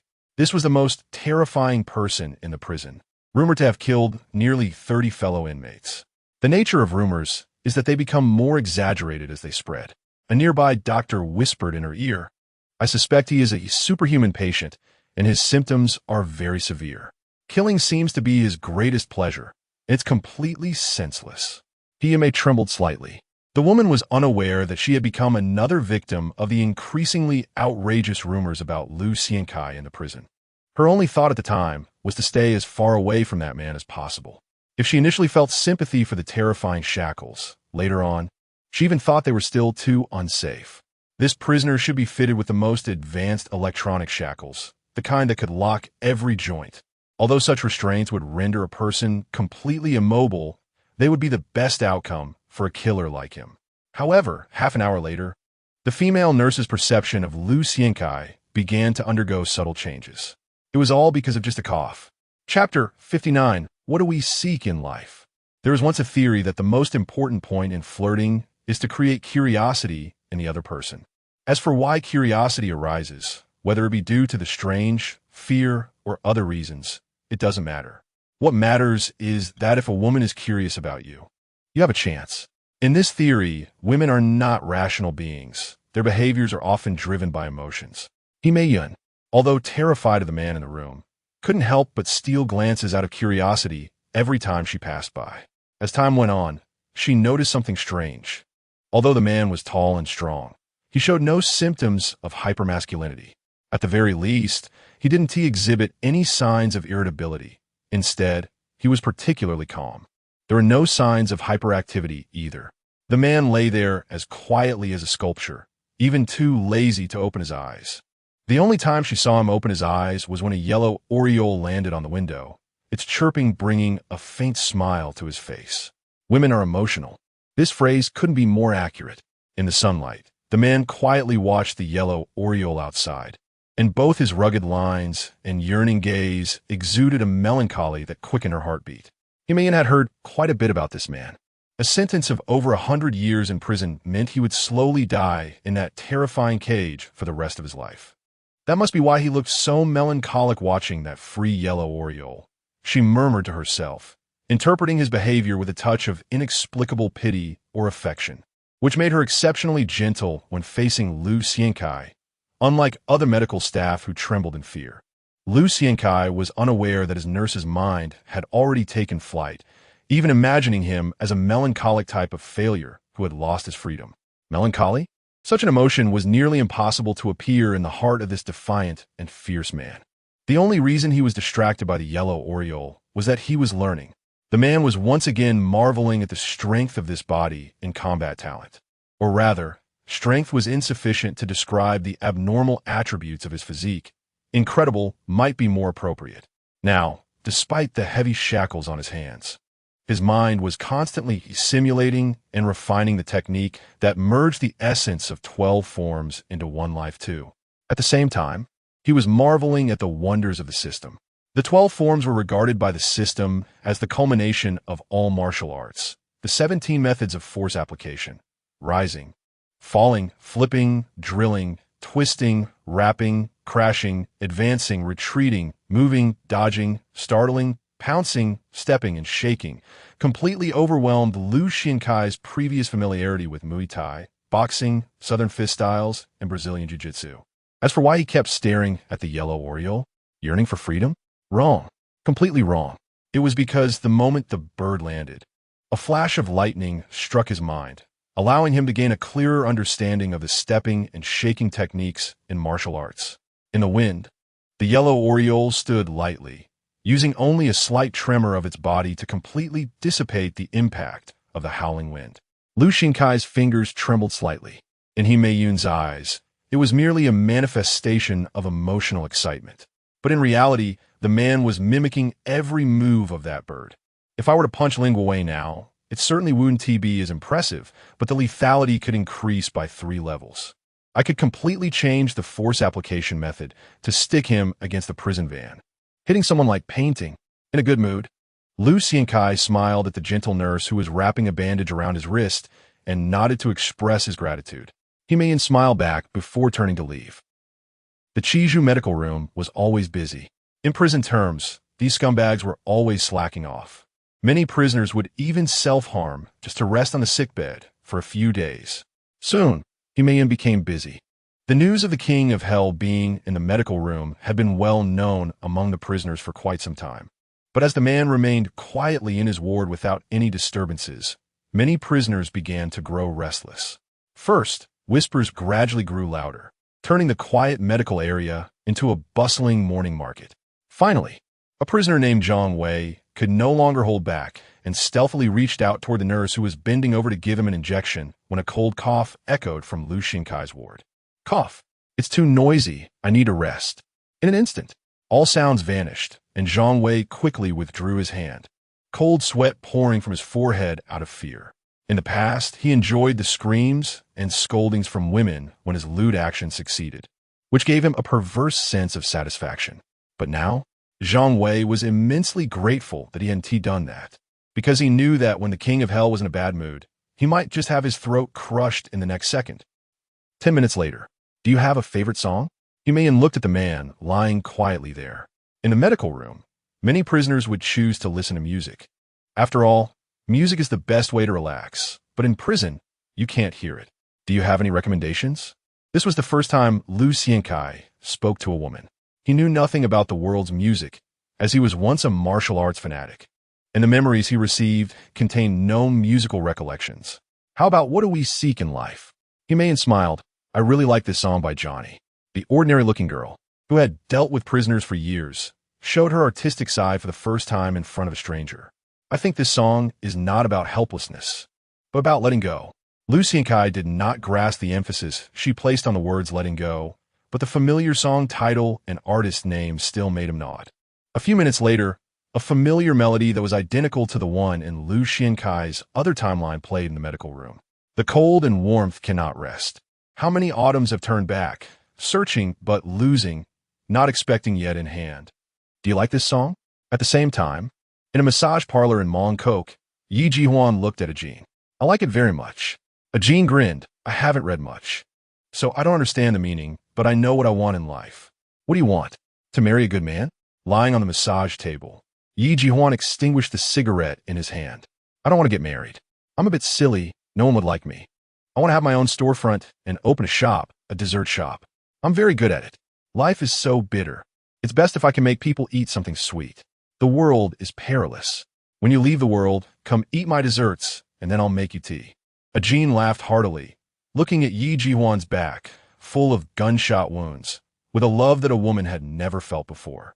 Chapter 60, Rainbow Candy. This time, on the culinary journey, we have arrived at the port city with the Oriental Pearl. Today, we introduce a candy and dessert shop called Yi Ji. The female host, dressed in traditional attire, stands in front of the camera. Behind her is a shop located at 18 Hennessy Road in the port city, decorated in a nostalgic style. The production team received many messages asking us to do an episode about this candy and dessert shop. The female host cheerfully introduces it, highlighting that the shop's handmade production method and uniquely distinctive flavors are its characteristics. Many people say that the candies here have a taste of time, both bitter and sweet. As the camera shifts, a man in a pure white work uniform, Ajin, appears on screen. He is the owner, personally selecting all the ingredients for making syrup every day and cooking it by hand in the absence of sunlight. This is why the shop has such a good reputation. By the way, let me share an inspiring story about the owner. The popular female host from the Imperial Food Channel looks at him with admiration, noting that our female boss has risen from the lowest level of a massage parlor to where she is now. So, for viewers watching this program who encounter setbacks, don't be confused. Persistence will surely bring rewards. Though Ajin no longer shows signs of past fatigue and hardship, he still has a cheerful demeanor. The woman laughs heartily, waving her hand, showing her teeth without caring about her image. Everyone is curious about why the rainbow candy in Yi Ji is not sold, but always displayed there. Is there some significance to it? At the end of the program, while tasting the pure white cotton candy, the female host asks a question that many people are intrigued by. When mentioning this shop, everyone brings up this particularly curious story. The owner has a rather eccentric hobby. She prepares several beautiful rainbow candies every morning and places them in the most prominent glass cabinet at the entrance. But they are never sold. Moreover, she collects and discards the candies in the evening.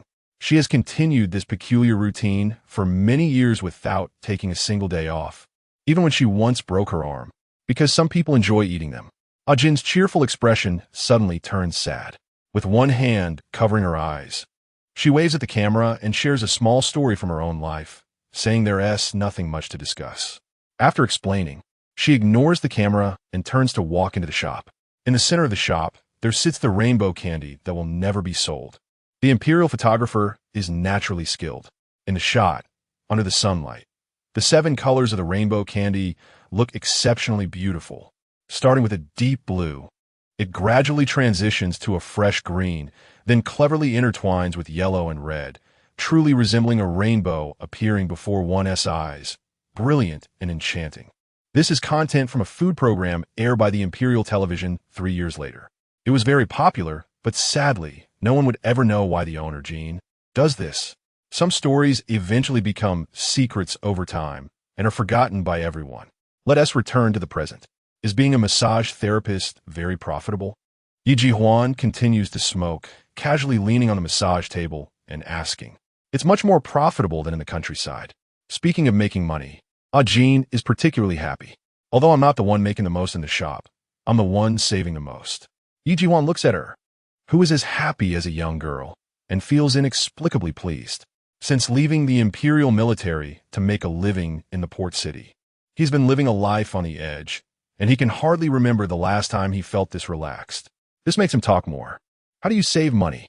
Perhaps due to the relaxed atmosphere, Yi Ji-huan's port city accent has a hint of his hometown's dialect. I don't wear makeup, which saved me a lot of money. I also share a house with several sisters. Jean counts on her fingers. I cook for myself. And every morning I go to the big market where I can find the cheapest vegetables. You don't know how good those uncles and brothers are to me. I just help them tidy up the stall sometimes when I have nothing to do. The kindness she inadvertently reveals makes Yi Ji-huan chuckle again. I prefer candy over desserts. A nostalgic expression appears on Yi Ji-huan's face, especially when it comes to a certain rainbow candy, which is the most unforgettable taste of my life. So sweet, but unfortunately, I haven't had it since the elder passed away. Do you have the recipe? Jean's expression becomes particularly serious. I'm very skilled. I can make it for you. I know many candy recipes and can write them down for you. Yi Ji-huan's relaxed expression turns somber, hoping for a chance to taste the candy you make. It won't be long, 3 years. Jean, in the face of hardship, possesses an optimism and cheerfulness that even Yi Ji-huan, a tough person from the underworld, finds hard to match. In another 10 years without illness or disaster, I'll have enough money to lease a small shop. You have to come then. Your speed of making money won't keep up with the rise in housing prices. Yi Ji-huan chuckles, but doesn't speak further. In this low-end massage parlor filled with suggestive implications, the two struggling individuals from the underworld enjoy the faint warmth that arises between them with calm expressions. After this encounter, Jean clearly remembers that Mr. Yi came to see her 5 times. Each time, he would write down a candy recipe and production method. However, he still didn't reveal his name or leave any contact information. Despite Jean's clumsy attempts to flirt with him, he always declined. She remembers the last time she saw Mr. Yi very clearly. Are you interested in making an investment? Mr. Yi suddenly asked Jean after a massage. What kind of investment? Jean's heart raced like a deer. Are you going to partner with me in business? Lend me 300,000. Mr. Yi shook his head. Give me a car number, and I will return it to you on your birthday, along with interest you can't imagine. You know my birthday? The woman's thought process is completely different from the man's. She was so excited that he knew her birthday that she almost immediately handed over her entire savings in cash to him. Aren't you afraid I'll cheat you? Jean remembers Mr. Yi's expression was strange. He smiled at her and hugged her for the first time. Don't worry, I won tea. Watching Jean stare at him foolishly, the man turned to leave, leaving only one sentence behind. I have traversed the world all my life. I fear nothing except not being able to repay my debts. After that day, Jean never saw this man again, until long after a tall, strong man, resembling a beast, came to her for a massage. She couldn't remember the man's appearance. The only thing she remembered was his terrifying muscles and a very frightening tattoo on his back. 9-headed evil spirits pulling a black shadow with chains. This scary customer found her on her birthday, finished the massage quietly without saying anything, but left behind a black leather suitcase. Inside the suitcase was a full 6 million, along with a note that read, Return what should be returned. Jean didn't he know why she suddenly burst into tears. Chapter 61, I Just Want One. Yi Guohuan did not know how his big brother managed to get 300,000. He didn't care. After all, for the Yi family brothers who dominated Hong Kong and Kowloon, what was 300,000 after acquiring firearms? However, he felt that his brothers seemed a bit strange. Remember this car number.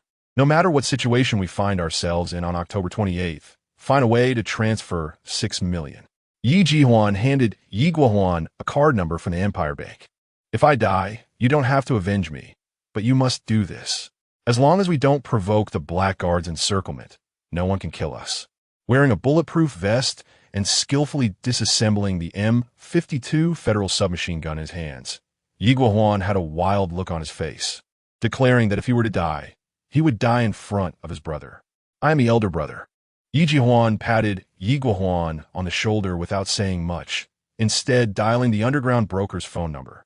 The meeting place was at the CAF in front of Wanhang Plaza at 2 o'clock the next afternoon, and he told him to be punctual. Be careful. I've recently inquired about that Dodge car. The broker's voice was very low, having found several powerful figures but unable to trace them, indicating that the client's background was quite deep, so caution was necessary. It's just some powerful big shots. Yi Jihuan sneered. No matter how powerful they are still flesh and blood. Can they withstand bullets? As for crossing the river and dismantling the bridge, to silence us? Don't forget, the reason I don't kill clients is that I abide by the rules. If he has the guts, he can give it a try. I am Yi Jihuan. The big circle's Yi Jihuan. Don't forget this. The man laughed heartily and hung up the phone. When the decision was made to no longer lurk, the Yi brothers remained as ferocious and arrogant as ever. The ratings are 39%, according to data compiled by the Nielsen Data Processing Center. I will give each of you a big red envelope. The headquarters of J Television is located at 77 Jun Choi Street, Sangquan O Industrial Estate, Saikang District. In this precious city, a 38-story building is enough to demonstrate its financial strength. In the executive president's office on the 34th floor, Li Rubin, a figure who has been in the film and television industry for nearly 20 years, wore a joyful expression. However, compared to his beaming face, both the chubby Wang sitting on the left and the star Zhou sitting opposite had somewhat bitter expressions. Keep shooting, aging. Li Rubin first looked at Wang the chubby. Haven't you always wanted the rights to Mr. Jean's blood sword? The station will consider it. This year's station anniversary. Ms. Zhou, you can make a grand entrance after Miss May. Such crazy ratings prompted Jade Television to consider investing heavily in these two individuals, so Li Rubin straightforwardly offered conditions they could not refuse. Brother Ben, even if you give me the copyright, I still need my life to shoot. Wang the chubby shook his head wildly. That place in Stanley is simply hell. You have no idea how dangerous it is. The prisoners there are all lunatics. People can really die. Zhou Muran also nodded frantically. For some reason, the image of that figure emerging from the sandstorm resurfaced in the girl's mind, causing her to shiver involuntarily, her face pale. Mr. Liu has already communicated with the judicial system, since this show has special educational significance for the youth of Hong Kong. The prison authorities have increased the number of allowed shooters to 40, meaning you can bring twice as many security personnel inside. Wang the director and Zhou the beauty were still shaking their heads crazily. 12 security personnel are useless. Wang the chubby had more experience than Zhou Muran, so he spoke without much reservation. At that time, there were hundreds of guys coming towards the prison van. 12 security? Without firearms, even 120 would be better. Firearms are impossible. Li Rubin frowned. You know that once firearms become an issue, no one can control it. Don't worry. Ba Xiao has already talked to several major gangs. Moreover, Mr. Liu has applied some pressure. This time, there definitely won't be a repeat of the first problem. In utter desperation, Li Rubin subtly mentioned some things that Wang the chubby and Zhou the star should not have known. The skill lies outside the poetry. This saying was vividly reflected in this matter. Shortly after the incident occurred, not only did Ba Xiao invite the big bosses for tea, but Mr. Liu's influence also led to the sweeping of 13 nightclubs by the 6 doors. The reason for doing all this was for one purpose: to ensure the smooth filming of the show. Brother Ben, I've been filming for over 20 years. Wang the chubby first stood up and after the door was completely closed, he continued to complain to Li Rubin. Many prison guards just stood by and watched us get into trouble. This is not something a gang can handle. We're all smart people. You know who it would be. Although there were only Zhou Muron and her manager, Sister Wang, around, Wang the Chubby still lowered his voice to an almost inaudible level. Mr. Lu can put pressure on the gang. Mr.What can do the same. The risk is too great. Zhou Muron's face immediately turned pale. Lack of experience does not mean lack of intelligence. On the contrary, although the girl grew up smoothly, her emotional and intellectual quotients were definitely above the passing line. She understood the implications of Wang the Chubby's words. So she increasingly realized how dangerous the next filming would be. You're scared. I'm also in a difficult position. After the office door was closed, Li Rubin stopped pretending to be official and wore a bitter expression. Now the big shots want to continue. What can we do? You name the conditions, and I'll try to secure them.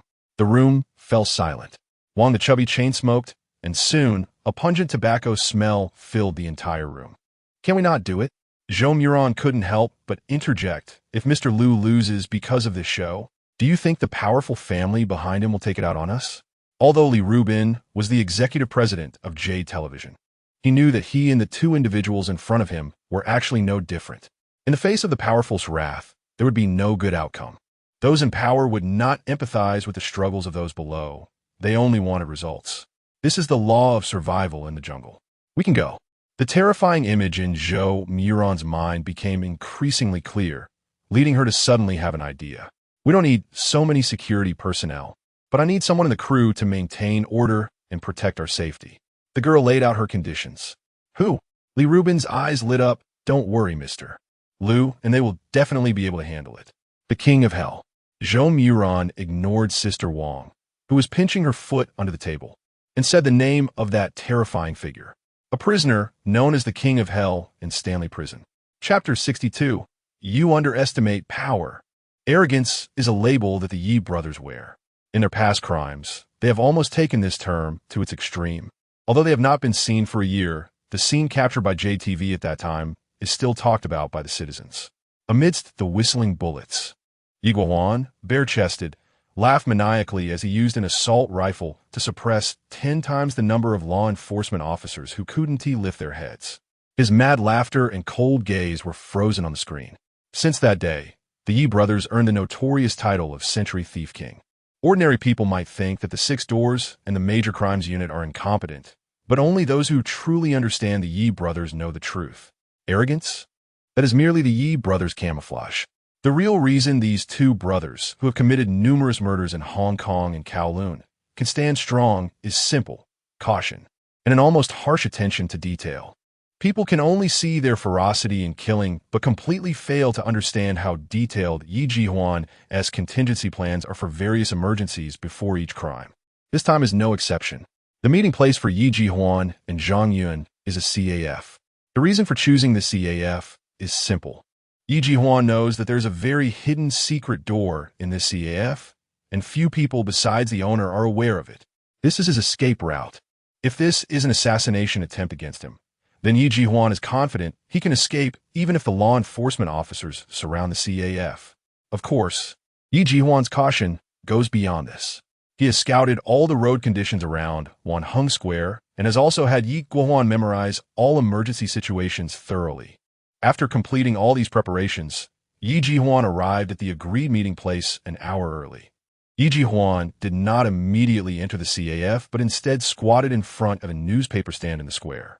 After observing the surroundings without making a sound and finding no issues, Yi Jihuan dropped a few coins and walked into the CAF with the gossip newspaper he had just bought.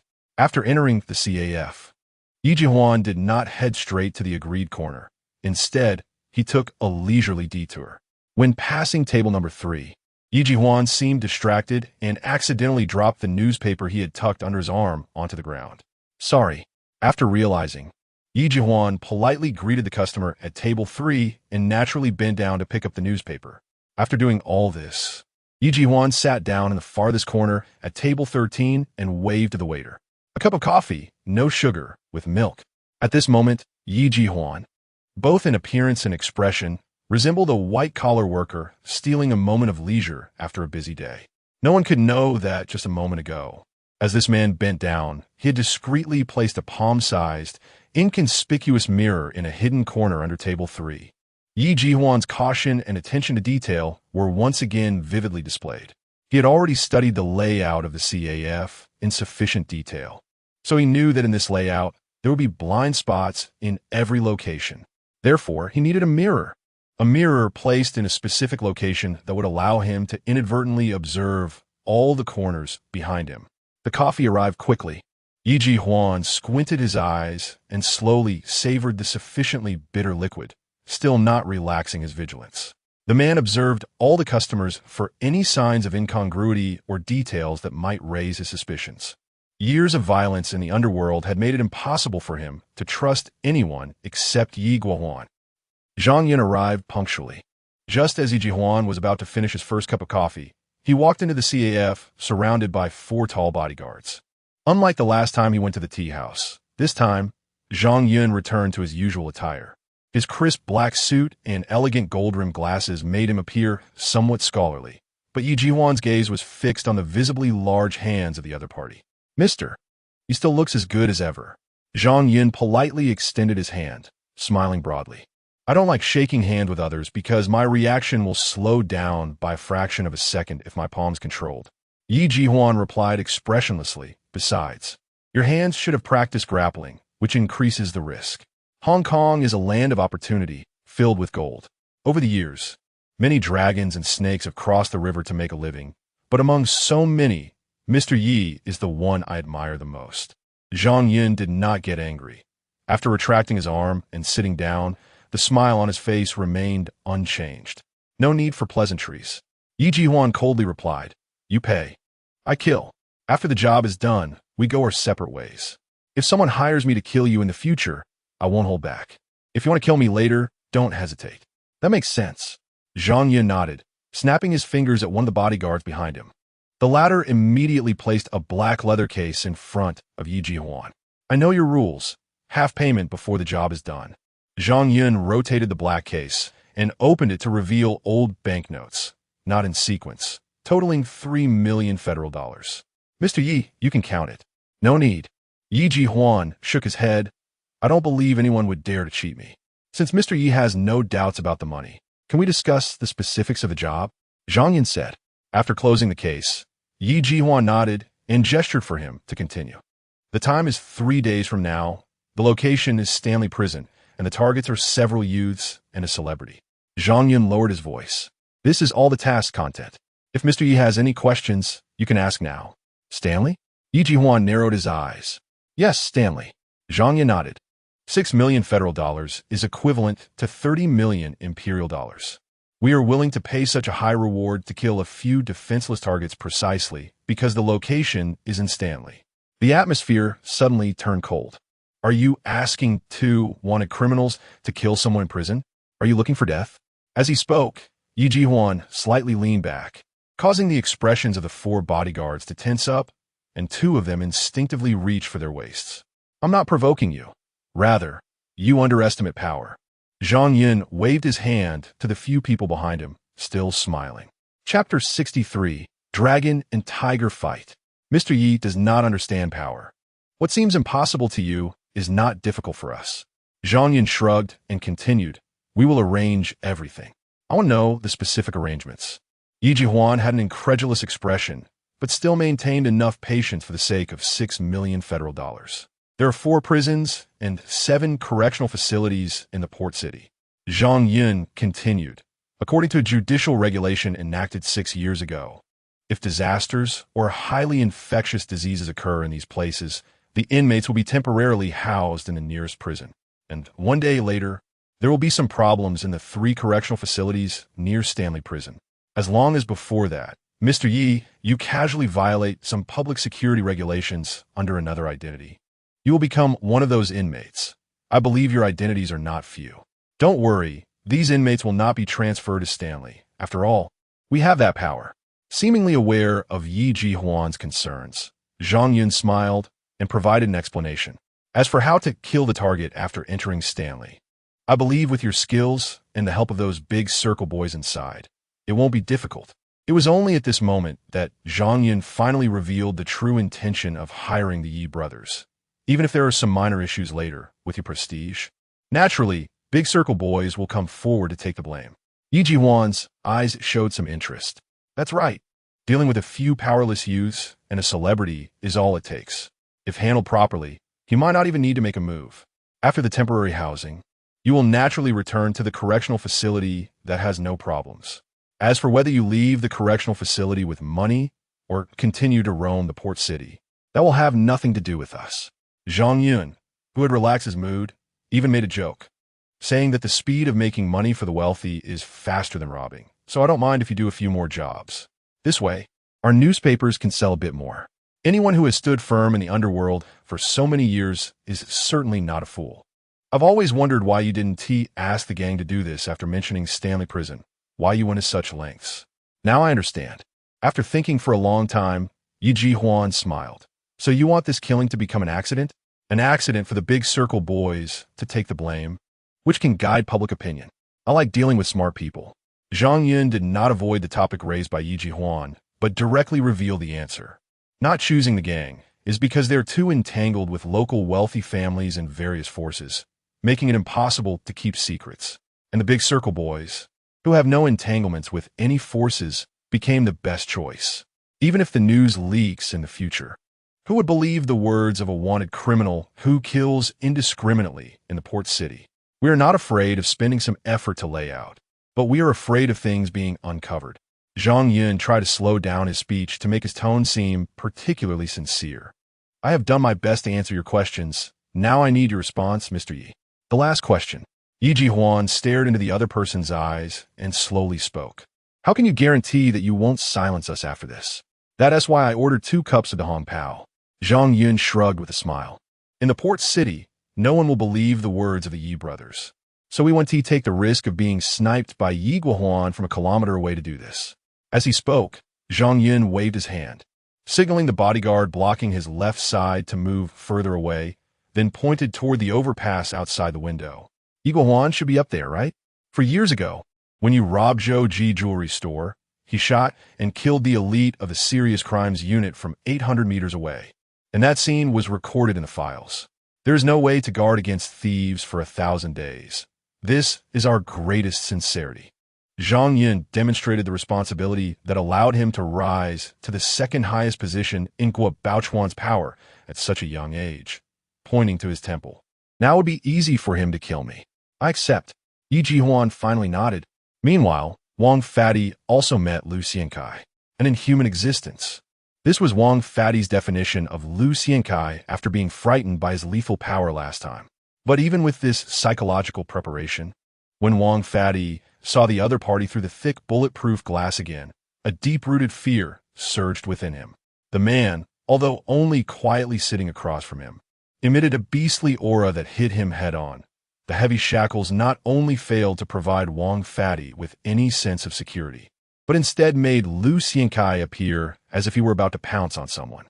It can be said that if there were not a layer of bulletproof glass between the two, Director Wang would have doubted whether he had the courage to stay here any longer.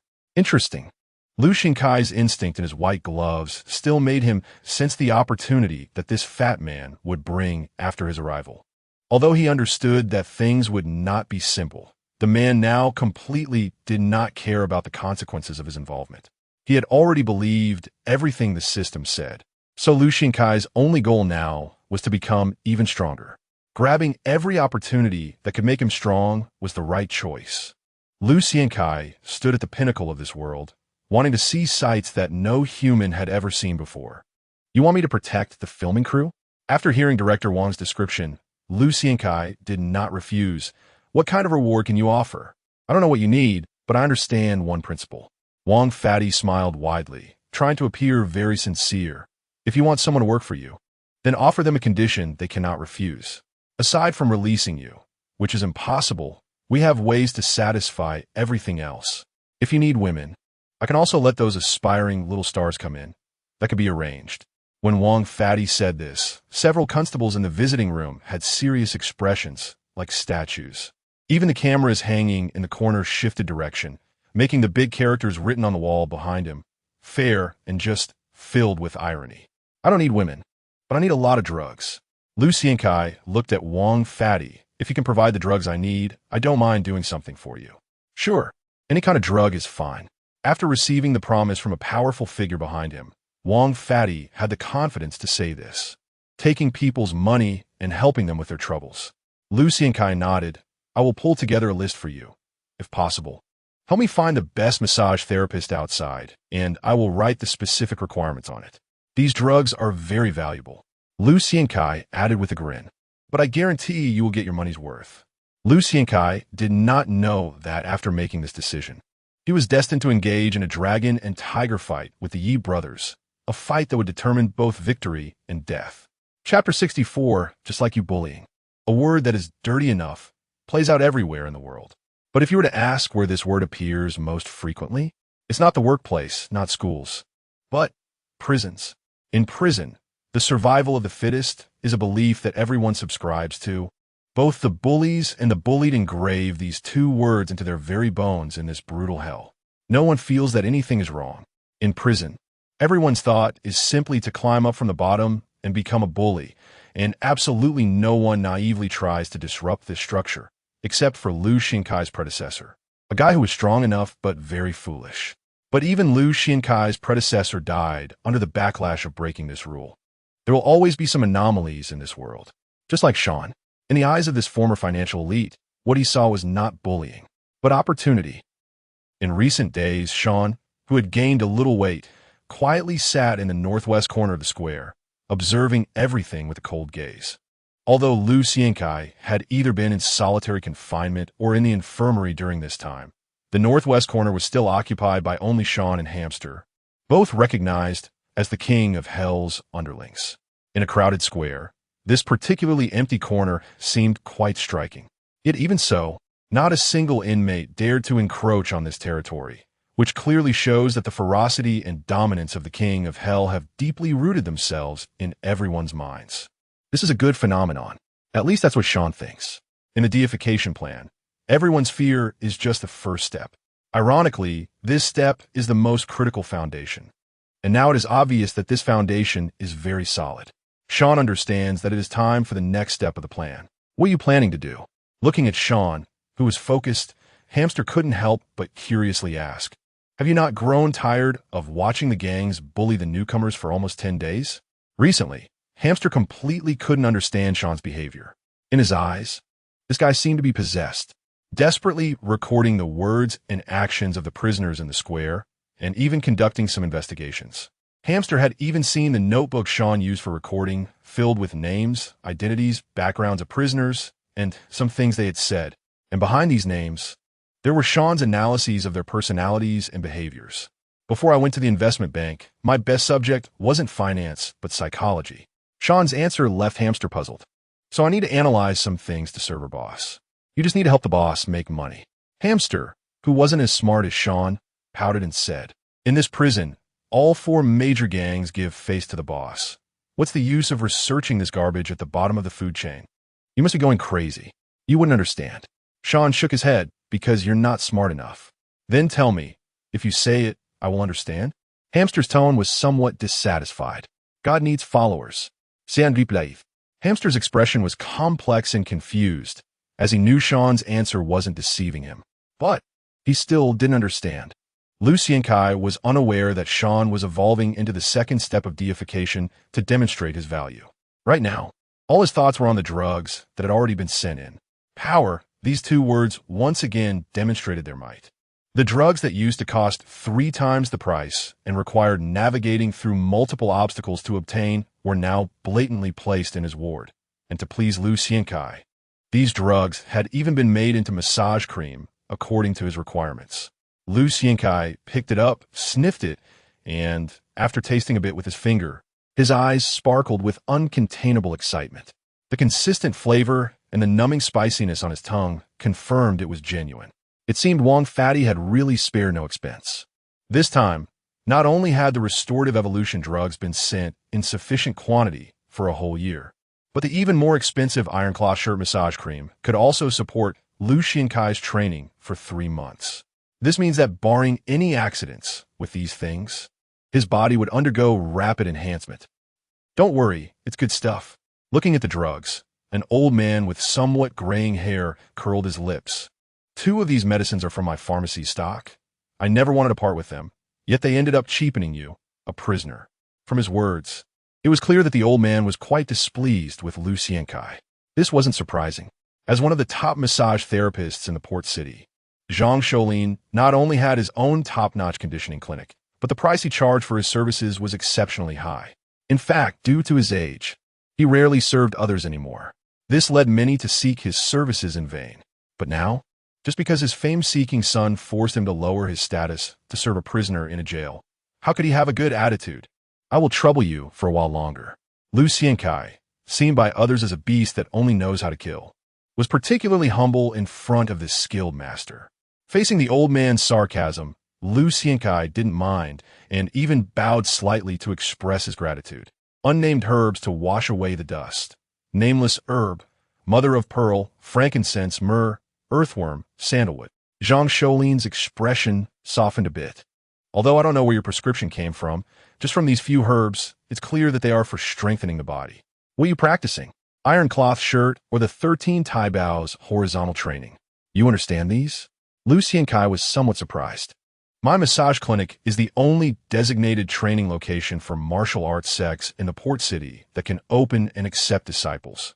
And I once helped Master Che of Hungar, who was diagnosed as semi-paralyzed by the Federal First Hospital, to recover. Do you think I don't understand? The older he got, the more irritable he became. Lu Xiankai's skepticism provoked Zhang Shoulin's anger again. I know even more. Longan meat and earth fire lotus are fierce medicines. Although this medicine has certain benefits for strengthening your body, the pain it brings is not something an ordinary person can endure. It's the first time I've seen a prescription so aggressive. It must be an ancient method. I can endure it. Lu Xiankai's expression was calm, and his eyes no longer held ferocity, but became particularly resolute, because I want to see what the limits of the human body can truly achieve. Young people all think they can leap over the Dragon Gate. Let me see if your body has any problems from training. The old man, too lazy to speak further, slowly walked to Lu Xiankai's side, first looking at the place where the man's wrist met the shackles and nodded, then pinched and tapped a few times on the 3-inch part of Lu Xiankai's spine with his thumb and index finger. For the first time, the old man's gaze toward Lu Xiankai held some shock. It's been many years. You are the second young person I've seen who can train horizontal skills to this extent. Your talent is very high. It's clear you're a practitioner, but your spine is actually not deformed at all. This is impossible. Why is it impossible? Lu Xiankai was training exactly according to the methods given by the system, so he didn't understand why the other party was so surprised. The spine is the great dragon within the body, and all force will pass through it. I can see that your physical activity is very high. With such a large amount of exercise, even if your movements are perfect, you will still reach the limits and deformation of your spine. You are practicing alone in prison, without any guidance from others, and I can hardly imagine how exceptionally talented you must be to instinctively avoid these risks. May I ask Master Zhang if there are any areas for improvement? Zhang Shoulin's extensive knowledge made Lu Xiankai realize how rare it was to have this massage master, which made his words increasingly humble. Unfortunately, this is the era of firearms. Even if you can practice the iron shirt to the sound of a golden spear, what does it matter? The old man did not answer Lu Xiankai's question, and his dimmed gaze was filled with memories. Years ago, there was a martial arts genius in Hong Kong City who almost reached that level, but in the end, he was shot in the back and had his heart blown apart. I still remember his eyes. The old man's tone was melancholic, just like yours. Reading the room is a quality that the white gloves must possess. Only in this way can the vultures that cling to powerful figures obtain the information they want from the subtle expressions they inadvertently reveal. Although he had crossed over, Lu Xiankai did not lose his instincts. Almost immediately, he judged that this old man named Zhang Shoulin must have a special connection with the genius he mentioned. And this was his opportunity to open the other person's heart. Someone has to continue down the road. After considering his words, Lu Xiankai slowly spoke. This is a transmission of spiritual will, and I believe my talent can allow me to continue on. Without mentioning it directly, he quietly used his words to make Zhang Shoulin empathize with that short-lived genius. Lu Xinkai's rhetoric clearly had an effect. The man looked at the old man with an even more emotional gaze before pushing down a heavy chip. Perhaps by that time, countless pioneers who died on the road would feel comforted. How much can you endure? The prescription you provided is perfect, but it won't allow you to train successfully in the shortest time. What you lack now is time. The old man's gaze towards Lu Xiankai was clearly different from the beginning. I can add another medicine for you, but although this medicine can greatly improve your training efficiency, the pain is unbearable for most people. You can give it a try. A rebellious look surfaced on Lu Xiankai's face, which he had been trying to hide. I hope you can endure it. The old man's eyes were somewhat sorrowful. If he had endured back then, perhaps he wouldn't have died. After projecting his feelings for certain individuals onto Lu Xiankai, the old man's efficiency in action was astonishing. In less than 3 hours, the newly adjusted massage ointment was already in his hands. I specifically found someone to inquire. I can only stay in prison to help you adjust your body for a short 2 weeks. Not only did his attitude change, but Zhang Shoulin's words also became somewhat verbose. To shorten the time and achieve the best effect, I will use acupuncture to make your absorption of the medicine twice as fast, but the pain will reach an unimaginable level. If you can't stand it, just give up. Zhang Shoulin sighed as he looked at Lu Xiankai, who was lying on the bed with a streamlined, muscular body. Some things cannot be forced. I want to know just how painful it can get. A fierce look flashed across Lu Xiankai's face. From the day he entered the martial world, he understood one principle. If you're not tough on yourself, you are not qualified to stand at the top. In the next moment, without saying another word, Zhang Shoulin quickly inserted the needles and then applied the milky white medicine to the man's body. Pain. Although Lu Xiankai had already made ample preparations, he couldn't help but let out a groan. An indescribable, excruciating pain spread throughout his body with Zhang Shoulin's palm strikes, especially when Zhang Shoulin inserted the needles. Lu Xiankai felt as if a sharp dagger had pierced into his body. Not only that, this dagger was twisting violently inside his flesh. The twisting was not over. The sensation of the ointment seeping into his skin felt like someone was sprinkling chili and other highly irritating substances on his wounds. Outside the infirmary, many prisoners looked in shock at the tightly closed door of Ward 7, their eyes filled with disbelief. Because just now, it seemed like they heard the terrifying lunatic, the King of Hell, let out a scream. Lu Xiankai had no thoughts to consider the environment outside. His whole body was tense, and his eyes were wide open with rage. The whites of his eyes were already bloodshot from the extreme pain. Endure it. Zhang Shoulin had already covered Lu Xiankai's body with a massage ointment, and then his hands began to strike wildly. The worst pain is still to come. I will use a penetrating method to help you absorb these medicines. When the medicine seeps into your bone marrow, the pain will reach its peak. I understand. Lu Xiankai's voice was particularly hoarse, like iron sand rubbing together. I don't know which faction's iron shirt you practice, but now you can begin to circulate your energy to absorb these medicines. As Zhang Shoulin's words fell, Lu Xiankai automatically began to operate his muscles according to the method provided by the system. It was evident that the iron shirt operation method given by the system was very clever, and without him realizing it, it reduced the pain significantly. Zhang Shoulin was somewhat surprised. He was an expert in human anatomy and naturally understood that Lu Xiankai's sudden slowing down represented something significant. Instantly, a hint of joy appeared on the old man's face because he knew that the other party might really endure the impending extreme pain. This was the goal that his most beloved disciple wanted to achieve back then. Without hesitation, Zhang Shoulin changed his technique, pressing his thumb hard on Lu Xiankai's lower back. For the first time in his life, Lu Xiankai bit down hard on his teeth. He was relying on this method to resist the pain. Even the man's teeth were chattering, as if they were about to be crushed. Congratulations to the host for obtaining the improved version of the Iron Shirt decoction formula through a fortuitous encounter.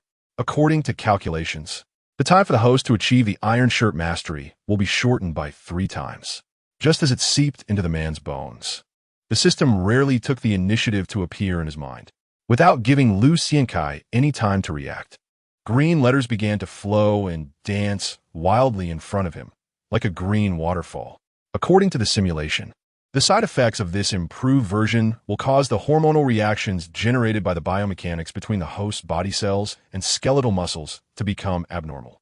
Distributing the improved medicine reward, the Great Corpse Meditation method of the Western Region Preservation sect. After calculating for a few seconds, green letters once again appeared in Liu Xiankai's field of vision. The Great Corpse method allows the host's deep neural cortex to completely relax.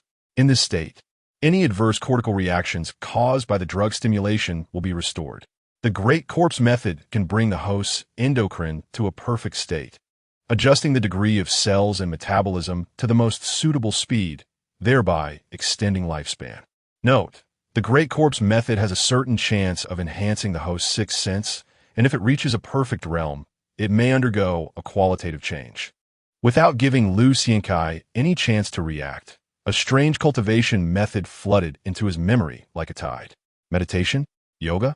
Liu Xiankai did not know what the so-called Western Region Preservation sect was in this space-time, but the cultivation method instilled in his mind was somewhat similar to meditation in another space-time. Although the name of the Great Corpse technique sounded strange, the method of practice was not peculiar. It was almost a form of sleep-like rest. The only difference was that one needed to maintain awareness through their own subjective will, imagining oneself as a corpse. There was no intentional focus or visualization. It was entirely about using the remaining awareness to feel everything about oneself and practicing to gradually form this sensation into instinct. This was becoming more and more interesting. Liu Xiankai murmured to himself. Zhang Shoulin's technique lived up to his great reputation. Although his hands moved quickly, the pressure was just right, and Liu Xiankai could feel the medicine crazily penetrating his skin. He couldn't tell if it was an illusion, but he even felt that his skin, muscles, and bones were quietly undergoing earth-shattering changes. Like water, like cotton, like iron, like steel. These 8 characters flashed through Liu Xiankai's mind. The reliance on medicine and martial arts practice was very high, and it also required a highly skilled therapist. Zhang Shoulin, standing behind Liu Xiankai, slowly spoke. Back in the day, for the sake of my disciple, I provided 4 prescriptions to exchange for this technique. I will help you with your conditioning twice daily for the next 2 weeks, but if you can eventually break free from this cage, you must return this favor. Zhang Shoulin was old, but not foolish. He did not believe that such a small prison could confine a martial arts genius who could endure such extreme pain. Disciple, I have found a way to help you take revenge. Zhang Shoulin looked out the window. The sky was very blue, with not a cloud in sight. Chapter 66, Count to 10. A worker from the mainland, go help me clean the car. This is your payment. This was a phrase that Boss Zhang thought was perfectly fine after casually tossing a banknote. There are many young workers from the mainland in the port city. These young workers almost all share a common trait. Their Cantonese accented with a slight dialect, and their clothing style that is in stark contrast to that of the city's youth make them particularly easy to recognize. Due to historical reasons, some people in the port city harbor disdain or even hatred towards mainlanders. Boss Zhang, who is worth millions, is one of them. Because of this mindset, every time he encounters a mainland worker, he speaks with contempt and arrogance. But over the years, he has never faced any consequences. After all, many workers come here to earn money and tend to overlook his attitude given the cash he offers. As usual, after throwing a $500 bill at the worker's feet, Boss Zhang opened the car door and slowly got out. This was deliberate, because this way the other person would have to bend down in front of him. A gesture that made Boss Zhang particularly pleased, even obsessed. The mainland worker was very tall. This was Boss Zhang's first impression after getting out of the car. He was already slightly over 1.7 meters, but he still had to look up to see the other person's chin, indicating that this mainland worker was at least 1.9 meters tall, if not taller. What surprised Boss Zhang even more was the worker's strength at such a close distance. He felt as though he was facing a wall. Can you understand me? Pick up the money, or I will report you. The disparity in physical strength did not intimidate Boss Zhang. After all, in today's civilized society, wealth and power are the key determinants of strength. He did not think the other person had the courage to use violence against him. It was not easy for mainlanders to come here to work. The various cumbersome proofs and lengthy application processes could drive an ordinary person to despair. And this hard-won opportunity could be destroyed with just a single word. Boss Zhang knew that if he casually fabricated some other behavior when reporting the worker, the latter would be expelled and all his efforts would turn to dust. So this bear-like guy would surely back down. However, things did not go as he imagined.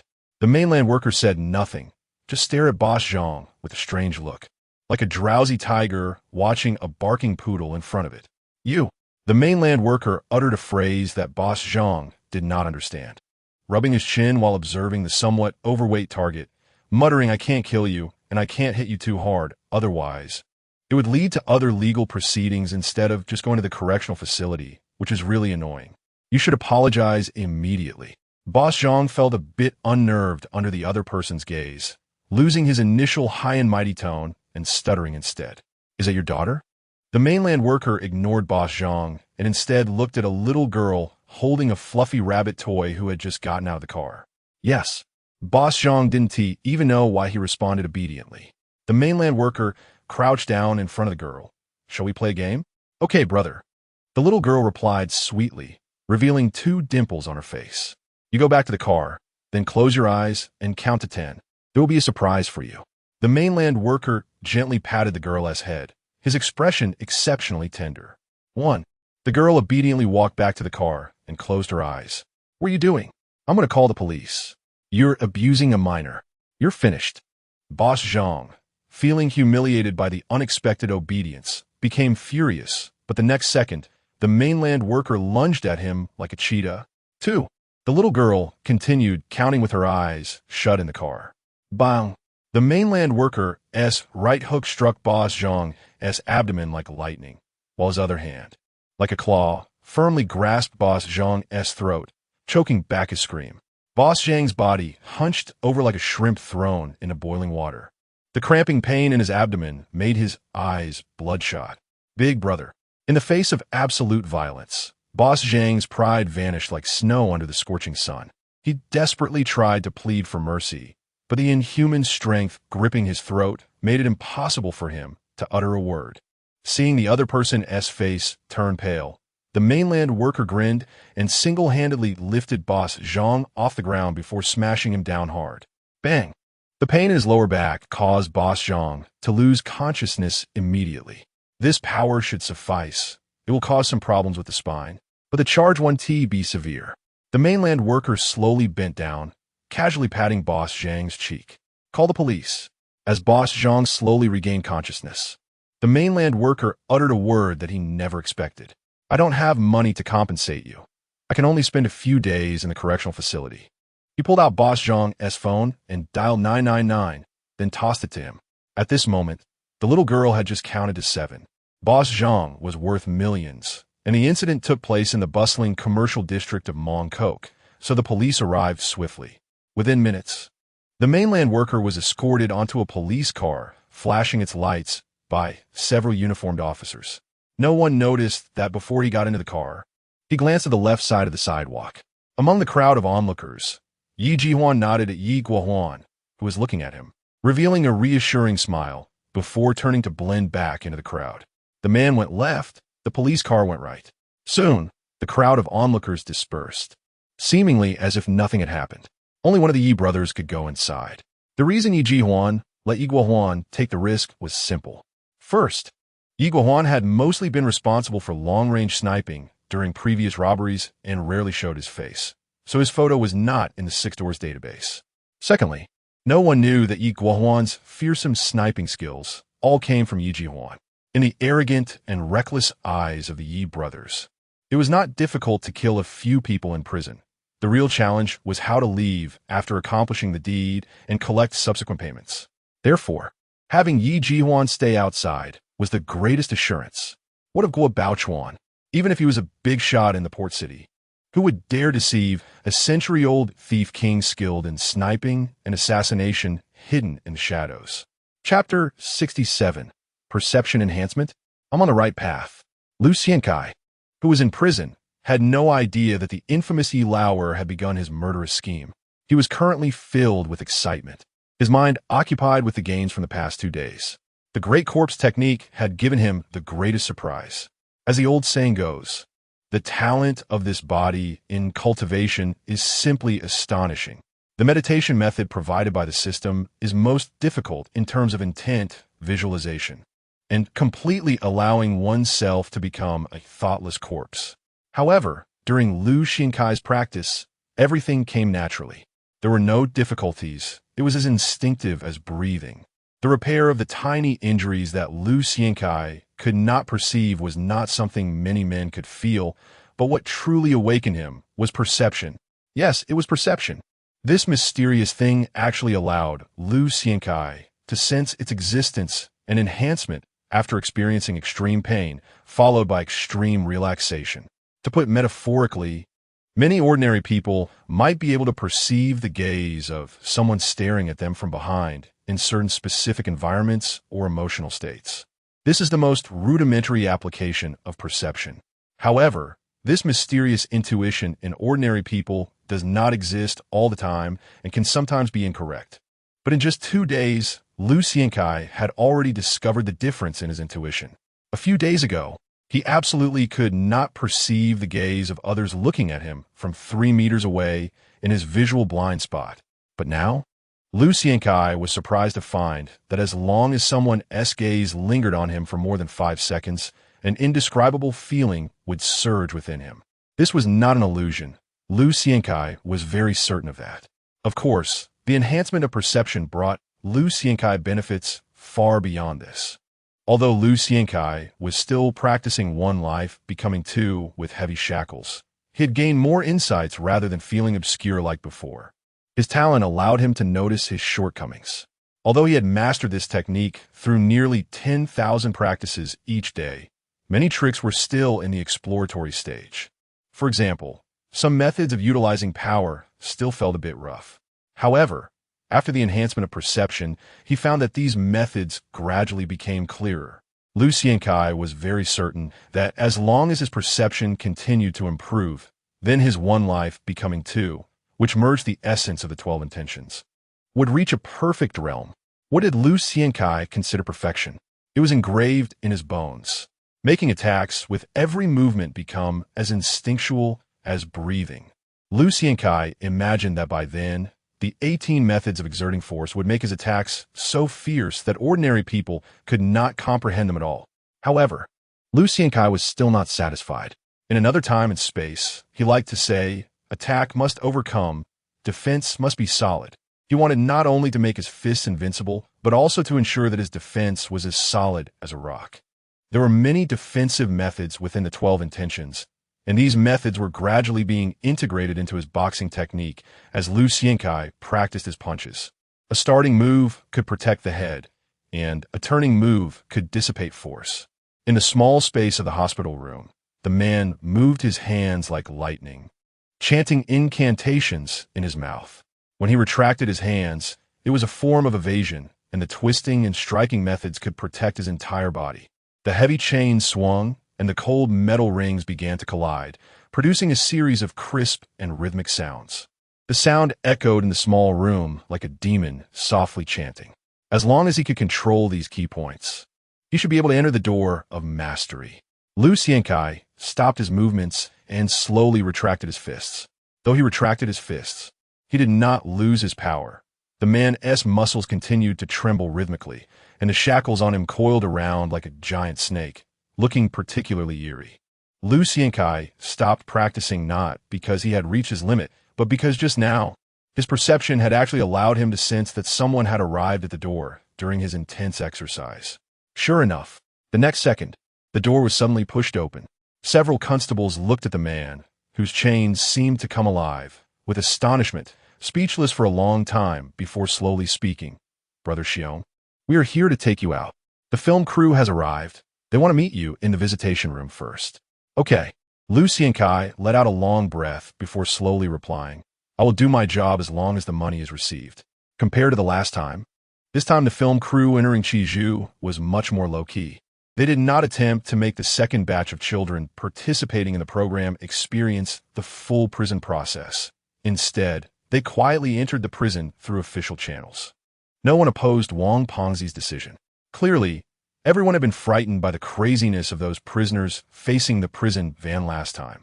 In fact, if it weren't for the immense pressure from this episode, the crew probably wouldn't have continued filming at all. Jo Muron also learned from the lesson. This time, she completely discarded her image. The persona of the neighborly big sister and the intellectual image were all thrown into the trash. Now, she had only one requirement: to dress as tightly as possible. The girl wore a black, oversized long shirt that would have only been worn by Hakka people 60 years ago, completely concealing her beautiful figure. But that wasn't enough. If Wang Pengzi hadn't stopped her, the trembling Jade Maiden leader might have insisted that the makeup artist make her face look unrecognizable before she would relent. Don't be afraid. There are 12 security members here, all equipped with stun guns. Everyone knows that the current incompetent prison warden has been investigated, so there shouldn't be any problems. Wang Pengzi was not only encouraging Jo Muron, but also the entire crew. After all, seeing everyone with expressions as if their parents had died would only slow down the work. He had to lift their spirits. However, Wang Pengzi, who had looked in the mirror, didn't see his own face, which was also lacking color. Otherwise, he would have known that his words had little persuasive power. Has that person arrived? Jo Muron was too lazy to cooperate with the lies of the big director. She cautiously confirmed again. You said he wouldn't harm the crew and would protect me throughout, which is why I agreed. Soon. Wang Pengzi gritted his teeth to satisfy that person. I even gave away the male lead role for the next film. There will definitely be no problems. Just as the crew chattered like a market, the dull sound of metal clashing clearly reached their ears, and the room immediately fell silent. That was the sound of a person walking with shackles. Clang, clang. Chapter 68. Cool. The clanking sound of chains dragging on the ground grew closer, and the faces of all the crew members in the room turned paler. It was just a prisoner, yet everyone was scared to this extent. In contrast to the adults, the new boys who had joined this episode appeared completely unfazed, their faces still brimming with the rebellious spirit unique to youth. Surrounded by all the boys, Aimee spoke with a hint of sarcasm. We're all just human, with one head and two arms. It's just a fight for our lives. It's really boring. Aimee was the only girl among the delinquents participating in this episode. Her appearance was particularly striking. Not only had she dyed her short hair a shocking shade of Death Barbie pink, but her originally fair and youthful face was adorned with heavy gothic makeup. In fact, if one were to remove her exaggerated and peculiar makeup, many would likely be stunned by the delicate features of this 17-year-old girl. Aimee's real name was Zhong Sini, born into a wealthy family of high intellectuals. Of course, her selection for this program was due to her other identity, the most notorious and influential big sister among the 7 high schools in Yunlong. It's no exaggeration to say that whenever local clubs in Yunlong needed to rally support, they would actually ask Aimee to find people. This alone illustrates the kind of exaggerated influence she held among those high school students. Shut up. Wang Pengzi turned around and glared at Aimee. If you provoke him and get killed, the production team won't take responsibility. This was already stipulated in the contract, and no amount of lawyers from your parents would help. Aimee reluctantly closed her mouth, though her eyes still held a hint of defiance. Having gained such fame at her age in Yunlong, her personality was naturally fierce. Additionally, she was the goddaughter of the renowned pastor Qin Shinji, having met many figures from the underworld, so she didn't fear as easily as others. Creak! The door to the room was pushed open by several officers, and when Aimee caught sight of the tall figure, she instinctively took a few steps back like a startled cat. Not just her, but even the adults like Wang Pengzi and Jo Muron, who had seen him before, couldn't help but hold their breath. In everyone's eyes, a tall man with muscles bulging as if he could barely be contained by his prisoner's outfit appeared before them. The heavy shackles on his wrists and ankles adding to his fierce aura like that of a ferocious beast. Lu Xiankai remained silent. Tall and imposing, he maintained absolute calmness. But to anyone's perception, he resembled a silent yet brutal king of the jungle, more fearsome than any wild beast. Mr. Liu, you seem a bit different. Wang Pengzi chuckled nervously, his attitude towards the prisoner surprisingly humble. The last time they met, there hadn't been such an overwhelming sense of pressure. Lu Xiankai knew the reason. Although there is no concept of aura in modern scientific disciplines, it doesn't mean it doesn't exist. Many ordinary people feel stiff and fearful when encountering prominent figures, and this is merely the sense of oppression brought by power and status. Lu Xiankai's current state was entirely due to the surging energy within his body that he couldn't suppress. After days of massage and acupuncture combined with a pain-inducing drug that Lu Xiankai could barely tolerate, his body was undergoing subtle changes. The most direct manifestation being the accelerated speed of his blood flow. This not only made his physique even more terrifying, but also gave a tremendous sense of pressure. However, this condition wouldn't last long. Once Lu Xiankai's iron cloth was fully developed, everything would return to its original state, and under the enhancement of the great corpse-guarding technique, he would become more restrained and unremarkable. But all of this required time to settle. Let us get down to business. There is no need to be so polite. Lu Xiankai scanned the faces of everyone in the room. Since I promised to protect your safety, I will definitely do so. Well, Wang Pengzi, seeing that the others were cowering behind him like quails, gathered his courage to continue speaking with Lu Xiankai. We consulted many security companies, and they suggested that we should communicate with you about our filming location and methods. After all, only by familiarizing you with our working style can we choose the best positions for your protection. No need. Lu Xiankai uttered a statement that left everyone in disbelief. As long as you stay within 10 meters of me without firearms, no one will harm you. Exaggerated. Aimei, who was sitting in the corner, couldn't help but speak up again. The next moment, surrounded by 4 officers, Lu Xiankai moved.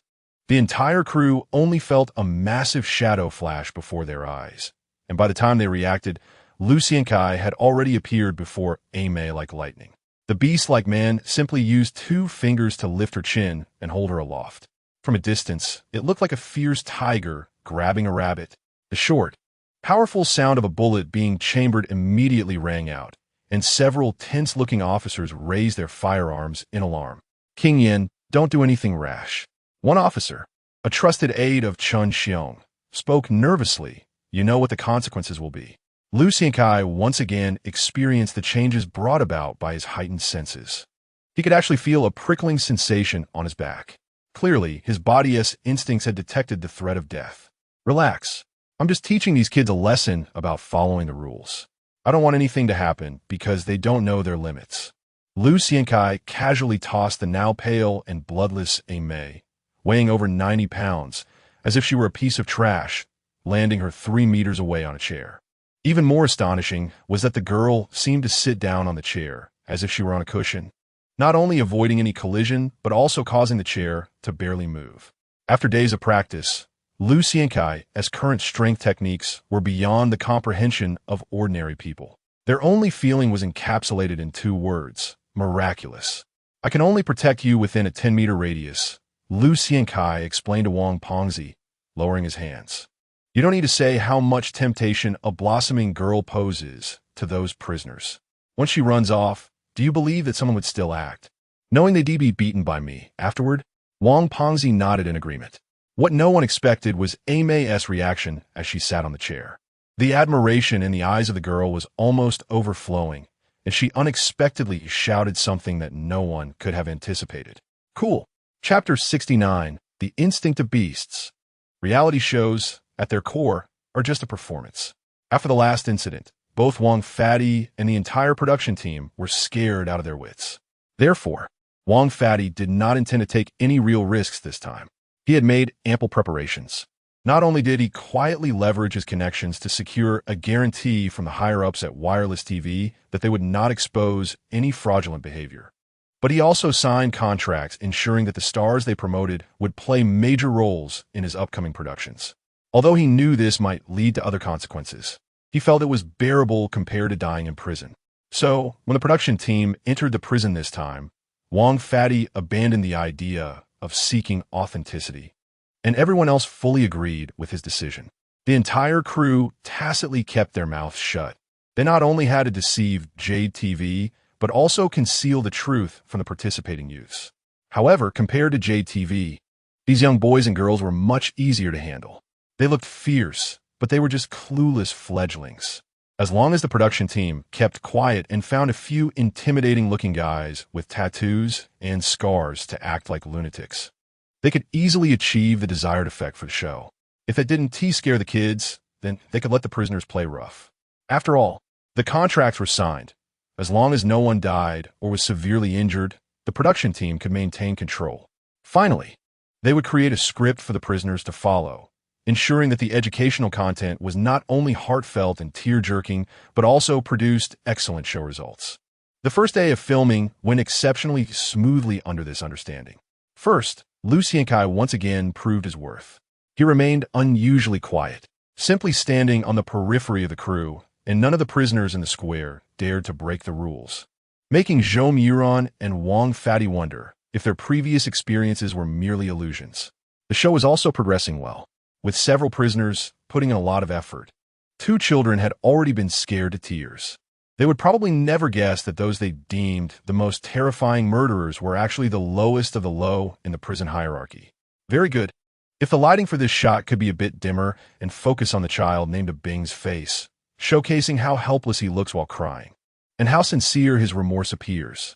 With only a few shots left, Wang Fati's mood was exceptionally bright after a successful day. Director, these prisoners are really good actors.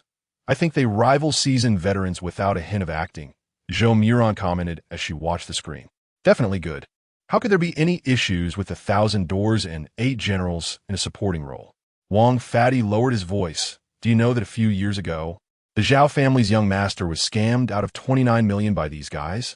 They are con artists, and those who can't act well get killed. Zhou Muron was enlightened. The longer she stayed in Qizhou, the more this star, who had always sailed smoothly without much exposure to the darker sides of society, learned. The various prisoners were like a microcosm of the darkest aspects of the world. Here, there were crimes that only girls could imagine, and no bizarre prisoners were non-existent. However, what intrigued Zhou Muron the most was the prisoner who stood quietly on the periphery of the crew, the one referred to as the King of Hell. After spending a day interacting, she noticed his uniqueness. Zhou Muron had never thought the phrase quiet as water would apply to such a person. With a strong, almost inhuman physique and a ruthless demeanor, he still exuded a calmness that felt like a gentle breeze when silent. Such extreme contrasts in one prisoner made this young star feel an impulse to understand him better, even to write a song about him. Drink more water, hydrate. Her manager, Sister Wang, interrupted Zhou Muron's covert observations.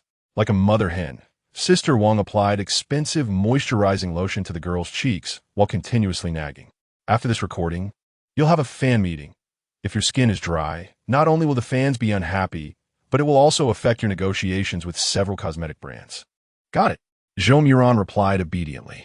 Just when everyone was about to wrap up, a sharp, piercing, and continuous alarm suddenly rang out above the prison.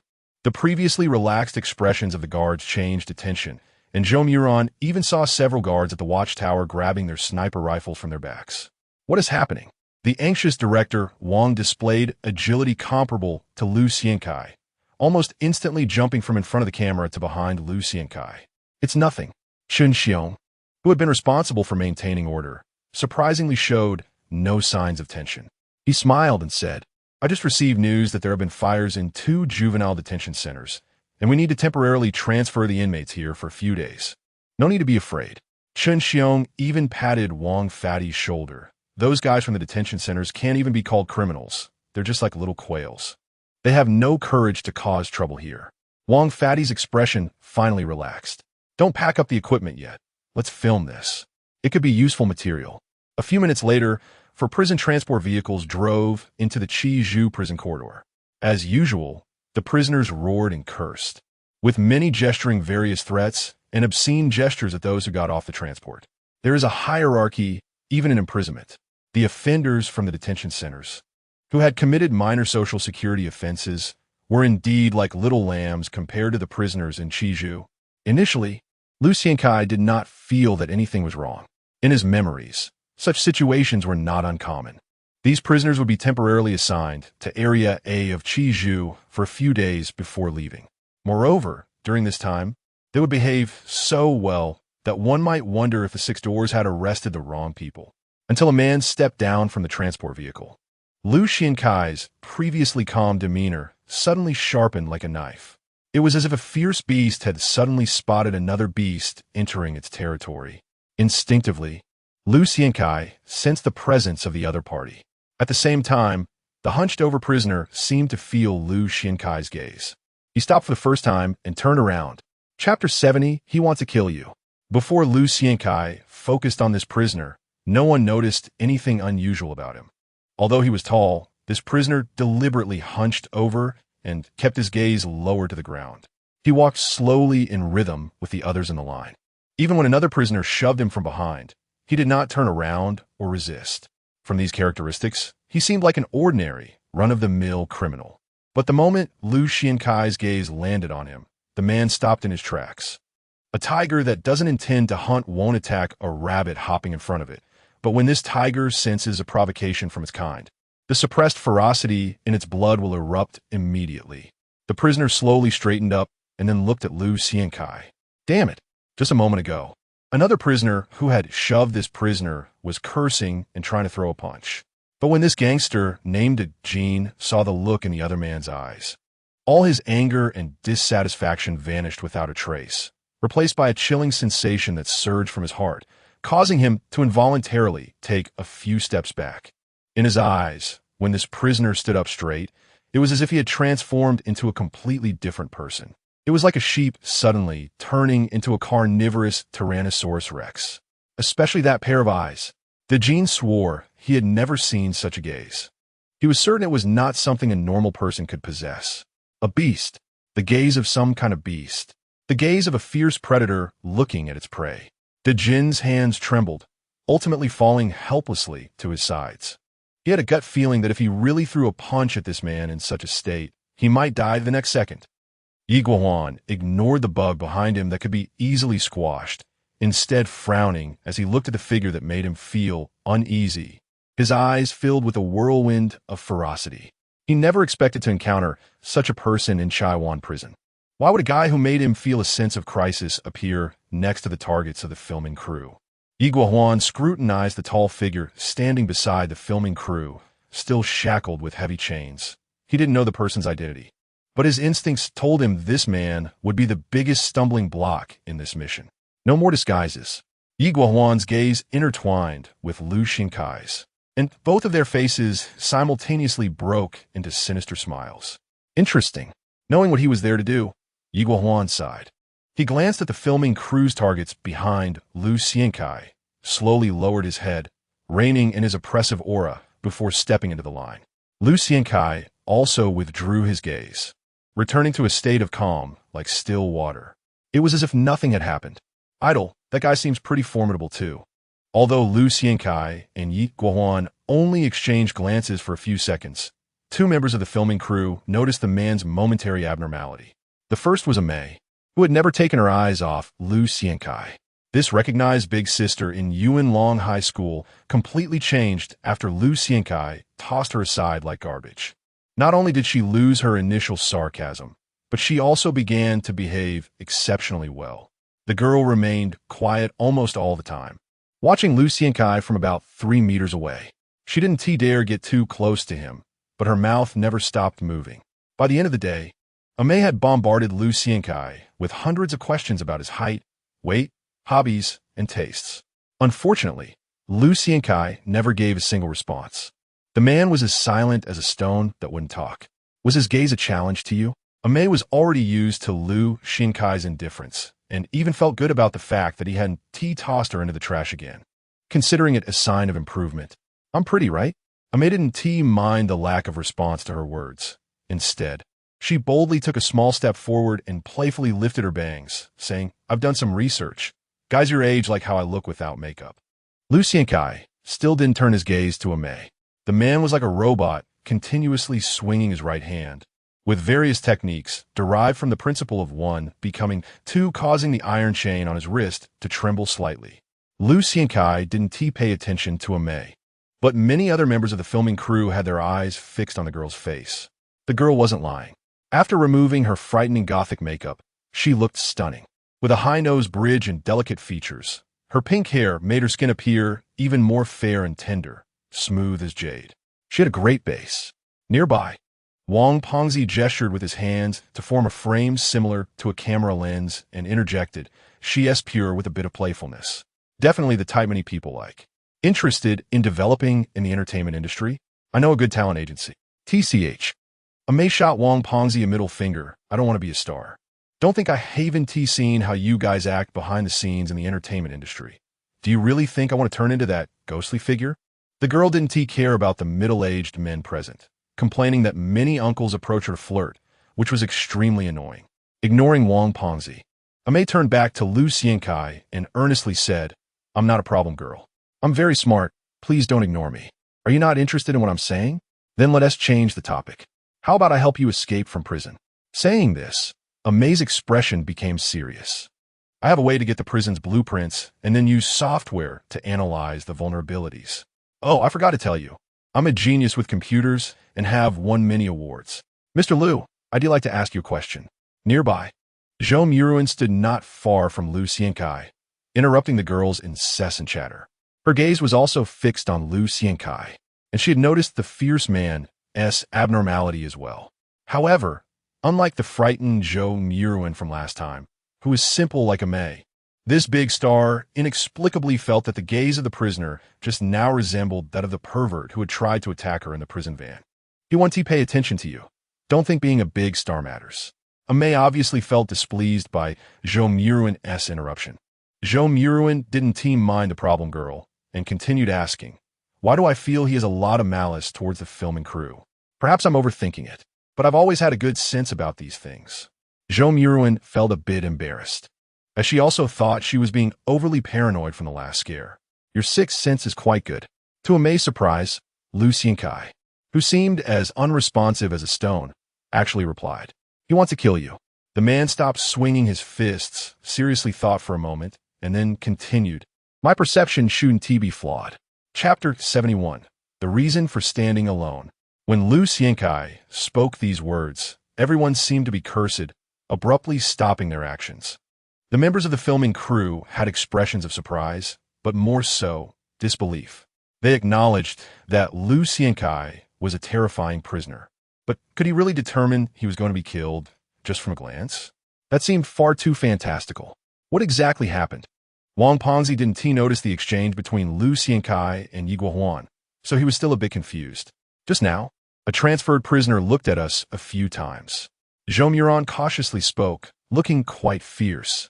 "So I asked a few more questions. Just looked a few times?" After Wang Pengzi seriously inquired about the details, he ultimately shook his head. "Muruan, don't be too nervous. What happened last time was just a sudden situation. Not every criminal is a murderer, especially not someone from a correctional facility. We have Mr. Liu here, so nothing will go wrong, right?" After calming Zhou Muruan, Wang Pengzi looked at the silent Lu Xiankai. The latter nodded, but didn't say anything more. Lu Xiankai understood Wang Pengzi's thoughts. Although he still appeared respectful on the surface, deep down he probably thought Liu was trying to sensationalize things for personal gain. However, he couldn't be bothered to explain. It was just about getting paid for the job. As long as the crew didn't misbehave and stayed within the bounds he set, he was absolutely confident. In fact, what confirmed for Lu Xiankai that the other party was not simple was not the glance they cast at the crew, but the reaction of another group of people in the yard, the Big Circle Gang. The moment that prisoner appeared in the yard, the tough members of the Big Circle Gang exhibited an unusual reaction.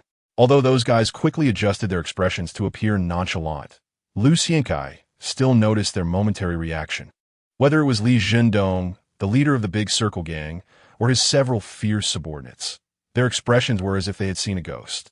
Especially Li Zhendong, this tough and defiant guy who could stand toe-to-toe with the four major gangs in Chizhou, showed an expression not only of shock, but also of the fear and submission of a lower-ranked individual encountering a superior. "I believe you." May bravely approached Lu Xiankai, looking up seriously as she spoke. "They are all fools. They don't understand that a man like you wouldn't stoop to deceive us." Lu Xiankai coldly glanced at the girl, still not answering her question.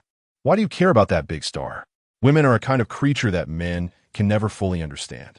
Although May was very afraid of Lu Xiankai, an inexplicable jealousy made her forget her inner fear. I'm not worse than her. I will grow up too. Plus, I have legs that even models would be jealous of. Aimee knew she fell short in some areas compared to Zhou Muron, so she deliberately pointed out her most satisfactory feature. For the first time, Liu Xiankai's gaze turned towards this questionably annoying girl. He found that this little one really wasn't exaggerating. The legs of this girl named Aimee were long and straight, especially with smooth lines and no excess fat, truly resembling a pair of pencil-like legs. More importantly, Liu Xiankai, who was already familiar with human anatomy, noticed the proportions of her legs. The golden ratio. That was Liu Xiankai's evaluation. Perhaps it was Liu Xiankai's gaze at her legs that gave Aimee a bit more courage. And she asked her second question. When we first met, your gaze towards me was one of complete indifference. I could feel it completely. In fact, my sixth sense is sharper than that big star ass. I can sense other people's true emotions since I was a child. But later, even though you didn't pay attention to me, I didn't feel that indifference in your gaze anymore, but rather a sense of acknowledgement. That is why I've been pestering you to chat. Don't say it isn't true, why? The girl laughed proudly. Many people think I'm just a little girl. But have you ever seen a little girl who can control over 5,000 high school students?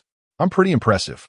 Aimee's unexpected question truly surprised Liu Xiankai, because this troublesome girl actually guessed correctly about his change in perception, which was quite unbelievable to him. Because of your responsibility.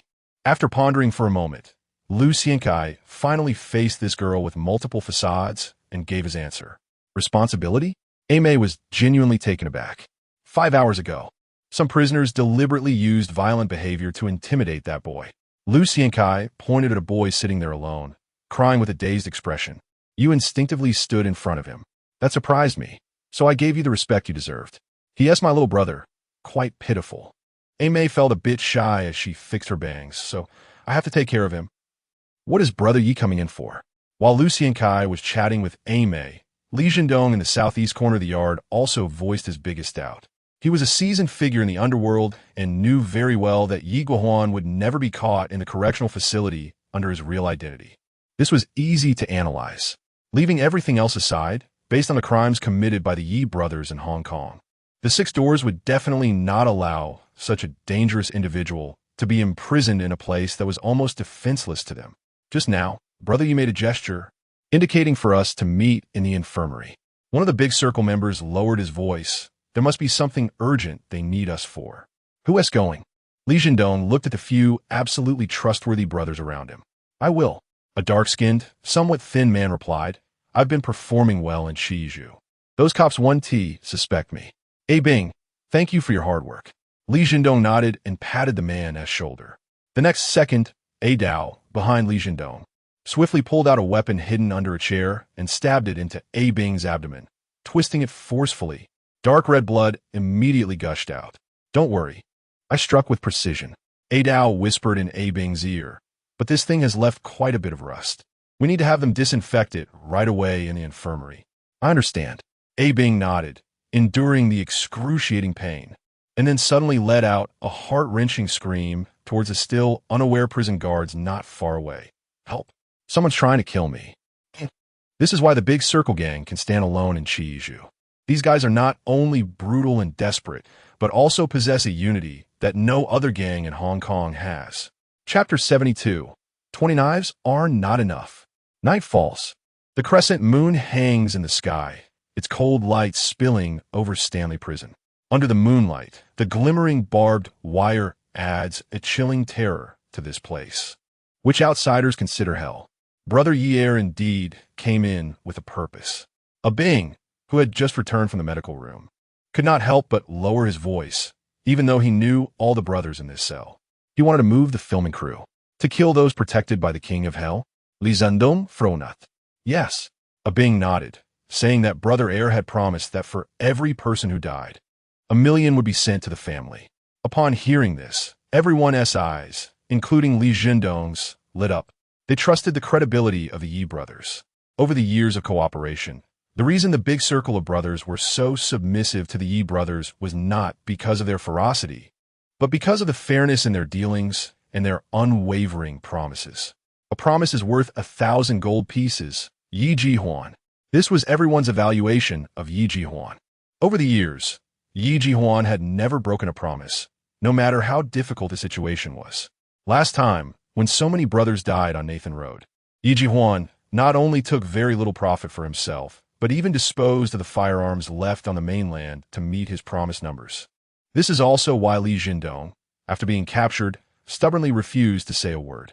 Loyalty does not come from the likes of dog killers. Betrayal often comes from scholars.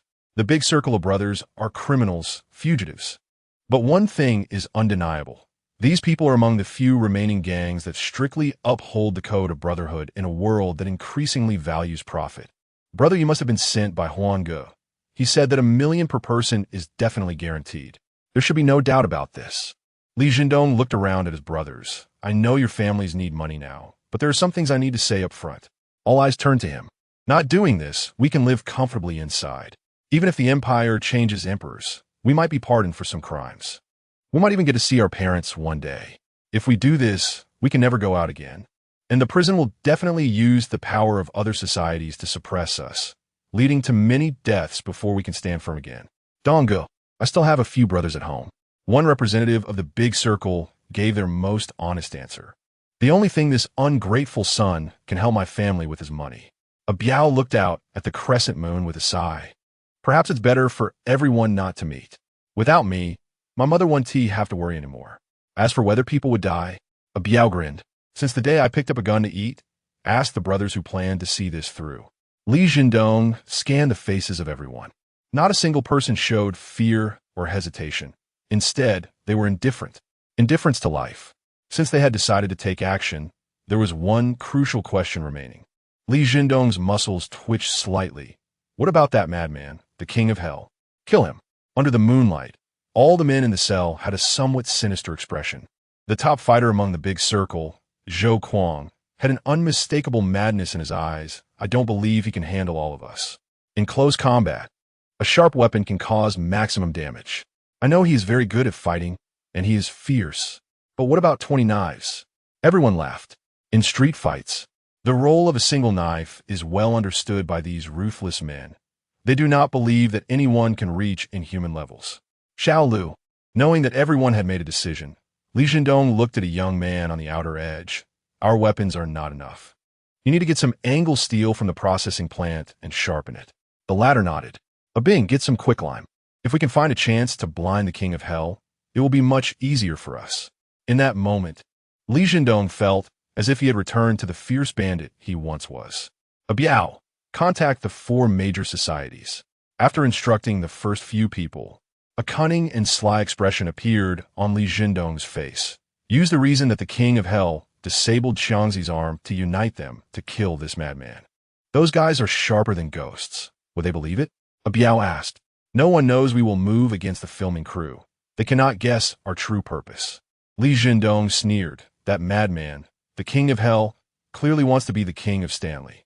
Sooner or later, he will confront everyone. This reason is enough, and they might not refuse. And the most crucial point, Li Jindong looked at Bing, whose wound was still bandaged. Notify Brother Yier. Tell him to find a way to stir up trouble with those rookies. The more chaos, the better. I will. Bing nodded. 20 knives are still a bit lacking. Since he, the king of hell, thinks he can suppress everyone alone, then let us add a few more. Li Zendong, Lauga. Help me with something. Amei's home is located in Phase 1 of Pak Luan in Yuanlong, which shows that the girl comes from a wealthy family. Just as the big circle was planning how to act, the girl hiding in her bedroom opened her computer and sent a message on a forum filled with federal language. I heard you agreed to experience life in prison just to set up a server? On the other side, the reply came quickly, along with a slew of admiring emojis left beneath the message. How S. Stanley Prison? Is it really that scary? Are there really only perverts inside? The other person was clearly chatty. Before May could respond, they sent a series of messages. It's very scary, absolutely true. There are many perverts, and even more fugitives. May sighed and obediently provided the answer. She knew the other person's character. If she didn't respond, there would be endless questions until she broke down. Go ahead, what do you need my help with? But I need a photo of your beautiful legs as payment. The other side was evidently satisfied with May's answer. Help me get the latest design of Stanley Prison. including any expansions and renovations that must be recorded. May typed on the keyboard. Also, use your lab to help me design an escape plan. Are you crazy? The other side was obviously startled by May's request. You want me to hack the government server? And secretly use my mentor quota to help you calculate? What on earth did you encounter in Stanley? A series of exclamation marks perfectly expressed the other person's emotions. Chapter 73, Everyone Has Secrets. That's just how it is. Nothing special. After May finished describing the events, the other person's messages immediately flooded in as expected. Are you crazy? Have you been cursed? Or has someone put a hex on you? Black magic? I know a master who's really good. I'll take you to see him tomorrow. I just checked. This Lu Xiangkai is just an ordinary, somewhat fierce 429 short mule. Plus, he's not very bright. The case that landed him in jail was completely a setup. But he looks pretty good. His prison photo looks somewhat handsome. The other side clearly found some information and started ranting.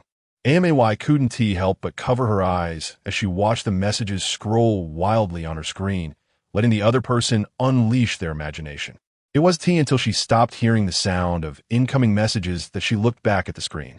Sure enough, as she guessed, the topic had shifted to aliens. And if she hadn't been ignoring this guy all along, he would probably have spouted even more nonsense. After he threw me out, I didn't feel scared. May knew the other person was waiting for her response. After thinking for a moment, she typed a line of text, but rather a sense of security. Once the words sense of security appeared on the screen, the other side's messages suddenly stopped. After a few seconds, the next message appeared. Why? How is that possible? Believe it or not, just treat it as me liking him and wanting to play a little bigger, okay? May replied. Stop playing, I want to hear the truth. The seriousness from the other side could even be felt through the text. You play the rebellious girl at home, the bad girl at school, and the genius beauty in the world. Haven't you had enough of these? I really have feelings for him. Yes, just the man I've been looking for. The text May type had a tone of coquetry. Speak the truth. The same 3 words appeared in the chat box again, and perhaps to emphasize the tone, a rare red exclamation mark was used at the end of this sentence. This symbol made May hesitate instead of responding immediately. Then I'll tell you. Biting her lip, the girl's originally delicate skin turned exceptionally pale, and even her body started trembling, as if she thought of something that terrified her immensely. Do you need to think this long? Another message popped up on the screen. I'll tell you the truth. Finally resolved, May didn't respond immediately. Instead, she got up to lock her bedroom door before sitting back down. However, this time the girl responded with a string of garbled numbers. No need to be so cautious. I'll erase all traces from the internet. This forum is our chosen chat place, and it's not difficult to do this. After the other side replied with a message, it fell silent, clearly trying to decode the message May sent. A few minutes later, the computer screen lit up again. When will your show finish recording? Let us meet up. There are still some behind-the-scenes shots and reshoots tomorrow. May typed the last line. If there's a chance, you can meet him once. Only by seeing this person will you know if I'm lying. Got it. The screen dimmed.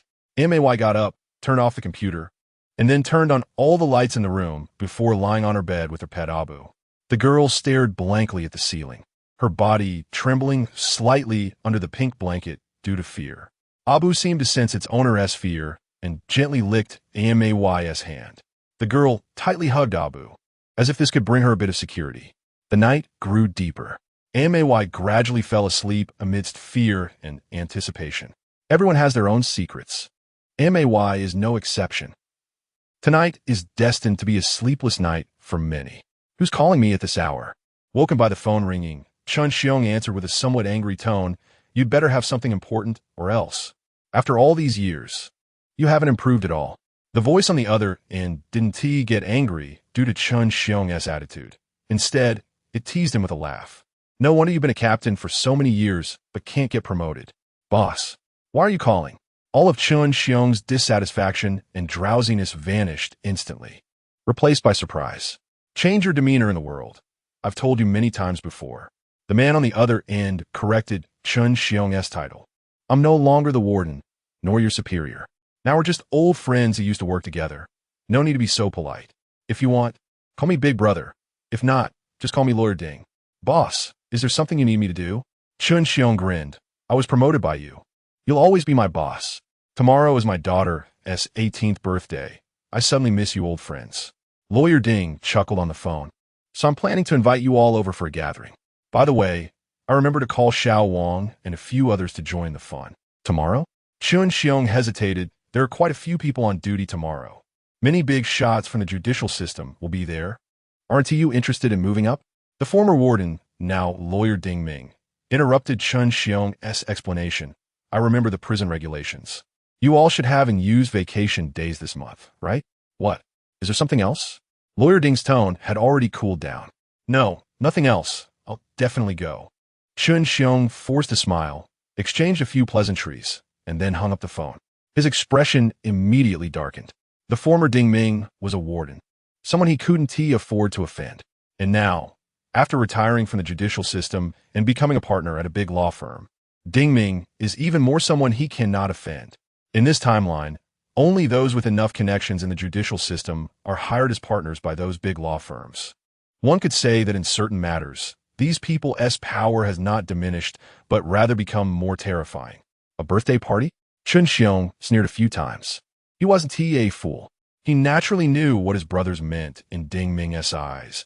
And if Ding Ming truly had intentions of promoting him, he wouldn't still be a small team leader at Chizhu prison. It seems something is going to happen tomorrow. Is this person blocking my path? Chun Xiong lost all desire to sleep. The man lit a cigarette and looked towards the dark prison. Chapter 74, Perhaps There Will Be a Miracle? Time has not stopped for anything. When the first rays of sunlight shone down on the morning, the piercing wake-up bell had already sounded within the Stanley prison. One by one, the prisoners filed out of their cells, and then the guard began to check the numbers and organize the lineup. After everything was in order, under the scolding of the guards, the prisoners queued to enter the square, ready to enjoy their most joyful time of the day, yard time. It seemed no different from usual. However, if one were to freeze the current scene and compare it to past scenes, one might immediately notice something unusual. In previous yard times, the various factions were clearly defined. Members of each faction would stay in their own territory, and the main fighters of those factions would not gather together. Instead, they would find ways to pass the time or chat casually. But today, the fighters from several major factions were almost all gathered around their leaders, and there were no relaxed expressions on their faces, only seriousness and coldness. Moreover, if one observed closely, the leaders of several factions were continuously exchanging glances, seemingly communicating something. Something is off. Trouble is brewing. The little character known as Hamster, whom many viewed as a sycophant and a smooth operator, was the first to sense a suffocating atmosphere spreading across the square. This had a lot to do with his profession. As a broker, he paid close attention to what other brokers were doing, and it was this attention that allowed Hamster to pick up on certain things. He quietly tapped Sean on the arm. Did you notice? Someone is on edge. What? What do you mean on edge? Although Sean was much smarter than Hamster, his lack of street experience made him oblivious to the undercurrents hidden beneath the calm surface. The term on edge refers to a situation where someone is ready to kill. After Hamster explained, he subtly pointed out a few people. See? They all have something under their prison uniforms, and I bet it's something for killing. Is a faction about to go to war? No, it can't be that all the major factions are going to war. This is unprecedented. Hamster was astonished that the members of the 14K gang were actually passing weapons to the new record gang, as they had always been at odds. Although he had picked up on some signs, Hamster still hadn't discovered the true intentions behind these people's actions. Amidst Hamster's murmurs, Sean discreetly glanced around the square. Sure enough, Tian Ming and Ah Kai, brokers from the major factions, were indeed moving around various corners of the square, and each time they brushed past someone, they would slip wrapped items into each other's hands. The prisoners receiving the items were also particularly cautious. They exchanged cheerful banter before quietly finding a place to sit down and stuffing the items into their prison uniforms. Violence wasn't the goal, profit was. Sean narrowed his eyes. As he quickly calculated the various behavioral signs among the major factions in recent days, his expression turned pale. No, Sean suddenly grabbed Hamster's hand. These people's behavior doesn't seem antagonistic. They look more like they're cooperating. It does seem that way. Hamster gasped. Let go. When did you get so strong? Idiot. Looking at Hamster, who was still struggling, Sean's face turned somewhat grim. Just think about it. If these people in the prison unite, the only one they want to kill is who? This statement made Hamster stop all his movements, and he immediately appeared somewhat lost. Brother Yin? He said incredulously. Even with a dull mind, Hamster realized that the only person who could be called a common enemy in Stanley was undoubtedly one person. Yin Wang. Lu Xiankai. Don't dawdle. Brother, Yin will soon come to the square with the film crew. Sean lowered his voice and whispered in Hamster's ear. We need to let him know about this situation. Otherwise, if these people suddenly act, he will be caught off guard. There must be a way. There must be a way. Hamster was like an ant on a hot pan, and if Sean hadn't held him down, he would have jumped up in fright. Take a deep breath. Think calmly. Sean felt like he was soothing a girl who had just been tricked in a bed. Got it. Hamster looked at a prison guard standing outside the barbed wire, his eyes lighting up.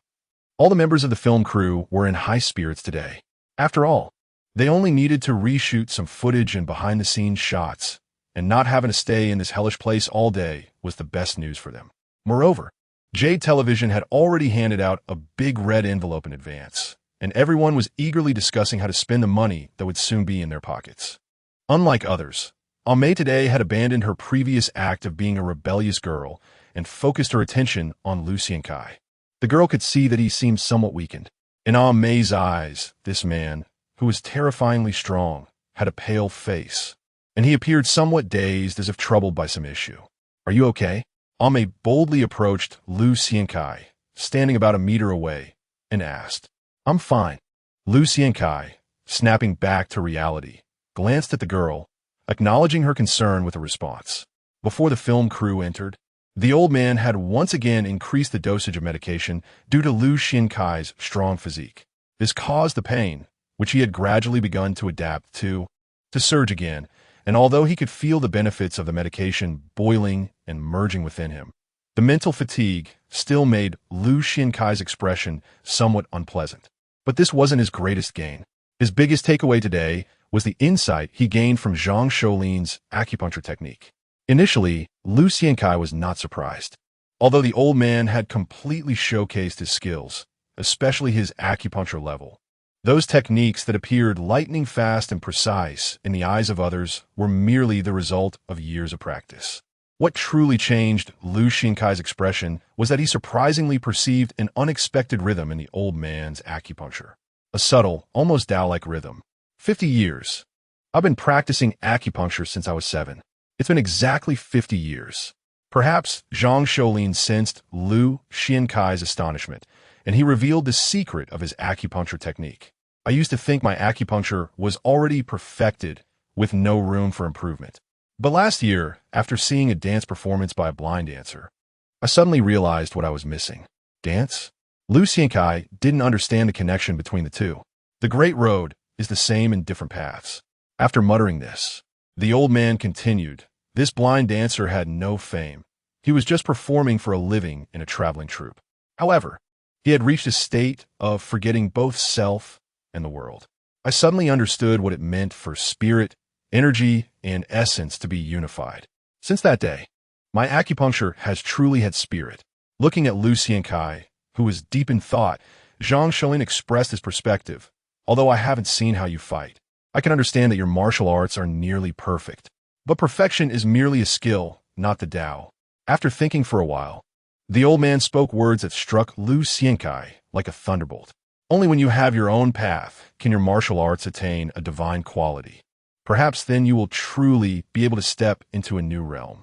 After packing up all the equipment, the old man looked at Lu Xiankai, who was meditating with his eyes closed before leaving. I can see what kind of path you want to take. The prison is still too small. Throughout the long history of the Empire, many martial arts geniuses have emerged. If you get the chance to go out, explore more and see more. The world is vast. Perhaps there will be miracles. With that, the old man hunched over and walked out. Chapter 75. I have seen a god. Although director Wang's Prison Film King of Power achieved tremendous box office success, it also faced considerable criticism from film critics. A well-known host, wearing glasses, sat at the main position of a small round table, smiling as he introduced the theme of the roundtable discussion, with the most criticized aspect being the protagonist's one-against-hundreds showdown at the climax. Today, the program was fortunate to invite director Wang, veteran film critic Tan Luan, and a martial arts celebrity, Mars.What, to join the discussion. After exchanging a few pleasantries with the guests, Hosto Tao got straight to the point. Director Wong. The biggest controversy is why the film, which clearly used a documentary style, had to include such an illogical fight scene at the end. This is also why I published an article in the media. The film critic Tan Luan picked up the host's question and launched an attack on director Wong, stating that the documentary style is serious and even stark in reflecting real social issues. This was done very well in the first 70 minutes of the film, but Tan Luan's tone intensified. The final fighting segment feels like the audience is being fed excrement.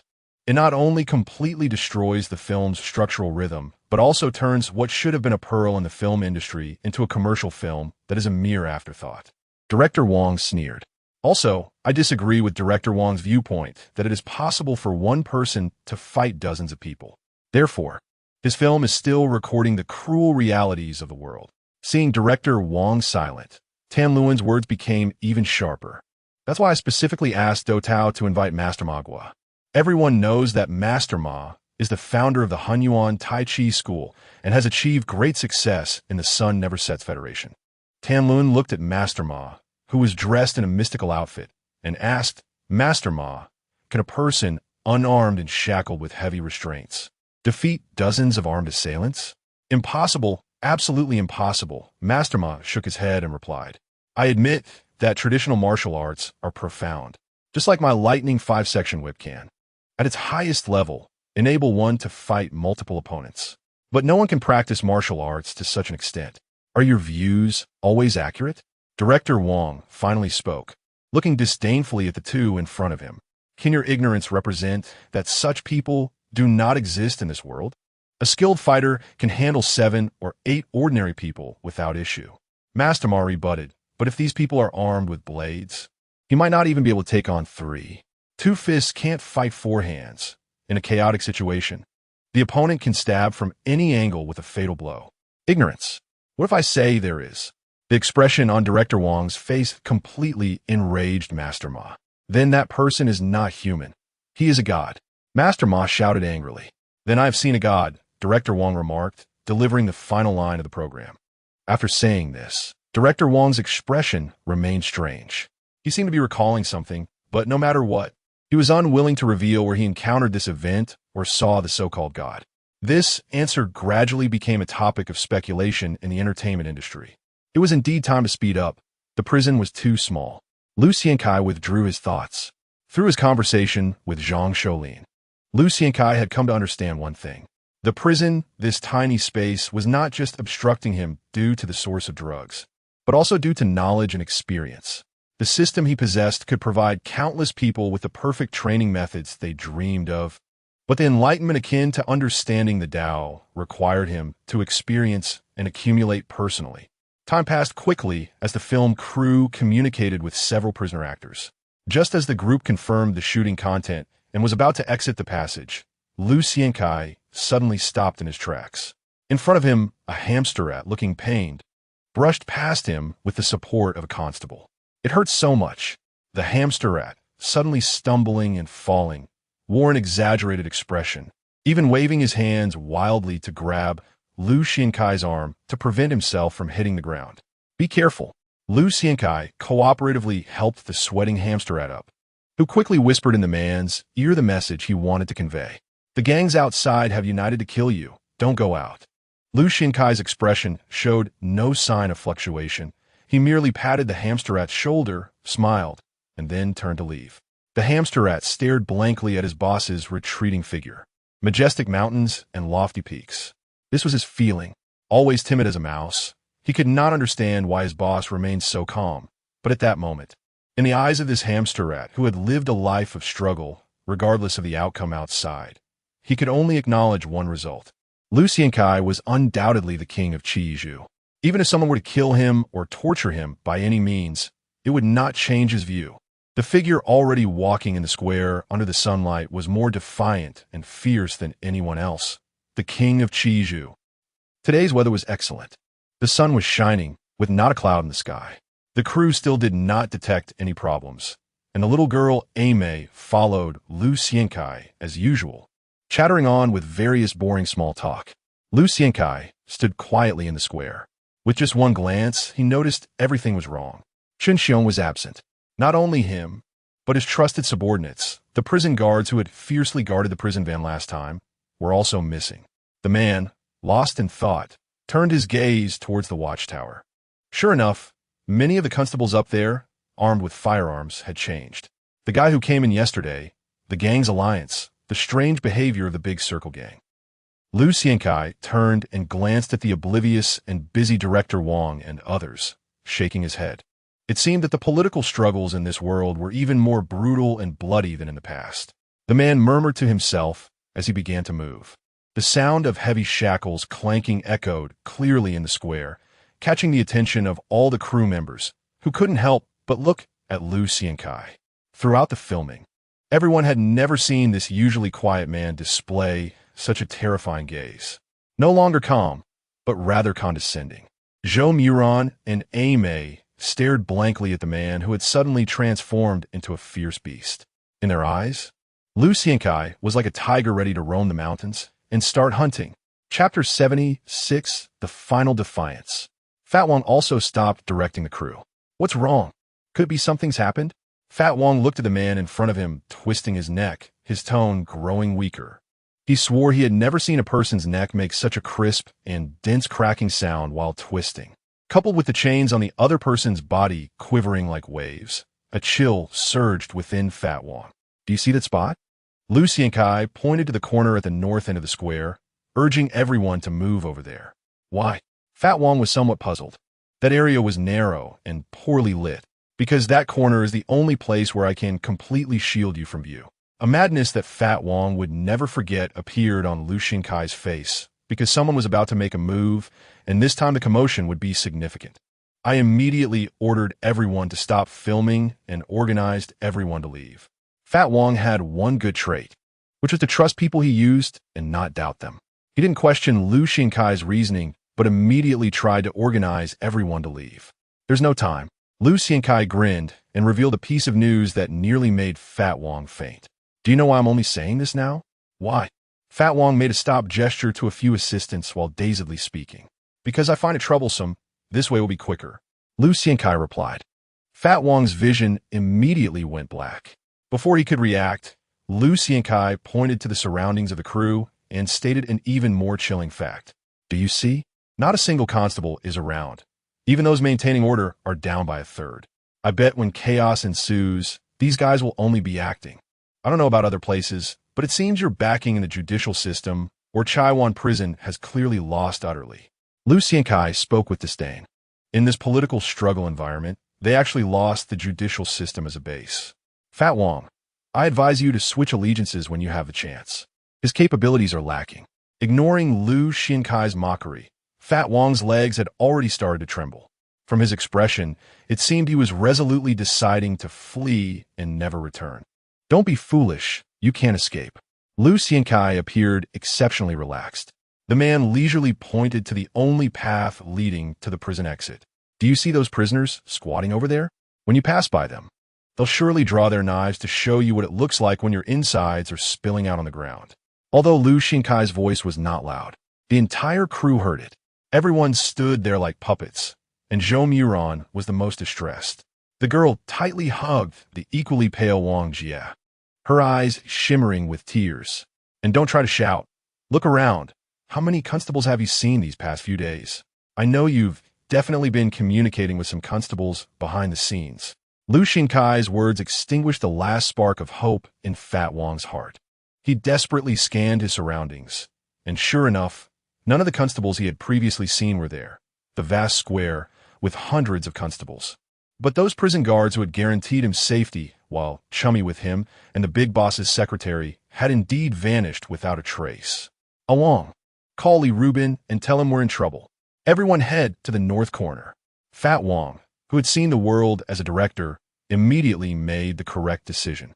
Lu Xiankai ignored the busy crew and instead looked at the various corners of the square. Clearly, the prisoners in the square had also witnessed the chaotic scene of the crew and, realizing the situation had been exposed, no longer hid their murderous intent. Whether it was the number gang or the hedgy new record, the power brokers stood tall. Behind them, knife wielders and thugs slowly gathered. These cold-faced men almost simultaneously reached for their waists, their eyes fixed on the man in shackles standing tall. No one can subdue a prison with just one person's strength. The former madman Gio couldn't, and neither can the current king of hell. This is the rule of the underworld, and the last defiance of these desperate fugitives who have no tomorrow. Just as the atmosphere felt frozen, the large door at the entrance of the square opened once again. Over 100 prisoners, temporarily transferred from the detention center for safety reasons, appeared in the square, and the man at the forefront had his eyes lowered, his large and heavy frame resembling a hulking bear. Yi Guohuan finally stepped into this event that would be recorded in Chaiwan's history at the last moment. Initially, he had planned to have Brother Yi create a big chaos, but looking at this situation, the murder behind it was not simple at all. Someone had managed to pacify the authorities? Li Zhendong also sensed something was off. However, he didn't care for them, the fugitives with no tomorrow. The only thing that mattered was the rewards after the killing. Let's make a move. When Yi Guohuan appeared, Li Zhendong, who had been sitting quietly, finally stood up. He shouted to the other bosses of the gangs, igniting what would later be called the Bloody Square's secret incident. Brothers, today's match is our Big Circle's kickoff. No one spoke. The atmosphere remained frozen, but a few basketballs were thrown into the crowd. I'll do it. Zhou Kuang, the first thug of the Big Circle, slowly stepped out of the crowd. They say in Hong Kong, one must bow to the dragon head, lead the red sticks, and be awarded the double flowers to be among the best. I just want to see how much better I am than them. He walked slowly to a few bouncing basketballs, then shouted at a few constables who were watching with crossed arms. Report, I want to play basketball. Agreed. A prison guard nodded. Zhou Kuang bent down, picked up the first basketball, and suddenly swung his arm. The orange basketball drew a beautiful arc and then solidly smashed into the camera where Lu Xiankai was positioned. Crash! Zhou Kuang picked up the remaining 2 basketballs and hurled them at Lu Xiankai, then angrily charged forward. Chapter 77. Continue. Zhou Kuang is one of the few gangsters in the Big Circle who prefers hand-to-hand combat over using guns. This habit is closely related to his experience spent for a while in the sports team in Province Z of the Empire. Having learned martial arts since childhood, he has always believed that hand-to-hand combat is the most ferocious way to kill. Moreover, this guy who once broke his coach's neck by sheer force has always looked down on the various red sticks of the society since he arrived in Hong Kong City to make a living.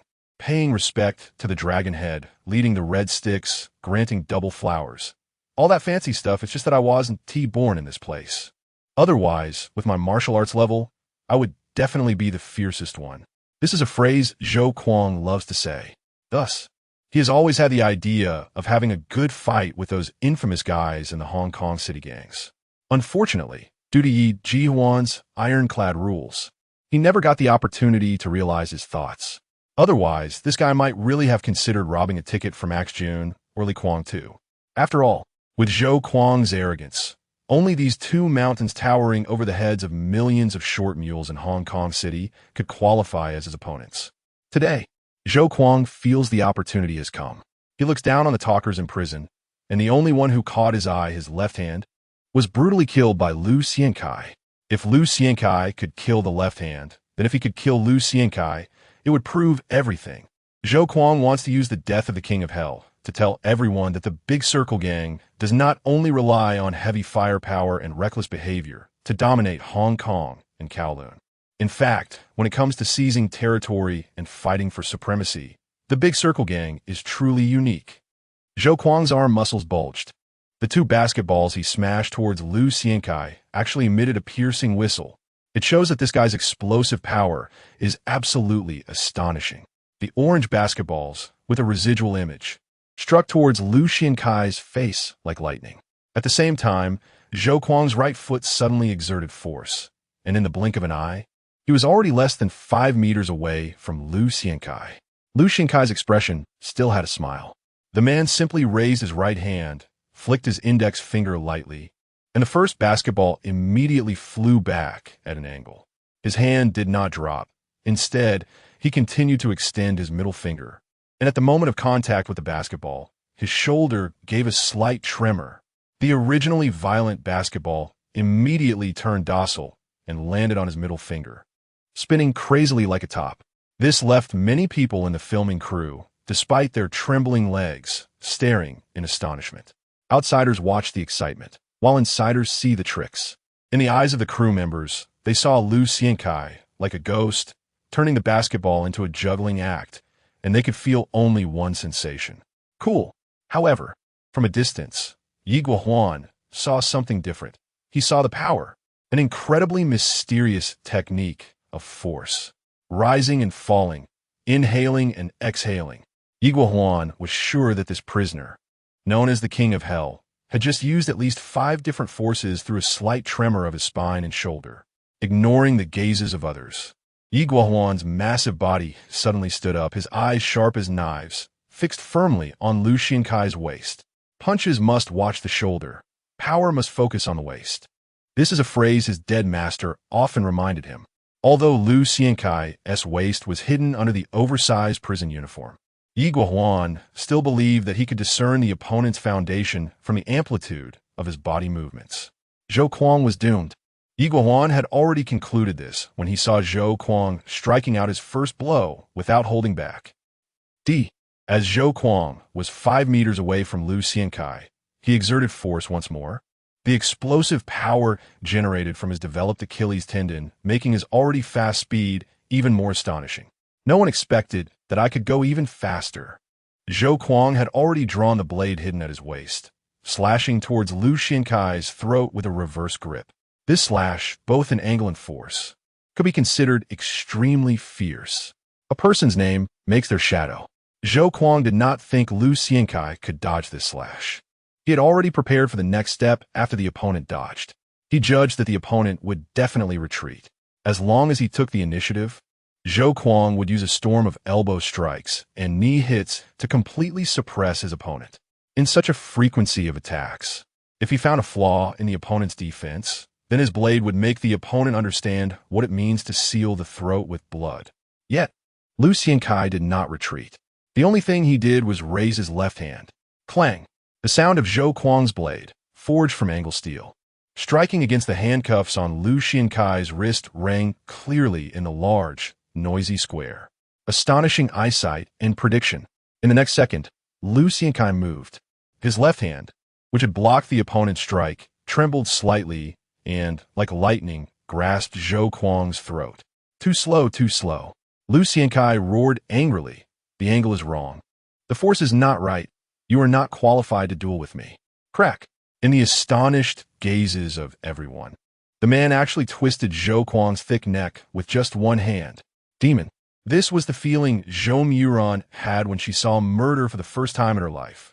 She could never have imagined that she would witness someone twist another person's head a full 180 degrees.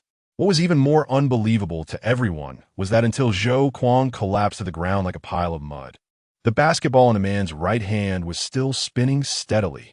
The ferocity and recklessness of the Big Circle Gang were fully manifested at this moment.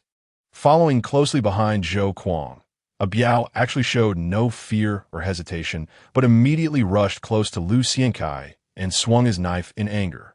Lu Xiankai casually flicked the still spinning basketball from his hand, slightly tilted his body, and hooked his toe. And Zhou Kuang's simple dagger that had fallen to the ground was already in his hand. With a sliding step forward, the man's dagger had already plunged into a Biao's throat. Lu Xiankai did not give a Biao any chance for a dying struggle. With a deafening roar, a Biao's body was violently slammed against the iron mesh fence behind him using a back throw. Perhaps it was a coincidence. The blade that pierced a Biao's throat just happened to go through his body and into the bars of the iron mesh. A Biao, nearly 1 meter 80 tall, hung there like a specimen, with blood continuously dripping from the wound in a steady stream. Soon, the gray-white ground of the square turned dark red. Continue. Lu Xiankai's decisive kill made the several Big Circle gangsters who had rushed up behind Zhou Kuang subconsciously stop in their tracks. The blue sky, white clouds, and bright sunshine. The man revealed a mouthful of white teeth and smiled, like a fierce beast emerging from the abyss. Chapter 78. Fierce as this. There are 1,000 hamlets in the eyes of 1,000 people. Behind Lu Xiankai, the crew members wore various expressions. Each person's gaze at the man's back was exceptionally complex. Zhou Muron was filled with fear and dread. Wang Pengzi and others were incredulous and terrified. The current Lu Xiankai looked extraordinarily terrifying, with splashes of dark red flowing beneath his feet, coupled with his roar. Even knowing that the other party was protecting them, how many people wouldn't feel their hearts race in fear? Only one. Among these people, the only one who didn't curl up and try to distance herself from Lu Xiankai was Mei. This girl, deemed a bad girl in the eyes of others, not only did not retreat, but instead quietly moved closer to Lu Xiankai, especially when the girl saw those fierce, desperate criminals retreating a step under Lu Xiankai's watchful gaze. This tall girl with delicate features couldn't help but let out a groan from her throat. It was not excitement, but rather the ultimate relaxation enveloped in an indescribable sense of safety. Thankfully, in this atmosphere that felt almost frozen. Otherwise, Mei felt she would definitely want to find a place to bury herself to avoid such shame. This girl, who had become extremely peculiar after experiencing an unimaginable incident 3 years ago, finally relaxed completely for the first time. Before this, if Mei relied on various disguises to numb herself for a bit of pitiful safety, her current performance was not surprising. It turns out I really can be obsessed with this extreme violence that gives me a sense of security. I wonder how such a strong man would react to that thing. The girl stared intently at Lu Xiankai's back, unwilling to tear her gaze away. Lu Xiankai looked at the hesitant expressions of the people and spat disdainfully, then beckoned to a few men in front. The man uttered the phrase that made all the prisoners' cheeks ache a bit. Continue. Many crew members in front had already shown signs of joy. The director, Mr. Li, had already been contacted. Assistant Elu whispered in Wang Pengzi's ear, saying that Congressman Liu didn't expect the other side to be so crazy after falling behind in the polls. However, he said Congressman Liu had communicated the situation here with several big figures in the judicial system, and news would come back soon. He urged them to find a way to buy some time. Now, those people were scared stiff by the King of Hell, and they should have a chance. The assistant's words made Wang Pengzi's expression brighten a bit. He slowly pointed at the prisoners who were still slowly closing in, saying that this was Qi Zhu, and these desperate men wouldn't retreat easily. Those bastards, if I get out of this, I'll make them pay. Wang Pengzi's resentful gaze fixated on those hypocritical officers driving the prisoners away, as if he wanted to eat them alive. Just as if he had heard Wang Pengzi's words. During the standoff, Li Jindong had already coldly walked in front of Lu Xiankai with a dozen big circle thugs. In this world, one step in the underworld means one step closer to death. Li Zhen's bloodshot eyes looked at the hesitant leaders of the 4 major societies, thinking, if we take a step back now, how will we lead people in the future? The expressions of several leaders turned sour, but the veins in their hands gripping the knives were already bulging. Losing face means losing everything. Li Jindong shouted angrily. The cops made it clear they wouldn't intervene. This is the best opportunity. What are we afraid of? Li Jindong's voice was hoarse from rage. He could take on 10. I don't believe he can take on 100. Coward. The big circle thugs once again demonstrated to the other societies why they could dominate Hong Kong and Kowloon. After giving a cold glance at the crowd from the 4 major societies, Li Jindong was the first to charge forward. The 12 men behind him also brandished their weapons, not leaving a step behind. Do your job. If anyone among these societies had the deepest grudge against Lu Xiankai, it would naturally be Nu Ji. One big shot after another had died at Lu Xiankai's hands, and even Ben Shu had released a statement. Whoever takes out this madman will get the left-hand turf after coming out. What does it mean to mix in this world and fight for life and death? Money. So in seeing Li Jindong and his men so crazy, the only one who could be considered a leader among them, Gulong, finally grinned and shouted, whoever kills him. Thunder strikes the ground. All the thugs from Nu Ji's eyes turned red instantly. Everyone knew the significance of Nu Ji sounding thunder on the ground. And the last one to receive this treatment was Axe-Head Jun, who had led people across the bar. Kill him, open the coffin, and get rich. The thugs from Nu Ji also brandished their weapons, without a shred of hesitation. What kind of battle does the short mule like to fight? Just one. More people against fewer people. Once New G moved, the big shots from He G and Number Gang and 14K finally stopped hesitating. Take advantage of his illness to seize his life. Brother came, gritted his teeth. If we can't take out the king of hell, we'll lose face even if we go out. Let's do this. In just a few minutes, the situation in the square changed dramatically. The prisoners who had been hesitant before charged at Lu Xiankai as if they had gone mad. Kulme. Lu Xiankai once again showcased his madness and fierceness. This beast-like man actually charged straight at Li Jindong. If viewed from the sky, the man looked like a sharp, long knife, fiercely slashing into the wave-like crowd. Every strike must be lethal. Lu Xiankai understood that he absolutely could not get entangled with anyone. Otherwise, he would truly die. Li Jindong's long knife slashed horizontally, while his right leg kicked out fiercely. Bang! Li Jindong never imagined that his leg would make a sound like hitting leather when it kicked against someone's body. What surprised him even more was how agile Lu Xiankai's hands were. Even with shackles on, he only saw the other party's hands twisting in a strange manner. And then his long knife was already out of his grip. In the next second, Lu Xiankai swung his knife and slashed Li Jindong's throat. The last scene Li Jindong saw in his life was that madman retreating like a cat twice, while his two brothers had their necks brutally twisted by him. Fear says this. This was Li Jindong's final thought. Chapter 79, How Can There Be No Wine? Lu Xiankai, with his eyes turned blood red, began to kill with a fierce temper. Boxing, Muay Thai, Southern small fist styles, and the 12 hearts. Everything was integrated into his understanding of the concept of one life too.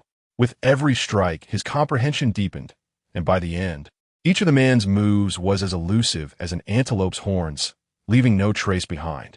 Crack! The man spun like a raccoon, the heavy shackles in his hand smashing violently into a knife-wielding opponent's skull. The latter immediately fell. The roar, the splattering blood, and the dull clang of the shackles clashing against the man's limbs played a bloody march from hell. You kill me for wealth and glory. I kill you. It is naturally destined. How can there be no wine? Lu Xiankai howled to the sky.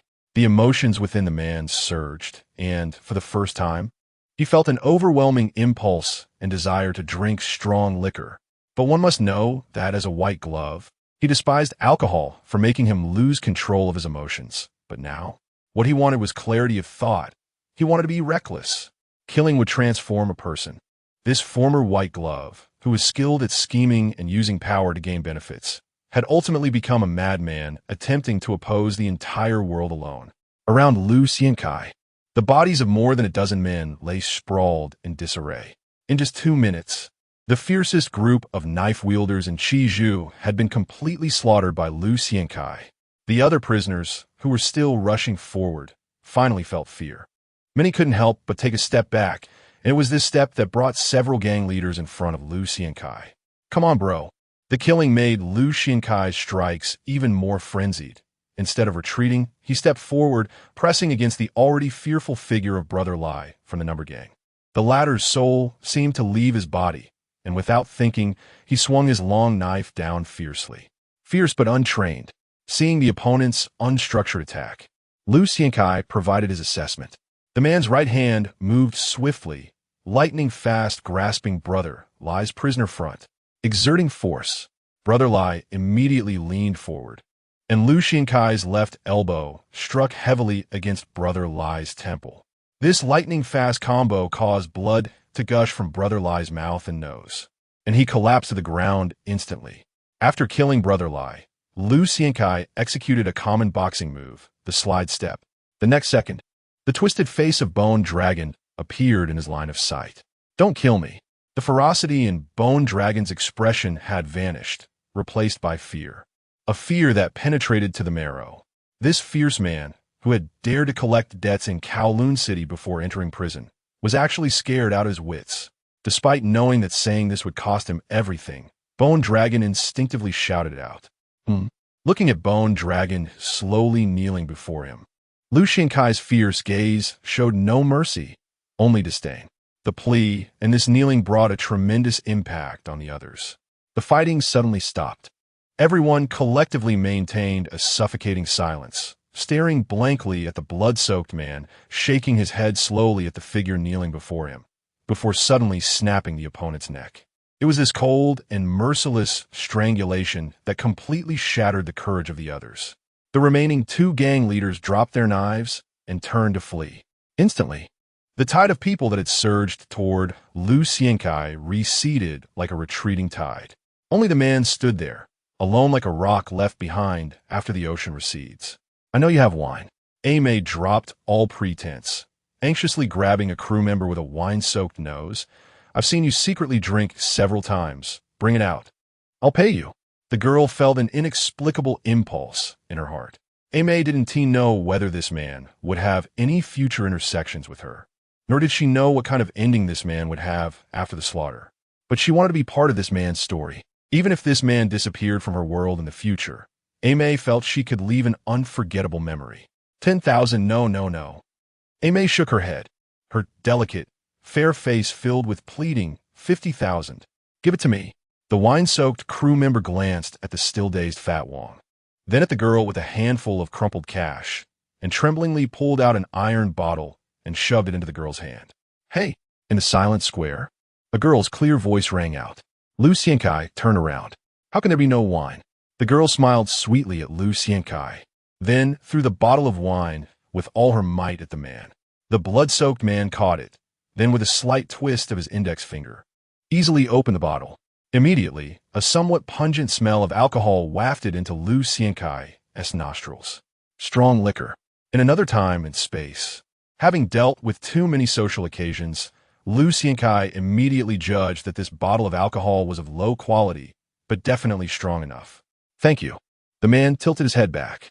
In the sunlight, the liquor was crystal clear. A feeling like a raging fire ignited in Lu Xiankai's chest, and he felt the blood, still boiling from the slaughter, suddenly smash the iron bottle toward another corner of the square. "Not a coward, come kill me." Accompanied by the man's voice, the iron bottle drew a beautiful arc and smashed into the prisoners who had been relocated, unnoticed by many. A hand suddenly stretched out, then gripped the remaining liquor in the bottle like iron. All eyes in the square turned to the owner of that hand. Another beast. This was the first feeling that arose in many people's hearts. Good wine. The massive figure of Yi Guohuan, standing straight, made him seem just as imposing as the rock-like man. Under the adoring gazes of many gangsters, Yi Guohuan poured the remaining liquor into his mouth and fixed his bloodthirsty gaze on Lu Xiankai, slowly revealing a savage smile. Chapter 80. Black Mamba. Those who train in martial arts may be reckless, but those who can master their skills to a high level are definitely not fools. Yi Guohuan may appear fierce and unruly in the eyes of outsiders, but he is certainly not stupid. He is willing to stand up and expose himself, willing to accept Lu Xiankai's challenge, because he believes he has absolute confidence. Like a tiger entering a flock of sheep, unstoppable. Lu Xiankai's killing spree made Yi Guohuan, who had been quietly observing the developments, unable to hold back his high praise. If it made him feel a shiver inside, then Bone Dragon's kneeling and the others fleeing would naturally not surprise Yi Guohuan. After all, no matter how fierce these guys are, they're just thugs from the gang, not battle-hardened elites from the army. Even among the Imperial Army, apart from those special ace troops, how many can maintain their fighting spirit in the face of such high casualty rates? Yi Guohuan shook his head. In fact, what shocked Yi Guohuan the most was not Lu Xiankai's clean and swift killing, nor his beast-like ferocity, but the progress of the other party. Progress in killing. Yi Guohuan could see clearly that Lu Xiankai's killing techniques were becoming increasingly concise. If at the beginning there were unnecessary techniques, later on it was purely a thrust, a lunge, a pounce, a fall. It was these extremely simple moves that, when completely integrated, became far more powerful than at the beginning. For some reason, Yi Guohuan actually felt a sense of seeing Lin Xuanzi, very strong, but not without opportunity. Yi Guohuan's heart was stirring. He was not impulsive, but he truly saw an opportunity. Otherwise, with Yi Guohuan's character, he would never defy Yi Jihuan's instructions to take risks, especially since the boss's warnings before entering prison were stern and serious. Do not do anything without confidence. As long as we don't get into trouble, there will be plenty of opportunities. Arrange for Li Jindong to kill someone, and your biggest role is to create opportunities for them and represent me in making promises. At that time, Yi Jiwan's expression was particularly serious. Never trust those big shots who play politics. Their words are always nonsense. If I were to fall into Stanley Prison, the consequences would be unimaginable. What if I fell in? Yi Guohuan laughed heartily while glancing at his brother. Don't mention Stanley. If you really got into trouble, I would save you even from a forbidden city. Yi Jihuan shot a glare at his brother, but still made a promise. One life, two brothers. Yi Jihuan patted Yi Guohuan, who was a head taller than him, on the shoulder. I'm the boss. If anyone's going to die, it'll be me before you. We won't die. Yi Guohuan grinned widely. We will traverse Hong Kong and Kowloon, and then become a legend many years later. Because he was obedient, Yi Guohuan had not moved. Even when he knew that Li Zhendong's assassination mission was about to fail, he still did not move. A still body does not mean a still heart. Yi Guohuan was fixated on Lu Xinkai's breathing and the fluctuations of his muscles, and his inner desire grew stronger. He was constantly analyzing Lu Xinkai's state and fighting skills. Yi Guohuan's gaze was sharp. It was evident that Lu Xinkai was currently at the peak of both spirit and vitality. In other words, the other party state had reached its zenith. The peak does not mean there are no opportunities. This insight came from the one person Yi Guohuan had ever lost to, Lin Xuanzi. The human body cannot maintain its peak for long. After all, both the activity level of your cerebral cortex and the accelerated circulation of your vitality require the adrenal glands to secrete wildly to support it. This was something Lin Xuanzi said after defeating Yi Guohuan at the martial arts competition. Why didn't I come to fight you immediately, but delayed for 5 minutes? Because your state peaked too early. Lin Xuanzi looked at the utterly exhausted Yi Guohuan with undisguised admiration in his eyes. And I know no one can keep their adrenaline up for that long to maintain their best state. As it declines, it withers and eventually exhausts. Lin Xuanzi reached out to pull Yi Guohuan up. I have done extensive research on modern scientific theories of cells, kinesiology, neuroscience, and human medicine. I know that when your adrenal levels drop, it will inevitably lead to a disruption in your body's vitality. In a duel of masters, this alone is enough to determine victory or death. Under the watchful eyes of thousands of soldiers, Lin Xuanzi smiled a bit shyly, so I won.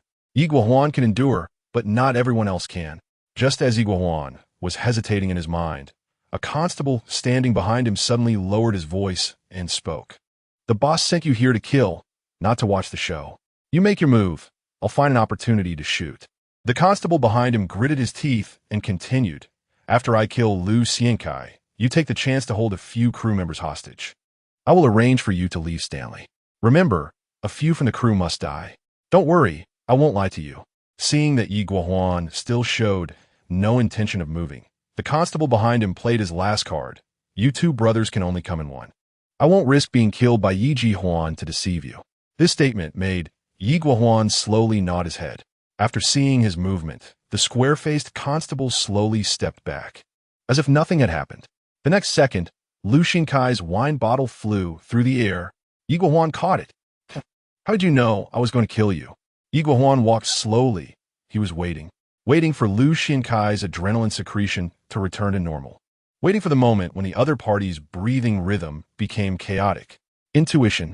Lu Xiankai stared at the prisoner across from him, whose name he did not yet know, using the great corpse technique to alleviate the fatigue and chaotic breath surging within him. He knew the other party was waiting for the moment his momentum declined.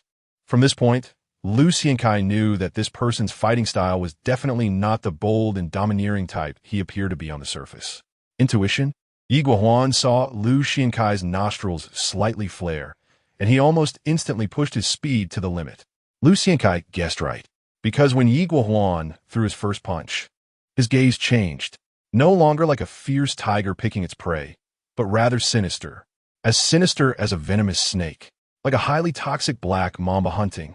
Yi Guohuan's footwork shifted sideways. His right hand, like a slithering venomous snake, found the blind spot in Lu Xiankai's stance and struck out suddenly. Slap!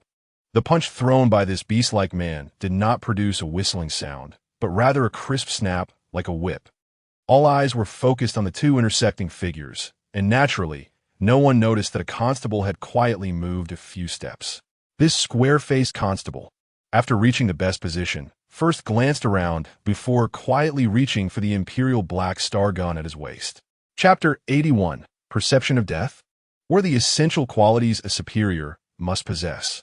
The ability to use people. Guo Baochuan does not have a good reputation in the political arena. Many privately criticize him for being harsh and ruthless towards subordinates. But why has Guo Baochuan managed to remain standing in the port city? There are two reasons. First, he is generous. Rewards for achievements and punishments for mistakes. Second, he knows how to use people. Not everyone can catch Guo Baochuan's eye, and the only reason Zheng Chuanfu, with his square face, has been selected as a remedial measure is that he is an excellent marksman and has seen blood. It is not easy to get someone like him into Stanley Prison. It was only through a personally signed transfer order from the Judicial Department Secretariat that Zheng Chuanfu became the temporary prison guard responsible for escorting the prisoners. And what he needs to do is at this moment. The Yi brothers are formidable. However, Guo Baochuan believes that nothing in this world is completely foolproof. So this is his backup plan. Just as Zheng Chuanfu quietly disengaged the safety on his gun, the fight between Lu Xiankai and Yi Guohuan had reached a fever pitch. Yi Guohuan was on the offensive, while Lu Xiankai was on the defensive. Yi Guohuan's arms waved like soft whips, each strike coming without warning, fiercely snapping towards Lu Xiankai. The crisp sound of air breaking was like firecrackers. The momentum was extraordinary. Lu Xiankai's expression remained indifferent. One could see the chains between the man's hands clanging continuously, perfectly blocking each of Yi Guohuan's attacks that struck like a viper, not giving an inch under the relentless assault. Yi Guohuan's face grew increasingly dark. He had always believed in his intuition. The moment they engaged, he realized that the other party's adrenaline had not completely subsided. His body was still maintaining a strong level of excitement. This was highly illogical. Clearly, this person still had hidden cards. This person had practiced ancient martial arts breathing techniques. Yi Guohuan made his judgment. Though he had been defeated by Lin Xuanzi, who had undergone extreme scientific training, Yi Guohuan inherently recognized the practice methods of ancient martial arts. Not for any other reason, but because his deceased master, even in old age, could leap over 10 meters to kill. A method of exertion and body maintenance that modern science could not reach. Yi Guohuan's movements were swift, in Lu Xiankai's somewhat surprised gaze. He let out a wild roar and completely changed his fighting style. If Yi Guohuan had been like a venomous snake in the previous seconds, he had now transformed into a fierce tiger. His originally cunning attacks at dead angles had turned into powerful, broad strikes. He was still betting that even with Lu Xiankai's rapid recovery skills from breathing techniques, he could not fully control himself. Betting that he could rely on his overwhelming explosive power and attack strength to overwhelm the opponent's barely maintained bodily functions. The old master, who had mastered the so-called inner three harmonies genius for 40 years, even if the opponent had an opportunity to learn some ancient martial arts at this age, could not possibly reach perfection. Let's see if he can retreat. Yi Guohuan roared it. Stepping back, his whole body bent forward. Many saw his well-developed muscles bulging on his back, making the already ill-fitting prison uniform seem like it was about to burst. His fist was like a great axe, powerful enough to split mountains. His right fist smashed down fiercely. Good. Lu Xiankai's calm expression turned somewhat excited. He unexpectedly twisted his waist and struck back hard. One gives birth to two. The frenzied secretion of adrenaline made Lu Xiankai's hair stand on end, and the four methods of drilling, dodging, embracing, and unloading had perfectly fused into instinct. Bang! The fists of the two muscular beasts collided violently. The impact of their knuckles produced a cracking sound that was clearly audible to everyone in the square. Those further away were fine, but those behind Lu Xiankai even felt the ground shake and tremble at that moment. The system only provides methods, but to progress at the fastest speed, real combat is still necessary. Lu Xiankai's eyes shone frighteningly. It was this hard collision that allowed him to fully integrate the technique of one gives birth to two from physical instinct into his soul. From that moment on, he would no longer need to think at any time or in any position. He would throw that punch as naturally as breathing. Yi Guohuan retreated. If someone had a keen eye, they might have noticed that his right arm, which was retracting to guard, was trembling slightly. "You can't do it." Lu Xiankai still did not pursue. Instead, he revealed a somewhat mocking smile at Yi Guohuan. It was not that he did not know how good the opportunity was just now, but because at the moment he attempted to exert force, his sixth sense, which had undergone bizarre changes under the influence of the great corpse technique and drugs, warned him of intense pain. Death. In an instant, he felt the threat of death. Lu Xiankai's intuition told him that if he had lunged forward just now, he would definitely have died. Firearms. Lu Xiankai had always known that one day he would face firearms in this world, but when that moment came, he finally understood why ancient martial arts and combat had declined. Because firearms are virtually invulnerable when facing the fragile human body. Even now, he had no confidence in dodging an attack from a firearm. Expressionless, Lu Xiankai glanced at a square-faced officer to his left front with the corner of his eye, realizing that the person who was determined to kill him was this one, as he fixed his gaze on him and quietly placed his right hand on his waist. 7 meters. Lu Xiankai estimated the distance between them and slowly began to move. Zheng Chuanfu's hand on the gun trembled slightly. He looked at Lu Xiankai with disbelief. Coincidence? Or had he really been discovered? Once considered an elite of the CID, Zheng Chuanfu understood when it was the best opportunity to pull the trigger. So he had not acted, waiting for a foolproof, kill-shot opportunity. Just now, if Lu Xiankai had even lunged to pursue Yi Guohuan, he would have shot without hesitation, as long as the other party was still human. It was impossible to defy physical rules and dodge left and right while completely lunging forward. This is common sense. So this was the opportunity he was waiting for. But in the last second, not only did the other party retract his movement, but he also looked at him with his eyes. It is said that those who can train to the point where a feather cannot land on them can sense the danger of firearms. The words of Chun Suifeng, the chief instructor of the Six Doors combat training, suddenly flashed in Zheng Chuanfu's mind, and at that moment, the already adjusted Yi Guohuan roared again as he charged towards Lu Xiankai. Chapter 82. Dying is really damn frustrating.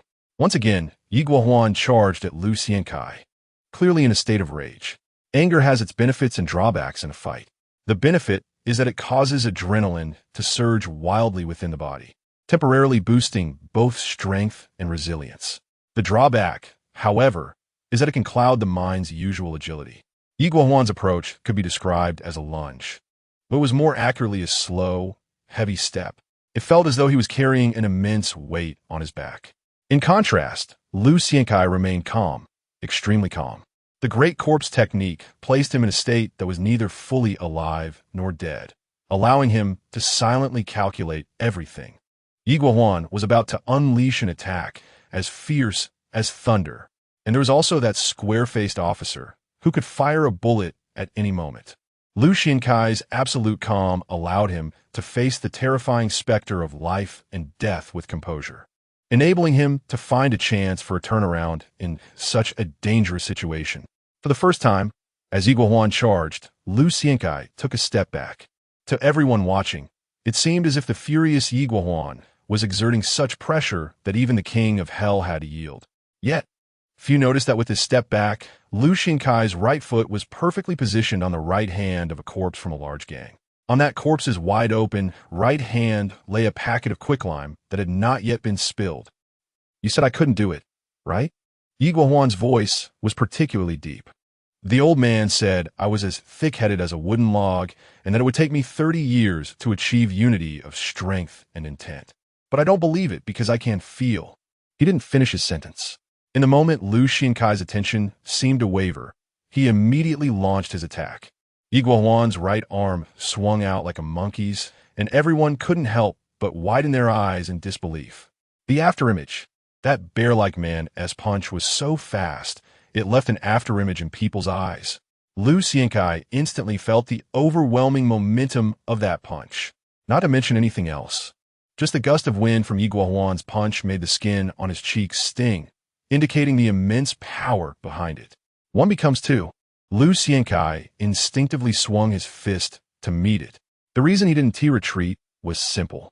He had come to this world, obtained this system, and thus had only one path to follow, a path with no turning back. a path that required clarity of thought, a path he must continue down, even if it means facing countless life and death trials in the future. So he would not retreat, not just now, but also in the future when faced with a hail of bullets or any modern technology. Lu Xiankai needed to train his courage and his heart. No matter what kind of crisis lay ahead, he could only rely on his fists, regardless of what power or authority was brought against him. His response would be to punch. One punch. This was the move of one becoming two. Even when facing world-shaking power in the future, it would still be this punch. Even against an army of thousands, it would still be this punch. Even if he were to die on this path, it would still be this punch. This was the necessary path for a man to oppose a nation, and it was also a crucial checkpoint he had to pass through to be reborn from the ashes. For the first time, Lu Xiankai felt the essence of the punch, a kind of overwhelming spirit, one that could rival nations. Although it was just a tiny flicker now, he finally saw the future. Bang! The two fists collided once more. Die for me. Yi Guohuan's face flushed with an unusual redness, and he immediately threw his second punch. In that moment, Yi Guohuan finally understood why that dead old man sighed every time he watched him punch. It turned out that only when his will was boiling like fire could he understand how to completely merge his energy, spirit, and intention into his strikes. Crack! Lu Xiankai also swung his fist, and their fists collided once again. Again, Yi Guohuan could already feel the bones in his fingers cracking, the excruciating pain shooting through his nerves to his brain, yet he still swung his fist again without hesitation. In that moment, he had a premonition that after this bout, he would likely fully comprehend the realm his master spoke of, the realm of the merging of energy, spirit, and intention. So he forgot the pain, forgot the mission, and even forgot that he needed to cooperate with the officer behind him to kill Lu Xiankai. Their fists collided once more, but this time, Lu Xiankai did something Yi Guohuan never expected. He actually transformed his punch into a grab, pulling his body like a ghost. The force of that pull was astonishing. Yi Guohuan's anger made it hard for him to control his strength. Although he reacted quickly and attempted a low sweep kick to push Lu Xiankai back, the unexpected event that followed decided their fates. Yi Guohuan lost his temper and forgot about the mission, but Zheng Chuanfu would not forget. Opportunity. Seeing Lu Xiankai stagger back a step, Zheng Chuanfu drew his gun without hesitation, hand and eye in sync. However, just as he was about to pull the trigger, he suddenly noticed Lu Xiankai kicking a white object toward him. The scattering lime dust completely obscured Zheng Chuanfu's vision. At that moment, Zheng Chuanfu lived up to the honors he earned in the CID. Although the lime stung his eyes and he screamed in agony, he still pulled the trigger with sheer will and instinct. Bang! The gunshot rang out. Yi Guohuan's expression was strange. He stared blankly at the blood hole that suddenly appeared in his chest, his eyes filled not with despair, but confusion. The harmony of energy and strength. The unity of intention and energy. This is what you are currently trying to comprehend. Lu Xiankai understood why Yi Guohuan had that expression and explained, your talent is insufficient. So your method of exerting force during comprehension went awry. When I received your last punch, I used a downward force to guide your steps. So I helped you block this bullet? Yi Guohuan's gaze dimmed. Yes, Lu Xiankai replied. Dying is really damn frustrating. After saying this, Yi Guohuan fell back, his massive body causing the scattered lime dust on the ground to rise up all around. Chapter 83. Restaurant Conversation. The Amber Restaurant in Central seems to be a favorite among many girls. This is not surprising. Whether it's the amber tones in the hall that mesmerize the girls, or the more than 2,000 golden copper tube wave chandeliers that inadvertently evoke a sense of sophistication. It all adds to the charm. Coupled with the romantic French forest-style plating and various visually appealing color combinations, it's almost the perfect choice for girl social media posts. Of course, the prices here are naturally high. What happened next? It has been 7 days since Yi Guohuan was killed, and that once trembling superstar beauty in prison can now leisurely sit in this upscale restaurant enjoying exquisite afternoon tea. The world is indeed strange. Later, it seems that Councilman Lu used his connections. A large crowd suddenly surged in, and the Flying Tigers were dispatched. Hearing her best friend Peng Yinzi's inquiry, Zhou Muron, with a look of lingering fear on her face, answered, The guard tower began to fire smoke bombs and tear gas, and those damn constables started using stun guns to make the prisoners lie on the ground. Who asked you these? I was asking about the prisoner who protected you. The guy nicknamed Yin Wang, the young lady of the Peng family, is considered one of the socialites in the harbor city, and her experience makes her unfazed by the unusual behavior regarding the prison. It's just the upper levels fighting while the lower levels stand in line. What interests her more is the description of that fierce man, like a beast from her star friend. He has been captured. Zhou Muran recalled the scene at that time. Her fear had peaked amidst the gunfire and smoke, and through her tears, she only saw that man coldly glance back at Wang Fatty before obediently lying on the ground. The next moment, the assault rifles in the hands of the Flying Tigers were already aimed at Lu Xinkai's body. The crew members didn't say a word. The looks in their eyes towards their savior were not of gratitude, but of fear and relief, including herself. The only impulsive one was that pretty little girl. Her last memory was of the girl crying and lying on that man, shouting not to shoot. How could he not be shot dead after killing so many people? You actually want to protect him? Miss Peng was somewhat surprised. Although Wang Fatty was lecherous, he had some sense of chivalry. After the little girl blocked the Flying Tigers, he also intervened. He had some connections in the 6 doors, so he was shot on the spot. Zhou Muran explained the reason. But it was said that he had been completely locked up in the deepest part of the prison and would never be released again. It's not surprising. Small characters are always scapegoats. Being imprisoned for a lifetime is much more painful than killing him. Miss Peng laughed, her tone filled with disdain for the lower class. What does being strong matter? My old man always said that having strength is just for doing hard labor. Using your brain is what leads to everything. It's just a pity for this interesting toy. I'll think of a way to see if I can let him participate in some underground fighting. You know I love watching men's muscles collide and blood splatter. Zhou Muran looked at her best friend with a somewhat cold gaze. Although she also had some background to navigate the entertainment industry smoothly, she still couldn't match the indifference of those wealthy families towards the fate of the lower class. Otherwise, she would have said so many good things about that terrifying demon when she went to the 6 doors to gather evidence 3 days ago. By the way, I remembered. Miss Peng suddenly sighed. I probably can't get this guy out. It seems he offended young Master Zhou, the one whose name is quite similar to yours. That playboy.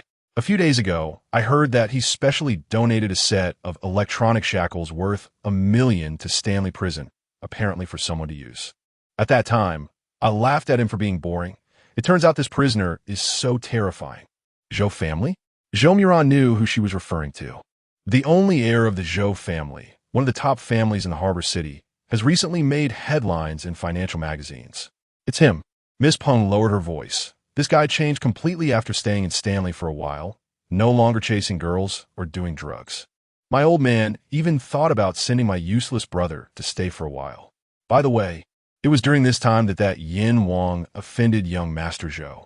It said that he caused quite an insult to one of our Harbor City's 4 young masters, young Master Zhou. I said the Zhou family is very sinister. Then your brother wouldn't be scared to death? Zhou Muran trembled at the thought of that hellish place, and she couldn't help but change the subject. Of course not. Miss Peng pouted. It's just a thought. Inside the restaurant, the music was melodious. The 2 beautiful girls, having changed the subject, laughed and chatted about various gossip, their faces filled with the beauty of the moment. For the 2 of them, the harsh realities of society were merely conversation topics over tea and meals, soon to be completely forgotten, replaced by various fashionable and interesting fresh happenings. They didn't notice the man at another table less than 3 meters away from them. Throughout, this man's expression remained as stern as a rock, standing firm against the cold northern winds. Even though he held his coffee for a long time, his hand showed no signs of shaking. Clearly, this person's wrist strength was astonishing. Only when he heard Zhou Muran describe Yi Guohuan's death did the man's steady right hand tremble slightly. A moment later, the man stood up, casually glanced at the 2 women who had changed the subject, and then turned to leave the restaurant. Chapter 84. The First 7 Killings. It started to rain. A light drizzle filled the air, adding a layer of haze to the Hong Kong police station located at 99 Princess Road, Kowloon. As night fell and the moon rose high in the sky, this place once bustling with noise and various types of detectives, returned to silence. Only the two guards at the entrance were yawning at the registration desk. It seemed that without the coffee in front of them, they would have fallen asleep long ago. Even detectives need to sleep. Just as the two were about to drift off, a man wearing a yellow delivery uniform from Kowloon Ice Room, with an additional raincoat over it, knocked on the glass in front of them.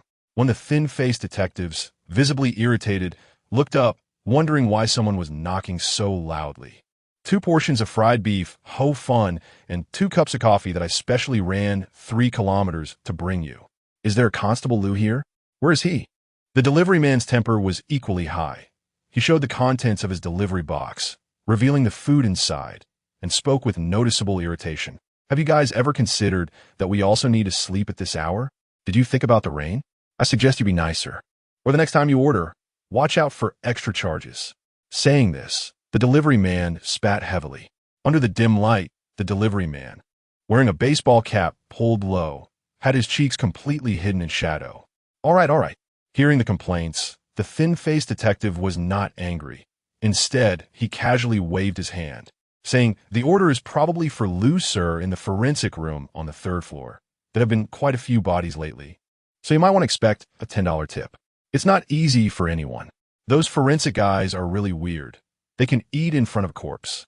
After watching the delivery man storm up the stairs, the thin-faced detective sighed and then leaned over the table. Soon, he began to breathe heavily. The delivery man was quite familiar with the interior environment of the Hong Kong police station. Once he saw that no one was around, his steps immediately became quick, reaching the innermost corner of the 3rd floor in less than a minute. Knock, knock, knock. The delivery man knocked on the door labeled Forensic Identification Center. Who is it? The door opened unguarded. The moment the door swung open, the delivery man moved. His body darted sideways like a raccoon, before the person inside could react. His right fist struck like lightning at the person's temple. The latter immediately fell to the ground. At that moment, the delivery man glanced around and saw what he was looking for. In the center of the cold autopsy table lay the corpse of Yi Guohuan. The body was completely naked, with a nearly 60-centimeter-long autopsy wound glaringly obvious on the chest. The delivery man's eyes turned red instantly. The next second, he lifted his wide raincoat, and his boots pushed off the ground to sprint. The man moved with incredible speed. The other forensic doctor holding a scalpel didn't even have time to react. He only saw a figure leap into the air, just before his scream could escape. The delivery man's whip-like kick struck heavily against the forensic doctor's neck. Bang! Ugh! The doctor's scream was forcefully kicked back into his stomach, only letting out a strange and weak groan. The delivery man moved fluidly. As he descended, his hand brushed his waist, and a triangular military dagger, only used by the Empire's elite troops, appeared in his hand. As he landed, the delivery man kicked the target's right leg and used his leg to hook the already rolling-eyed forensic doctor's neck. With force, the delivery man actually used his incredible leg strength to force the target's body down to the ground. At the same time, the military dagger in the delivery man's hand accurately sliced across the target's neck. Dark red blood immediately splattered into the air. "You touch my brother's corpse, and I'll kill you." After killing the other man, the delivery man didn't even look back. He simply turned to the lifeless body of Yi Guohuan, and only then did the wide raincoat he had lifted finally drop. With a swift motion, this century-old notorious criminal in Hong Kong finally revealed his true close combat ability in a fit of rage. The room fell silent again. Only the sound of the clock on the wall, ticking, could be heard. The scent of blood spread through the air. Yi Jihuan did not immediately take Yi Guohuan's body away.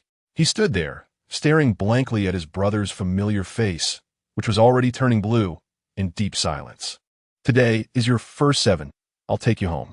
Don't worry, I will come back to avenge you, and everyone will pay the price. No matter how big of a person they are, or even if they are the king of hell, they will all die," Yi Jihuan solemnly promised. Then, the man slowly closed his brother's wide-open eyes with his hand. If Yi Jihuan's gaze used to be as calm as a deep pool, from this moment on, this terrifyingly calm man transformed into a bloodthirsty beast. With a zip, accompanied by the sound of the zipper being pulled up, Yi Jihuan, biting the military dagger, had already stuffed Yi Guohuan's large body into a body bag and slung it over his back. To secure it, the man specially wrapped it tightly with a rope prepared in the delivery box before slowly walking out of the forensic identification center. Sometimes, life and death are just fate. Just as Yi Jihuan was about to leave through the escape route he had already found, a sleepy-faced detective holding a water cup knocked and pushed open the door of the adjacent office. "Who are you? What do you want?" The detective, still not fully aware, asked blankly. "The one who will kill you." Yi Jihuan, already close to the detective, suddenly thrust the military dagger out. PSHH. The dagger pierced through the detective's throat, who was trying to scream. The force of this thrust was evidently enormous. A detective nearly 1.8 meters tall was actually pinned against the wall by Yi Jihuan, the dagger passing through his throat with dark red blood dripping down. This scene appeared particularly eerie and terrifying in the silent corridor. The detective's vitality was strong. Despite having his throat pierced, he did not die immediately. Instead, he gaped, eyes filled with despair, struggling as if he were a drowning pig. Everyone has their fate today. My brother's first 7 is too lonely to go alone. Don't blame me. With eyes still bloodshot, Yi Jihuan stepped closer to the detective and whispered, then covered the detective's mouth and nose with his hand and forcefully pulled out the military dagger. The detective's body slumped down. After wiping the dagger on the detective's clothes, Yi Jihuan opened the bathroom door, very familiar with the place, and found a window he had marked beforehand, gently prying it open with the dagger. The window immediately opened. Under the night sky, the man crawled out like a gecko. Even with the heavy body on his back, Yi Jihuan moved quickly, without a hint of clumsiness. A few minutes later, Yi Jihuan, carrying the corpse, disappeared into the night. Chapter 85. Silent Slaughter. The truth of the matter isn't important. What matters is the answer sheet. An answer sheet that satisfies everyone. This was said by a bigwig in the judicial system, Cao Cha, when he concluded the investigation into Zheng Chuanfu.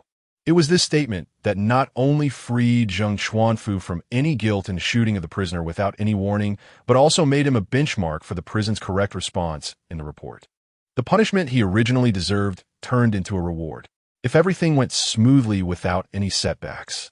Zheng Chuanfu would become a senior inspector in the West Kowloon Major Crimes Unit 3 months later, overcoming the hurdle that had stood in his way for 7 to 8 years.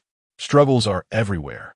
In the prison yard where bloody slaughter occurred, some wanted to suppress it, while others tried to blow it up. Thus, the one who fired the gun, Zheng Chuanfu, became a particularly crucial figure. Clearly, under pressure, Zheng Chuanfu made the right choice. However, Zheng Chuanfu was not happy. In fact, his expression was very gloomy. The price he paid was too high. One eye, due to slow treatment. The caustic lime burned his left eye, causing severe congestion, edema, and necrosis of 70% of the cornea.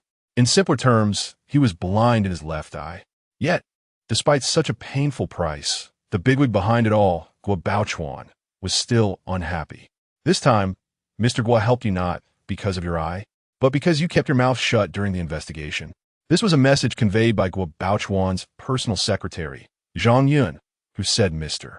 Guo mentioned that although the work was not handled well, loyalty still deserves reward. Take good care of your injuries. There will be opportunities for reemployment. Zhang Yun said little more and left a flower basket before standing up to leave. Zheng Chuanfu's gaze was filled with despair as he looked at the other's departing figure. He was not foolish. What nonsense promotion and opportunity. All of it was just self-comfort. He had already become a discarded piece. Otherwise, why would his request for protection be denied? After all, Yi Guohuan had died at his hands. Even a fool knew that his even more terrifying brother, Yi Jihuan, would definitely not let him go. Perhaps only by dying would the secrets behind this prison incident be completely kept secret, allowing the bigwig he served to be completely at ease. The room was silent. Only the misty drizzle kept tapping against the window, producing a faint and continuous ticking sound. The door was quietly opened. Zheng Chuanfu looked calmly at a figure dressed as a doctor appearing in his room, unexpectedly not calling for help or resisting. "I am merely a knife in someone else's hand. You shouldn't just kill me." Zheng Chuanfu forced a grim smile. He laughed at himself for being a dog for over a decade, yet still failing to cross that invisible but ever-present chasm, ultimately becoming a forsaken stray dog. I tell you everything. Can you give me a chance to make a call to arrange my affairs? This elite CID of the Six Gates made his choice. Since those above had already given up on him, he didn't mind dragging the other person down with him. This was his final pride. Okay, Yi Jihuan nodded, quietly waiting for the other to finish the call before using a military dagger to slash Zheng Chuanfu's throat. Zheng Chuanfu clutched his throat tightly, then slowly fell down. Sometimes, slaughter is silent. Still deep in the prison, Lu Xiankai was unaware that Yi Guohuan's death had driven Yi Jihuan completely insane. For the first time since his crossing, he felt a genuine murderous intent rising in his heart. And this person was none other than the one who had once endured like a wolf in front of him and whom he had saved. Young Master Zhou. After the plaza incident, the other party actually sent him a gift along with a message. Even in adversity, the heir to capital deserves enough respect. Originally, my letting you go was already generous enough, but your recent performance has led me to decide to add another layer of insurance. I hope you will like it. The message was conveyed by the Zhou family steward, whose gaze through the thick bulletproof glass was filled with mockery as he looked at Lu Xiankai. The Zhou family believed that staying in this hell forever was the best punishment for you. After conveying Zhou Mu's words, the steward pointed at the silent Lu Xiankai, saying that even though you protected Mr. Zhou, you still had to pay the price for the insult at that time. Thank him for me. Lu Xiankai's gaze returned to calm, and then he turned and left the meeting room. The steward looked at the man's back through the window. Under the watchful eyes of several guards, the prisoner stood tall. What filled him with a chill was that when that person walked through the plaza, all the prisoners bowed their heads in respect. For the first time in so many years, someone had become a king among these prisoners. An old guard behind the steward sighed, thinking that such a person should indeed stay in prison for a lifetime. Otherwise, letting him out might create a huge storm. He can't get out. The steward sneered. As long as he was still wearing the gift Mr. Zhou sent him, it was impossible. The gift sent by young Master Zhou was a set of the latest electronic shackles developed by the Federation. It was said that these shackles were specially designed and customized for various vicious drug lords and murderers. Not only were the strongest steel materials used, but the surface was also specially treated to prevent any form of corrosion or damage. Tests showed that the shackles could withstand nearly 1,000 kilograms of force without any deformation. Moreover, it was clear that although young Master Zhou had a particularly deep memory of Lu Xiankai's strength, these shackles were specifically designed with a complex locking mechanism that could only be opened with specific keys and electronic codes. Any attempt to break free would immediately trigger an alarm, notifying the prison security while sending a 100 milliamperes current through the brain, causing the prisoner to lose consciousness instantly. However, the only benefit was that the length of the shackles would not affect Lu Xiankai's movements. It was obvious that in the designer's view, whether the prisoner could move flexibly was no longer a concern for their safety. These things must be expensive. All the guards did not expect Lu Xiankai to respond to the high-tech shackles not with despair and anger, but with a teasing tone asking a question they never expected. Very expensive. Chun Xiong behind him nodded. 170,000 federal dollars. Enough to buy a house that an ordinary person could never afford in a lifetime. I will repay him. Lu Xiankai smiled quietly and extended his hands. Click. The silver-white shackles completely locked the man's hands and feet. As the heavy iron door of the solitary confinement cell in Chizhu slowly closed with a creaking sound, the air seemed to be filled with a sense of oppression. Finally, the iron door tightly fitted against the frame, making a heavy thud sound. Lu Xiankai was completely isolated in the darkness. Who? All the guards in charge of transport, including Chun Xiong, couldn't help but breathe a sigh of relief. Each person's expression showed some relief. The battle in the plaza not only terrified all the prisoners and scared young Master Zhou, but even these guards, who naturally stood at the top of the prison food chain, were filled with fear in their hearts. Chun Xiong still remembered the plaza he saw when he returned. A sight of dark red. In the corner of the square, despite having been cleaned, the rusty and bloody smell was particularly pungent, especially on the ground. The originally grayish-white soil had been thoroughly soaked by thick blood, and after the cleaning, a strange pale yellow had emerged. Chun Xiong, observing the environment, almost vomited. He saw pieces of flesh hanging on the barbed wire. Although they had turned black from the wind, he could still recognize at a glance what organs they were from a human body. This was the reaction of Chun Xiong, a ruthless man who had spent over 10 years in prison. The other prison guards were even worse off. Sometimes, the absence of the death penalty is not a good thing. Is the king of hell still human? The murmuring conversations of the prison guards gradually faded away, and Lu Xiankai slowly opened his eyes in the darkness. He did not pretend to be relaxed when facing the terrifying shackles in the eyes of others. He truly had enough confidence, and this confidence came from the green subtitles that emerged before his eyes. The system appeared once again at the moment when all the prisoners in the square bowed to him. Congratulations to the host for completing the task of the king of Qizhou. Reward: Ancient Martial Arts Technique, Shrink Bone Skill. Reward: Practice Method for the Ancient Secret Technique, 18 Falls of Clothing. Reward: Practice Method for the Ancient Martial Secret Technique, Turtle Absorption Method. Reward: Method for using neuromuscular electrical stimulation breathing. Note: Walking the path of inhumanity. Ancient martial arts is not the only choice. Many modern scientific methods can accelerate evolution's speed and efficiency. This time, the system was particularly humanized. After refreshing the list of rewards in green subtitles, it even provided some explanations. Using the repair agent provided by the system in conjunction with electrical stimulation can cause various muscle tissues to contract and release violently, allowing the host's strength to achieve rapid progress in a short time. After the electrical shock, the drug will enhance the development of the host's motor nerves, greatly increasing the host's talent while also allowing for slight evolution of bodily functions. On the path to the peak, one must inevitably endure unbearable pain. Good luck, host. In the final subtitles, the system presented Lu Xiankai with the second side quest after his crossing. Prison Break Task. Once the skills reach perfection, what the host needs more is insight. The world is vast. The host needs to go out and see. Oh, indeed. The next task was to break out of prison. Lu Xiankai in the darkness was not surprised by the system's next task. Instead, his attention was focused on the third reward in the system subtitles. Electrical Shock Evolution Training. This specially presented reward made Lu Xiankai somewhat suspicious that it was related to the electronic shackles on him. It was crucial to determine whether there was a connection. If there was, then it was clear that this system was not as rigid as he imagined. Rather, it would provide new training methods based on his situation. The prison, this tiny place, indeed restricted many of his actions, and when he eventually walked out of prison, could he create certain environments with specific purposes? Then manipulate the system to give him the secret techniques or practice methods he wanted. Lu Xiankai was not given much time to ponder. In the next second, countless incoming memories made the tough Lu Xiankai once again experience the sensation of fainting. At the same time that Lu Xiankai fainted again, Amei entered a CAF located in Mongkok. Unlike before, Amei felt particularly ashamed of her outfit today.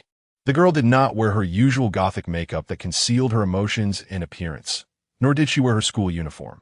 Instead, she wore a two-dimensional sailor suit. It must be admitted that Amei was indeed beautiful enough. In the sunlight, the girl appeared almost glowing, especially with the exquisite white shirt and the red bow tie of the sailor's suit. Her delicate features looked exceptionally refined and elegant. Of course, the most eye-catching were her straight, pencil-like slender legs. Against the backdrop of the deep blue pleated skirt, pure white over-the-knee socks, and black leather shoes, they were even more breathtakingly long. Achi, are you really going to die? Holding back the attention of everyone around her, Amei walked to a table in the corner and clenched her fist at the girl opposite her, gritting her teeth. You're a girl.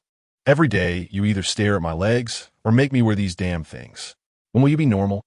The girl opposite, with black hair cascading like a waterfall over her shoulders, smiled slightly at the furious Amei and then raised a document in her hand. The latest map of Qizhou prison, including all buildings, duty schedules, as well as personnel names, personalities, and hobbies. Zhu Achi immediately made Amei sit down obediently with just one sentence. I used the teacher's server and hacked several government departments' computers, even getting chased for quite a while. Is it too much to make you wear a sailor outfit? Not too much. Whatever you want to drink. It's on me. They say pretty girls can act. In the next second, Ame immediately smiled brightly. Chapter 87. Build a bridge. 2 cups of St. Helena coffee. Thank you. Zhu Qiqi unapologetically ordered 2 of the most expensive coffees in the shop and then tossed the information to the beaming Ame. Sister Qiqi is the best. Beautiful and stunning, simply a sight to behold. After Ame received the information, she didn't open it immediately, but as usual, she began to flatter Zhu Qiqi with sweet words until Zhu Qiqi couldn't help but roll her eyes at her, prompting Ame to stop. All right, Zhu Qiqi lowered her voice. I checked, since the establishment of Stanley Prison, there has never been a successful escape. That's someone else, not him. Ame's response made Zhu Qiqi feel as if she were looking at a fervent fan, which caused her expression to become serious for the first time. Wake up, beautiful girl. Zhu Qiqi's tone became serious. Do you know about a condition called Stockholm Syndrome? The other party is a prisoner, a murderer with a history of killing. You must understand this. Sister Qiqi, I'm also a genius. Ame replied seriously while studying the information, without raising her head. Stockholm Syndrome is a dependency psychology that requires 4 major conditions to possibly form. May I ask which one I satisfy? An emotional connection? Ame spoke quickly. Throughout the entire time, that man only said 2 sentences to me, without any small favors. Moreover, I was never controlled by him, nor did I lose contact with society. How could there possibly be such symptoms? A series of counter-questions from Ame left Zhu Qiqi speechless, just sulking as she took the coffee from the waiter and rolled her eyes. Is it really because of a sense of security? Seeing that Ame was still immersed in the information and ignored her, Zhu Qiqi finally asked the question she was most reluctant to face after finishing 1 cup of coffee. Yes. Ame closed the information, her expression serious enough to make Zhu Qiqi, who had been watching her, sit up straight. That matter we must resolve. Are we to keep supporting that thing? The moment she mentioned that thing, both girls, despite sitting in a warm CF, turned pale. He can deal with that. That thing? Zhu Qiqi's expression also became serious. I don't know, but I have a feeling he can. Ame lowered her voice when those fugitives rushed in. I hid behind him. You can never understand that feeling. Lu Xiankai, the most notorious member of the number gang. The big boss he followed was Lung Lao, who practiced combat and ended up in prison due to street fighting and murder, confessing openly in court. Zhu Qiqi recited Lu Xiankai's information. This was all his experience since entering the underworld. Before this, there was very little information about this person. Zhu Qiqi's complexion gradually paled again, only to find out he was an abandoned baby. The words abandoned baby made Ame's hand, which had just lifted the coffee, tremble violently, and dark brown coffee splattered onto the girl's white sailor uniform, leaving a glaring stain. Later, he was adopted by an old lady in Tunman, and then this old lady passed away when he was around 16 or 17. Zhu Qiqi seemed unfazed by Ame's extreme reaction and quickly continued. Based on this person's experience, he should belong to the 6th type in the DISC behavioral assessment. He didn't betray that Lung Lao when he was in court, and a series of peculiar behaviors in prison seeking fairness also support this assessment. So asking him to help us is a method. Let him owe you a favor. The bigger the better. This person should be deeply influenced by the so-called morals and loyalty in the underworld. That's my judgment. So you agree to help him escape? Ame's pale face finally showed some color. You're right. We have to face it. Anyway, we've tried all methods. It doesn't matter if we fail again. I trust your intuition. Zhu Qiqi nodded, turned, and asked the waiter for another cup of iced water. This is a habit she has when thinking. She likes the stimulating sensation of cold going down her throat, as it helps her maintain enough calmness. If we want to escape, we must first face this bad news. Zhu Qiqi skillfully pulled out a page from the thick stack of materials in Ame's hands. I don't know why, but it states that the eldest son of the Zhou family funded a set of federal K-13 electronic shackles for Stanley. And the person locked by these so-called safest shackles is precisely Lu Xiankai. Ame looked seriously at the introduction of the K-13 electronic shackles, her expression somewhat grim.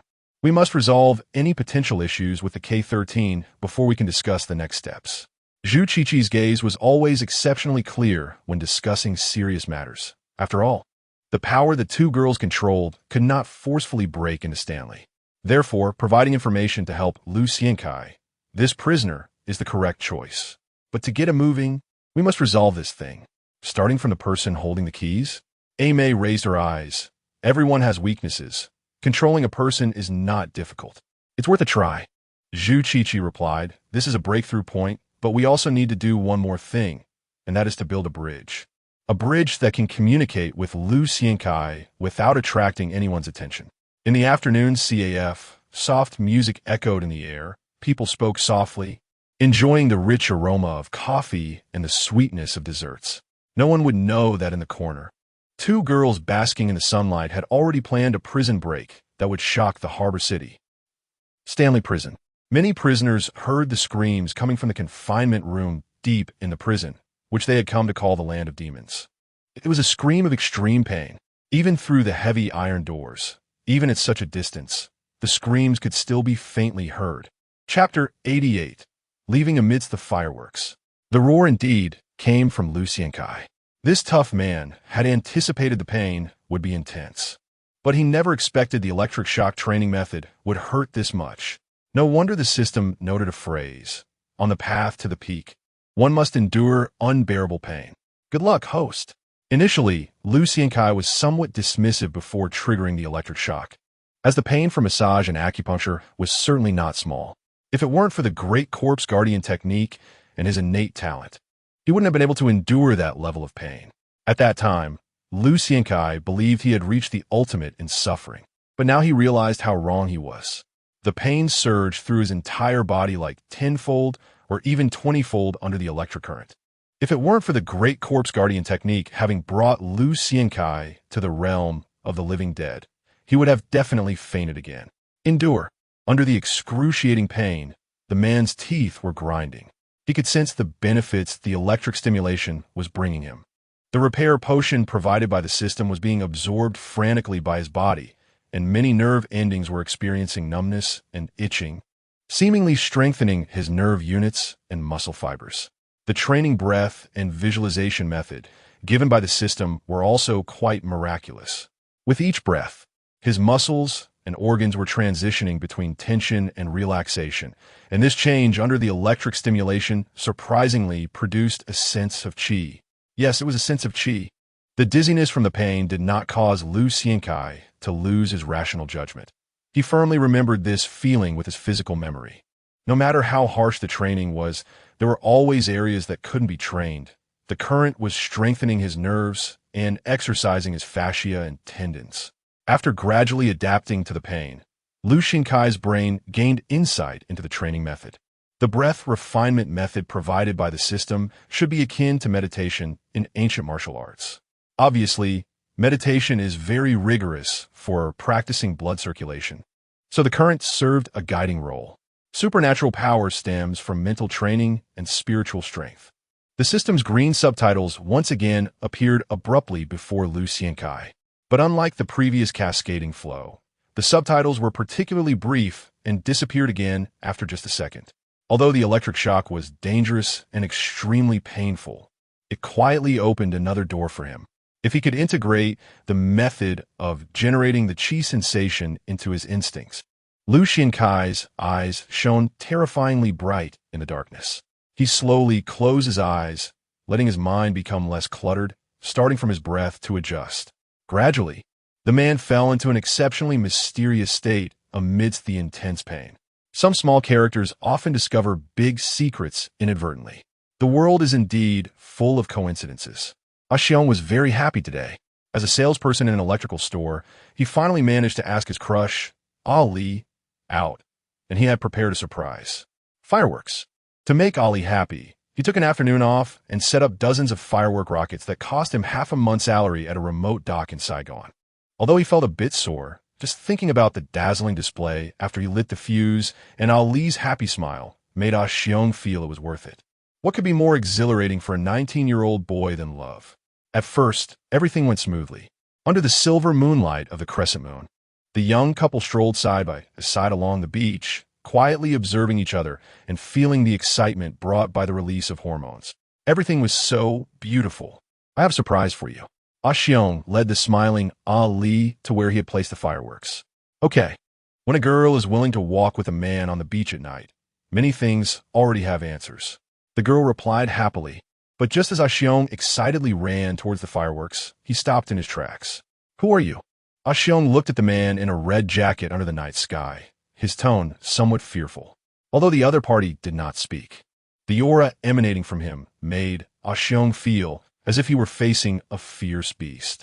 The boy firmly stood in front of the already arrived Ali, feeling regret for the first time.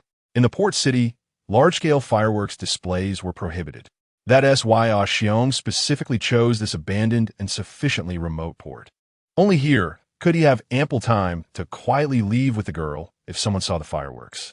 But precisely because it was remote, if the other party decided to act violently, he shivered. Did you set up these fireworks? The man in the red jacket pointed at the fireworks in front of him.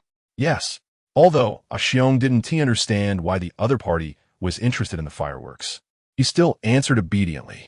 It was only then that he noticed a tightly wrapped box behind the man, and, as his father worked at a funeral home, he instantly recognized that it was definitely an urn. This made his heart sink a little more. Are you giving your girlfriend a surprise? The man continued to ask, his expression calm and not at all fierce as Xiong had feared. Instead, he was unusually polite like a friend. Yes, I really like her. Action rapide. These are for you. The man unexpectedly pulled out a thick stack of cash and threw it to Xiong. My brother is leaving the port city today. Can I buy these fireworks from you? I want to send him off with them. He always liked lively events and thought that being impressive was heroic. A grand departure like this, he would definitely love it. Xiong blankly accepted, the $1,000 bills immediately telling him that there was definitely 5,000 to 6,000 in total. Okay, sir, if you like these fireworks, they're yours. Worried that her boyfriend's days would anger the other party, Ali quickly answered for Xiong from behind. Thanks. I wish you both a long and happy life together. Watching the girl once again stand in front of her boyfriend, the man suddenly laughed heartily, then raised his hand to light the fireworks. The fireworks Xiong bought were of excellent quality. Instantly, the silent night sky was broken by the brilliance of the fireworks. With deafening blasts, the fireworks soared into the air. So beautiful. Second brother, did you see? The man looked up at the dazzling colors in the night sky with a grin, then patted the urn behind him, took out a military dagger from his waist, bit it in his mouth, and without a moment's hesitation, jumped into the cold, dark sea under the night sky. I saw on the news that there are many sharks in this sea area, which is why this port was abandoned and people were prohibited from entering. Ali quietly leaned against her boyfriend, her tone a bit worried. He won't die. Will he? I don't know. Xiong's gaze was fixed on the sea. The man had already disappeared from their sight, and all that met their eyes were the rolling waves and the howling sea wind. Chapter 89, Bureau 749 and the Toy Baby. Guobao has another topic that people in the harbor city love to discuss. That is his house. The interest in his house does not stem from its luxury or extravagance, but rather from its simplicity. Of course, this simplicity is only relative to his status as a legislator. The apartment he lives in, which is just under 1,000 square feet, is considered a mansion by ordinary standards. Living here, although mocked by many high-ranking figures from other factions as hypocritical, has indeed won him a fair number of votes from the common people. However, few people know that all the property rights of this residential building at the foot of Victoria Peak belong to Guobao. Even fewer know that his residence here is not for show or hype, but due to his superstition. In his study on the 9th floor, the large floor-to-ceiling windows provide an unobstructed view of the most luxurious mansion in the harbor city, the ancestral home of the Leaf family at number 9 on Victoria Peak. What is even more surprising is the painting on the wall directly facing the Leaf family's mansion. It's an ink wash painting. The owl in the painting, with its yellowed eyes, eerily stares through the floor-to-ceiling windows at that mansion, creating a strange and chilling atmosphere. Unfortunately, very few people can enter this room. Otherwise, someone might recognize that this is a feng shui layout, a situation of a fierce god seizing food. Clearly, to outsiders, Guobao, who is one of the 4 loyal dogs of the Leaf family, is definitely not as simple as he appears on the surface.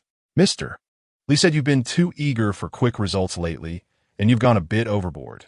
There are more and more opposing voices within the judicial system. In another reception room at Bauchuan's home, the man who usually looks down on his subordinates is now standing obediently in front of his subordinates. And sitting grandly in front of him is none other than the chief steward of the Li family, Li Bo. This time, you don't get to choose. After scolding for about 10 minutes, Li Bo slowly picked up the teacup in front of him and took a sip. I invested over 80 million and made many promises. I heard the Ship King met with Mr. Li. Before Bauchuan could finish his sentence, the old man with a face full of wrinkles slammed the steaming teacup he was holding towards him. An old man over 70 years old would not have much strength.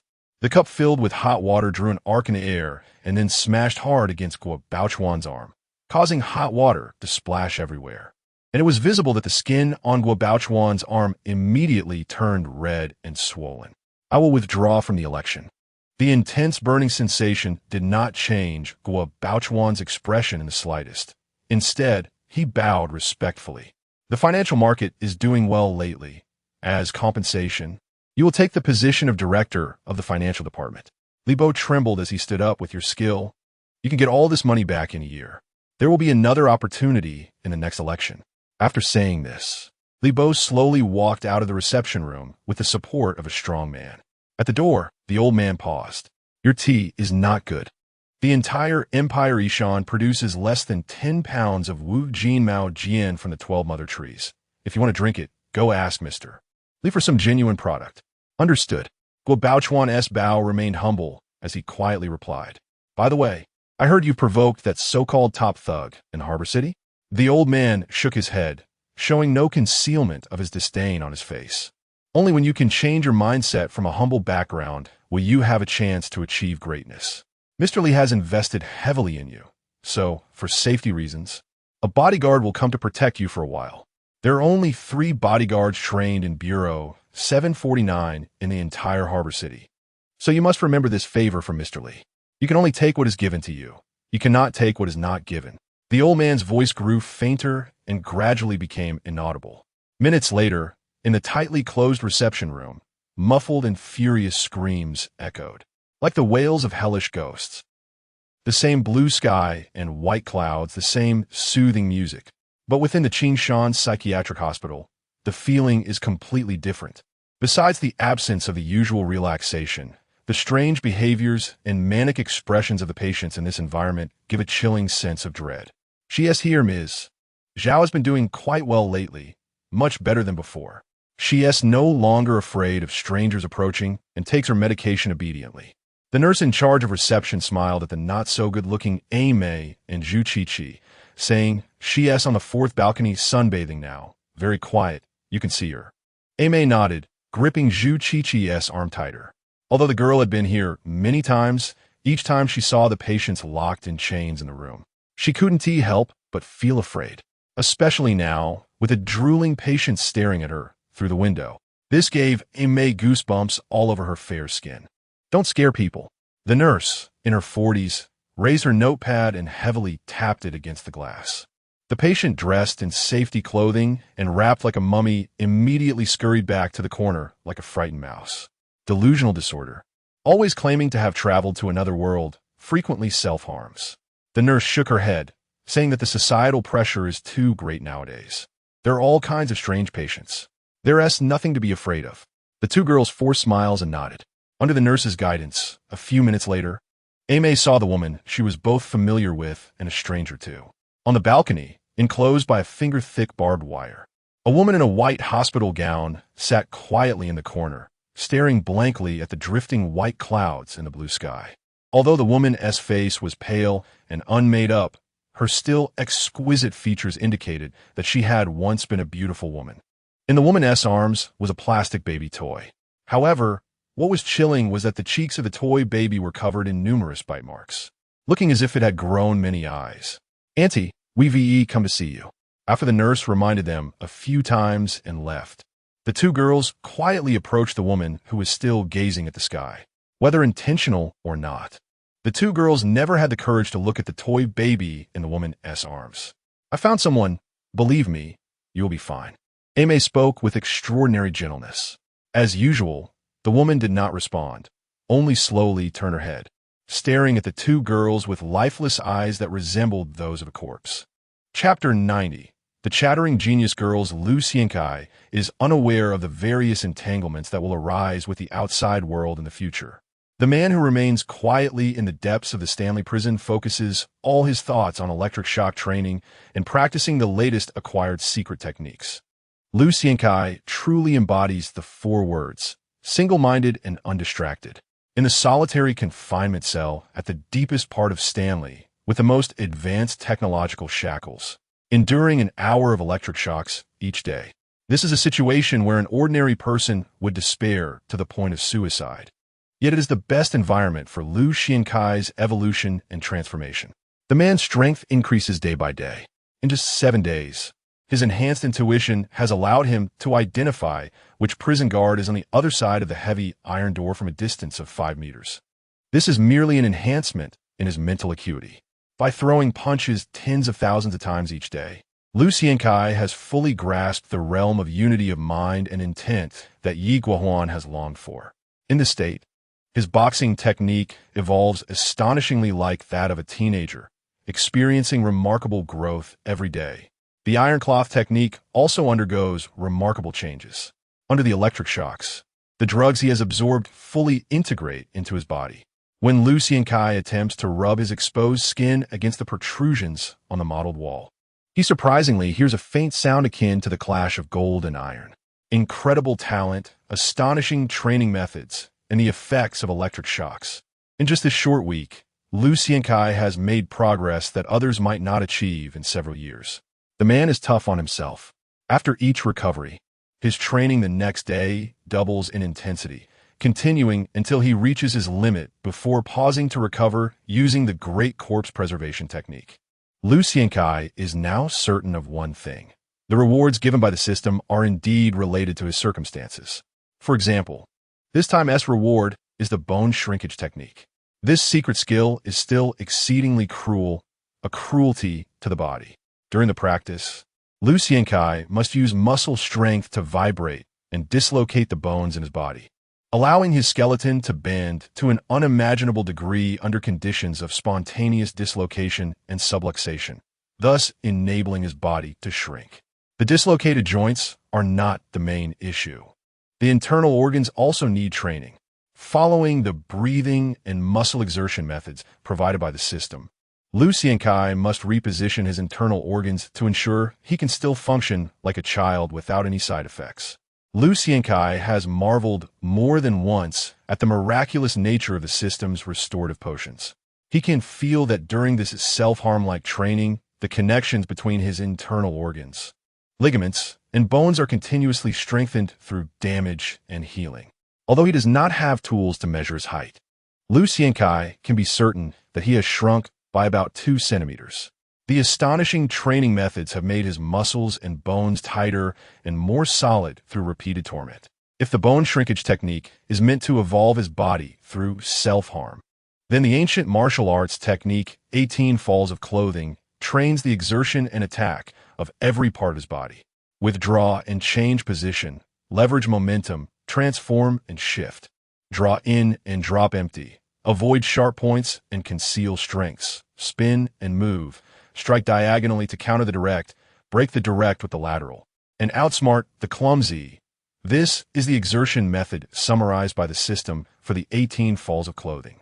The system remains very crude, almost force-feeding these 36 characters of exertion and operation models into Lu Xiankai's mind. With Lu Xiankai's incredible talent, he masters it very quickly. Now, Lu Xiankai can even remain still against an ordinary person and use any part of his body to strike his opponent, a skill that seems almost unimaginable to those who do not understand fighting. The benefits of the 18 falls of clothing do not stop there. Lu Xiankai discovers that after training his entire body, actions that appear flashy and difficult to ordinary people are as easy for him as drinking water. There is no need for any practice. As long as the action appears in his mind, the muscles and bones that need to operate will instinctively respond immediately. His awareness and bodily coordination have reached their peak. The bone shrinkage technique allows him to escape from these shackles in the shortest time possible. After a period of time, once his body evolves to a bottleneck, It will be time for him to leave this place. Lu Xiankai has made a decision. Committing crimes is quite simple. It is very similar to conducting experiments.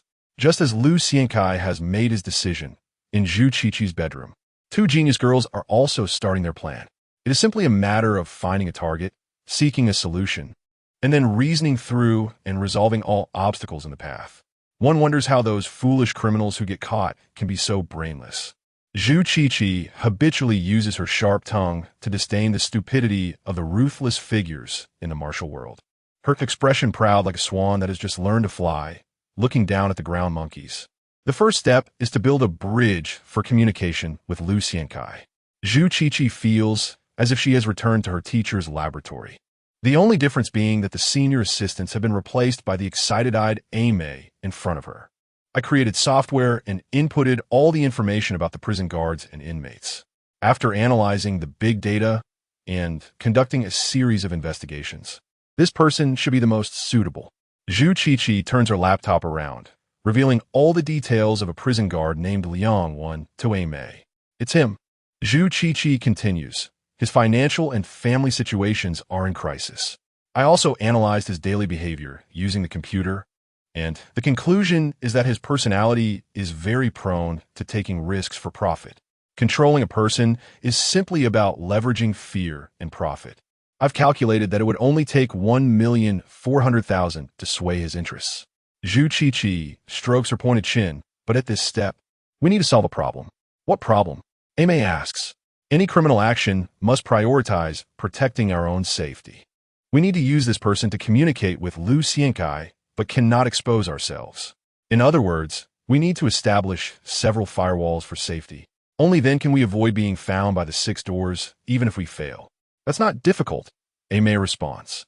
Don't forget, I am the big sister of all the high schools in Yuanlong and have good relationships with many figures in the martial world.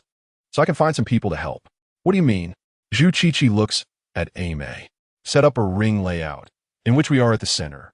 Aimei answers, it's simply about using profit to manipulate several, even a dozen, unconnected pawns to do the work. These pawns can influence each other, but must not have direct connections, as long as we form a closed loop in the end. We can achieve the goal of concealing our identities. And the second step? As the sun sets, bathed in golden sunlight, the two girls chatter away in the bedroom, constructing a plan that will shake the 6 doors of Hong Kong. Sometimes, those who accomplish great things are not necessarily great figures. That is why the world is so wonderfully intriguing. Chapter 91. Food and 2 Strange Lives. In middle age, one can be sick but cannot be broke. With money, a wife is virtuous and children are filial. No money? Right now, Liang is a standard example. He can still endure his wife's scolding and ridicule, and his children's disdain. However, his father's sudden illness and the betrayal from his best friend in investments have completely robbed him of another chance to turn his life around. Don't underestimate the debt of over $1 million. His salary in the harbor city is not low, but after deducting the mortgage and expenses for his child's education, there's hardly anything left. Especially among this debt of over $1 million, there's also 300,000 owed to a financial company. The interest generated on this 300,000 and its doubling speed would leave anyone in finance dumbfounded. As for what happens if you can't pay it back, no need to explain. Just one name will reveal the consequences. The company Liang borrowed from is called Hengfu Financial Company, and the legal representative of the company is a man named Li Kuangtu. It must be admitted that Zhu Qiqi has a very sharp eye. In this situation, Liang certainly has the courage to take a gamble. Brother Xiong, I'll accompany you to deliver the meal this time. Today, Liang did not hide in a corner smoking as usual. Instead, he proactively mentioned the most dreaded thing among the constables, delivering meals. Delivering meals to the beast locked in the deepest solitary confinement cell of the prison. This surprised many constables while also bringing a look of relief to their faces. Recently, delivering meals to Lu Xiankai has become something everyone fears. Even though everyone knows that they are merely following behind a prisoner and just need to ensure nothing goes wrong. It is very simple, yet no one dares to do it. As for why, it's strange. This is everyone's evaluation of that place now. After a series of events, the #1 solitary confinement cell has become a taboo existence in Qizhou, And surprisingly, everyone has agreed on this saying amidst the rumors. The cause was two recent incidents. The first incident occurred with a constable named Ren-ho. No one knows if he took money from the gang or if young Master Zhou gave him benefits, but in any case, he unexpectedly did something during meal delivery that no one saw coming. He shorted the food mint for the King of Hell.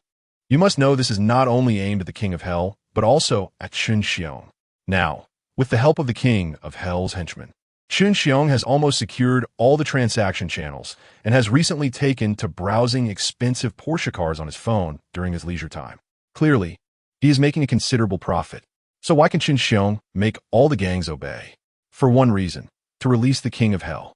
Although this wording is not very appropriate, the absurdity of the situation is indeed such.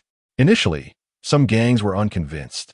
But when Chun Xiong casually found an excuse to have the shackled King of Hell appear in the square, the other party immediately surrendered all channels. The battle in the square has instilled fear in all the prisoners. Killing, for the King of Hell, is merely adding some inconsequential time to his sentence, but for them, is their lives. No one dares to gamble on whether the strange, shackled King of Hell still possesses the same shocking lethality as before. Someone must have given too much. After the incident, Chun Xiong commented on Ren-ho's actions. Let us return to that scene. Ren-ho grinned through the small window of the iron door, then slowly dumped all the lavish food prepared for Lu Xiankai onto the filthy ground. As Lu Xiankai had an astonishing appetite, the food piled up like a mountain on the dirty floor. Many rats had already begun to squeak, and in the darkness, more and more red eyes were gathering. Remember, you're just a prisoner, a filthy bug that is forever trapped in this place. Can you fight? You are merely a strong and fierce bug. According to the prisoner responsible for pushing the meal cart, Ren-ho, with a grim expression, said this. In this society, money and power determine everything. No matter how strong you are, what does it matter? There are countless ways to play you to death. Your intense training requires a lot of food. As long as I short it, I don't need any other means. You will grow weaker and weaker until you become a puddle of mud. After saying this, Ren-ho smugly turned to leave. Today was the first day. In the next moment, the prisoner delivering the meals saw Ren-ho suddenly stumble, falling straight to the hard ground, as if he were drunk. Falling is not scary. What is scary is that Ren-ho fell on his back, and the back of his head hit a protrusion on the ground. He survived, but now Ren-ho is still lying in the hospital drooling, having turned into something like a mentally disabled person. An incident occurred in the corridor of the No. 1 solitary confinement cell, and before the incident, he had offended the King of Hell. Everyone could still attribute it to coincidence. The second incident completely made the prison guards internalize that place as something eerie, a taboo existence. This incident happened to Constable DeWei. The cause was still food. However, unlike Ren-ho, DeWei did not make any harsh remarks. He merely signaled the prisoner to dump the food at the door, where Lu Xiankai could not reach, and immediately left, clearly fearing an accident himself. Yet, an accident happened once again. Although Da Wei safely exited the corridor on his way home after work, his vehicle suddenly plunged off the elevated highway, as if possessed. The car was destroyed, and he was burned beyond recognition. Later, surveillance footage retrieved by Lu Shanmen showed that everyone only saw Da Wei, alone in the car, as if he had gone mad, relentlessly pressing the gas pedal without any sign of slowing down or hesitation. The look on Da Wei's face in the video, as if he welcomed death, sent chills down the spines of many. You want to deliver? Sure. Although Chun Xiong and Lu Xiankai have a vested interest in each other, the recent two strange deaths have scared him. Now hearing someone voluntarily take on this task naturally makes him exceptionally happy. Are you short on money? Chun Xiong patted Liang on the shoulder. I absolutely want to go back on what I promised. I'll reimburse you 5,000 for overtime every month. Thank you, Brother Xiong. Liang smiled bitterly. He is also afraid of death. If it weren't for a little child passing by him today who slipped him that information, he really might not have had the courage. Chapter 92, The Truth of Death. The prisoner pushing the food cart was in front, and Liang was following behind him. Both of their walking postures were somewhat strange. The prisoner pushing the cart was trembling, and one could even hear the sound of his teeth clashing. The other one was completely stiff, moving like a worm wriggling with every step. The corridor leading to cell number 1 was completely enclosed, and the dim light seemed somewhat eerie in the dark environment. Coupled with the recent bizarre deaths, Liangwen felt that his back was unknowingly soaked with cold sweat. They arrived. The prisoner stopped in front of the iron door, which was worn with the passage of time, and turned to look at Liangwen, whose face was pale. "Did you deliver the food today?" "I'll do it." Liangwen's expression appeared particularly tense, but he still mustered the courage under the fear of bankruptcy and losing his limbs. "Do you need me to go out?" The prisoner knew Liangwen had something to do and looked at him as if he were a savior when Liangwen actively walked to the food cart and picked up the food. No one understood better than him how terrifying it was to reach into that dreadful window. He didn't care what the other party was doing. All he wanted was to get far away from this damned room. Every time, he had an illusion that his hands would be torn apart by the king of hell inside at any moment. After less than a month of delivering food, he had actually lost nearly 15 pounds out of sheer fear. "Keep your mouth shut." Liangwen nodded and waved his hand toward a corner at the far end of the corridor. "Wait for me there." The prisoner immediately darted away like a rabbit, his agility making Liangwen widen his eyes in surprise. "Brother Yin, I'm not here to cause you trouble. Someone asked me to deliver something to you. Please don't misunderstand."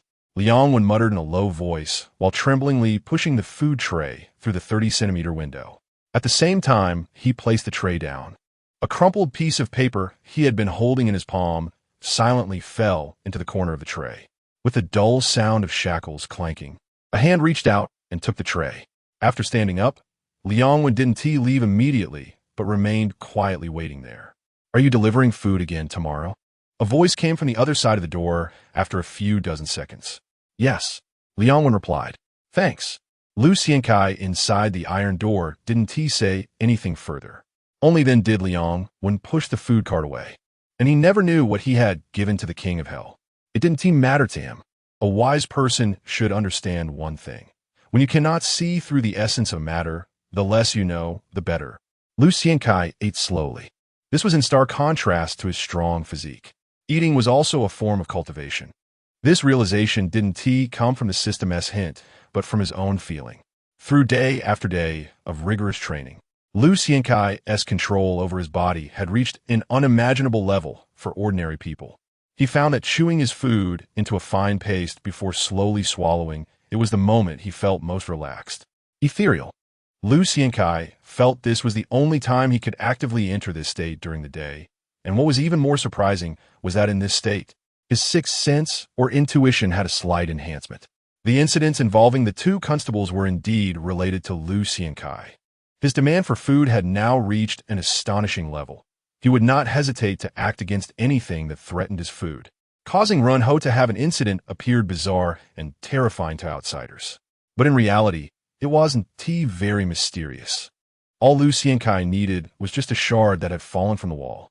In this confinement room, which had been eroded by time for many years, it might not be easy to find other things, but locating a flake the size of a fingernail that had fallen from the wall was not difficult at all. This was thanks to the prison's substantial investment during construction. Although the concrete walls and the 62.5 strength cement made the room indestructible, they also made the fallen flakes sufficiently hard. These seemingly trivial things held immense destructive power in Lu Xiankai's hands, who had completely mastered strength and body. At that time, it looked like Lu Xiankai had only gently kicked with his toes. But the details were terrifying enough. First, he had to judge the other party's position from their footsteps, and he also had to calculate the exact posture in which the other party would fall according to his expectations.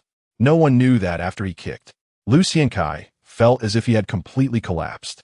His brain ached from the intense calculations, and he lay on the cold ground, gasping for a long time before he could slowly get back up.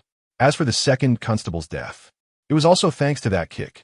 After that incident, Lu Xiankai discovered his astonishing change, which was that his perception had undergone an unbelievable evolution.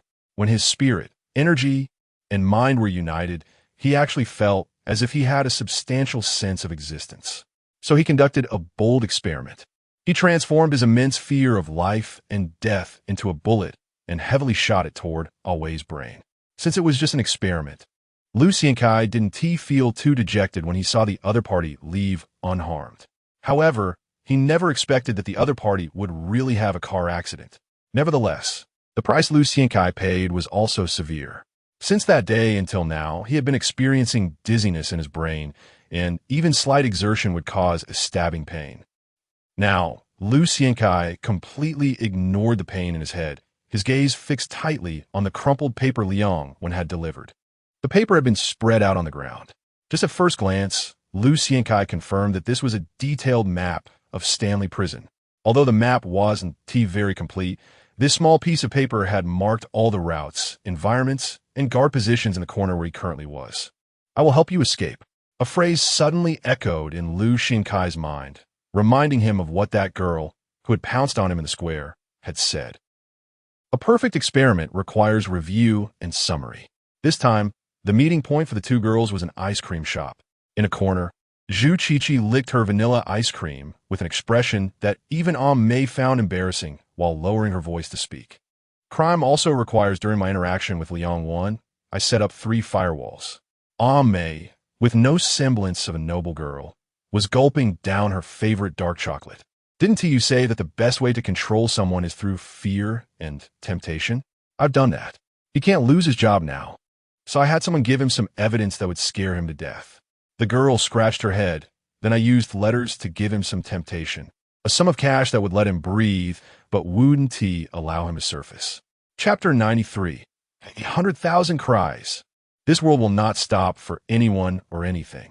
While Lu Xiankai quietly stayed in his confinement room, undergoing his transformation, a man wearing a red jacket and carrying a black messenger bag walked into an ordinary restaurant called Fumenlu in Guangxing, Guangdong province of the empire. The name of the restaurant is quite festive. The name is nice, but the decor is very average. Many years ago, the antique-style decor has darkened under the erosion of time, with many places already peeling and damaged, yet the restaurant seems to have no intention of restoring it at all. Not just the environment, but the menu items also never change. Over the years, the restaurant's menu has become somewhat yellowed, but is still in use, with the owner showing no intention of updating it. But that's not the strangest part. Another reason why locals rarely visit is that it's expensive.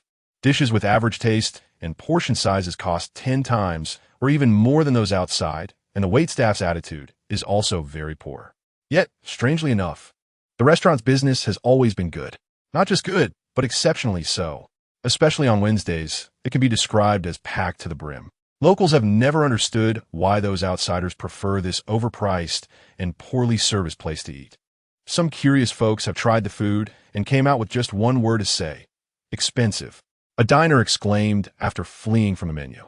Many things in the world are only seen at surface level by ordinary people. So they do not know that this strange restaurant in their eyes is quite famous throughout the empire's underworld. In the Inland Empire, when it comes to the black organizations that serve big meals, 2 names must be mentioned. In the south, there's the San Shui Qinglong Hall, and in the north, there's the Haizhou Heidonking. Qinglong Hall is ruthless, and Heidonking is fierce. Whether it's the event 7 years ago when the 4 hall masters of Qinglong Hall fought bloodily with the 6 doors and threw nearly 19 grenades, or 4 years ago when Heidonking's Buddha of Combat brazenly cut through 3 trains on the territory of the King of Longevity, Mengbate. Both feats have been talked about with great enthusiasm in the underworld. And in that underworld, nobody knows that the incense hall of Qinglong Hall is located in the seemingly festive Fumenlu in Guangxing. Tea or food. As the man in the red jacket entered the hall, a wild-looking waiter blocked his path. His strong muscles strained against his somewhat dirty white uniform. A glance at him revealed that the hormones coursing through his body seemed ready to burst out. "I have an appointment." The man in the red jacket replied calmly, his face occasionally revealing a spirit of dominance that subdued the defiance in the waiter's eyes. "That room?" The waiter continued. "Room. Any room will do," the man answered. "Do you need a place to borrow, or are you ordering dishes not on the menu?" The waiter's expression changed slightly, and his tone finally became polite. "Borrowing a place, 100,000 cries." The man in the red jacket, without regard for the gazes of others, swiftly tossed several bulging envelopes from his black bag to the waiter. "So much deposit? Looks like I'll be busy today." The waiter was somewhat surprised, then grinned after weighing the cash in hand, bowing while shouting and making a gesture to invite him in. A distinguished guest, please to the third floor. The man in the red jacket ascended the stairs, while the waiter nimbly retrieved a bag filled with red firecrackers from beneath the counter and walked to the square at the entrance of the restaurant.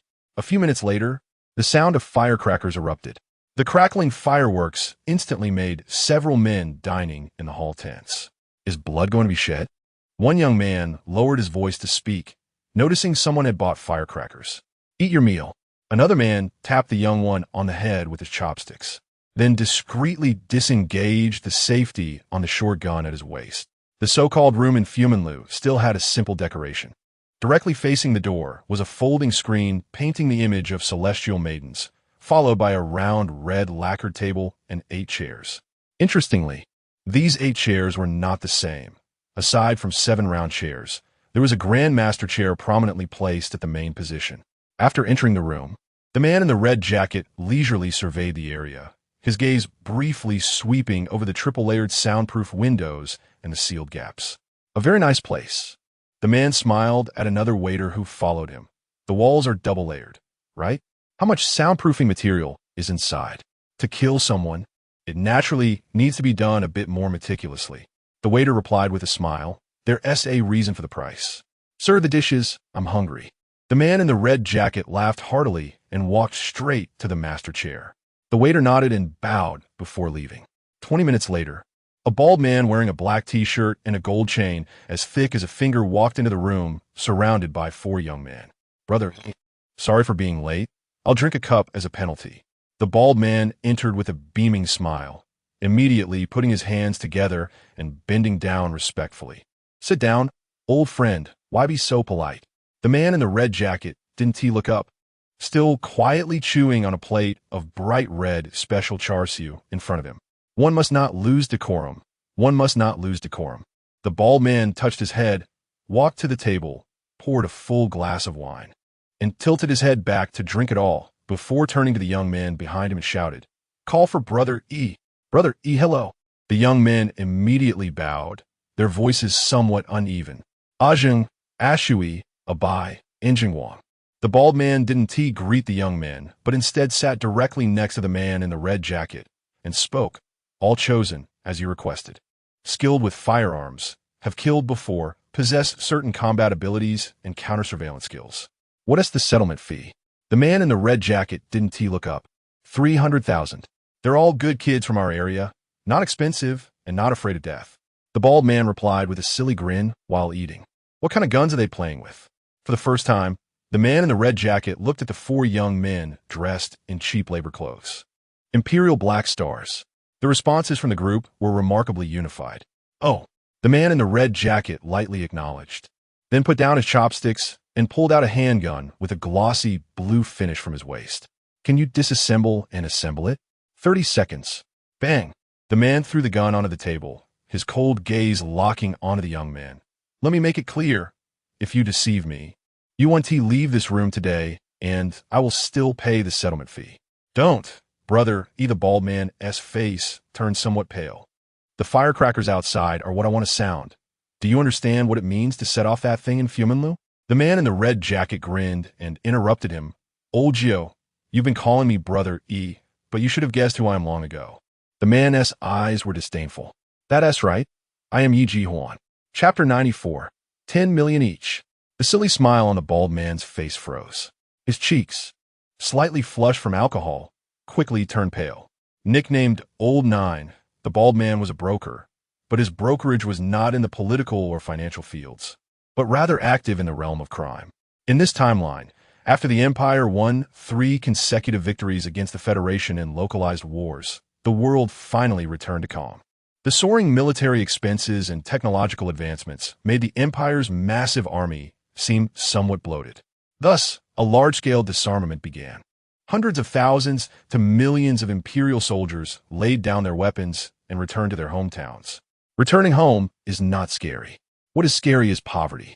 So many soldiers began to step into the underworld, entering a vortex where wealth could be gained solely by wielding a sharp blade, without needing any background or connections. Old Nine was one of those who rose in such an environment. They were responsible for finding gunmen and thugs to do dirty work. They would take a cut from each job, and there wasn't too much danger involved. One could say they lived quite comfortably, having mingled in the underworld for so long. Old Nine certainly knew the ins and outs of the Fumin building. Here, as long as you pay enough for the fireworks, you can kill someone. No wonder the underworld says that the San Shui Qinglong Hall plucks feathers from passing geese. Here, when someone dies, these killing gods not only collect a hefty aftercare fee, but they can also earn money from the bodies. Throughout the underworld, who doesn't know that San Shui Qinglong Hall is one of the largest players in the overseas black market organ trade? Every killing that occurs in Fumin building has one very obvious rule: set off firecrackers. In the parlance of the underworld, it serves two purposes. First, to send the deceased on their way, symbolizing the clearing of grievances. Second, and more importantly, the sound of firecrackers can completely cover up the gunfire that erupts in the well-soundproofed rooms on the third floor. Stop! In the slightly anxious gaze of Old Nine, Yi Jihuan shouted to stop the sweating Zheng Guang, who was disassembling the firearm. 17 seconds, and you've only removed the magazine. Yi Jihuan squinted his eyes, and with this level of skill, you tell me you're familiar with firearms? Brother Huan, he is quite skilled. Old Nine understood that he had offended Yi Jihuan in his eagerness to earn a commission, so he spoke quickly. You don't need to raise pigs to eat pork, right? As long as he has the guts to shoot and can hit the target. That is all that matters, quite skilled. Yi Jihuan said slowly yes. Zheng Guang answered, trying to showcase his strength. This somewhat reckless young man actually took off his work shirt. Strong muscles appeared in front of Yi Jihuan. You should do well in a beauty contest. As the man spoke, his figure suddenly sprang up, and the next second, the military dagger that appeared abruptly in Yi Jihuan's right hand lunged towards Zheng Guang's neck like a venomous snake. The latter reacted quickly. He stepped back to create distance. But Yi Jihuan had already propelled himself off the table with one hand. Scorpion's tail. Yi Jihuan kicked towards the opponent's leg, and, at the moment of contact, the angle changed bizarrely. With a bend of his knee, the heavy military boot struck Zheng Guang's neck. Zheng Guang let out a painful grunt. Puffed. Yi Jihuan's military dagger had already pierced into the opponent's throat. Yi Jihuan, who kills at will. Yi Jihuan, who dominates Hong Kong and Kowloon. Old Nine had always been somewhat skeptical of Yi Jihuan's reputation, and even boasted in past drinking sessions. The desperados under me are no worse than the Yi brothers if given the chance. Now he realized how absurdly wrong he was. Among the group of gunmen he had recently gathered, Zheng Guang's fighting ability could definitely rank in the top 3. But Zheng Guang didn't even last 5 seconds. This is his settling-in fee. Yi Jihuan slowly withdrew the military dagger, even too lazy to glance at the other 3 nervous-looking young men. The man casually tossed several envelopes from a black shoulder bag in front of Old Nine. Continue. Yi Jihuan coldly addressed the other 3 young men, who were sweating profusely. You must maintain extreme calm in any situation to qualify to follow me. I can tell you one thing now. The 3 young men widened their eyes. This job in Hong Kong City is very dangerous, but I guarantee that everyone will earn at least this amount if you survive the return. Yi Jihuan slowly extended a finger, 10 million. The eyes of the young men immediately turned red. I'll do it. A Shui picked up the Empire Black Star from the table, then looked at Old Nine. Uncle Nine, if I die, don't give the money to my dad. Quietly give it to my mom. Okay. Old Nine nodded. Deep inside Stanley Prison. This was already Liang Wen's 12th time stuffing a paper ball and a plate into that terrifying room. However, this time, in addition to the note, he quietly placed a specially sawed-off pen refill. The room remained eerily silent. Today's meal was good. As Liang Wen waited anxiously, the plate was sent out. At the same time, he felt a tingling in his wrist, and then the note written by the other party was slipped into his palm. Liang Wen's fingers immediately closed, tightly gripping the note that could lead to his doom. Such a simple handover filled Liang Wen's eyes with uncontrollable fear, because only he knew that in those few short seconds, all the movements of his right hand were not commanded by his brain, but were entirely under the control of the other party. Outsiders watched the excitement. Insiders watched the tricks. For Lu Xiangkai, it was nothing more than quickly applying force to control Liang, wins acupoints at the moment their palms touched. But for Liang Wan, who knew nothing about martial arts, this was terrifying like a ghost. Are you still human? Liang Wan muttered to himself, finally turning and fleeing down the corridor, without a shred of courage to look back. 2 hours later, Liang Wan, with a normal complexion, walked into an ice room in Central. While ordering, he casually picked up a napkin to wipe his forehead, then nonchalantly tossed the napkin into the nearby trash can. No one noticed that the napkin concealed a note filled with data. 5 minutes after Liang Wan left, a few playing boys accidentally knocked over that trash can. And amidst a series of apologies, they sensibly picked it up and threw the scattered garbage back in.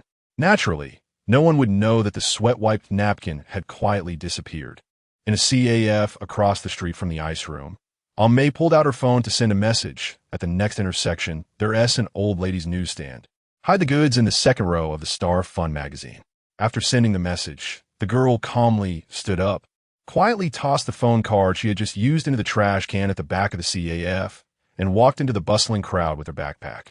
Some people are born criminals. This is impossible. On the 7th floor of the elite university's experimental building in Hong Kong, Zhu Qiqi couldn't help but exclaim after receiving the note from Mars.What. Then, the girl covered her mouth and nervously looked around. It is now evening, and in the empty laboratory, the only light besides the silver moonlight coming through the window is the flickering glow from a massive computer. Why is it impossible? In the lab, Mars, dressed in the training uniform of a prestigious university, looked somewhat dissatisfied at the shocked expression of Zhu Qiqi. 17 years ago, after a volunteer named Johnny was injected with the X serum at the Federal Non-Human Research Center in Kent, Connecticut, his running speed reached 9.32 seconds under no wind conditions. Zhu Qiqi sneered. The weight of the shackles was 37 kilograms. Yet the data from your prisoner brother reported that he could run nearly 10 seconds under load. Do you know what that implies? What does it imply? Ma's eyes were filled with admiration and belief. If he wasn't bragging, it meant his skeletal development had reached an unimaginable level. Frowning, Zhu Qiqi looked at the various data on the note, meaning that he could easily break the world record without any load. Look at the data. I had him test for reaction speed and concentration. How could that be possible? I think I should convey a message to him.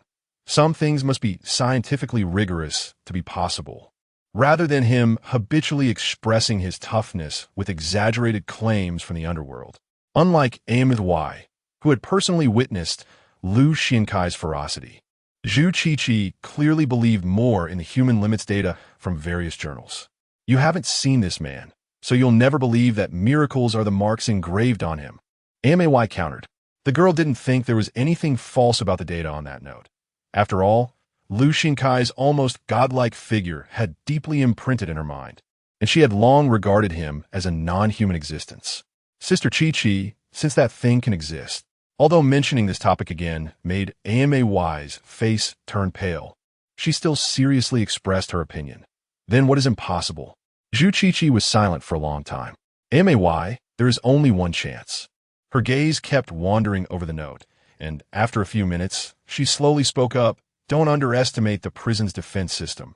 Otherwise, there wouldn't have been so many years without a successful escape, except for a few prisoners who fell to their deaths during typhoons. Moreover, after that, Chaizhu even upgraded the defense mode. I have input all the data from the prison into the Galaxy computer, and it will calculate the best escape method based on the data provided by this man. Any exaggeration or error in the data will get him killed. I imagine he won't lie, and he has no reason to lie. Mars' expression was particularly resolute. After all, if he fails, it's him who dies, not us. After hesitating for a moment, Zhu Qiqi finally sat down in front of the computer keyboard. I'll trust you once. As the girl's long fingers danced on the keyboard, the large computer screen began to roll with data frantically. Only 2 young men walked out of Fuminlu, Ajing and Ashui. These 2 young men withstood the immense pressure from Yi Jihuan and met his demands. As for the other one, the 30,000 yuan for the relocation fee missing from Yi Jihuan's bag said it all. Ajing and Ashui felt little about their companion's death. Perhaps from a moment they decided to become gunmen and step into the underworld, they had already accepted what kind of ending their lives would have. Looking at the 2 companions lying in pools of blood, Ashui expressed his true thoughts in one sentence. 30,000. That's enough for their family to buy an ancestral house. They would no longer be looked down upon, and Zheng Guang's younger brother could also marry a wife. When he said this, there was even a hint of envy in his gaze. Hearing this, Yi Jihuan suddenly patted the shoulders of the two young men. Do you know how much it costs for a meal in those top restaurants in Modu and Guangfu? The man asked a question seemingly unrelated to the bloodshed. The three, including Lao Jiao, shook their heads in unison. 30,000, that is the price of one of our lives. Yi Jihuan laughed wildly, his eyes filled with anger and unwillingness. Brother Huan, what are we doing here? After leaving Fuminlu, Yi Jihuan did not look for a way to go to Hong Kong to make them rich, as the two young men had thought, but instead took them onto a green train. 6 hours later, the three of them got off the train in Fuqing. Already starving, Ajing bought a few bags of steaming buns from a roadside stall and handed them to Yi Jihuan while expressing his confusion. There are not enough of us. Yi Jihuan took the buns and stuffed them into his mouth, replying, since we're going to do it, why not go big? So we need more manpower. Need more people? Why not let Jiao Shu find someone? Ashley chimed in, our place has a lot of people, and many are waiting to do big things. Lao Jiao can only find gunmen. Yi Jihuan shook his head. As a point of fire suppression, you two are already enough. What do you mean, Brother Huan? Ashley was somewhat puzzled. We still need excellent demolition experts, snipers, and assault troops. Yi Jihuan stated the purpose of coming to Fuqing, where there is an excellent demolition expert. He is the target we want to recruit. Both Ashui and Ajing had once been elites of the Empire's Marine Corps, so they understood immediately what Yi Jihuan wanted to do. This top gangster in Hong Kong actually intended to form a special operations team composed entirely of elite soldiers. In this world, the reason the Empire can look down on the world is that its special forces small-scale operational methods are unrivaled. Chapter 96. Even a lion uses full strength to catch a rabbit. There is nothing in this world that cannot grow old, including the streets. In Fuqing, there's an old street. Decades ago, this was the most prosperous area of the entire city, bustling with countless vendors and pedestrians. And the shops along the roadside were filled with goods that attracted young people from all over the city. However, as time passed, the political and economic center of the city shifted to the new town, and this area fell into decline. But the world is fair. With the absence of the endless crowds, this old street has become picturesque. Sunlight filters through the mottled leaves of the sycamore trees, casting light on the winding old street. The rows of shops on both sides, weathered by time, have long been empty, but the gray bricks and tiles evoke a sense of tranquility. At the end of this bluestone road, there is a stall selling deep-fried dough sticks, where a middle-aged man with a somewhat weathered face sits leisurely, gazing at the occasional passers-by with a murky yet calm expression. How much for the dough sticks? Ye Jihuan, with a cigarette in his mouth, stood in front of the stall owner, while Ajin and Ashui quietly appeared behind him. From this point, it can be seen that the two had gradually blended into their roles under Ye Jihuan's guidance. 2 for 1, guaranteed no washing powder. The stall owner slowly looked up. Even if the appearance was a bit lacking, it was reassuring to eat. How many can you sell in a day? Ye Jihuan handed a cigarette to the owner. Your right leg is disabled. Is it enough for a month's medical expenses? Fixing the prosthetic leg costs a lot too. If you get used to the pain, it won't hurt. After receiving the cigarette, the owner patted his prosthetic leg, which made a thumping sound, cheap and wooden. In the Empire, there are 12 top special forces. What rank is the Red Chi Long? Ye Jihuan asked with a smile, tossing his exquisite Zippo lighter to the other party. A stolen item that was said to be a handmade masterpiece from 100 years ago. Knowing that you like this stuff, it's a gift for our meeting. When the words Red Chi Long left his mouth, the stall owner's originally murky eyes instantly sharpened. I don't know what you're talking about. The stall owner took the lighter, and he could tell that the 3 people in front of him had likely seen blood, especially the man opposite him who exuded a fierce aura that made him feel a bit palpated. If you're not buying, then get lost. Don't affect my business. However, there was no trace of fear on the stall owner's face. Instead, he remained exceptionally calm, but his right hand had quietly moved to a corner of the stall. A demolition expert who ranked in the top 5 of the Red Chi Long. It is said that as long as you give him a supermarket, he can blow up a city. However, 8 years ago, He lost a leg during a mission to save a wealthy young master. You should have been treated like a combat hero, Yejehoan continued, but the shrapnel from the bomb you placed left that Li Gongzi with a noticeable scar on his cheek. How can losing a leg and 4 lives compare to a big shot's disfigurement? That scar will make him lose face at various elite banquets. Yejehoan laughed loudly. So you became a dog that was kicked out of the army. The stall owner remained silent. Only his bulging veins revealed the anger he was suppressing. You've only played with explosives your whole life, yet you still try to stay in the military to redeem yourself. Unfortunately, I heard the military thinks drones and smart robots can now replace your outdated skills. After that, there is no longer a chow charan in the red Qilong, but a deep-fried dough stick vendor returning to his hometown. Yejehoan's mocking laughter grew louder, am I right? Your stall should be a mobile bomb, so this is your confidence? Yejehoan unabashedly exuded a fierce and tough vibe, staring straight at the other party. When you were kicked out like a dog, you didn't have the courage to go down with the ship, but now you want to scatter everything over a few jabs from others? You're really pathetic. Yejehoan casually tossed the cigarette but into the oil pot. Watching the sizzling oil splatter, he grinned. A real man fears nothing between life and death. Why not prove yourself one more time? What do you want from me? Chow Charan moved his right hand from the corner of the stall, his eyes slightly brightening. I am Yejehoan from the Big Circle, looking to do a big business with you. Yejehoan extended his right hand toward the other party. Are you interested in proving to the Empire that your blade has not dulled by destroying a city? Tell the military that those robots can never replace us elites who survived from the Sea of Blood? Yejehoan, who roams Hong Kong and Kowloon? The stall owner remained silent for a long time. Is there money involved? I need to support those brothers' families. My business has always been profitable. Yejehoan casually tossed the bag he was carrying to the other party. We still need a heavy firepower machine gunner. Where's the Tyrannosaurus that was kicked out with you? I'll take you to find him. For the first time, a smile appeared on Chow Charan's face, and the two men shook hands firmly. 3 days later, Yinjing, Yejehoan and his team had gone from 3 to 5. Among this group, although everyone had a fierce expression, a nearly 2-meter-tall strong man stood out the most in the crowd, despite wearing an ordinary gray jacket, which even looked somewhat cheap in terms of leather quality. His strong muscles and sharp eyes gave him an aura as sharp as a military knife. In the crowd, under the moonlight, many pedestrians and beautiful women were attracted by these muscular men with bodies like javelins, and a few girls stood dazed even after the men had vanished from sight. What are we doing in Yinjing? The Tyrannosaurus's voice was low and hoarse, somewhat like the dull sound of iron being ground by a grinder.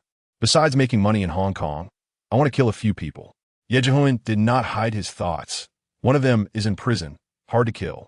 So we need to find someone to help. Isn't that enough? Although he had retired for 8 years, the Tyrannosaurus was still proud. Among the 12 special forces, the strongest in hand-to-hand combat isn't your red Qilong, but those killing gods from the White Knight Tiger. Yejehoan grinned. In these years, under the oppression of the families, there are more unfortunate guys than just you. I just happen to know that a night tiger is in Yinjing, and we should be on good terms. Who is so hard to kill? Upon hearing the words White Knight Tiger, the Tyrannosaurus no longer opposed, but instead showed curiosity about the target. There's a guy nicknamed the King of Hell in the Chizhu prison who is very strong. Yejehoan's eyes turned cold and frightening. Even a lion uses full strength to catch a rabbit. I want to give him any chance to survive. Chapter 97, give it a second chance. Barbecue, especially street barbecue, remains one of the favorite foods of the people in this empire. As the sun sets, the fiery clouds in the Yanqing skyline cast a golden hue on people's faces. Under the streetlights on the suburban streets, the scent of cumin roasting in the flames combined with the aroma of grilled meat makes many passers-by involuntarily twitch their noses. A simple tricycle with a few temporary tables and chairs constitutes a barbecue stall. This roadside makeshift stall, adorned with a banner reading Veteran Barbecue, clearly knows how to entice hungry passers-by. The 2 barbecue grills deliberately placed at the intersection burn brightly, with a nearby blower humming to intensify the flames below. A man with a blank expression continuously flips the skewers in his large hands, drawing attention not just for the iron skewers he wields, which are several times thicker than normal, but for the prominent knuckles on his hands. Ordinary customers might be surprised by his strength, But if someone knowledgeable stood nearby, they would immediately recognize that these knuckles are likely the result of years of boxing. Due to the heat, the man wears only a tank top and a casually thrown-on grease-resistant apron, and as he flips the meat skewers, a luminous white tiger tattoo on his back becomes faintly visible. Yi Jihuan ordered a lot of skewers, and the table in front of the five of them is nearly overflowing with freshly grilled food. Throughout, the man has not glanced at Yi Jihuan and the others even once. Brother Huan, is this the famous night Tiger Death Squad's corner? A Shui, with grease all over his mouth and a gleam in his eyes, remarked, "This meat is grilled to perfection. This place must be doing pretty well." Chao Chiron looked around and lowered his voice. "There's money to be made, but they might not be as desperate as us. Let me tell you a story," Yi Jihuan said happily, wiping his mouth before continuing. 3 years ago, you all heard about the discovery of a Tiger King in the Northeast Black Forest Protection Area, right? The others nodded. At that time, this incident was sensationalized by major media outlets, and even those who rarely paid attention to social issues found themselves inadvertently learning some specific details. It was a Tiger King named Jayat. When it was discovered, over 30 of its kind had already died at its hands. And what caught the public's attention even more was that a film crew managed to capture footage of this Tiger King hunting 3 brown bears. Its ferocity and bravery drove everyone wild. "Do you know what happened to that Tiger King later?" Yi Jihuan asked, as he saw everyone was aware of the story, skipping the small talk and getting straight to the point. "I think it was sent to the first zoo. I heard they charged a separate fee just to see it." A Shui, who loved gossip, answered, "Jayat died long ago." Yi Jihuan shook his head. "It died of illness in the 2nd year at the zoo. For a top predator like a tiger, eating food placed in front of it without any challenge is an insult. I made a special trip to see it, and when I saw its vacant eyes, I knew it wouldn't last long." As he spoke, Yi Jihuan's gaze turned to the man grilling skewers. "Those chosen as white night tigers are all killers. How could someone who has lived in hell for so long adapt to such a peaceful life? Moreover, I have another piece of news." Yi Jihuan grinned. "Do you know their SA condition called post-traumatic stress disorder? Lin Wenzheng killed prisoners during the Peninsula assault, breaking the necks of 9 people. Do you think someone like that would just settle down and run a business? But isn't he doing well now?" A Shui also looked at the grilling man, but he couldn't glean any useful information from his expressionless face. "Sometimes you just need a chance. The blood of war still flows in his veins. It's not hard to activate." Yi Jihuan said, "Before coming here, I received news that this is already his 7th location. Recently, Yanqing is undergoing city improvement, and his business can't continue." "What is city improvement?" Chao Chiron asked, looking confused. This man, who could easily create a powerful bomb using white sugar, clearly didn't understand today as society. Perhaps this is the sorrow of a professional soldier, creating a civilized city, building a better life. For some reason, Yi Jihuan's tone carried a hint of disdain. "If you still don't understand, I'll explain it to you in more detail. It means you can't even put up a sign in your own store, because that behavior is considered very uncivilized." "Bah!" The previously silent Tyrannosaurus suddenly spat. "Boss." After explaining everything, Yi Jihuan waved at Lin Wenzheng, who was still grilling meat. "Bring me a case of beer. I want to watch the show." Yi Jihuan's gaze didn't linger on Lin Wenzheng, but fell on 2 white vans speeding toward them. The words City Management Law Enforcement in blue and white on the vans were particularly glaring under the dim lights. "It's you again." A chubby man in a black and blue uniform was the first to jump out of the car. Upon seeing Lin Wenzheng, his expression immediately turned cold. "How many times have I told you that street vending is not allowed?" Although the chubby man was shorter than Lin Wenzheng, his imposing demeanor was not diminished at all. "You're asking for trouble. You're getting fined." Lin Wenzheng spoke for the first time that night. "Fines are not the goal."